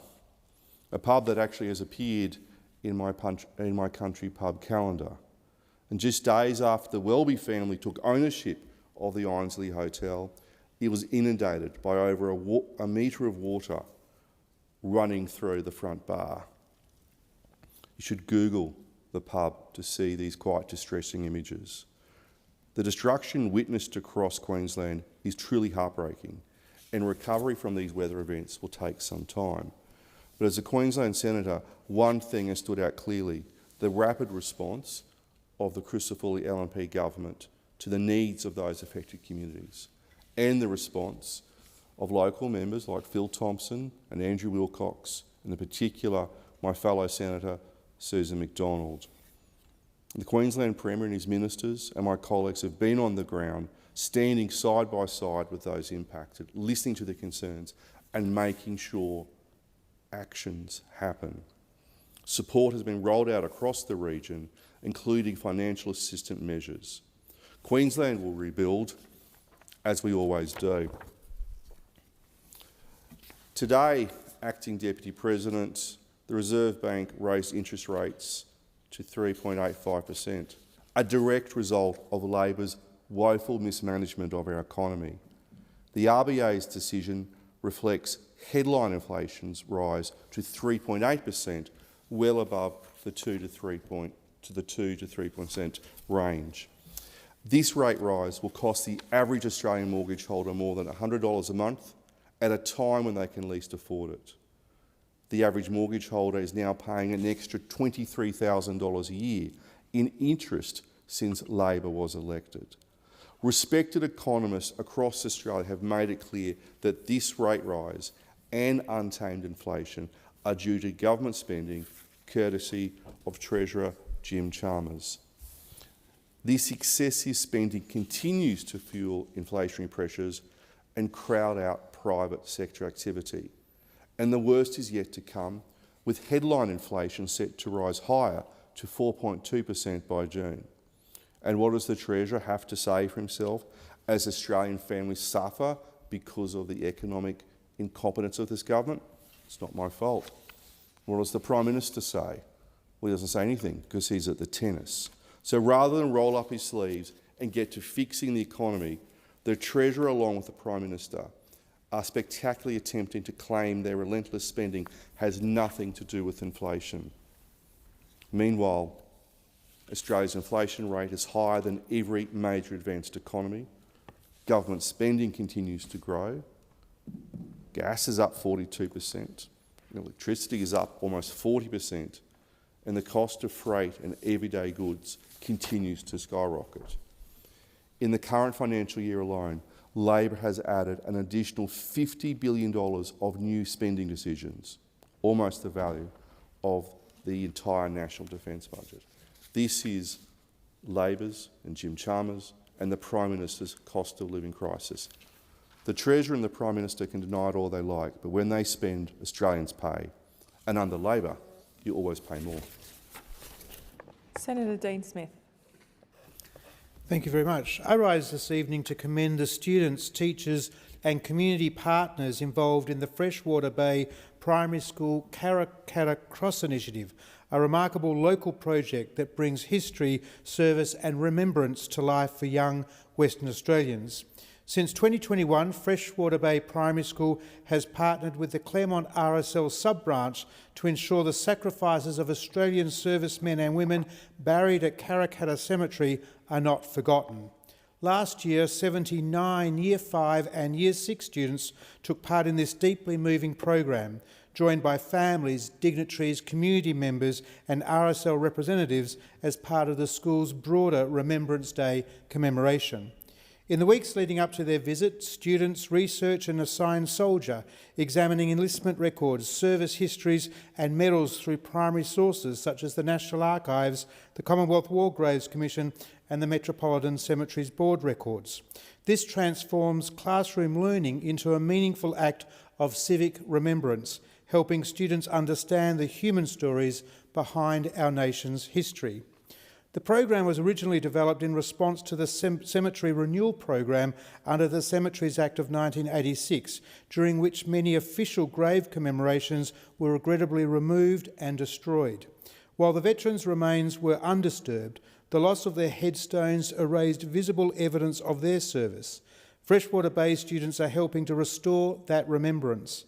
During the visit to Karrakatta, each student pair delivers an ode of remembrance of their chosen soldier, locates their grave sites, reflects on their life and lays a decorated wooden cross, poppy or Australian national flag in tribute. Last year, 39 soldiers buried in the renewed Anglican sections were honoured. This initiative is shaped by outstanding teachers, Ben Turner and Cindy Carboni, and enriched through the school's growing alliance with the Claremont and Nedlands RSL sub-branches. Students have met veterans, nurses, historians and family members, adding depth, context and compassion to their studies. The Karrakatta Cross initiative embodies respect, reflection and gratitude. It strengthens community remembrance and ensures the next generation understands the enduring impact of service and sacrifice. Tonight, I'd like to acknowledge and commend all who make it possible. I rise this evening also to place on the record remarks marking a very special birthday for Sandra Blackham, a woman whose contribution to our community deserves recognition far beyond this chamber. Many words come to mind when I think of Sandra: selfless, generous and warm, but above all, she is someone who is constantly in the service of others. Within the Burmese Buddhist community in Perth's northern suburbs, Sandra is often described as the member of the community, a constant present, a quiet organiser, and a reminder that kindness and generosity, when practiced consistently, have a way of multiplying. Since the military coup in Myanmar, the suffering of the Burmese people has weighed heavily on Sandra. Like so many of the diaspora, she has carried deep personal heartache and disappointment. But what distinguishes Sandra is that she has transformed that concern into action. With compassion and resolve that far exceeds her petite presence, she has worked tirelessly to support those in desperate need, coordinating assistance, offering comfort and ensuring the voices of her community are heard. Her service to the Burmese Buddhist community in Perth's northern suburbs and to those still suffering in Burma deserves much wider public recognition. In a complex and uncertain world, we are all better for Sandra's presence. To Sandra's family, I say thank you for sharing her time and energy with so many others. Happy birthday, Sandra. May you be blessed for many years to come. Senator Brockman. It's rare in this place to rise with unalloyed joy and relate a story and thank a young man in my home state of Western Australia. Young Austin Appleby, 13-year-old, who swam for 4 hours to save his family. They were having a normal fun day for so many thousands of Western Australians in Geograph Bay, out on a kayak and a paddleboard. Young Austin, his brother, his sister and his mum. And this really struck home for me because I was doing exactly that, or my kids were doing exactly that a few short weeks ago. When they went out, it was beautiful, serene, as Geograph Bay normally is, but things started to turn a bit rough. They got caught in a current and it became very clear that they weren't going to be able to get back to shore. And that is when the mum, Joanne, had to make the absolutely terrifying decision to ask her 13-year-old son to head back to shore in his kayak. Now, young Austin took the task on and headed off, but the wind picked up, the sea was getting rougher and rougher. The kayak overturned numerous times and took on water. And in the end, he had to abandon not just his kayak, but his life jacket as well, because he knew the only way he was going to get to shore was to swim it. And swim it he did. He managed to make it back to shore, raise the alarm and get search and rescue out to help his mum and his brother Beau and his sister Grace. They were found, luckily, very luckily, 14 kilometres offshore at 8:30 p.m. at night. Now, what an absolutely terrifying experience for them all, but mate, you're a dead set legend, Austin, and you deserve a shout out in this parliament. Well done. Senator Kovacic. Thank you, Acting Deputy President. I was on leave during the last sitting of the Senate and was unable to participate in the condolence debate on the horrific terror attack at Bondi. I wish to place my remarks on the record now. The attack at Bondi on the 14th of December was a moment that we feared yet hoped would never occur. It was a terrorist attack motivated by Islamic extremism with the intention of causing as much death and destruction of Sydney's Jewish community as possible. In its wake, 15 Australians were cut down by bullets as they attended a Hanukkah gathering or were simply enjoying such a wonderful part of our world. Whilst the terrorists sought to kill as many Jewish Australians as they could, the attack sent shockwaves through all of Australia and, in fact, around the world. Yet in the worst of times, we saw the best of Australians. The countless examples of heroism from everyday, ordinary people on the street and on the beach reminded us of the Australian spirit. And it reminded us that we are a nation not bound by race or religion or ideology or any other particular personal feature, but a nation united behind the values of Australia and what makes our country so special, multicultural Australia. First, it was Boris and Sophia Gurman, Russian-Australian Jews, who, upon seeing the flag of the so-called Islamic State in a parked car, and they wrestled with the gunman's weapon. Whilst we will never know, there could have been only one thing on their minds: to save their fellow Australians. Then it was the heroism of Ahmed Al-Ahmed, a Syrian Australian who, with complete disregard for his own safety, snuck up behind the gunman, wrestled his firearm away and turned it back on the terrorist. His bravery was extraordinary and an example of the Australian spirit. And there was Geffen Bitton who, after seeing Ahmed Al-Ahmed confront the gunman, left his safe hiding place to lend him a hand. And there was Reuven Morrison, who ran towards the gunman and tried to bring him down with a brick.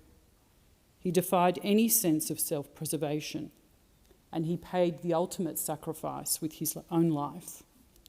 There were the volunteer lifesavers from the Bondi and North Bondi Surf Lifesaving Clubs who rushed to the aid of the fallen at significant risk to themselves. Then it was the fearless officers of the New South Wales Police Force who marched to the sound of gunfire, faced the danger and brought down the terrorists. They were shot at themselves, on their person and at their vehicles. Make no mistake, the police officers that attended that day are heroes. And it was the paramedics of the New South Wales Ambulance Service who provided life-saving care to so many victims. They saved countless lives and livelihoods. Acting Deputy President, there were so many stories of heroism and good from that terrible day. Sadly, 15 Australians, 15 people were murdered in cold blood. Edith Brutman, Dan Elikayam, Boris Gurman, Sophia Gurman, Alex Clateman, Yakov Levitan, Peter Marr, Reuven Morrison, Marika Pagani, Eli Schlanger, Adam Smythe, Boris Teletroid, Tanya Tretiak, Tibor Whiteson and Matilda. It is our most solemn of obligations to protect Australia. That is why we are here.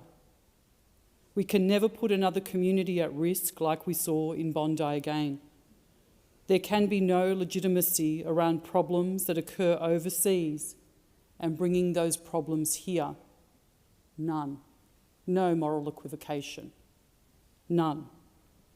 We must hold extremists to account, no matter who they are or where they come from, whether their weapon is a bomb, a bullet, or the dangerous words that come out of their mouths. They must face scrutiny, they must face the law, and they must face consequences. That is our duty and our obligation. I thank the Senate. Senator Ciccone. Thanks very much, Acting Deputy President.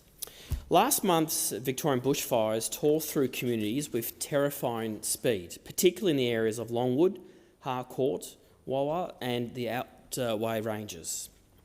These fires have left families without homes, disrupted businesses and devastated farms and landscapes in many communities. Across Victoria, over 400,000 hectares have now been burnt. More than 1,500 structures, including over 400 homes, have been damaged or destroyed. Behind every number is a family, a livelihood and a future suddenly thrown into uncertainty. Tragically, the toll also includes a human life. Local cattle farmer Max Hobson, who died in the Longwood fire, and my thoughts are with his family, loved ones and the wider community that he was such a part of. Recovery after a disaster isn't measured in days or weeks, it's measured in years. It requires ongoing commitment from governments on all levels, state, local and federal. The many communities and thousands of volunteers who always step up when it matters most. Last week's announcement of a further $160 million in recovery support from the federal and state governments is a significant step in that long journey, building on more than $210 million already committed. The support package covers a wide range of programs, from immediate clean-up and temporary accommodation to financial counselling for affected businesses and mental health support. Alongside this assistance stands the extraordinary contribution of volunteers, the firefighters, the recovery workers, the local groups and neighbours helping neighbours. They've been at the forefront of the bushfire response, working day and night to protect their communities. Their courage and compassion, tireless efforts restore hope, and they remind us the very best of the Australian spirit in times of crises. And the bravery of our emergency services doesn't stop with bushfires. Just a few weeks ago, on January 15, while parts of the state were battling bushfires, communities and holidaymakers in Wye River, Kennet River and Cumberland River and Lorne faced intense rainfall that caused flash flooding. Thankfully, there were no serious injuries or casualties.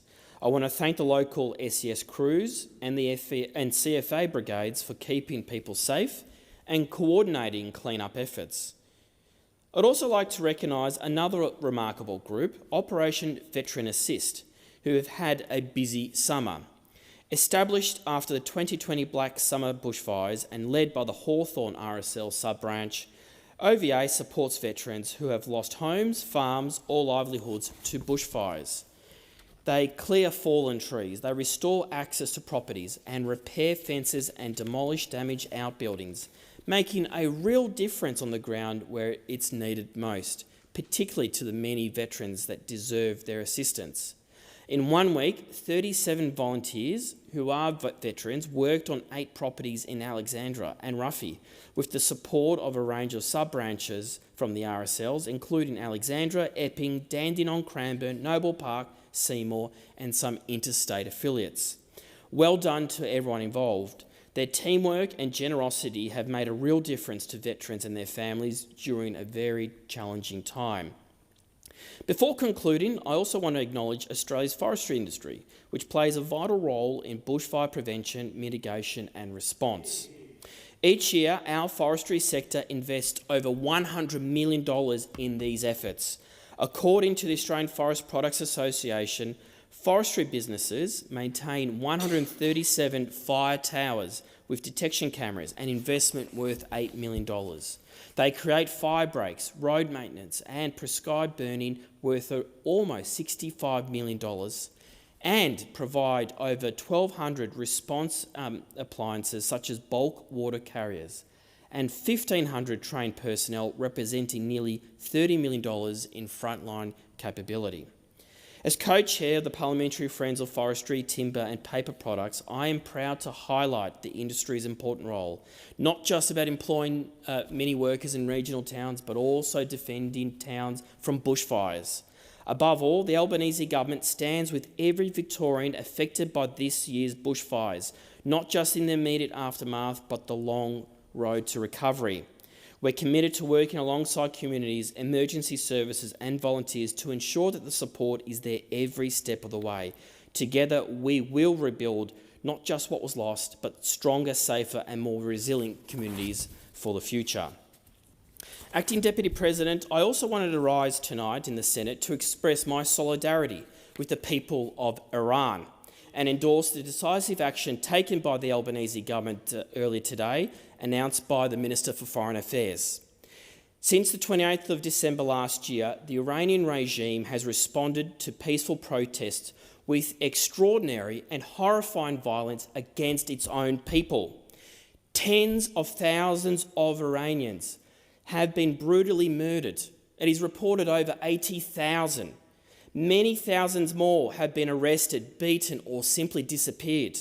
Millions of brave Iranians are being terrorised by an evil regime for simply advocating for the basic human rights that we all take for granted here in Australia. the right to democratically electing their own government, equal rights, dignity and the respect for women, individual rights and freedoms protected by the rule of law, and a government which serves its people. The regime has attempted to conceal the scale of this brutality through nationwide internet and telecommunication blackouts, a tactic that is designed to weaponise fear and silence witnesses. Today, the federal government has taken further action in response. Australia is imposing targeted financial sanctions on 20 individuals and 3 entities, including senior officials and entities of the Islamic Revolutionary Guard Corps. These are people and organisations that are complicit in violating, repressing protests and threatening lives both inside Iran and beyond its borders. This action builds on Australia's listing of the IRGC as a state sponsor of terrorism and our comprehensive sanctions framework against Iran. It also brings the total number of Iranian individuals and entities sanctioned by this government to more than 200, including over 100 linked directly to the IRGC. These sanctions are not symbolic. They are targeted, deliberate and designed to impose real consequences on those responsible for repression and violence, showing that Australia stands firmly with the people of Iran. The protests that we have seen in Iran are not merely about economic concerns, nor are they fleeting expressions of discontent. They reflect a deep and long-standing grievances about repression, corruption and the denial of basic human rights. The Iranian people have shown extraordinary courage in the face of live ammunition, mass arrests and systemic intimidation. I also want to speak directly to the impact that this is having here in Australia. Across our country and particularly in Melbourne, members of the Australian Iranian community have watched these events unfold with profound anguish. Many have families, friends and loved ones at risk. Many have taken to our streets peacefully and lawfully to express their solidarity with those protesting in Iran and call for accountability. Their voices matter, their concerns are legitimate, and their advocacy has played an important role in ensuring that the international community does not look away. Australia is strengthened by a diaspora that remains deeply connected to its heritage while contributing to our democratic life. The Persian community have enriched our society as educators, professionals, artists, business owners and community leaders. Their lived experience gives urgency and clarity to our response. The government stands with the Iranian diaspora in Australia. We recognise the fear, the grief and the anger many are feeling, and we acknowledge the courage it takes to speak out even from afar against a regime that has shown itself willing to punish dissent. Australia's message is clear. The use of violence against civilians, the silencing of dissent and the systemic denial of human rights will not be met with indifference. We are acting alongside international partners to hold the Iranian regime to account and to work to end its oppression and destabilisation. We will continue to use every diplomatic and economic tool at our disposal to support accountability and to defend the rules-based international order. And I want to acknowledge the bravery of the Iranian people, the women, the men, the students, the workers and families who continue to speak out. Australia stands with you. Today's sanctions reaffirms our commitment.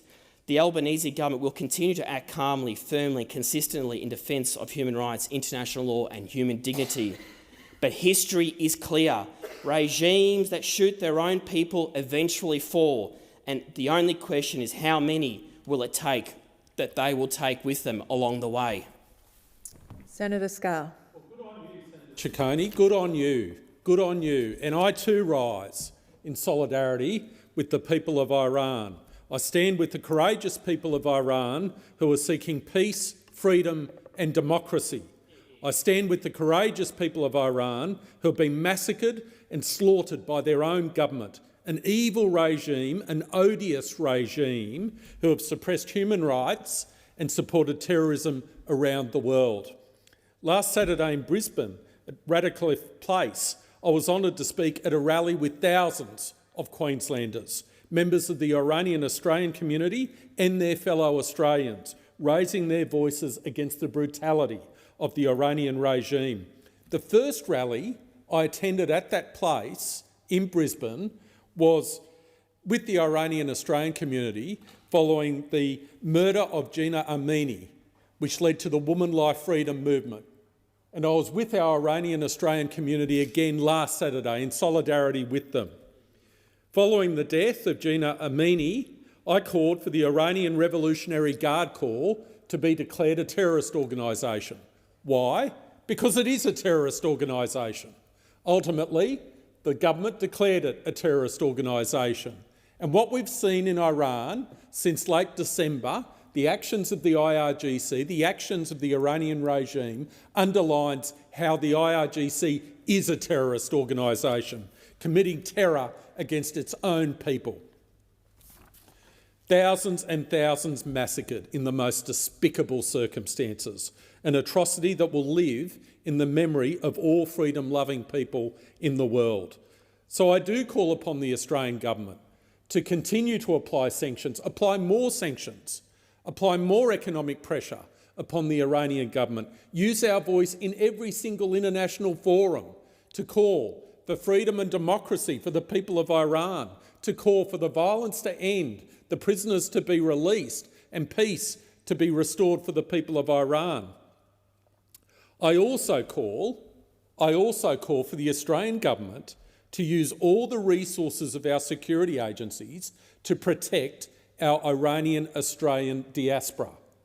I've heard again and again, and I heard it earlier this evening, concerns of the Iranian Australian diaspora that they are being threatened, they are being intimidated by agents of the IRGC, agents of the Iranian regime here in Australia. And I say to them, I say to our Iranian Australian diaspora, an attack on you is an attack on me. An attack on you is an attack on the values represented by this Australian Parliament. It cannot be tolerated. As an Australian people, as an Australian government, we must stand shoulder to shoulder with our Iranian Australian diaspora and give them the safety they deserve. Our wonderful Iranian Australian diaspora has shown great courage in standing up for human rights in Iran. I stand in solidarity with our Iranian Australian community, our wonderful Iranian Australian community. I know many of you have been persecuted, intimidated and your families threatened. I know you are concerned about your loved ones, but please know, we in this place in the Australian Parliament stand with you, are standing with you, and we will make sure your voices are heard.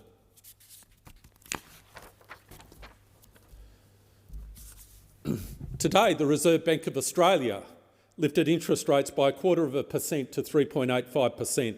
That rise in interest rates is a direct result of the increase in the inflation rate under the Albanese Labor government.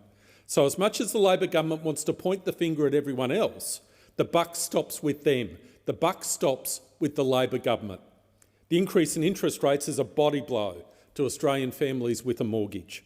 Banks have already started to raise interest rates on mortgages. In my home state of Queensland, the average mortgage for a new home buyer is $687,000. An extra 0.25% means an extra $1,700 in interest a year. An extra $1,700 in interest a year after tax. Even before this interest rate increase, the average mortgage holder was $21,000 a year worse off under Labor.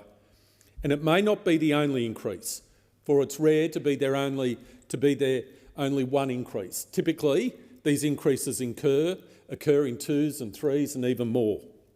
So it's a body blow to Australians with mortgages. It's a body blow to Australians who are seeking to enter into the housing market and whose borrowing capacity will be adversely impacted by this interest rate increase.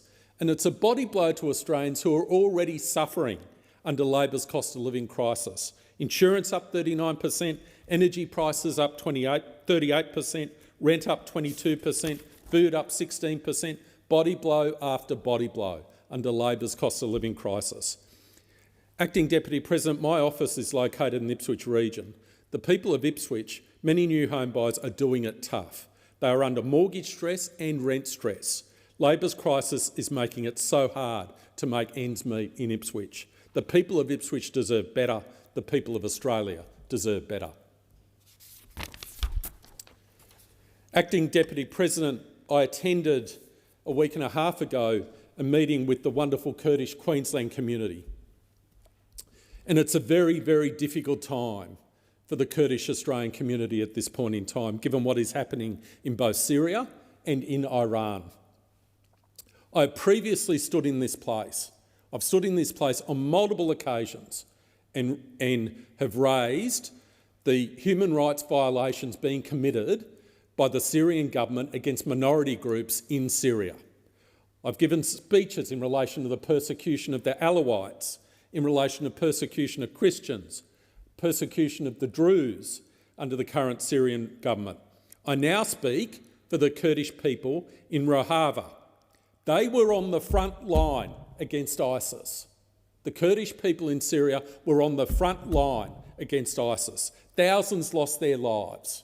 Thousands lost their lives.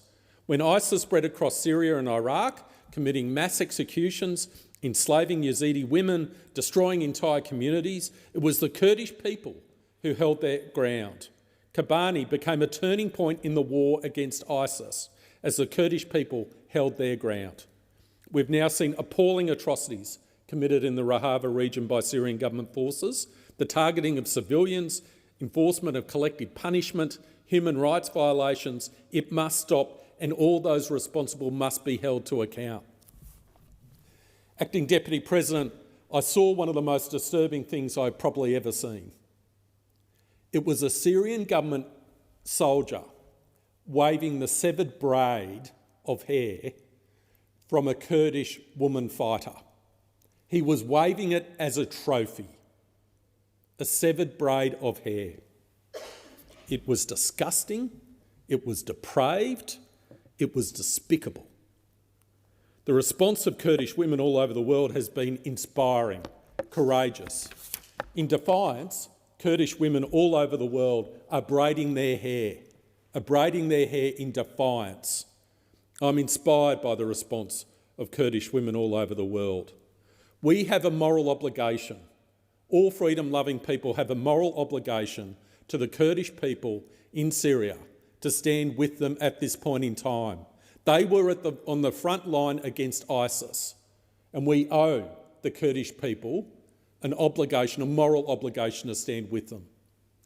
At the same time, the Kurdish Australian community is suffering because of the appalling situation in Iran.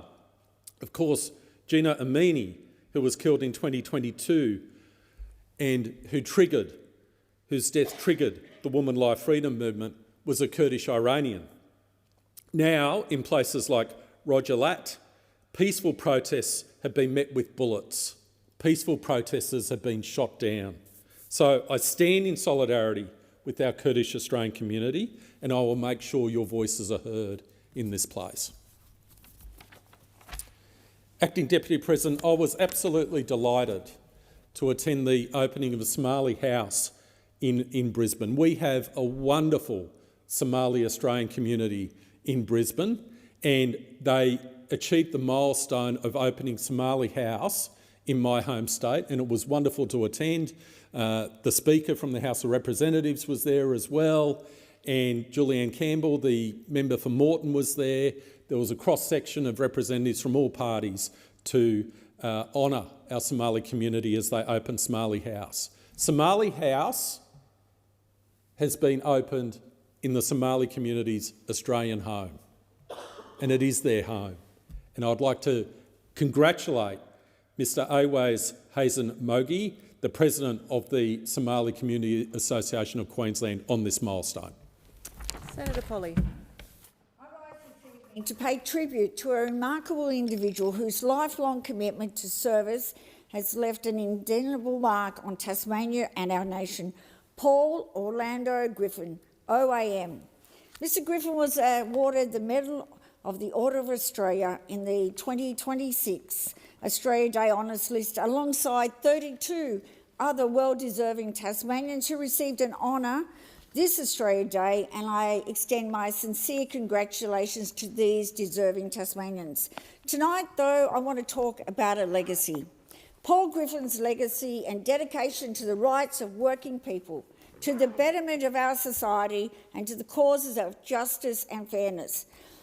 Mr Griffin stands as a shining example of what the Medal of Order of Australia represents. Paul, I thank you for your unwavering service, your compassion and your relentless pursuit of a fairer Australia. And for more than 3 decades, Paul has been a tireless advocate for working people, particularly those who serve our communities in retail, warehousing, pharmacy and fast food.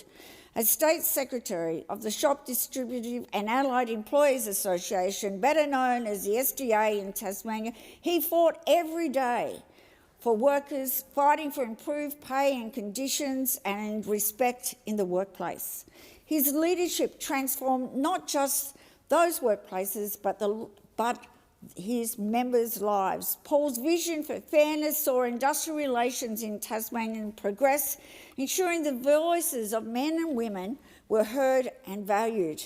He fought tirelessly on campaigns on superannuation, annual wage increases, work choices. He was there at the front line in work choices and your rights at work campaign, and I stood there shoulder to shoulder with him and other proud unionists and members of those unions.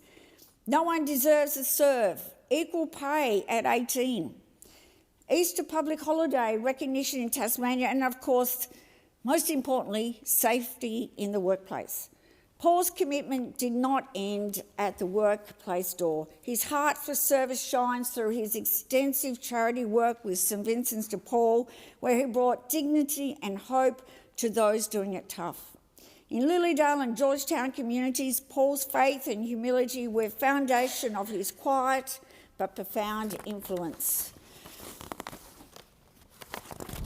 Paul's strength as a leader was perhaps most evident during the COVID-19 pandemic. Amidst uncertainty and fear, he stood steadfast, advocating for safety and well-being of SDA members, our essential workers. Paul was a driving force in the push to have workplace protections, fair pay and public recognition for those on the front line. His leadership ensured that retail and fast food workers, so often overlooked, were supported, respected and protected during one of our greatest challenges. Paul's compassion extended beyond the everyday. In the aftermath of the Hillcrest tragedy in Devonport, where we lost too many children, he was a pillar of support for the grieving parents and families, providing comfort and being an advocate for those when they needed it most. His action reminded us that true leadership is measured not only in achievements, but in the moments of crisis and in the quiet acts of kindness that help to heal. At the heart of Paul's life is the virtue of public service, a calling lived out alongside his loving wife, Heather, whose selfless partnership has been integral in his journey, whose lifelong commitment to educating Tasmanian children in the public education system complemented his work. A family committed to the betterment of all Tasmanians. After all, education is the key to ensuring our children have the skills to pursue their dreams.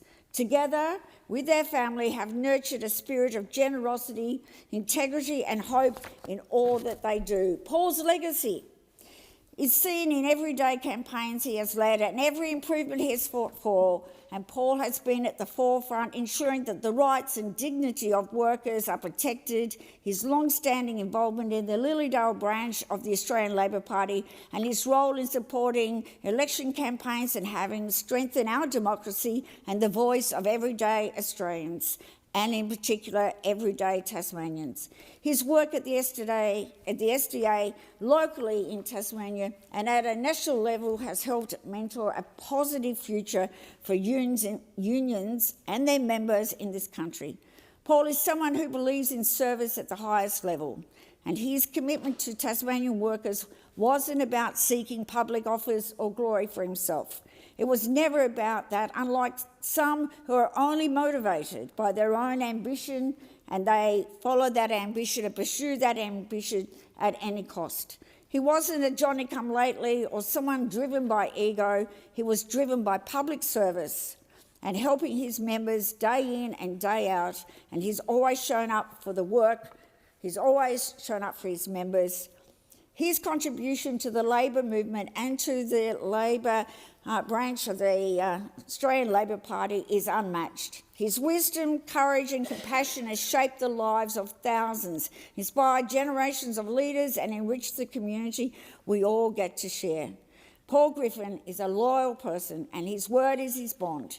This OAM is a fitting recognition for Paul's real reward and is deserved because of the respect.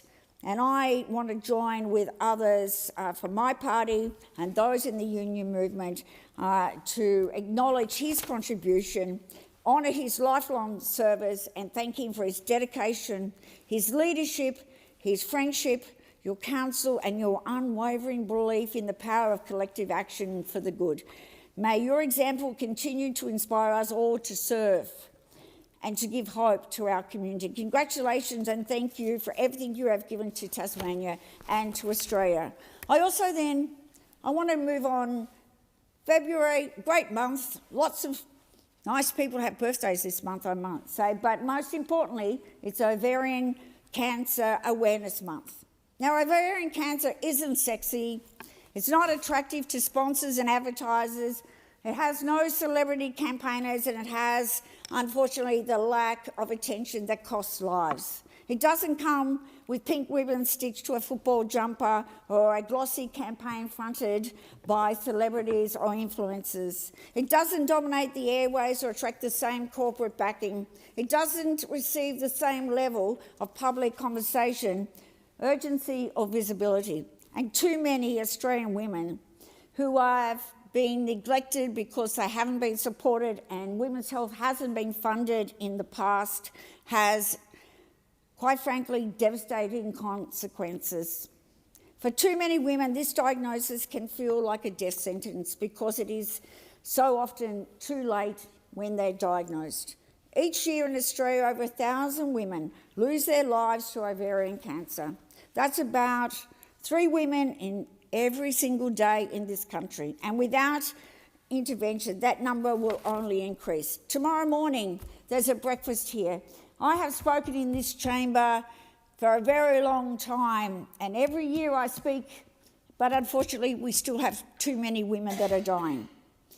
We need to raise awareness because it's not easy to come in here and talk about these issues because it doesn't attract the headlines. But too many Australian women are losing their lives. I don't want to come in here year after year and it becomes a habit and everyone expects that you're going to get up and talk about ovarian cancer this month. The real consequences are that there has been neglect over too many years, underfunding in women's health, and that's why I am particularly proud of the Albanese Labor government and what we have done in injecting real money into women's health. We recognise that the symptoms of ovarian cancer are they're things that we experience regularly. Too often, women don't put themselves forward because they're thinking about their families and seeking a second opinion. So I urge you, don't dismiss your body. Listen to your body and ensure that you seek a second opinion because your lives matter. So with all that has been done over the years, when Medicare has been cut, when the coalition, when they were in government, when they cut funding to Medicare, when they stripped money out of our hospitals, when they didn't support GPs, what they were doing is they were providing, unfortunately, a death sentence for too many women who didn't have the support, they didn't have the money going into research. They deserve to be heard. We're listening to you, we see you, and we support you. Senator Barbara Pocock. Thank you, Acting Deputy President. It is my honour tonight to speak of the Dalai Lama and my recent trip to Dharamsala to meet him, a highlight of my life, and to meet with the Tibetan government in exile. It's a particular honour to do so in the presence of Mr. Karma Singh and members of the Tibetan community here in Canberra. Last night was a special night. The Dalai Lama starred at the 68th Annual Grammy Awards ceremony in LA. He won Best Audiobook for his album Meditations, The Reflections of His Holiness, the Dalai Lama. It's not every 90-year-old international leader who wins at a contemporary musical award like the Grammys, and he won to world acclaim. But then there is nothing ordinary about the Dalai Lama. And this award wasn't just a win for an album, but global recognition of the message that the Dalai Lama has championed in every year since 1959, when he was exiled from his beloved home of Tibet and began his long march for human rights. I congratulate the Dalai Lama on his award. Receiving it, he said, "I truly believe that peace, compassion, care for our environment and an understanding of the oneness of humanity are essential for the collective well-being of all 8 billion humans on our planet. I'm grateful that this Grammy recognition can help spread these messages more widely." In an immediate illustration of the political hostility of the Chinese government to the message of the Dalai Lama and the human rights of the people of Tibet, the Chinese government attacked the award as a tool for anti-China political manipulation. Anyone who listens to the Dalai Lama's album will see the absurdity of this attack.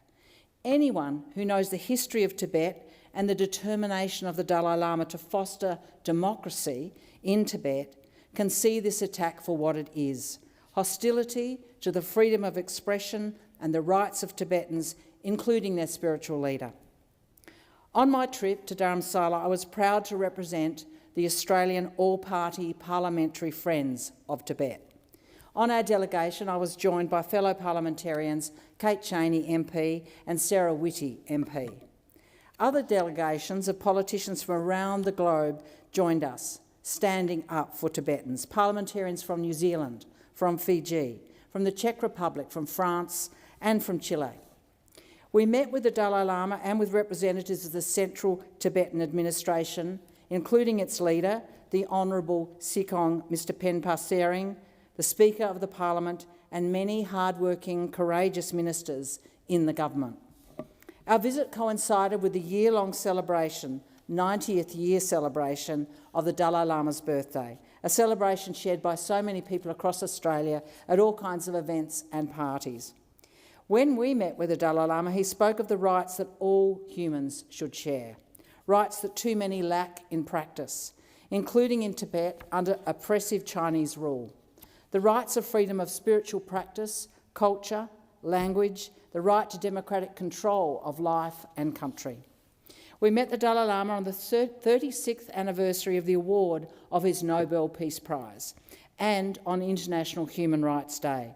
It was a joyous day of celebration. Every year, here in our own parliament, Australian parliamentarians join with the Australian Tibetan community to celebrate Tibetan culture and to call for human rights for all Tibetan people. We discuss the ongoing actions of the Chinese government in repressing these rights, with terrible consequences for the 6 million Tibetans living in Tibet and to the great cost and sorrow of Tibetans all over the world, including in Australia, who experience growing surveillance and intimidation through transnational repression.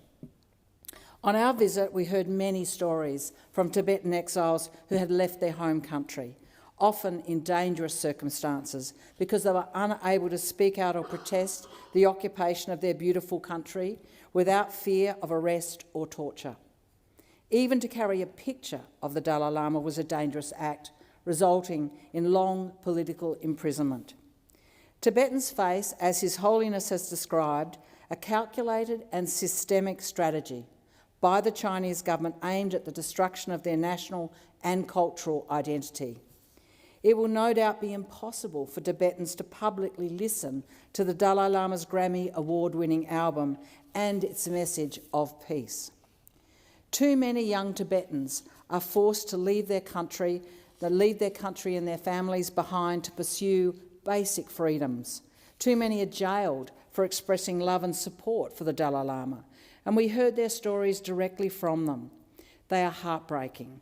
One young woman who, at 15 years old, was jailed for 5 years without visitors for carrying a picture of the Dalai Lama. Too many children are removed to colonial boarding schools and subject to loss of language and traditions that amount to cultural genocide. Fatal cultural losses that we know from our own Australian colonial history into our present that cause untold intergenerational harm to children who are removed from their families, from their culture, spirituality and language, in an evil regime deliberately designed by the Chinese government to deny Tibetans their cultural identity. From here in the Australian Parliament, here in the Senate, as a member of the Australian All-Party Parliamentary Friends of Tibet, I say, we see you. I say to every brave Tibetan living in Tibet or in exile who is unable to exercise their human rights, we see you. You are entitled to the rights of freedom, to your culture, spirituality and language.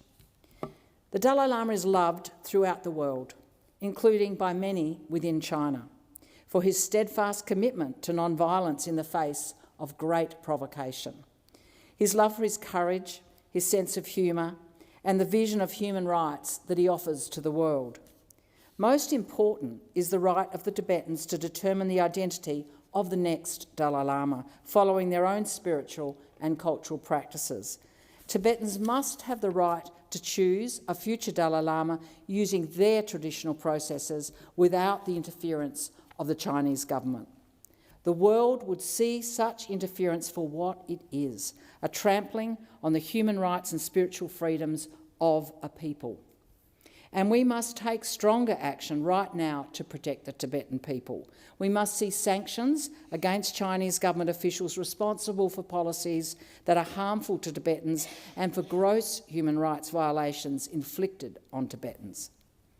Australians will continue to stand across political parties in this Parliament for the freedom of Tibetans living in oppression, unable to speak out or protest the occupation of their country without fear of arrest and torture. In his poetry and words on his Grammy Award-winning album, the Dalai Lama speaks of peace. He asks us to never give up. We will not give up on Tibet. We Australians have an important role to play in standing strong with the Tibetan government in exile and the Tibetan people to retain their language, to retain their culture, their political and spiritual practice on their own terms. I gave the Dalai Lama a small felt red kangaroo made by a South Australian artist, Sandra Treadwell, when I met with him. It was a symbol of my own place, Adelaide, Kaurna country, the land of the red kangaroo. He placed the kangaroo inside his shirt near his heart. I reminded him that kangaroos cannot ever go backwards. They can only travel forwards, just like the long struggle of the Tibetan people as they strive towards democracy and freedom. We walk at your side. Senator Roberts. Tonight I deliver One Nation's eulogy for the status quo that had dominated Australian politics since 1949 and that passed away during the break. 1949 was the year Labor Prime Minister Ben Chifley delivered the famous Light on the Hill speech, and Robert Menzies was elected as the first Liberal Party Prime Minister. Both men of vision, both having the courage of their convictions, and both driven with a deep love for our beautiful country. This may cause offence amongst the 2026 rabble pretending to still be Labor. Yet I must point out the Light on the Hill metaphor Ben Chifley used as a regular churchgoer. Almost a direct quote from the Gospel of Matthew, chapter 5, verse 13-16. This is the famous salt and light passage from Jesus' Sermon on the Mount, where he said, inter alia, "You are the light of the world. A city that is set on a hill cannot be hidden. Men do not light a candle and put it under a bushel, but on a candlestick, and it gives light to all that are in the house."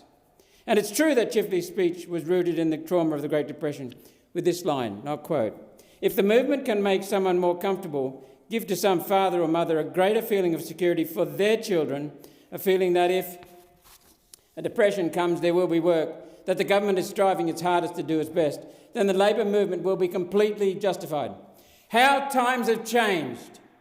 The Labor Party now refuses to even say mother or father, let alone build it into their policies. Indeed, Labor ministers refuse to define what is a woman. Today's Labor Party uses gender ideology to subvert the concept of man and woman. It refuses to back families as the fundamental building block of society. It undermines family. To those on the government benches, uterus owner and prostate owner now stand as reference to women and men, with birthing parent and ejaculator serving as reference to mothers and fathers. The Labor Party has used transgenderism to establish the principle that the state owns your child, and refusing the state's instruction to transition your child will result in the termination of parental rights. Parents should understand that children are no longer, as Ben Chifley said, theirs. Rather, they are the state's. Last week, Jacinta Allen, the Premier of Victoria, confirmed this new Labor principle in an extraordinary defence of child castration, which he still insists on calling gender-affirming care. Mass immigration eliminated job security for most unionists and forced unions to become more and more militant in response to the cost of economic growth. We've stopped building wealth. Instead, the fight is over a greater share of the same pie, an inevitably futile task. It's a game the wealthy have won and the working class have lost because the Labor Party falsely pretends it's in the workers' corner when it's not. Corporate profits as a share of gross domestic product have risen from 17% in 1975 to 65% in 2020. The share of gross domestic product for wages and salaries has fallen from 25% in 1975 to 17% today. Corporate profits keep going up. The income share of the middle class, who are still paying everyone social security, just keeps going down. It's impossible to look at this data and see a pattern which apportions blame only to the Liberal Party, periods in office. Both parties are to blame, and equally so. The status quo has done over Australian workers, and the polling for One Nation clearly shows workers, tradies and small business are sick of it. Ben Chifley spoke of comfort as a core Labor Party value, and yet I ask Australia's working class, where's your comfort? You're not only being attacked as colonisers, degendered and disrespected in Labor's social policy, your financial position has gone backward.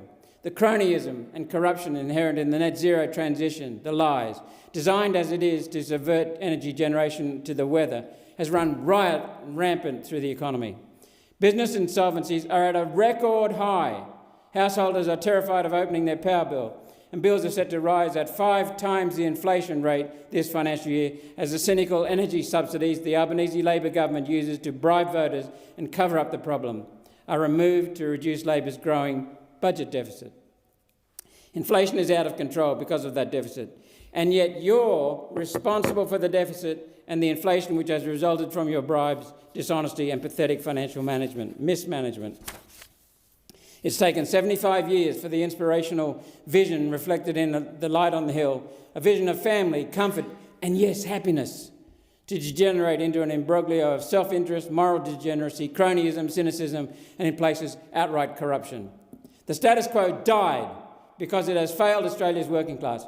It's no accident that in the latest polls, people earning over $100,000 a year still support Labor ahead of anyone else. Labor's new culture of social engineering and division on ethnic grounds has support from those whose incomes insulate them from the damage these policies are doing. Indeed, this moral virtue signalling has replaced the light on the hill. Said Tibi Terra Levis, may the earth be light to you. The Liberal Party is as culpable in this attack on the middle class. In Menzies' speech, which to give its correct title is The Forgotten People, he said, quote, I talk about salary earners, shopkeepers, skilled artisans, professional men and women, farmers and so on. These are in the political and economic sense the middle class. They are for the most part unorganised and unself-conscious. They are envied by those whose social benefits are largely obtained by taxing them. They are not rich enough to have individual power. They are taken for granted by each political party in turn. Menzies' success was to put the middle class at the fore, recognising that a strong middle class would power the economy and provide a tax base for those who were not able to provide for themselves. His words in 1944 took him into government in 1949, going on to become Australia's longest-serving Prime Minister at 18 years. That was then. The year is not 1949, it's now 2026, and the modern Liberals no longer owe their allegiance to the middle class. Instead, they owe their allegiance to the wealthy interests who pay the bills and set the agenda. Those rivers of gold have enabled the Liberals to outspend the Labor Party during every election cycle since 2007. The Liberal Party puppet masters were prepared to surrender the country to the Labor Party rather than see opposition leader Peter Dutton, someone who was asking for a modicum of independence, was eliminated. Those same forces are now defending their latest marionette, an opposition leader who's so weak that one has to ask, just how much are these people paying.